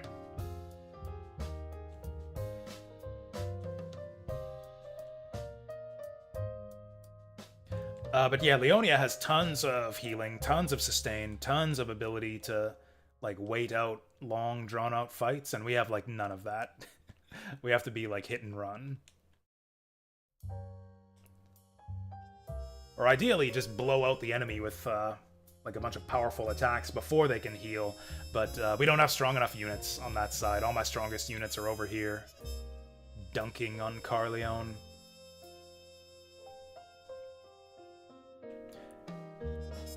Actually, Carleon also sounds kind of Italian. It's like Iscalio, Carleon. It's like a kind of Italian motif going on with the names in this game.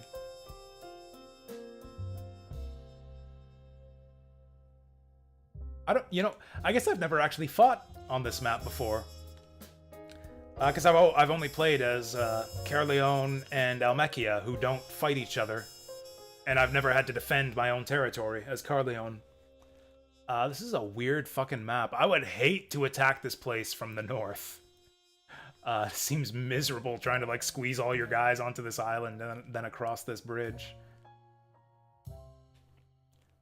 Actually, this is quite miserable already. Like, we're gonna have to slowly cross these mountains.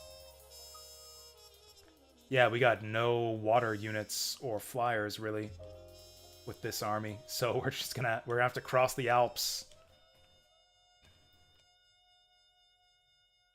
There might be casualties along the way, but I think we gotta send our troops across the Alps. Actually, some units can't even move across mountains.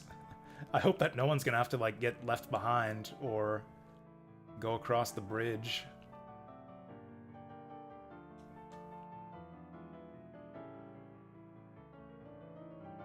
This is annoying too, because, like, the mountain's totally irrelevant. Like, we'll have to cross the mountain and then cross the field. Like,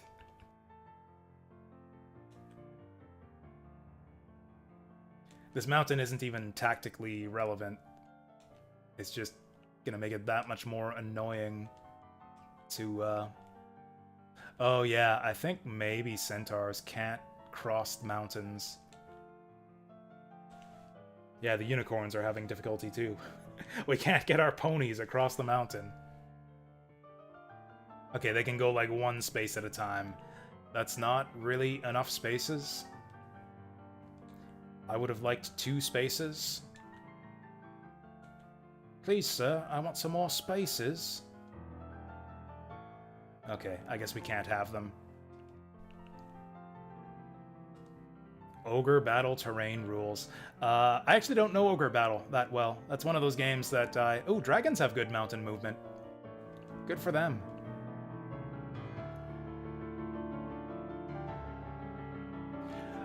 Oh, actually, in Ogre Battle, like, you can move across anything, right? Like, any unit can move across any terrain. Like, you can do water, you can do mountains. It's just, you'll go really, really slowly if you're in the wrong terrain type.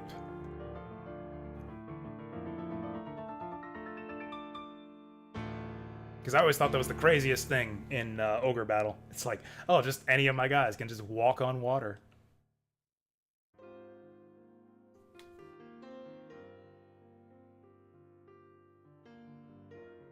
I mean, it basically is Ogre Battle terrain rules, because, like, not only that, but, like, the movement of the units would determine the movement of the squad, I believe. So, like, if you wanted to have a unit with flying movement that was considered flying for the strategic map, they all had to be flyers. Like, one ground unit would turn your squad into a ground squad, if I remember that right. And it's kind of the same in this game, too, because, yeah, basically the slow units in your squad will, like, slow down the ones with faster movement. Oh, it's only the leader? Oh, that's interesting. Maybe you're right. Oh, you know what? I think it was, what was that other game? The, like, kind of more modern strategy RPG with kind of ogre battle style, like, unit formation. It had tactical combat on, like, a square grid and, like, a, you know, standard FFT style strategy RPG. What was that one called? No, not Unicorn Overlord. It didn't have a strategy map, but it had, like, the unit formations where you would have, like, your units bundled under a leader, and then when you get in combat, the squads would fight each other. It's got, like, it had, Symphony of War. I think it was Symphony of War. That's the one I'm thinking of. And yeah, I think that one had rules like I described, where, like, one slow unit would slow down the entire squad.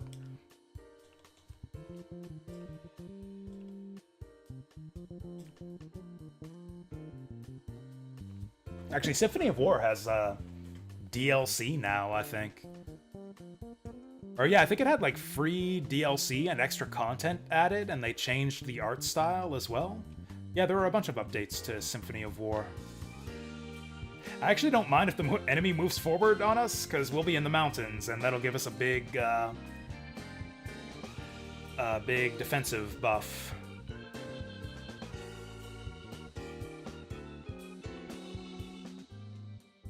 Yeah, if they move up on us here, we can just retreat into the mountains. Also, like, dude, we should get extra movement going downhill on the other side. Right? Like, if we're running down the mountain, we should get extra movement. That pony's in no man's land. He's not ever gonna catch up. I actually should have sent him on this side. Like, put him down the narrow crossing here, so he only has 3 mountain tiles to cross.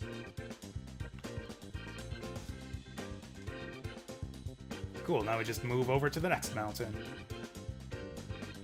Okay, actually, on second thought, let's just get off the fucking mountain as fast as possible.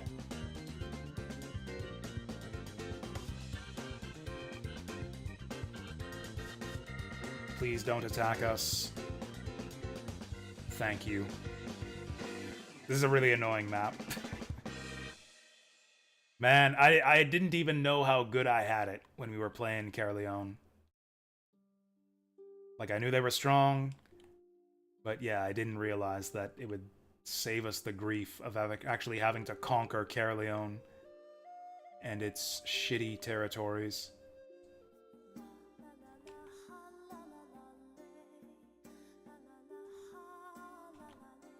Alright, these guys have crossed.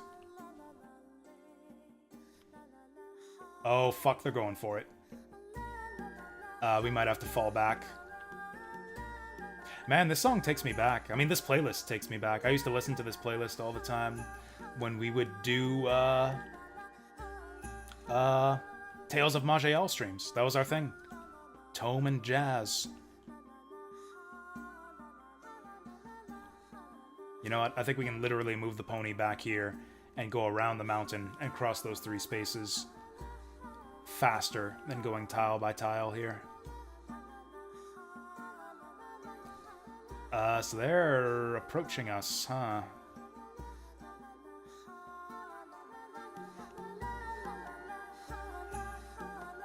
Oh yeah, we gotta be a bit careful.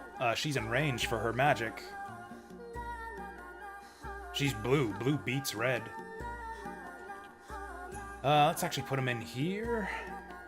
Yeah, it's a pretty good spot for him.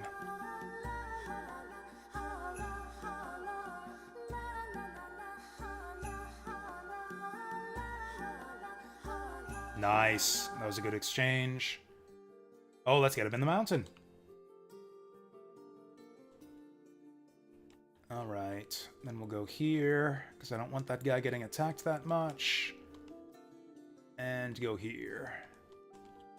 And here to get some healing. Alright, what you gonna do? Okay. Okay, that was a pretty good move.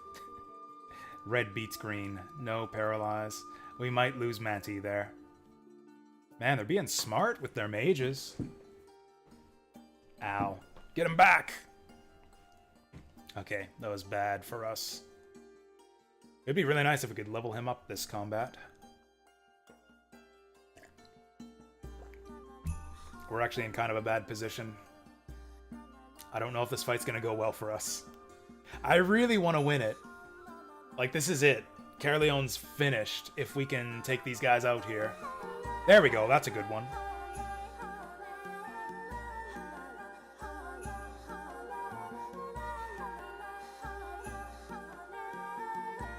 None of my guys knows Geno Thunder. I miss Geno Thunder.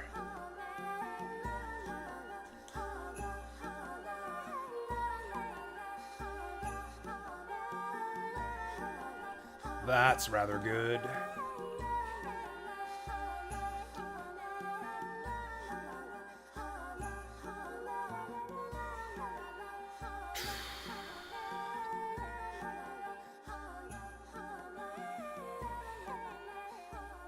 This guy hits us back super hard, but this guy can't be paralyzed. I think we actually just do nothing with Manti.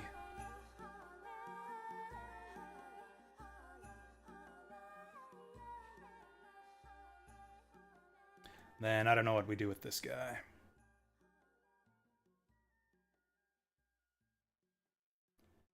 Not great.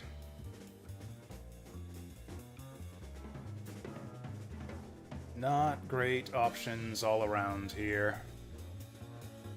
Honestly, I might have to pull this idiot back. 2-3. He's getting casted on. Yeah, this idiot's getting casted on. I've got to move him back. That means I've probably got to move this idiot back, too. Also, we can't move on these C tiles at all. That's kind of weird. Yeah, he's got to pull back. Feel okay about leaving the centaur there. He probably won't get two-shotted. Then this guy can just wait here. He's basically just a meat shield. I didn't think she was going to get a turn before us. That's bad. She's hitting 2 red-type units with blue magic. They can take it, though. They're pretty tanky. Don't like this, but we'll get a bit of life leech back. Oh, he's blocking us from getting up on her, too. If only this idiot hadn't taken so long to get up in the battle. Okay, let's get him next to the road at least, so we can get here a bit sooner.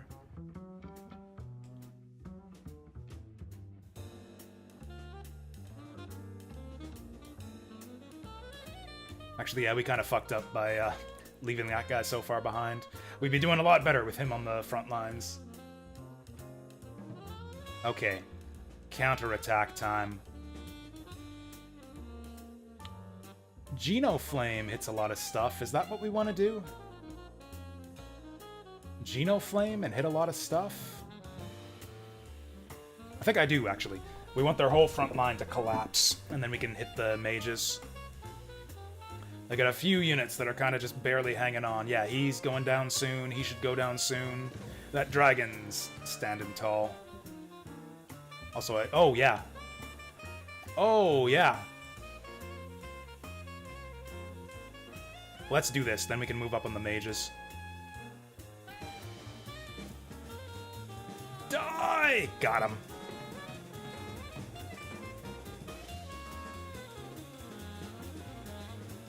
I think that's kind of it. Oh, we can't surround them, though. It's also a little bit risky moving up with our ghoul.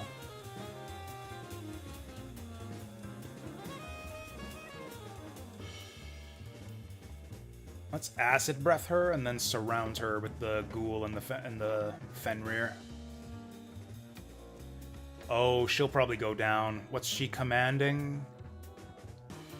Nothing. We have killed all of her units. So the enemy's probably not retreating if she goes down.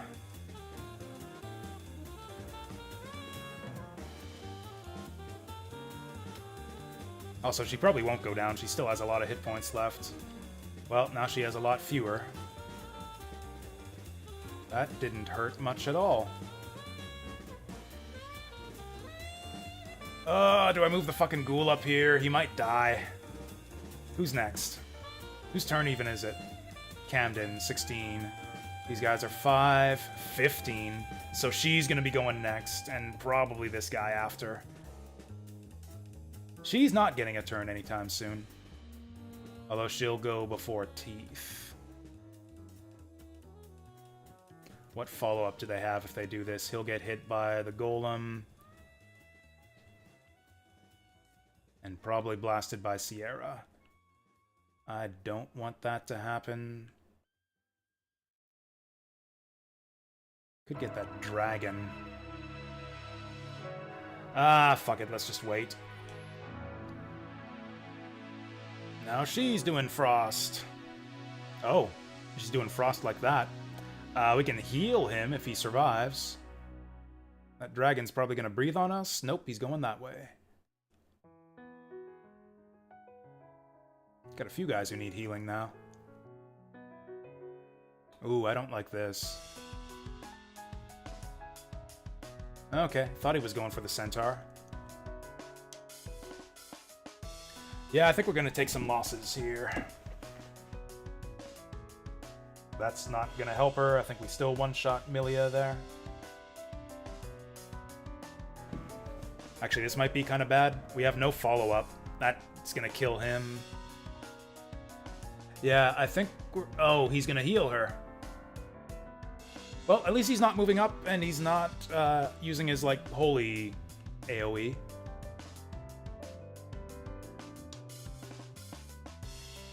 That wasn't too bad. The problem is now she's going to cast on us again.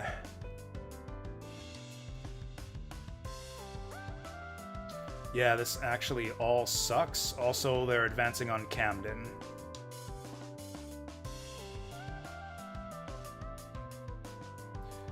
Actually, this guy will be able to heal him pretty good.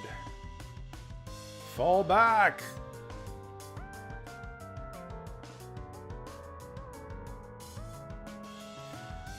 Do we think we can kill? I think I need to heal that dragon, actually. Yeah, our front line kind of just collapses if that dragon dies, and he's about to get a bunch of ice magic dumped on his ass.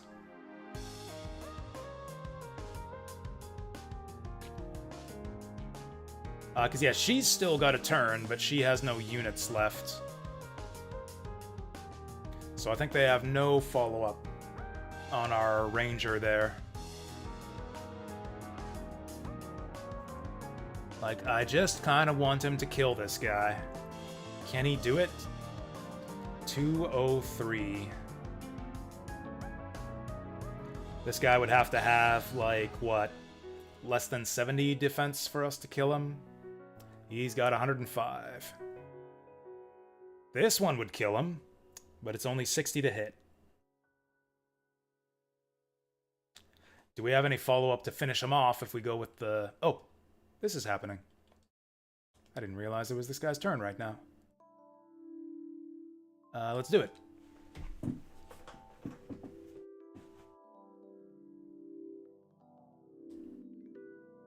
Okay, she's getting kind of weak. So is that dragon. Like, there's no risk here, right?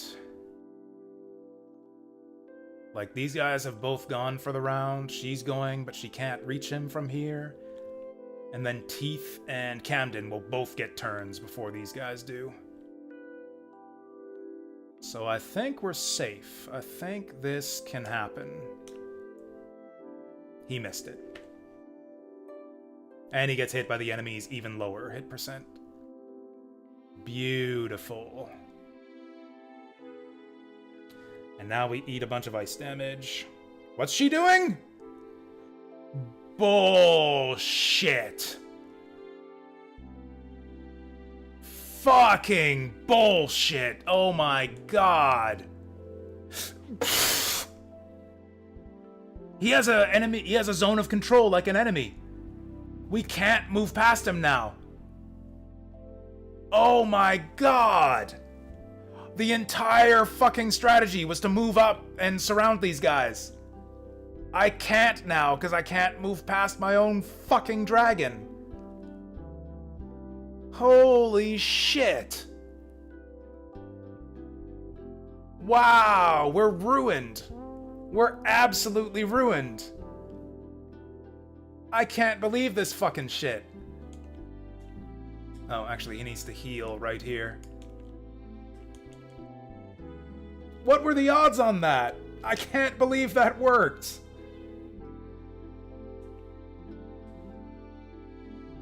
Okay, we need to pivot. Like, yeah, we're not gonna kill any of these units now.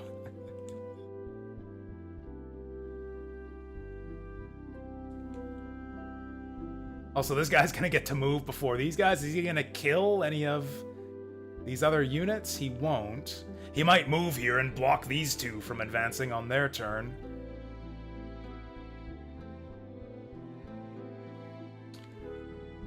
Okay, we might have a strat.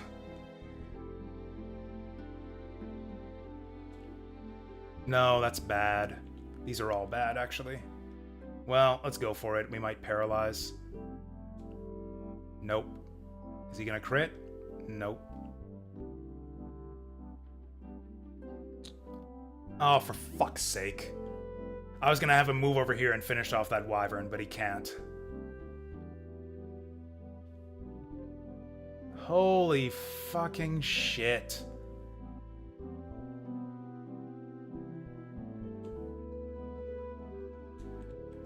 How much mana does that cost? Jesus.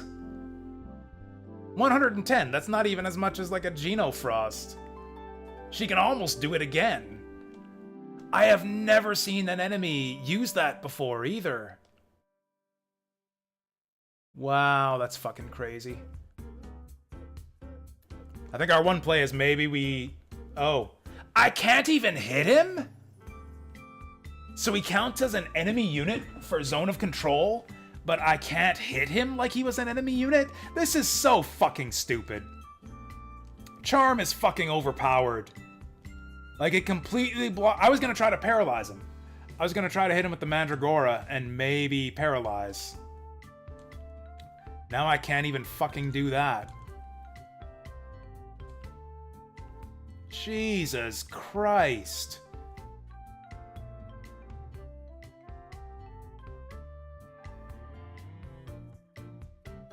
We start with Geno Flame.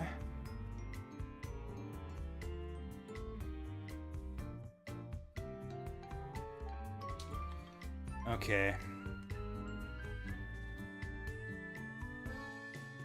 I think we Divine Ray this guy. If that doesn't kill him, we'll get him with Geno Fire. Good, that's what I was hoping for. Because I want the kill with this guy.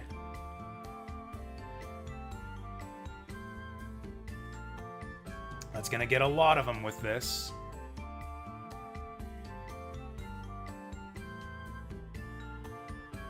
Okay, so he's dead.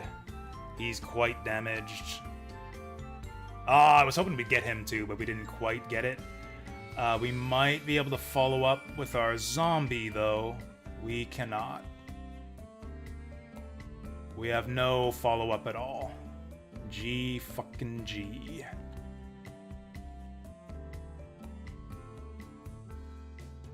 I guess I just bite her on the ass again.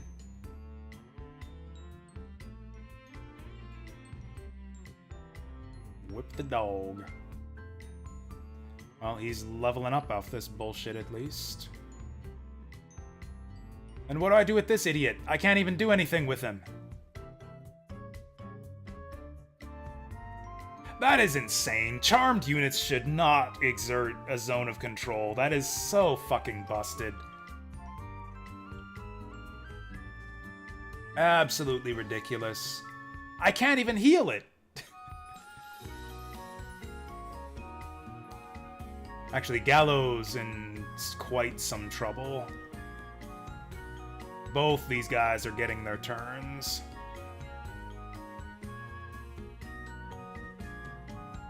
He'll get hit by both of them? That probably is enough to kill him. That's really, really bad if they do. What even is this? Okay, it's kind of a weird move.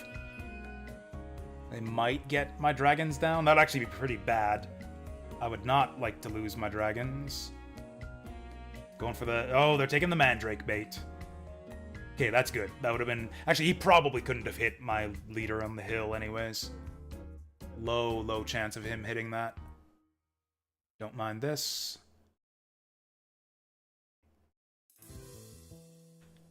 I wonder if they'll fight to the death now that they're down to their last couple cities.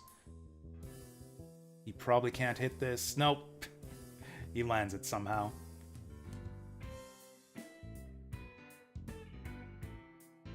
This will be fine. He might heal. Yeah, he's gonna heal back from this. Cool. Oh, now he's retreating. Now he's fucking retreating. Okay. Now we clean house.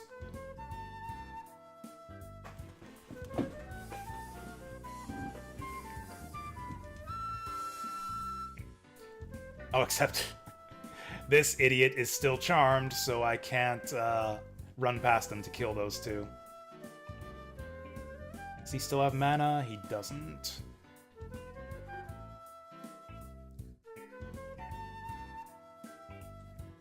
Yeah, let's take this guy out. In fact, I can probably kill him with Gallo. That'll hopefully level him up. I want him to level up and then he can promote. Oh shit, he needed the crit to get that kill. And he still didn't level up.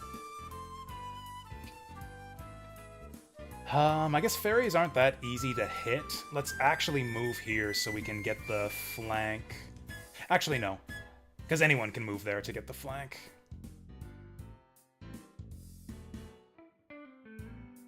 Yeah, we don't have that anymore. I guess we just slap her. 61. Don't like that. Got it. Ooh, big hit too.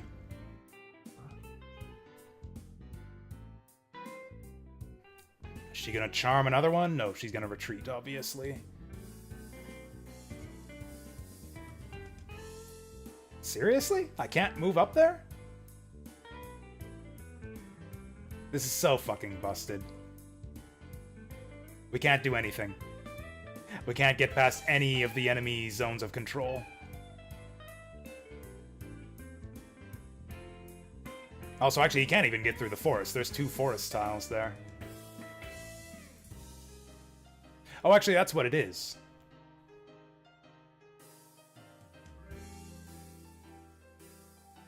Yeah, that's what it is. Actually, the dragon's uncharmed now. Okay.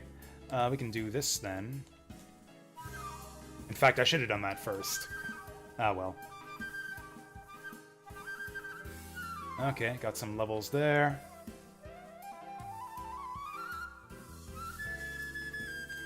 Might actually get the paralyze on her. I would love to kill her. Not that there's much benefit to it, but just for vengeance.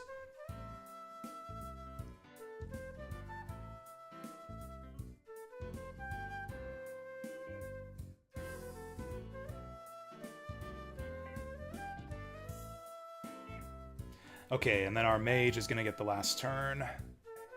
Which I think he'll be able to kill these guys. In fact, I think I want to train up another vampire. Let's try to get our vampire the kill here.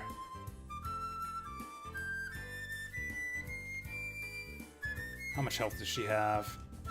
Not a lot.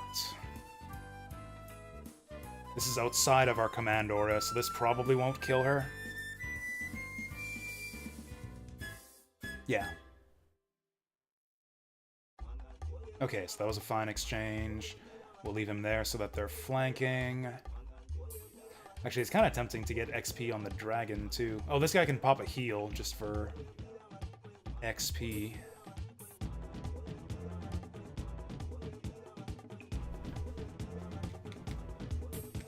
It's funny how much I like this remix, even though it's barely different from the original song. The Velb theme is just that good.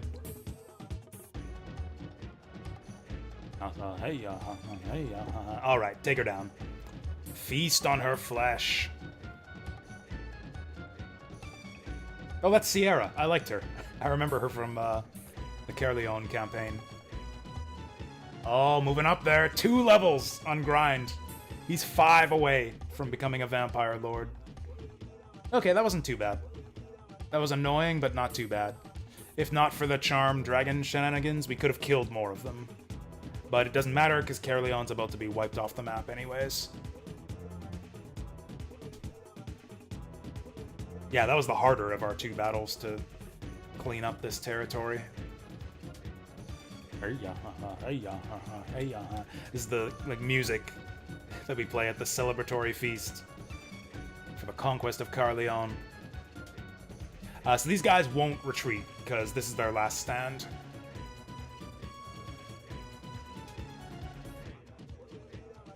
We're on the hunt. Oh, hey, it's Shast. So, Dinadan, my rival, what's cooking? I never actually saw this conversation playing Caerleon. I never fielded these 2 together. I could cook you some mushrooms. You know I hate mushrooms. That's okay, I'll eat them. That hurts. What? What? I am personally offended. You have hurt me by saying that you would eat mushrooms for me. What? Oh, none of our guys have slow movement anymore either. We can actually move right up the field with all of our guys.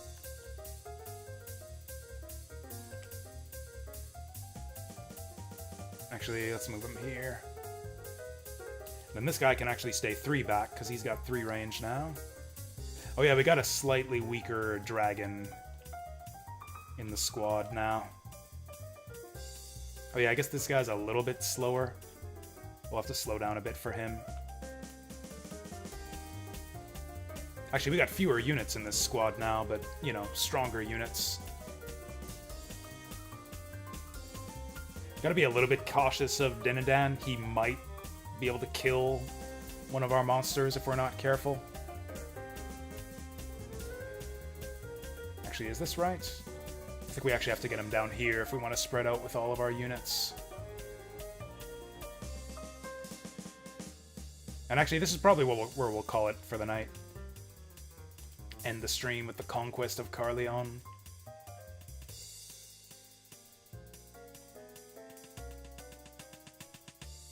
Keep the power couple together.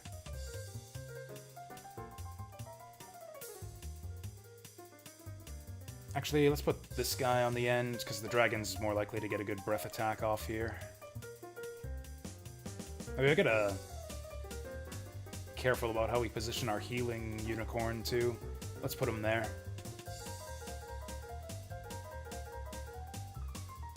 I'm tempted to just rush up on him, but that would actually be pretty bad.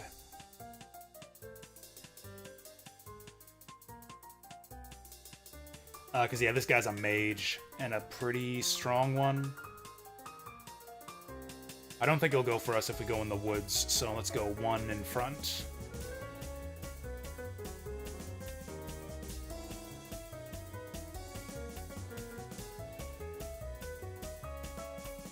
I think I'm actually going to line this guy up here. No, because that'll separate our guys.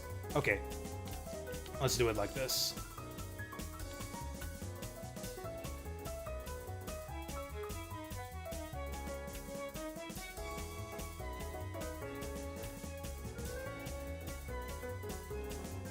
Trying to, like, guess where the enemies are gonna go.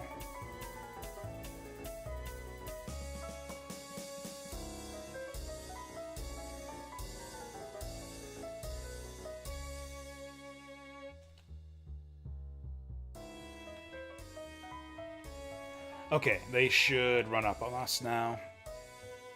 Going for Drist, fine with that. He misses, even more fine with that. Good hit. Is he just giving up? Oh, is he casting Fury on Dinadan? Oh, fuck. Am I actually gonna lose, like, an important unit in the final battle? He's got Holy Element, too. That's bad news for everyone.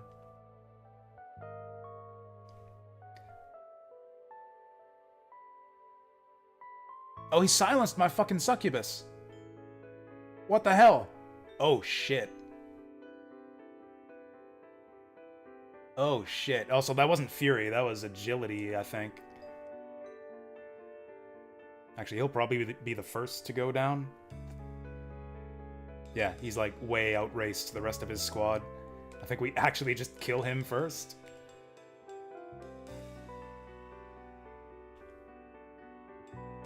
We might actually get to steal some of his units, too. Not that he has anything good.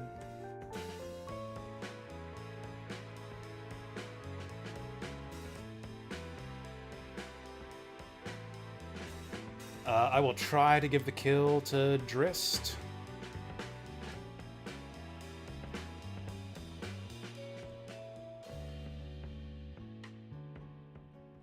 Actually, what else are we doing here?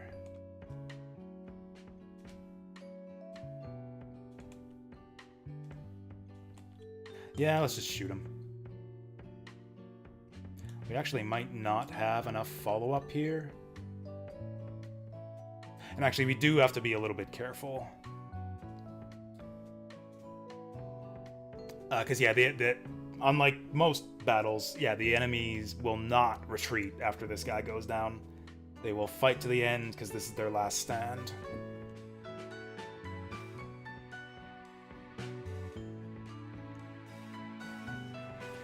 Actually, I could get him with the flame.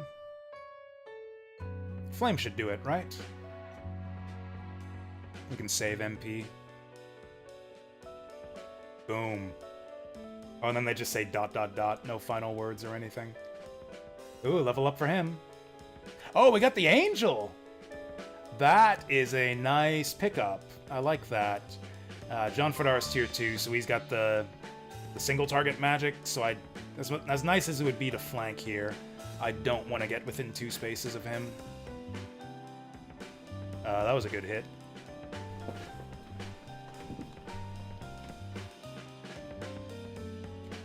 Okay, now what are we doing? Actually, do I heal anyone here? I was gonna say, why don't I just cleanse my succubus, but actually, she's not in range to hit anything anyways. So I guess we'll heal Iria.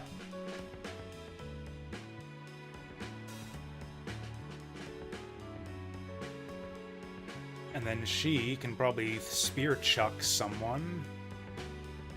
This guy? Or this guy?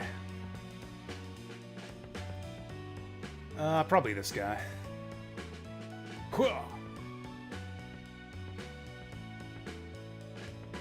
Then I guess we'll just breath. Oh, we can breathe on that golem.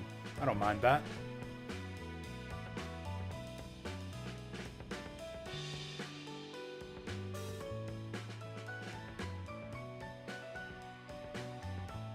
We can rock throw this guy, but only at 30%.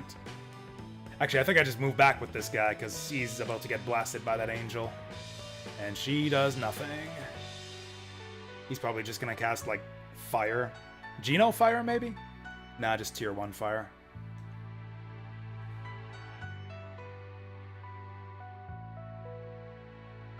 Silence on Iria. Go ahead.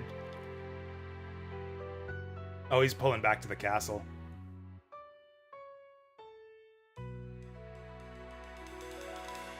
Oh, he stunned me! What a bitch.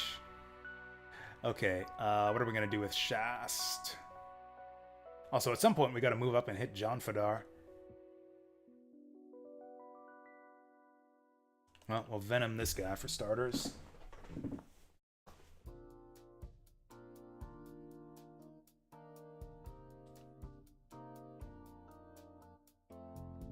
Like, we might as well not go too hard after it here.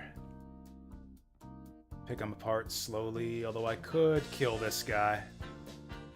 No, it's not worth it. We absolutely should not risk losing the Gigantes. In fact, I might want to move him here to get him healed. Yeah, let's do that. And Shast is actually pretty strong for a mere level 11 guy. What the hell? He's fucking stunning everyone. Also, I shouldn't have done that. Because I could have breathed on him otherwise. Actually, I can breathe on this guy. That might just kill him.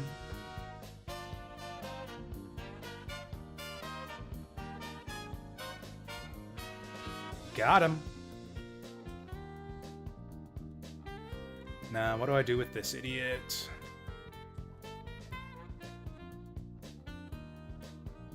Oh, that might just do it.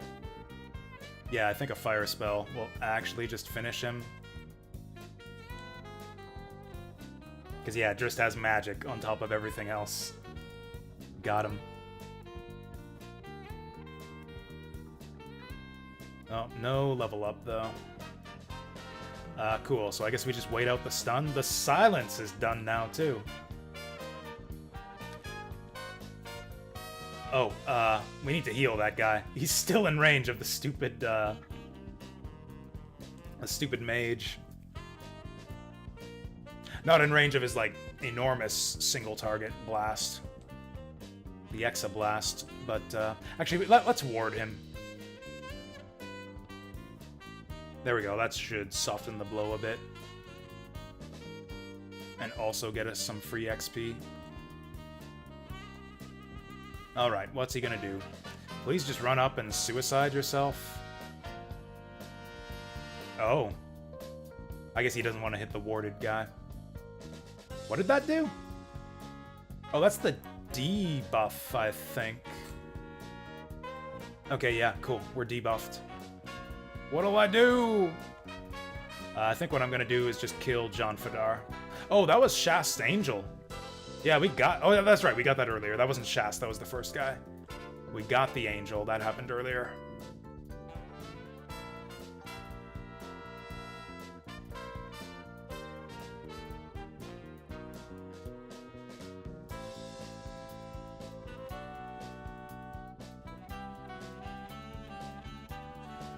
Do we have any follow-up?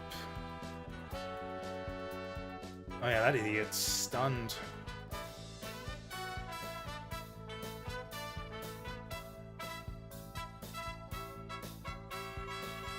Nice hit.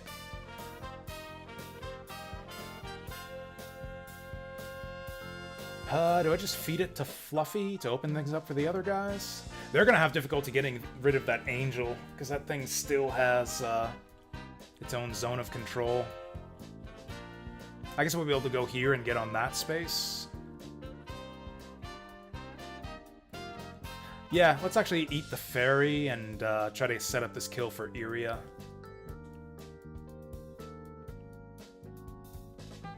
There we go. Then he goes here. This might actually just kill him. Actually, I wouldn't mind Ember getting a bunch of level ups either. He's spent. Let's go Iria first. Then if she doesn't give it, we'll give it to the dragon. I think this should do it. Ah! Off by 1. Maybe she'll level up from the bonus XP. Oh, this is only 87. Still got it.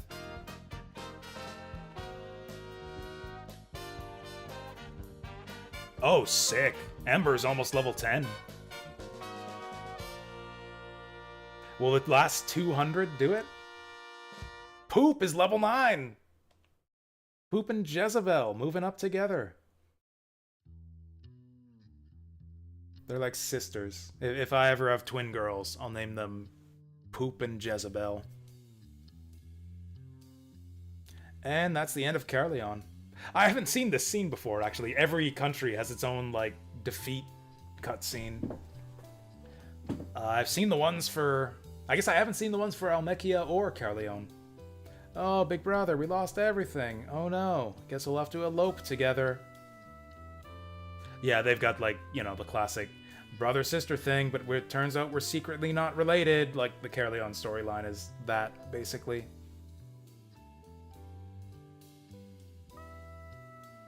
It's like, Carleon will be fine without me.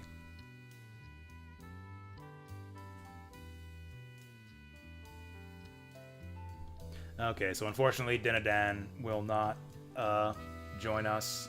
And yeah, they just leave. Like, we don't kill, we don't execute anyone. There's like no beheadings.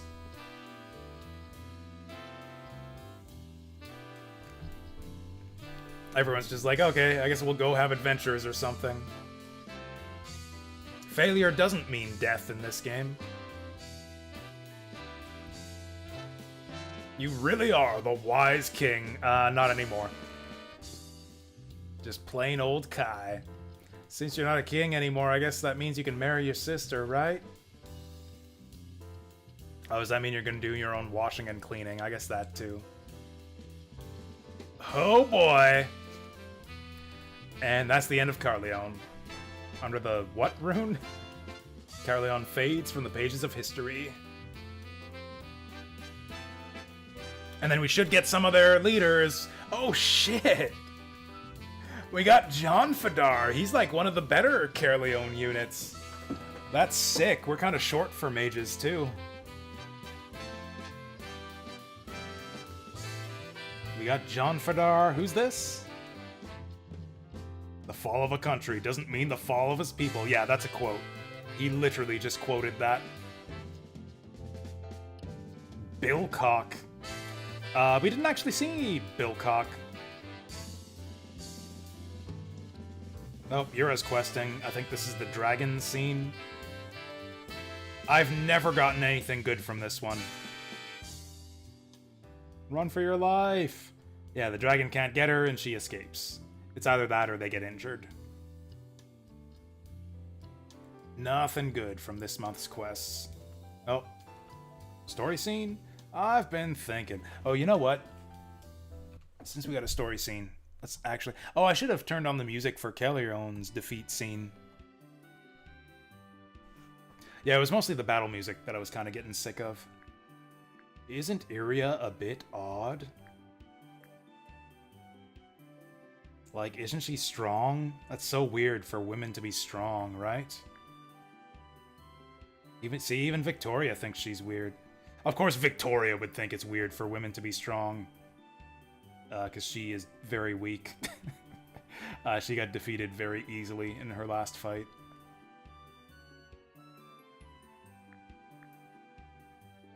She's hiding a creepy pattern on her skin. I wonder if we'll see it.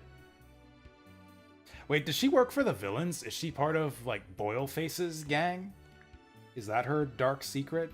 She was just picked up somewhere. That's a life lesson for you guys. You can't trust a woman who you just picked up somewhere. As if that isn't how you get, like, half of your characters in this game, is just picking them up somewhere.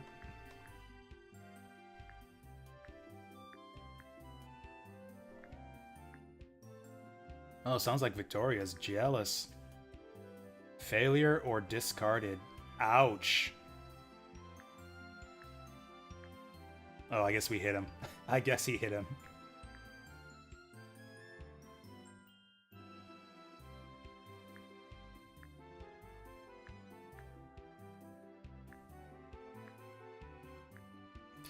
Yeah, Drist kind of keeps, a motley court on hand. Yeah, he's got, like, his entourage is full of weirdos.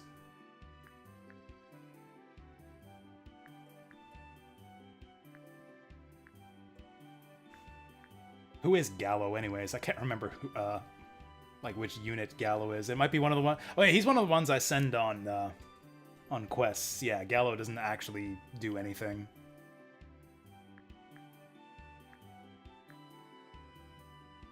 Oh, he named her.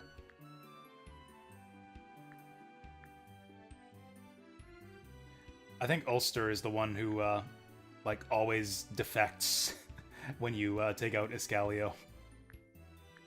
Like, he's, like, the first to join any enemy, any other nation that conquers Iscalio.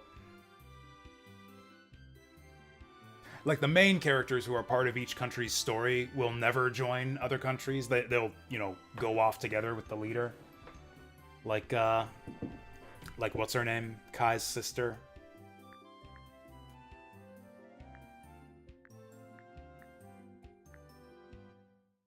Okay, I think I like these guys. Organize phase. So this is the situation. This is the situation after day 1. Pretty good. Yeah, we basically just swallowed up Carleon. That's all that happened. Swallowed up Carleon, and we've taken 1 castle from Esgardis. Oh, and I guess we took this castle, and then had to retreat from it, and then Almekia took it. Almekia is getting kind of big now. Actually, it's interesting. Almekia is kind of pushing into Esgardis, but then Norgard is actually pushing into Almekia. I've never seen this before. Norgard's actually, like, getting aggressive. Making plays. So we have this border to defend now, too. We're gonna have to reorganize our troops, actually. We're gonna have to reorganize. Oh yeah, how did we end up over here? Oh yeah, we lost frickin' Victoria. That's right. Oh yeah, she took some scrubs with her. I'm not too sad to lose these guys. That's not too bad. They basically lost their whole army.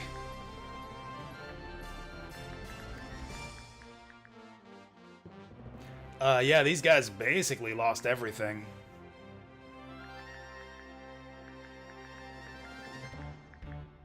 I guess the rock, I guess they saved that rock that got teleported away, but that's about it. Yeah, so those guys are fucked, but they'll probably just rebuild another army. Man, there's like no fighting going on up north here. I guess because they got a giant army up here.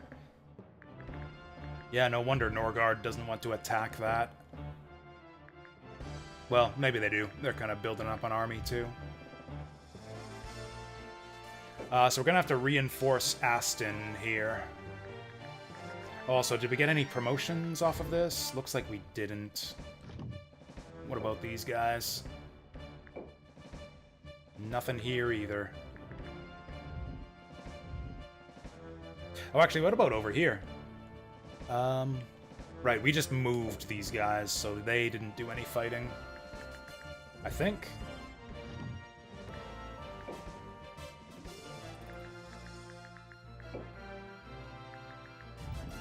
Actually, there's another, like, tiny... There's so many little things that this game cleans up, or that the Grand Edition cleans up from the original version.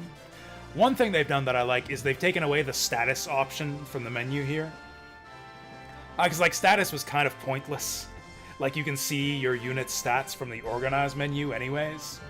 But if you want to just quickly look at your unit stats, you can actually bring up the status screen by pressing triangle over a castle. Which is like a nice little thing. Like, it's a little bit quicker than like selecting the castle and then hitting status. And now you can check enemy castles too, just by hitting triangle. Nice and quick. So how'd we do over here? I'm basically checking for promotions. Oh, we got a promoted centaur, and we do have the space for it. I like promoting centaurs. And Gallo gets to promote. He can be a fighter, barbarian, or grappler. I don't get the point of grapplers. Yeah, or I guess, okay, they get, no, we have stun knuckle already. Oh, stun 25%, that's pretty good. Although, does the ranger have that already?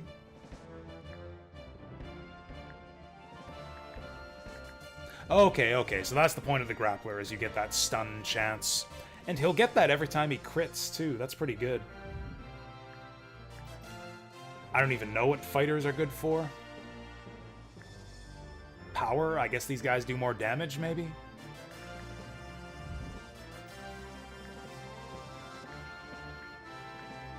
Oh, and then Barbarian's a Actually, what are the promotion paths here? I thought Barbarian came out from Fighter. Oh, Barbarian's a tier 1. What am I doing? Yeah, these are all tier 1s. Yeah, these are other tier 1 classes. Yeah, Grappler is our promotion here. Yeah, Ranger actually has a linear promotion path. Most classes, or at least some classes, have multiple.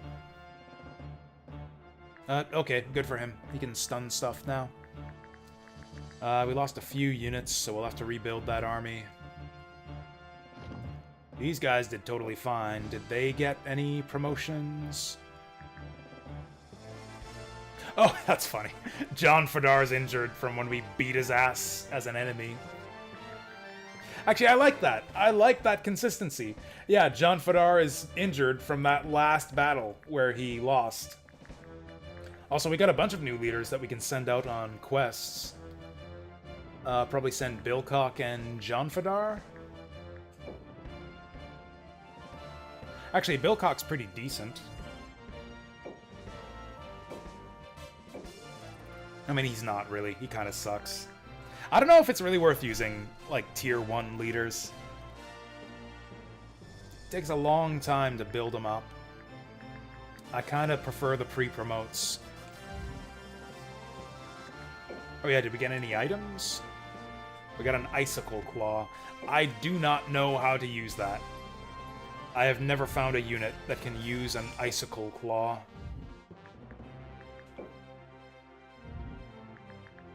Maybe a bird? Maybe some kind of bird? Okay, so we're gonna... How many armies do we need? Because that'll determine how many people we send on quests. We'll need an army here, and probably a good army, because we'll want to push forward into Redland. I'll send a weak army first. I'll send an army I want to train up and see what they send on defense. If they send, like, their top troops, if they send, like, Lance and his Red Dragon, we'll probably want to send, the Iria Drist Kill Squad. But I actually think I want to send the Iria Drist Kill Squad up to Salisbury and start, pressing into Esgardes territory.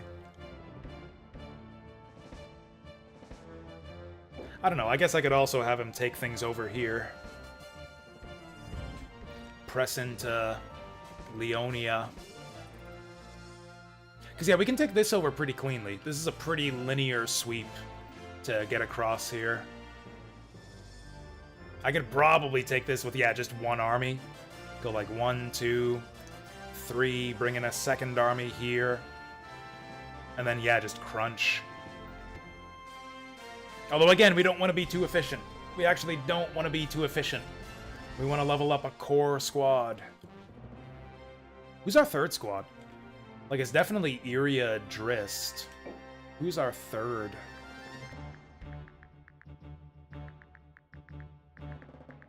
Teeth didn't do anything in that last fight. Man, we got so many units now. In fact, I should probably... Bagdemagus is still good to go. Probably replace... Whoops. I think I leave him here. Maybe I add him to the Drist Iria kill squad. Give him the Vampire Lord. Probably try to find a way to fit in the Wyvern, too. I don't know. Daffy did pretty good for us in that last fight. Bagdemagus is stronger, though, and he has more rune power. I might send Daffy questing, actually. No, I should send him to a different castle. Let's do it like this. Drist and Iria will go here. And we'll have them move with Bagdemagus into Leonia. I honestly don't know what I'm going to do with everyone else. It's going to be kind of a headache to organize all this. It's a bit late. I might not want to do this right now. Actually, these armies are ready to go, because, yeah, these guys didn't do anything other than just retreat from Ultrote. We might even just be defending here. They're not going to invade with that. These guys might invade with this, although honestly, I don't feel too bad invading them. Although they'll probably fill this in. They'll probably summon a bunch of monsters, and then there will be a lot more here. Still don't feel too bad about invading that. Someone's gonna have to occupy this castle. Actually, I guess these guys are here already. This is a reasonably strong army. Oh, wait. Did we get any captures? We did. Right, we need to fit that angel into this army somewhere. This succubus is doing really good, but I might want to swap with the angel just to get more healing? I don't know. Angel's 85. I don't think this works. No. I mean, this has been working. Also, I don't mind having the extra capacity, because then, like, once Poop promotes, we can just promote her without having to kick anyone out.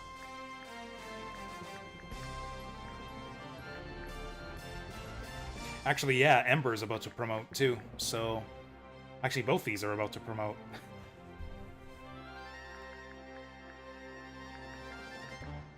Oh, I would move John Fadar up north, but... It might have to be Bilcock. Okay. I'm gonna send this idiot questing. These two can stay behind, but this idiot needs to go questing. Him and his whole stupid, shitty army. Honestly, when I looked at her resume, I don't even know why I gave her the interview. I looked at the resume and I saw Poop and I was like, whatever, we'll give her a shot.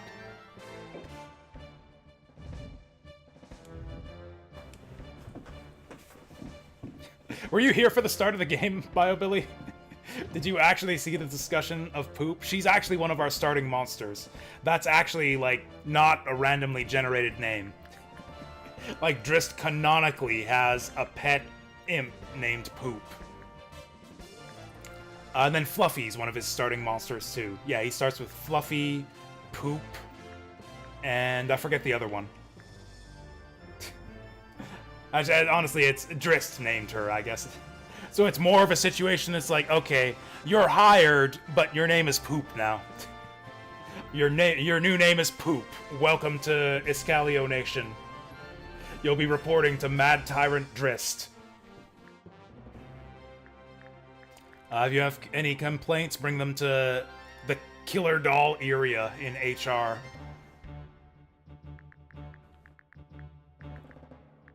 I can't remember who his third unit was. He had another one. He had another unit with a silly name. Oh yeah, Kitten. Yeah, he had a direwolf named Kitten. Is Kitten still alive? Oh god, I just got a bad feeling. Is Kitten still around? Is she safe? Where did Kitten go? Did we lose all of our direwolves? What the fuck? There's Kitten. Yeah, there's Kitten right here. Yeah, this is Drist's starting direwolf. Man, you really get more attached to the monsters with them having names in this version.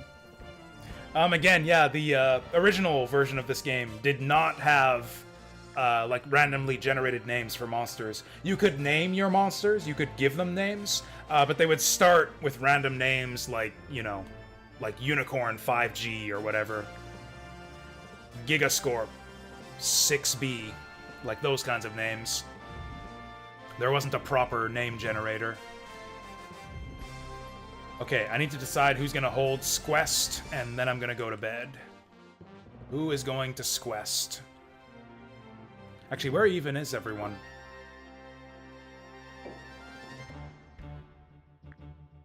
See, this is actually not that useful because it doesn't show you, like, this is only good if you can remember your units' names. I guess if you can want to look at, like, who are my powerful units? Who are my highest level units? We got 2 injured units right now. Oh yeah, John Fedar. I was the one who injured him.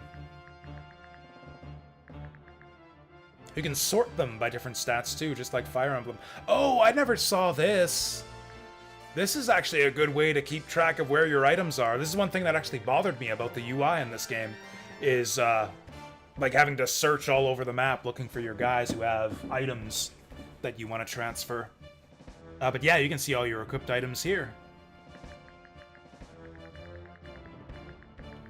See all the commands too, but you can do that from the other screen. Which I find is usually the easiest way to keep track of all your units. Just go to location. Oh, Daffy! Yeah. These guys are moving to Aston. These guys... Oh, wait. Yeah. Yeah, Dristan Iria, reinforced Bagdamagus. And actually, we can reassign Daffy. He lost some units in the last fight. He's got 70... No, 65 to spare. Is there anything good for him to summon here? Oh, actually the Giant fills that in pretty cleanly. I could also give him a Djinn and a Centaur. That's actually pretty good, because he's pretty set for frontliners.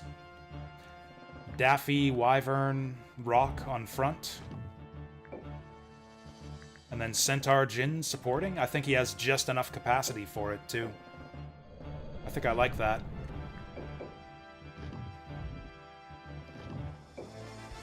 Okay, and then we can put him on the western front. I did math that right? Yeah, he's maxed out. Perfect. And we move Daffy over here. Okay, so that's that. I think we send these idiots questing. Although, how much mana do I have? I've got 3,000 mana. I might as well summon armies for these guys. Not a lot of units to choose from over here. I do like wolves. We don't have a lot of wyverns. Let's get a wyvern. And I just saw we don't have a lot of wolves in the army.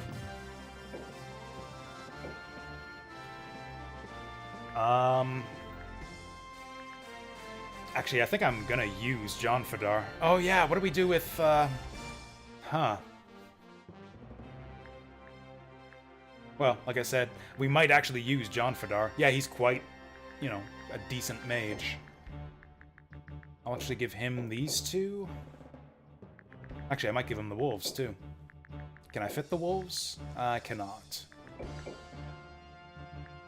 Get him a zombie, maybe? Cool. Man, zombies are so cheap. Such a good unit. I feel like the cost... Zombies are almost too good. I feel like the cost and capacity for zombies and scorpions should be reversed. Because, yeah, zombies are way better than scorpions. But they cost less for some reason. Okay, so John Fadar's sorted out. I'm probably not going to use these guys.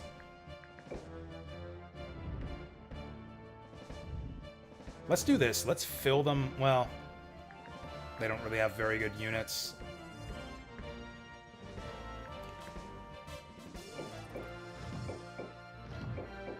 Let's fill them with zombies and see if it helps them on their questing at all.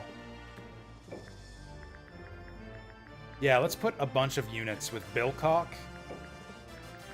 He's higher level too, and we'll see if that gives him better quest results at all. Now, he's still not using his full capacity, but whatever. Yeah, let's send these two questing. Then actually, I think I'll send this guy questing too. Do I want to transfer any of these units? Oh, does Daffy have a unicorn? I might want to leave behind this unicorn in case Daffy wants it. And then, yeah, Teeth can go questing. Actually, I might just play this next turn, too, because I don't think we're going to do any battles at all. Yeah, we're basically just moving units. I guess Salisbury might fight something, but they probably won't. In fact, I think that's it. I think that's all of our orders sorted out. Because, yeah, we'll have 3 at Aston. I don't know if the location screen was always organized like this, too. I like how it organizes them based on, like, where they are or where they're moving to if they're moving. Like, if they're waiting, it'll organize them by the castle they're at. But if they're moving, it organizes them by the castle they're moving to. Which is smart, because then you can see where everyone's going to end up after the organized phase is done. Yeah, this is pretty solid. Like, 3 is the magic number. You want 3 guys in every battle party. So yeah, that's good. We can save it. And probably call it there. Probably call it there, but I'll move to the attack phase, and we'll see if any attacks need to be made. Because if there's no attacking to be done, I'll just proceed to the next turn. Salisbury is going to be the only place doing any fighting this round. Oh yeah, also, Daffy has a rock. I was going to see... Oh, well, I can't do it now. Oh, they have nothing here. They have fucking nothing. We could fight them right now. I think Camden and Gallo could take them. Well, maybe that's a little bit ambitious. They got high capacity. They don't have a lot of units, but they have angels, and Maleagant is really strong. Maleagant is one of the strongest generals for New Almakia. Although they're only going to get more units. Like, we could do a probing attack to try to, like, snipe some of these angels.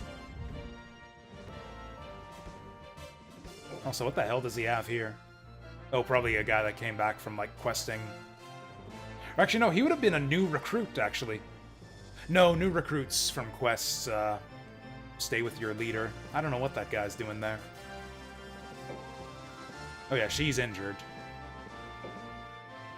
Yeah, we still got the same old crap here. Actually, they summoned a bunch of griffins. They got 2 djinns now, too. Oh, they also sent off, what's her name? Their queen. Replaced her with Charlene. Actually, both of them went off. Her and her little boy toy. Instead, we've got a much weaker cleric, actually. Like, what's her name? Oh, kill off. Oh, that's right. We injured Kill Off. Yeah, we defeated him in the last combat. Oh, it looks like these guys are getting ready to move out. Yeah, Leoness. Yeah, even though she's only level 7, she's actually really powerful with all the spells that she contributes to the team. Yeah, we can't really attack here. Ooh. That's a tough fight. If we attack that, it's gonna be a hit and run. Yeah, like this is a big army, but it's a lot of zombies and crappy units. Oh, this is quite weak. This is ripe. Although if we abandon this castle, then these guys will take it. Which kinda sucks.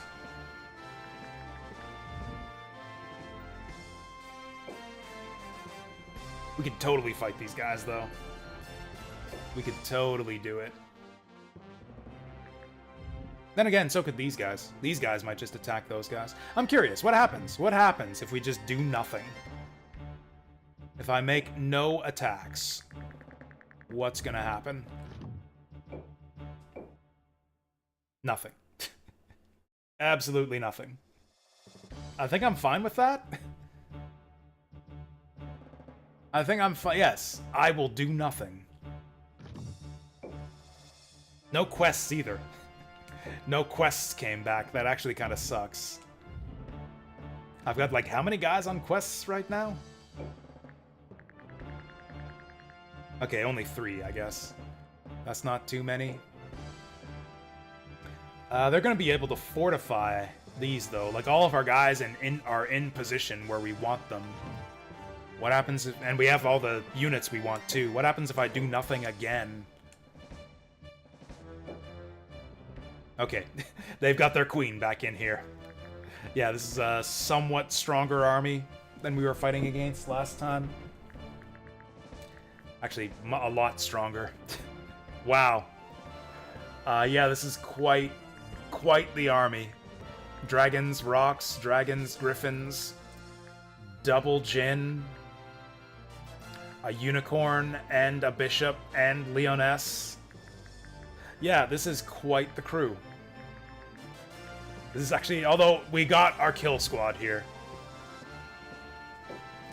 We are matching it with Drist and Iria, so I think... Oh, we got a few healers, too. We got unicorns. I think we can take them.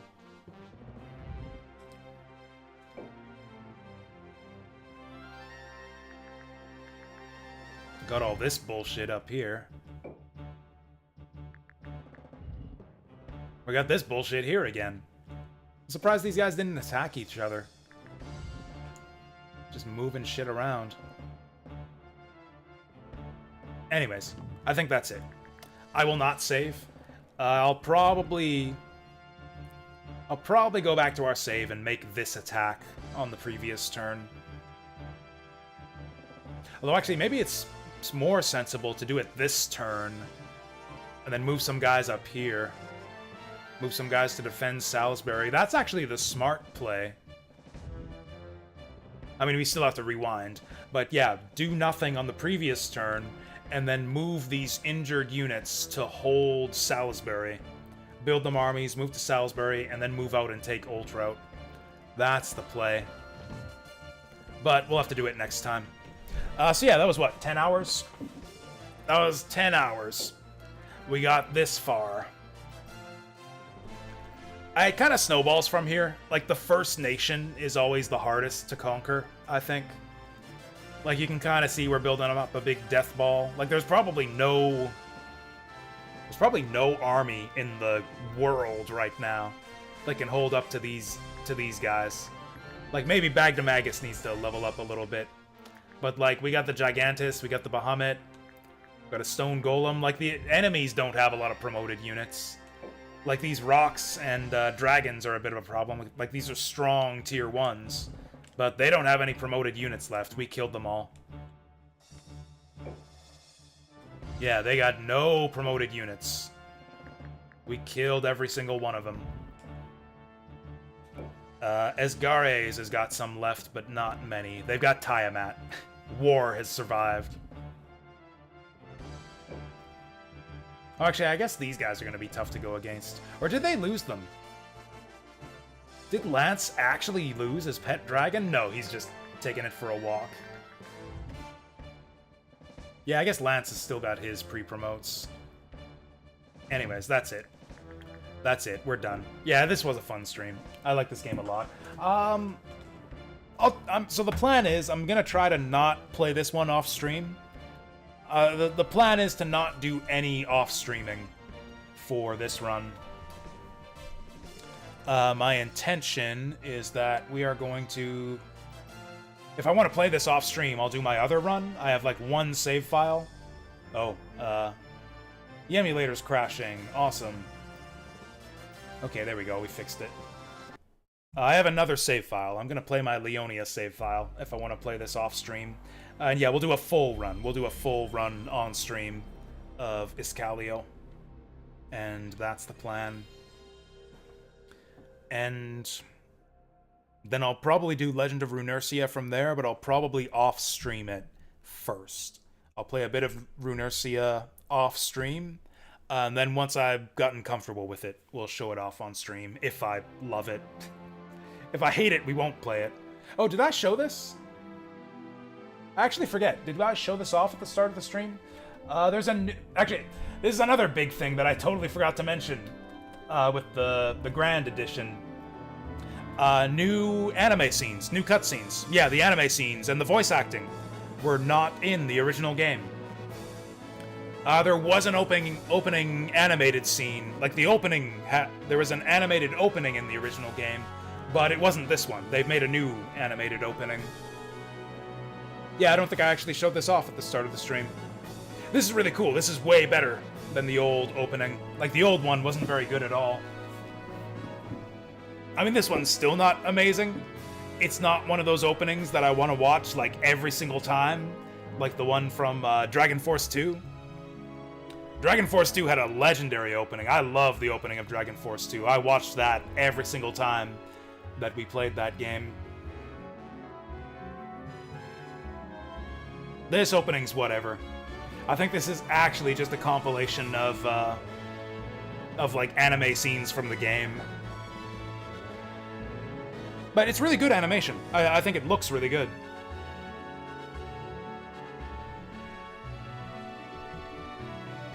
Actually, I love the art style in this game. I mean, it's not like super unique or anything. It's very much just like kind of like anime of its time. This was the style at the time. It kind of reminds me of Lotus War, actually. A lot of these characters would look right at home in Record of Lotus War.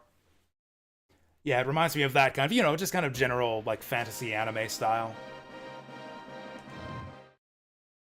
But yeah, if I want to occupy myself off-stream with this game, I've got my Leonia save file. Actually, I never got to show this off, either. This is my end game save with New Almechia. Maybe I shouldn't show this off? I guess this is spoilers. I won't show the final boss. I won't show his... Oh, insert disc 2. You know what? I'm not going to do that, but yeah, the point is made. I'll just play Leonia or New Almechia if I want to play off stream. Anyways, I'm going to go to bed. I got work tomorrow. I don't know when I'm going to stream next. Probably not tomorrow, because I'm probably not going to get much sleep tonight. It's quite late. But, I don't know. Maybe Sunday. Maybe Monday, actually. There's a pretty good chance we stream Monday after work, because I don't have D&D this week. Yeah, we're taking the week off from D&D, so I might be able to stream Sunday or Monday. So, yeah, everyone, be good until then. Be awesome. Continue to be awesome. Have a good night and a good weekend.